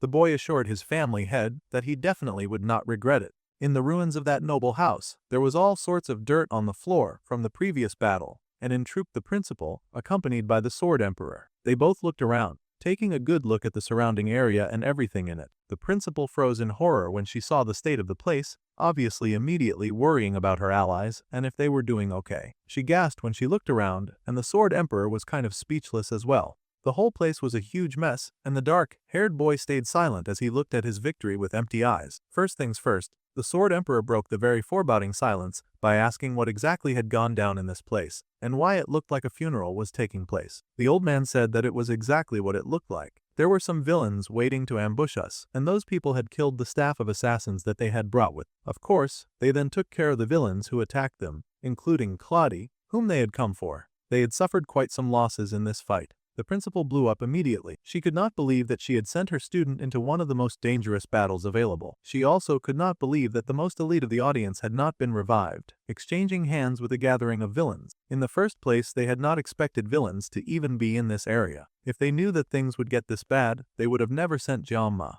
Well, the old man remained calm in the face of it all, and he explained that the professor who was the mastermind behind all of this madness of undercover villains had sent their forces this way as well. The principal was still exploding like a little volcano, but the Sword Emperor was able to slow down her rage. They needed the old man to at least finish his story after all. Well, the old man took the time in the night to explain exactly what had happened that night. The old assassin explained that everything appeared to have been part of the mastermind's plan. The principal was shocked when she considered all that she had learnt that night. This information was insane, and so were all of the dismembered bodies just lying on the ground in front of her. The sword, which lacked emotions and above all, morality, was Kang Jiama. The Sword Emperor was quiet as he stared at that boy who had not moved nor said a word, despite how much time had passed with all of them together in that room. Instead, a steady flow of energy seemed to exist around the boy. He was undoubtedly talented. However, the old assassin once again reminded them that a blade that loses direction may become a disaster just by existing. They had to be careful that the boy did not stray too far into the dark side, or it would be impossible to control him. That was the reason why people like that needed other people who could show them the right way. In that case, the old man felt that the Sword Emperor should definitely be stepping up to that role. They both preferred the way of the sword after all, so it would eventually make stuff easier for the boy and the old man. Now that the assassin thought about it, the break was coming soon, and he thought that it would be great for the other man to let Kang Jianmei in. He was sure that the child would be able to complete something important, the thing that was passed down generation to generation in the Nibelung family. The dream of the Sword Saint was something that the Sword Emperor greatly cherished. Well, a few days after that very unfortunate and bloody incident, the kids were chatting and talking like high school kids usually did. They were talking about the summer break. Someone was going to be at their vacation house in Hawaii with their family. They were talking about how they wished that they could go too. Instead of thinking of all sorts of fun stuff, Jianmei was busy worrying again. The chairman and the Swordman Emperor had told him that he would take care of the aftermath of those bloody attacks, but he was still worried about the situation to some degree.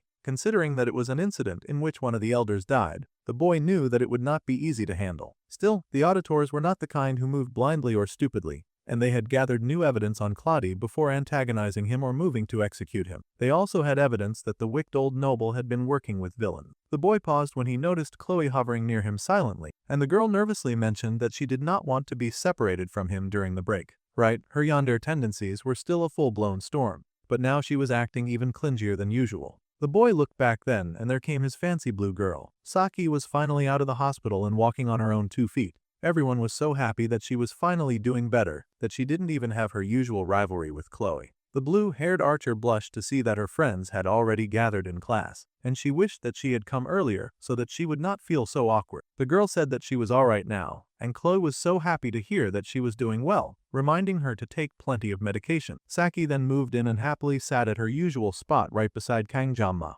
The boy asked her what she had been told at the hospital, and if everything was much better now. He needed details since she had suffered a huge poisonous attack, and that kind of thing could not be taken lightly. He also asked her if she would be going back to Japan for some treatment over the break, since she really needed to get her injuries looked at by a high-class professional. The girl was busy blushing as she recalled that the break was coming soon. Nervously, she asked the boy what he planned to do over the break. He had nothing in particular in mind, and he admitted that he was just planning to hang around the academy since the stupid god's blessing had stolen his family away from him. The poor boy no longer had a home to return to. His classmates were, of course, horrified to hear that the boy planned on staying at the academy for a whole month like some kind of homeless orphan. Even Chloe was shocked to hear that, but the boy explained that it was not like he had had anywhere to go. The blue-haired girl fell silent, and as she stared a bit more, she noticed that the boy's face now seemed a little different. The boy hesitated, wondering what she was talking about. Now that she stared at him a bit more, she realized that he now had way more white hair than before.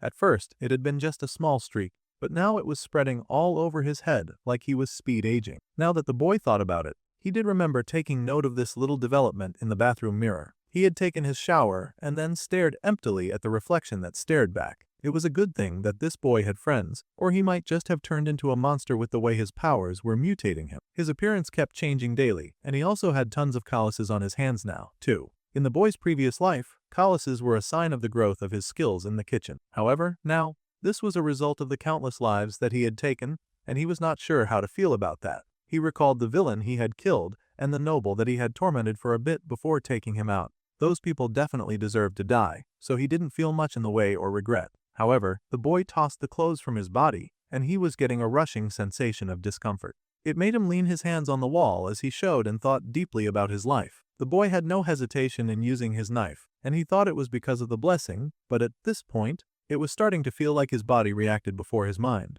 This likely was not the result of the blessing but of the body itself. Kang Jianmei wondered what was really going on with this body that he had been born into. Even his parents had suddenly disappeared without a trace, as if they had never existed. It was rather depressing how strange his life had become, and his dreams of living an ordinary life kept slipping out of his grasp. He wondered just who he was. Just then, a series of voices, calling out and asking if the boy could hear. Oh, it was just Saki. And she was wondering what on earth had happened to Jianmei, because he had zoned out just because they asked him about his hair. The poor boy was going through a lot, and now he was deep in the trenches of depression thanks to her question. She was finally able to shake him out of his very exhausting thought process, asking what on earth was wrong with him and if he was okay. The boy managed to shrug it off, saying that it was nothing, but the two girls were really struggling to buy that. They asked if the boy was going to be clearing dungeons during the whole break, and the Bluinette suspected that he would do just that. She even mimicked the cool pose that he usually struck and said his catchphrase of cutting his enemies down. She laughed that this was what he would say while he was busy clearing dungeons all break. The boy just wanted them to lay off. He already had bags under his eyes, and now his hair was whiter like a grandpa.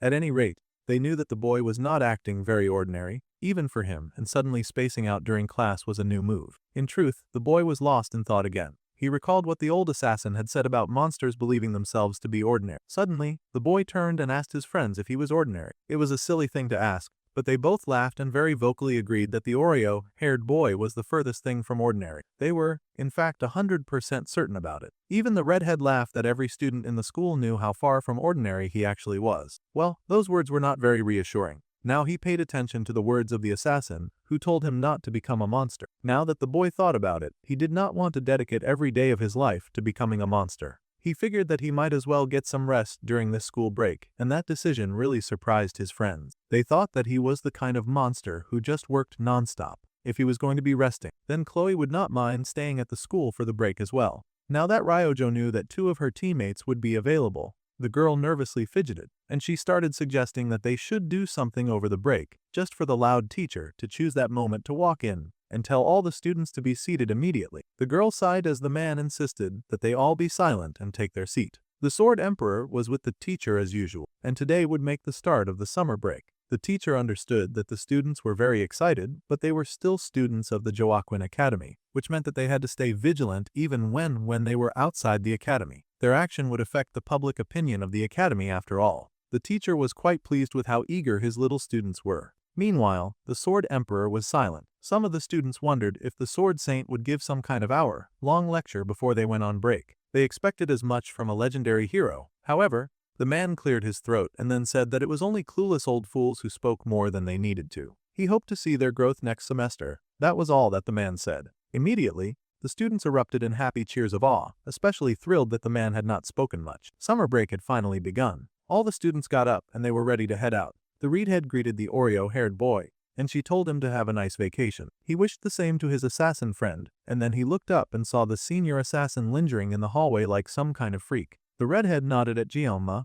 and the main character smiled, saying that he was looking forward to seeing the girl's progress and growth, and he wished her a happy summer vacation. The little girl was delighted to be wished growth by her senior, and she happily waved goodbye to everyone, looking forward to reuniting after the break. The boy smiled as she left, and Saki was left standing there speechless. Then the boy found himself suddenly in front of the Sword Emperor, and the archer really wondered what was going on now. The boy told the archer to start heading off because it looked like he and the old man were about to have a serious conversation. The archer hesitated, but she had to leave before she could make her request, and she worried a little about the boy. As the girl left, the old man and the young boy faced each other, and the Sword Elite asked if the boy had any plans for the summer break. The main character revealed that he was just planning to train at the academy, but the man was sure that the boy had already tried out everything that he could do on his own. Since that was the case, his eyes glowed golden as he made a suggestion and asked the boy to come with him. The Oreo-haired kid was being dodgy, and he asked where exactly they would be going. The light was bright at the window as the old man announced that the young lad would be spending the summer with the Nibelung family. He needed to keep a close eye on the sword that had caught his attention and make sure that the boy did not somehow go crazy.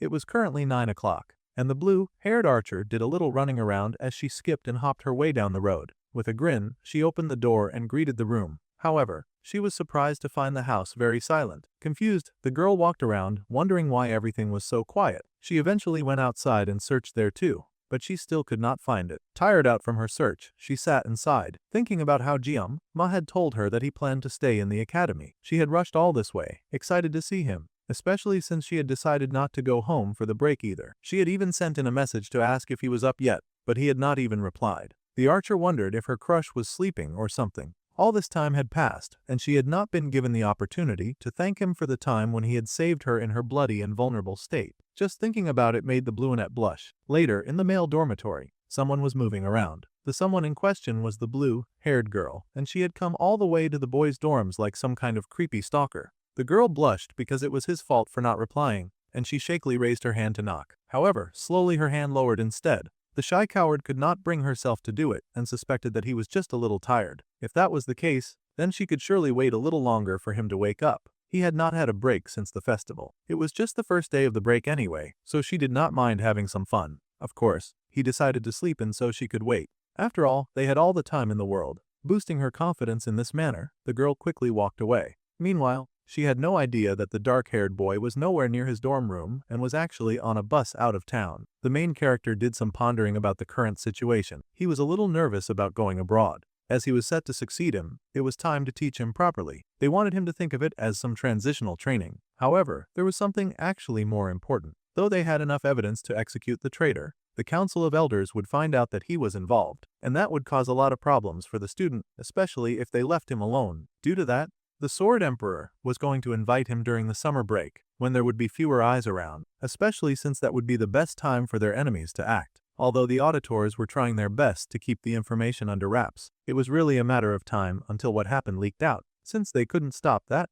their best option was to take shelter in some place that they can't reach easily. As the old man spoke, the young boy listened closely. The Nibelung family was a family of heroes that had continued for 700 years, and it was also the presumed birthplace of the first sword errant Nibelung, Castle Sigurdur. The main character had only had a glance at the legendary item in-game, but it was essentially a small nation within its domain, and the Sword Emperor's word was quite literally treated as law. One would need to be really crazy to try to invade a place like that, which meant it would be difficult for their enemies to make a move on them without facing severe consequences. So, the Sword Emperor really had the right idea on how they should move forward with solving the current problem before them by taking cover for now. So, Gemma agreed to lie low for a while in the Nibelung household. That was, fortunately, a much faster conversation than the Sword Emperor expected, but it worked quite well for him. Now he would go before him to trick their eyes, and the youth would be leaving the school alone the next day. Also, the old man advised the youth to avoid using any transmission devices until he had arrived at the Nibelung family, like his phone. Well, this would explain why he definitely did not get Rojo's text. It was such a shame that she just missed him. Still, before the old man left, the Oreo-haired boy asked how on earth he expected him to even find the Nibelung household without his phone. However,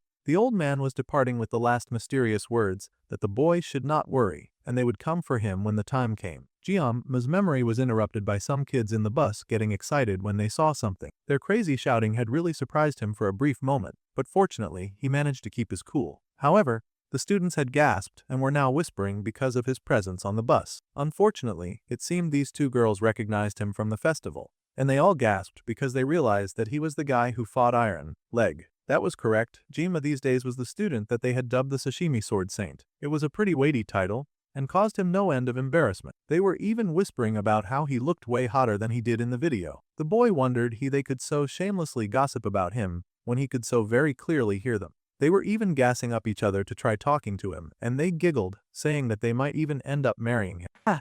At this point, their delusion was through the roof with the scenarios that they were making up. This was so awkward, and even worse was that there was nowhere for Jiama to run to. As it just so happened, someone boarded the bus, and it took everyone on the bus by surprise. The boys gasped, and just as the blonde girl worked up the courage to approach the Sashimi Sword Saint, they all paused when they realized the girl who had just shown up. It was none other than the beautiful and majestic waterfall hair, and also the hair of the Nibelung line Abel. The very sweet swordswoman turned to her crush with a blush. Jima was stupefied because he had the natural ability to be very slow when it came to women. He had no idea why Abel was now sitting next to him, so she was kind enough to spell it out for him. Now that she mentioned it, he remembered how the old man had told him not to worry, and that someone would come for him when the time was right. That person would be his guide. Now, he stared speechless at the girl in front of him, who had a light blush on her cheeks, slowly putting two and two together. He pretty much figured out that Abel was to be his guide, and she admitted that he had made her quite flustered for a second. However, she took the words out of his mouth,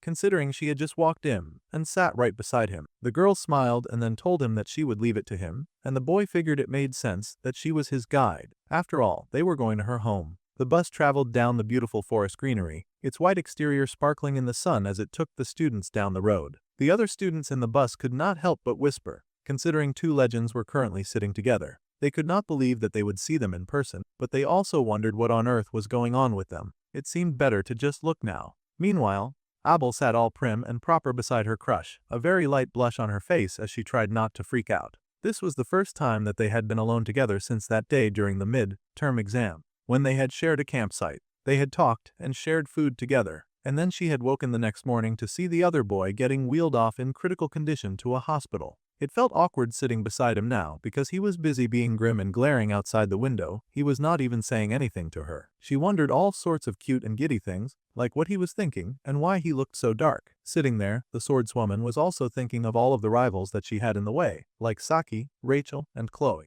All of those other girls seemed to be pretty close to the dark-haired boy, but Abel felt like he was trying to keep a distance from her, and she did not know why. The bus rolled over a speed bump, and the driver apologized for the light bump. The other students reassured him that it was fine, but things were not looking good for Miss Waterfall's hair because she was starting to get car sick. Sitting in that difficult situation brought back memories. The young swordswoman was transported back to the time when she was just a young girl who had cried hard about how she didn't want to get on the car because she was car sick. She cried so loudly, and her father had smiled, saying that he needed to accompany her after all. The girl cried that she did not want to go on the bus. However, he offered her something that would make her feel better if she put it on. The girl looked in surprise and saw that her father was offering her a sticker. He assured her that it held the power to chase away car sickness. Little Abel was excited at the little sticker placed on her neck, and her fine daddy reassured her that all of her worries would disappear now. With that, he placed a gentle hand on her shoulder and said that they would be going back home. Now the girl thought of home.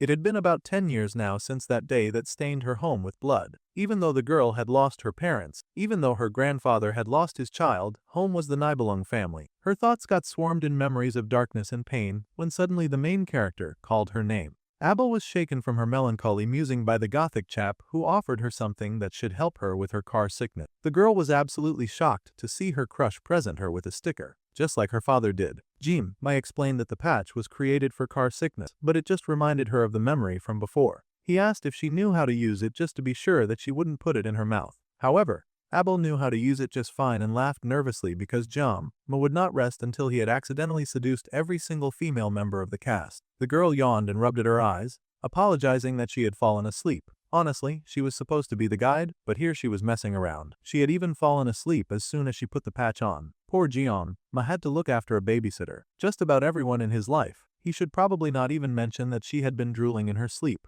There was no way she would be able to handle that information. At any rate, they were all right and all ready. The main character turned in surprise to find his guide doing something a bit strange. Suddenly, she had switched up her whole hairstyle into something a tad goofier. This was so that no one would recognize her or start any weird or concerning rumors about them. Also, there was no need to give any ammunition to the paparazzi since those guys just loved talking nonsense. There were plenty of eyes at the airport, so they had to be careful. Unfortunately, Jim Mai seemed to be living in a bubble of his own creation because he genuinely believed that they were not celebrities, especially himself. Well, the brunette was not taking chances. She had not so easily forgotten how they used to follow her around when she was pretty young. Well, the two stepped forward and Jim Mai looked around, rather impressed. It was his first time at an airport, and he was quite impressed. Abel was just nervous that someone would recognize her. She was not a big fan of the press. Suddenly, some people started pointing in their direction, and Abel tensed, worried that the paparazzi had found her after all. However, they of course rushed Kang Jim Mai, who had not bothered to put on any kind of disguise at all. There was Elon Musk on the scene all of a sudden, and he was from the TXC broadcast network. They asked how he felt about his title of the Sashimi Sword Saint.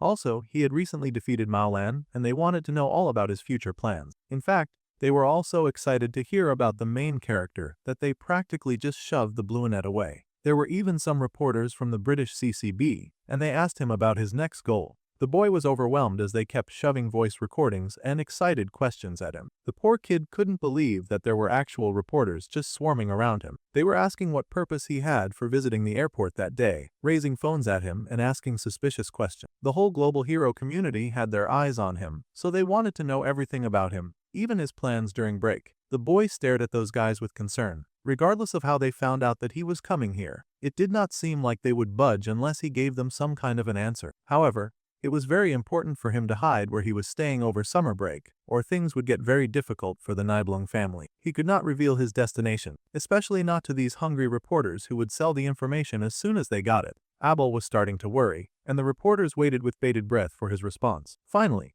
the boy said that he was going to the United States. This caused a surprise and stir among the reporters. Jim Mai was left staring at them in surprised silence, and the other reporters considered the answer that he had just given them. They considered he was after Iron Leg, and then also guessed that his next opponent was going to be all mute. Well, they were very quickly jumping ahead to all sorts of conclusions, but they had lingered with these packs of lions for way too long. Instantly, Abel grabbed his hand and dragged him off, racing straight to the check-in point. They had to move fast, or the reporters would hound them like wolves starving for fresh meat. Meanwhile, Ryojo finally saw the news report and figured out where her man had gone. After the whole debacle with the media, the duo continued some of the very important, intense walking. As they moved, Abel groaned, rubbing at the pigtails that she had made to complete her disguise from the press. Now that Ma thought about it, everything would have been so much easier if they had just taken her private jet. The girl was busy working hard at taking down her hair, and she asked him what he was looking at. That was when they both saw the giant billboard of Abel Nibelung that just happened to be right beside them. It was a perfect copy of her smiling like a supermodel. The poor swordswoman could not overcome the embarrassment and shrieked in horror. Despite her fame, the humble girl still insisted on flying economy, though our dude would have much preferred that they ride in some kind of private plane. They really did not live extravagantly despite being one of the most prestigious families in the world. It was interesting. The blue-haired girl was still blushing brightly, especially after facing that giant poster of herself. Fortunately, the press did not hound them at this airport, and they wheeled their luggage outside to gaze at a new place. Waterfall Hair was so excited, smiling brightly while our dude also looked around in awe. Since being reborn in this place, he had barely left the school, so it truly was magical for him to be faced with a completely different environment. The Sword Emperor was waiting for them outside, and the girl happily greeted her grandfather. Politely, she asked if he had been waiting for a long time, especially since they would prefer not to keep him waiting. The man just smiled and said that he took a layover to match his time with when they would get here, so he also had just arrived. They were quite pleased that he had arrived safely, of course, and the man then turned to Oreo, Hair. His newly adopted apprentice seemed to have done decently despite it being his first time in the area. The boy admitted that he did not have any problem. Then Abel leaned forward to ask when Gaines would be coming. The old man smiled and said that the mysterious Gaines would be here soon. The blue-haired girl blushed, protesting the endearing nickname that her grandfather gave her. All he had done was call her dear, though it was nothing to be ashamed about. Besides, he had been calling her that since she was a baby, and it was too late for him to switch up now. Still, she insisted that she was grown now. No matter how big she became, she would always be his adorable little Abel though, and he was just gonna keep calling her dear. The poor girl protested in vain. She whined, saying that at this rate, he would surely embarrass her to death. The cars raced forward, and a bunch of really important high-definition security popped out of a line of black cars, all of them looking very serious and important. The Sword Emperor frowned when he saw this display, and out of the car stepped someone familiar. It was a tall man with blonde hair, and he looked pretty important himself. Jima was not really sure who he was, though, but the man had a sort of aura to him as he approached confidently with his head held high. He stopped before the old man, and for a while the two just exchanged some looks, glaring at each other for a moment. Then, the blonde man lowered his head, welcoming both the Sword Emperor and his granddaughter, Abel. The security standing around the cars all gave an immediate salute, and the old man laughed. Gaines was just as fancy as ever, and the old man chuckled that he really did not deserve such an extravagant treatment. However, the man called Gaines laughed as well at the Emperor's usual humbleness. This was nowhere near too extravagant for the hero of humanity. The other man then noticed Mayan was about to ask out loud in the open public if this was the Sashimi swordman, but the Emperor silenced him immediately. This was not the kind of conversation that they could have in a place like this, and anyway, he would appreciate it if Gaines could keep this whole situation rather confidential for now. The other man said that he perfectly understood, and the Emperor was happy that he could count on his friend Gaines. It was the tall man's pleasure, and he happily led the way for the word Emperor towards the cars. He was going to guide him back. The power dynamic between the two was quite clear, but this Gaines dude did not seem to be the dude's butler or anything like that. So, Ma went with the direct approach of just asking Abel who that other dude was. Gaines turned out to be the whole president of Switzerland. The Sword Emperor had so much sway in high places that the president came to personally welcome him home. Ma was speechless but not entirely surprised by this. Soon, they were all in the car and on their way to the property where they would be staying. Waterfall Hair encouraged the boy to look outside the window, and he did, amazed to find the castle Sigurd. This was the Nibelung family ark. They arrived safely at the house thanks to the faithful watch of the president, and the man told them that it was his pleasure. Plus, he finally got some fresh air thanks to them. The Oreo-haired boy looked at the old man who stretched out his hand to him, saying that he wanted to introduce himself properly and apologize. He was Gaines Sebastian, the president of Switzerland. Well, the main character took his hand and introduced himself as Kang Jiamma. The man admitted that he had watched the footage of the Academy Festival, and it was an honor to meet that amazing fighter in person. The man hoped that they would continue to maintain a positive relationship with him in the future as well. The old man told the president to slow down. After all, the kid was still young. This made the other man laugh and apologize. There was a saying that geniuses had a way of attracting people, so he could not be blamed for being captivated by the boy's talent. Then the president bowed to the Sword Emperor, letting him know that he would be on his way out now. With that,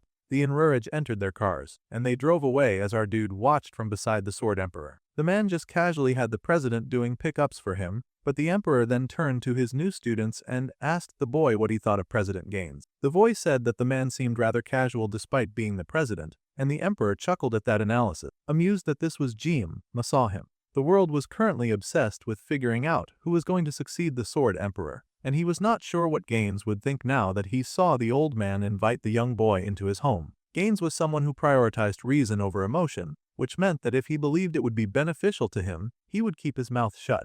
There were plenty of men like him around the higher that one climbed in life. They could continue to doubt, analyze, and even use them as needed. The main character considered those words for a bit, and the old man explained that this was just how heavy the seat of the seven-star hero truly was. The young lad should not refuse these sorts of favors that he had experienced today too much, but he also should not linger or indulge in them either. If he did not draw the line, it would cause him to be disregarded, and his power would weaken. The whole idea sounded pretty complex and rather troublesome to but this title was way heavier than he had expected. Well, the old man expected him to eventually get used to it, as that was part of why he had brought the young lad here anyway. However, they could postpone all that and get some eating done first. The boy said that first things first, he was going to look at the scenery for a bit longer. The old man permitted him to do so, so the other two went outside, and our dude was left staring at the sunset like he was watching the final chapter of his very peaceful life close. The light lingered on him for just a second before the door finally shut behind him. It was now the beginning of his daily life in Castle Sigurd.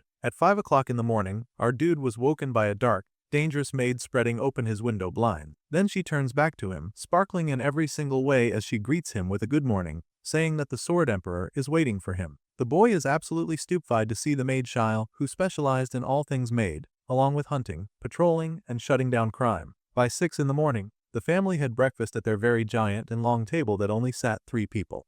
Abel asked if her crush was fine using a knife and fork yet, since he was just eating the steak without cutting it. However, the butler stopped the lady from conversing during meals as it was not advised. They would hate it if she choked on something. The boy was a bit stressed by this over the top etiquette that had the butler Charon monitoring their every move. Fortunately, the butler seemed a tad more normal than the maid, and he specialized in food inventory, cooking, gardening, repairs, and attending to guests. A bell went silent, and it did not take long for 7 to roll by. It, however, happened to come along with some necessary wood chopping. The boy sighed heavily as he wiped the sweat from his brow. It had been 4 days so far. He had gotten used to Castle Sigurd's weird routine, and living with that suspiciously strong Maddie and that uptight butler. It was unfortunate that he could not get service here, so he could not contact any of his friends. Then again, he did not think that he had anyone to call anyway. However, only 2 servants for this massive property seemed highly unlikely. He was amazed how much the castle shone too. He could now see why Abel would live so frugally. The Sword Emperor seemed to be some kind of cheapskate.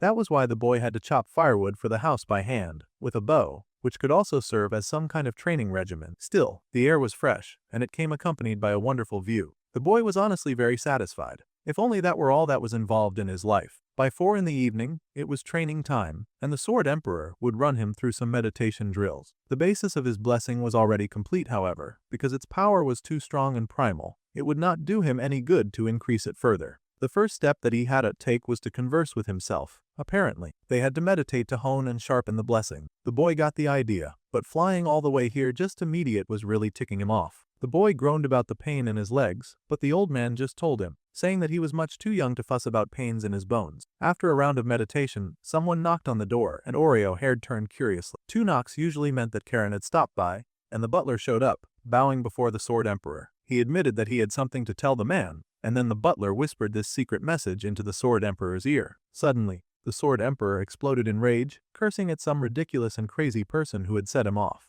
The butler tried to remind the dude that Ma was right next to him, so perhaps he should slow down and calm his temper. That got the old man sorted, and he sighed, saying that he might have gotten a bit too excited. The boy wondered who on earth had set the old man off like that. The man got to his feet and said that he would have to take his leave now. He would be back around dinner, or later, so they should just eat without him.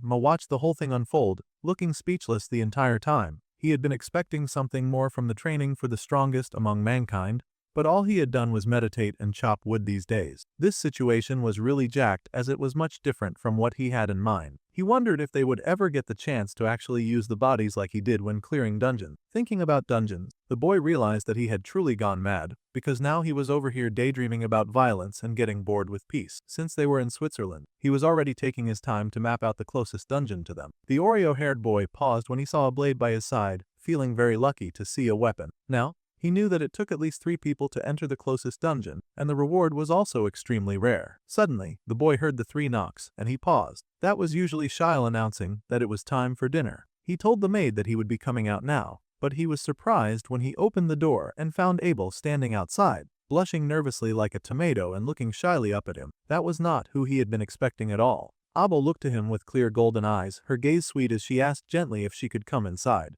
Waterfall Hair found herself sitting in front of the mirror, just thinking about her life in her bedroom. It had already been 4 days since Kang Ma arrived at Castle Sigurd. She saw him every day, and yet, seeing him struggle at first with the food that they served made her realize that perhaps Kang was really not very comfortable using a knife and fork yet. That day, the butler reminded that conversing during meals was not advised as usual. Still, she could see the boy visibly struggling. The old sword emperor cleared his throat as he ate, and the girl sighed because she knew that she was not even allowed to talk while they ate. It was kind of really hard to help him in this kind of situation. She recalled a time when her grandfather had suddenly brought up the topic out of nowhere about how she should pick her men wisely. He said that she ought not to entrust her life to a man who was weaker than her grandfather. He was so overprotective that he filled her head with all sorts of nonsense. It was going to be hard to find a man as strong as the Sword Emperor. The girl even knew that at a young age, pointing out that there was no one who could possibly beat her grandfather. However, the man just laughed, knowing that his time had been spectacular, but even that would come to an end. Now, the girl was all grown up, and she was thinking deeply about the words that her grandfather had been telling her since she was a child. Now, she had indeed found someone who seemed to rival her grandfather in strength, and there was the added advantage of them sharing the same living space. Unfortunately, the servants in the house were making all of this very difficult for her. Ever since they had started living with him, it was difficult to get close. Her grandfather had once told her, just to add to the points of her looking for a strong spouse, that no matter how strong they were, she should still choose her men wisely. The girl was surprised, but the man added with a dose of wisdom that strength was just not enough. They also had to take note of the person's personality as well. Someone who extended their hand without thinking could be more dangerous than someone who pointed a sword at her. He must particularly be wary of those who do good with no ulterior motives. He was teaching her all sorts of rubbish, but in a way, it was politics meant to guard her heart from manipulation. It would be hard to be wary of those kinds of people, but he just wanted her to be safe. The girl was really confused and asked what on earth her grandfather was talking about all of a sudden. The man just chuckled that it was just caution coming from an old man. Then he called to Charon and Shyle,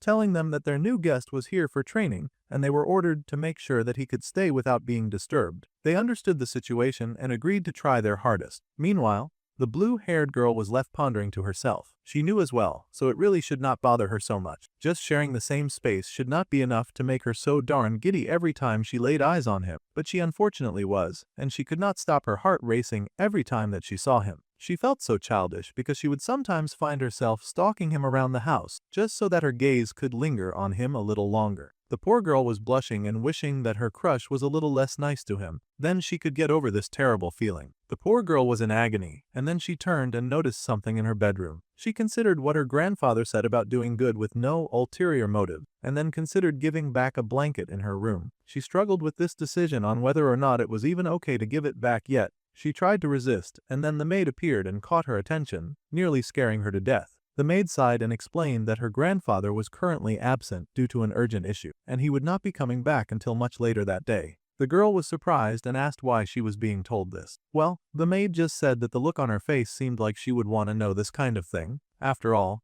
this would mean that she and the new little guest would be alone at home for quite a duration of time. There was silence in the room for a second as the two just stared at each other. Suddenly, the blue-haired girl leapt to her feet and grabbed the blanket with her, just taking off to take advantage of the situation. The maid could not help her small smile in encouragement. She was really rooting for those two losers. So, the girl took off, but she was already second, guessing her very rash behavior. I was too late to quit now, plus, it was very rare for her grandfather not to be at home, so he just had to take advantage of this opportunity. In order to return this, she would just have to go to Mai's room. So, the girl took off, knowing that she had to run and do it now. As she was racing down the halls, she unfortunately ran into the biggest cockblocker in the household, Charon himself. The girl was horrified to see the man as he took a very scrutinizing look at her. Charon had been instructed to make sure that the guest would be undisturbed, so our girl wondered if this man would be her enemy on her path to love. The girl laughed nervously, chuckling that she almost forgot her way around the house. It had been so long since she'd been here after all. She chuckled that she had just gotten so used to the academy, so no one could really blame her for the current situation. Then she turned and tried to bolt, just for the man to ask if she was trying to run away again. The girl froze, a bit confused by that question as she turned to look at him. He sighed that she tended to do that during important moments. Abel would always stop one step before her goal and then turn her back on herself. Orion wanted her to become someone who would not run away one day. The girl was silent as she considered her father for the first time in a long time. With that, her hands tightened on the blanket and she steeled her nerve. She was not going to become someone who always ran away. Then, the girl stepped forward, asking very shyly if she could go ahead to see Kang Jinma. Meanwhile, Jinma was just enjoying his usual daily life in the Castle Sigurd, or at least trying to. Abel had finally gotten access to his quarters, and she was so excited because she never imagined that she would come this far. The boy was quite surprised that she had come all this way to return it, saying that she did not have to, but he did appreciate it all the same. Now that the archer was out of the way and busy on holiday, it was time for Abel to make a move, if she could work up the nerve to do it, that is. The girl was busy blushing and was happy that her crush thanked her. She was a really simple girl who liked simple things. Then, the boy turned, about to say something,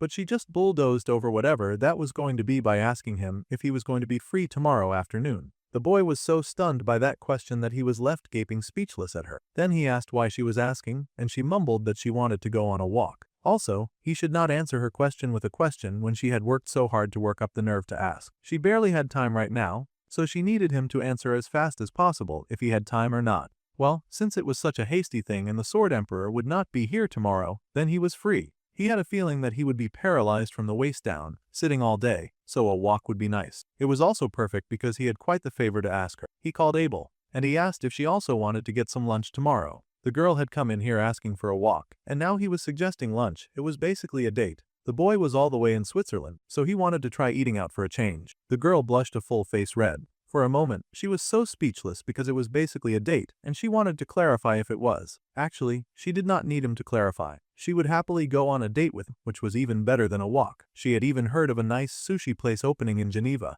Of course, she was only going there for the taste. Sushi seemed to chase our dude like a zombie in every lifetime. To be honest, he was not crazy about having sushi when he came all the way to Switzerland. For once in his life, he would like to eat something different. For goodness sake. He wanted to try something local. The girl was surprised, thinking that he did not like sushi. He was quite sick of sushi, and he deserved to eat anything else. Besides, he had eaten sushi with the travel club members recently, so he wanted to eat something different for a change. By members, the girl stepped forward and leaned close, asking if he meant sake. Her jealousy was now burning full force, and Jianma was confused. He was of the opinion that Abel and Ryojo were at least on good terms, but Abel seemed upset about something. She was clearly jealous. He was thinking the girls might have had a fight that pushed Ryojo to his class. Then, he also mentioned that he had also gone out with Weapon and Chloe, who were a part of that group. After all, he and Chloe also loved fish. Unfortunately, that made her even angrier. Suddenly, she tossed the blanket at him like she was challenging him to a duel, and yelled out. She was about to call him a cheater, but fortunately, common sense kicked in and put a stop to that.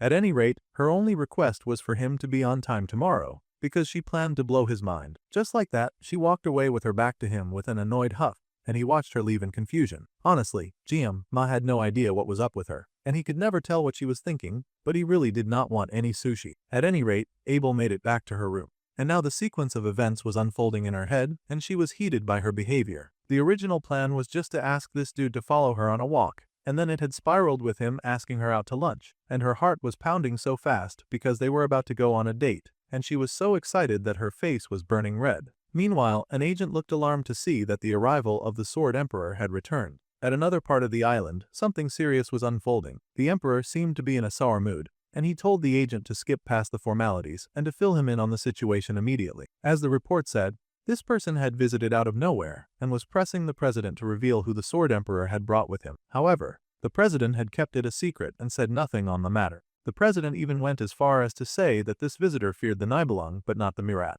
The Sword Emperor understood the situation and agreed that he would be taking over things from here. He stalked forward, and the agent bowed his thanks as he handed over to the strong man. There seemed to be a muscular piece of work seated inside the room when the door opened, and the old man sighed. There were people standing with their heads touching the floor and a bow so low it almost looked like enforced slavery. At the end of the table sat an intense-looking man with red hair and strong features. First, the Sword Emperor took in the sight of those suffering men bowing to the ground, and then he looked at the cigar that was so casually tossed to the ground as this person greeted and welcomed him. It had been so long, and the Sword Emperor's expression got serious as he looked into the eyes of someone that he had not seen in almost 10 years. It was none other than the Spear Saint of the 7-Star Heroes, Richa D. Murat. The old man asked Richa what trouble he had come all this way to cause, and he also asked when they had ever been so friendly with each other. It seemed these two dudes had some kind of historic beef. The reedhead laughed, saying that the old man had become a true man since losing his arm. The old Sword Emperor was so stuck up before that he came off looking like a weakling to the red-hatted barbarian. The Sword Emperor's hand rested on his sword, guessing that old age had made Richa become quite talkative, much like a woman. However, the redhead just smirked, unmoved by the blade pointed in his direction. The Sword Emperor leveled his sword between his old comrade's legs, and he said that if he continued talking like that, he would take the cue to go ahead and make him one. The Sword Emperor kept his serious face on as they both did a stare down from across the room, just sending each other strong energy of hate and contempt. The red-headed guy was also all fired up, and for a moment, it looked like some kind of aura measuring contest going band for band as they both threatened each other without saying too much. The Sword Emperor's long and sharp sword stayed pressed close to the red guy's third leg, and it was time for either of them to make a move. After a while, someone spoke, sighing that he knew that Murat was an idiot. However, he never imagined that the Mab would dare to invade the country that he resided in. That was definitely way more stupid than the Sword Emperor had expected. Then the red-headed guy laughed heartily, the poor president watching the exchange safely from the other side of the room. The spear hero grinned, saying that the Sword Emperor had some brass balls daring to question a man of the Murat family about his fear. He also dared to say that he would make him a woman, and it seemed that hanging out with young ones had made his usually uppity friend return to his young days as well. They were both still bantering back and forth with the old gentleman calling his friend pathetic, and saying that he had no clue how this red demon had even become one of the 7-Star Heroes, with how plain stupid he was. Finally, the redhead could not take the consistent insult, and he stood to his feet, cursing the patriarch of the Nibelung family. The explosive aura was so much that the president's coat got blown backwards, and it really felt like these monsters were about to throw hands in his office, which was going to be so bad for the reconstruction fee. The poor president wondered if these two people could even still be considered human with the amount of aura and amazing energy that they were currently playing. It was truly maddening and amazing at the same time. The Sword Emperor who stood at the pinnacle of technique and the man who faced off solely with pure strength. The pure power as if no technique was needed with overwhelming force. The pressure that he was currently feeling in his office was definitely from the invincible man, the Spear Saint. At this point, the man felt that there could be no creature that could ever hope to match this man in pure strength. Hesitantly, the poor president tried to make peace, telling them to please calm down as they were currently banging and threatening each other within the presidential residence. Suddenly, the red-headed bully actually backed off. He grunted that he had got a bit excited, and he muttered that he was not here to play. In fact, he was going to go ahead and get to the point as soon as he could, and if the Sword Emperor could tell him the truth, then he would go home quietly. It seemed he had caused all of his fanfare to provoke a reaction from the Sword Emperor. He could have just set up a meeting if he wanted to talk to him that badly, but it seemed he would rather raise hell like this than do things the civilized way. Now, Murat went ahead to ask his important question. Everyone knew that Igor, one of the 5 generals, was dead, so they were going to go ahead and skip through that predictable and boring line of questioning. Well, most people did not know that, and the president of Switzerland was absolutely shocked to hear that a whole demonic general was dead. They would not have died of natural causes either, so he could not imagine who had killed her, nor how and why such a thing would be possible. Murat noticed the confusion on the other man's face, and he sighed, saying that it was quite well known in the Hero Association by now. Presidents and leaders really should try to learn this kind of thing faster. Then again, he guessed that Switzerland was a bit late to the news because of its neutrality, and that kind of made sense. At any rate, they were going to find out sooner or later, so the big guy did not think that news was important enough to hide. He figured that the Sword Emperor was definitely involved in Igor's death somehow, but he just did not understand something. See, it was common sense that the old guy would not be able to defeat a general by himself, and this was an absolute truth to Murat. The Sword Emperor was talented, but he was much older now. The head of the Nibelung household tightened his jaw and asked exactly what that man was trying to say. Finally, Murat said his mind, calling the name of the boy that he had come to see. His question was very direct, very straightforward, and very clear. That brat, who was now being called the Sashimi Sword Saint, wanted a confirmation about him that the Sword Emperor was reluctant to give. The old man tightened his hold around his sword, withdrawing the shiny sword again from its sheath and alarming just about everyone in the room. Murat stared at his former colleague and the intense aura that filled the room. He wondered if this was truly the Nibelung who had lost his arm, because he seemed to be doing just fine without it. The aura from before had come back double-fold, and it was amazing that the president even remained in the room with them, given the circumstance. The redhead casually glanced around as some of the men in suits just fell and hit the ground from the intense aura. It seemed that the Sword Emperor was working hard to silence any eavesdroppers in the room. Murat looked at his colleague,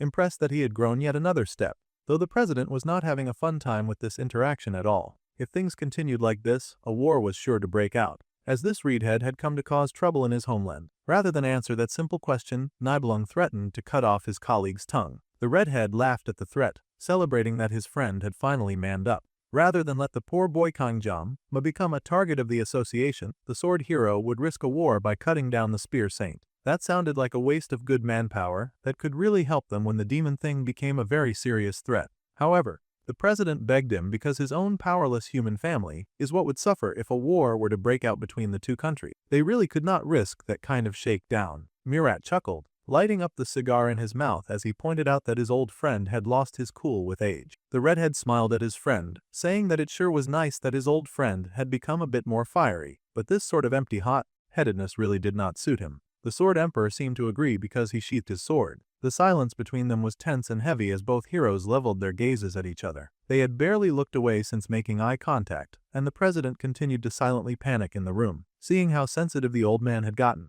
the redhead smiled and figured that the sword hero really cared for that brat after all. He did not intend to press them any further, seeing how they had reacted. To be honest, this whole shakedown had only made Kang Jiam even way more interesting to him, especially with how his old friend was guarding him like hidden treasure. The fact that the old man was so protective of him was, of course, only fanning Murat up. Pairing that up with the fact that his niece Rachel seemed to have fallen for him, and the redhead could really not leave this alone. The man stood, turning over his friend with a grin as he said that there must be a good reason why all of these things were happening now at the same time. As Murat prepared to leave, he decided to stir up some trouble first, and said that if this so-called boy of the hour was to somehow marry his dear sweet Rachel, then he wondered what kind of face Nibelung would make then. After that rather foreboding threat, the man waved and said that he was leaving. He also told the sword hero to tell Medea and her twin sister that he was doing just fine. The old man was confused, but the redhead was like a tornado, destructive and powerful, and he left as quickly as he had arrived. Fortunately, he left this time without destroying anything too precious in the area. The president turned to the Sword Emperor, then asked if the man was all right,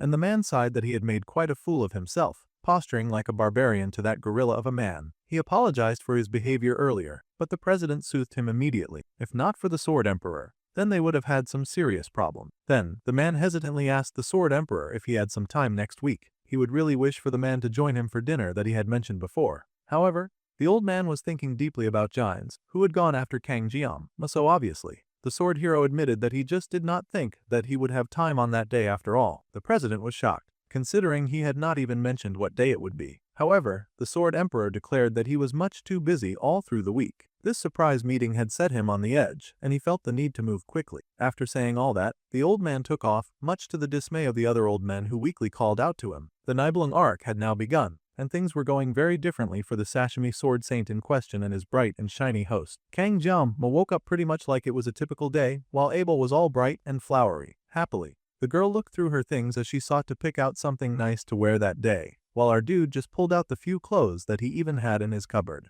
The girl had to choose from so many options, and she was practically singing while vibrating with joy. Meanwhile, our dude just yawned as he stared at his only options, which were black and gloomy, much like himself. They both got at taking care of their hair, with Abel taking maximum care of her beautiful flowing waterfall locks, and our dude trying to figure out if he should even wash his dumb white streaked hair. They put on their shoes, with our dude having limited options as usual, and they both had completely different ideas on what was going to happen that day, as they both thought their dressing was surely enough for their outing. Though while poor Abel was dressed to the nines, Jiam was just wearing some boring shirt. They both stepped out of their room and walked into their destiny that the future had waiting for them. Very casually, Kang Jiam strolled down the stairs of the Nibelung household, just looking around. He did agree to get dinner together to get some air, but he wondered if he had gone too far in that last conversation because she had seemed upset about something. Well, they would be together for a few more weeks, so it would be better for them to hang out instead of waiting for things to get even more awkward between the two of them.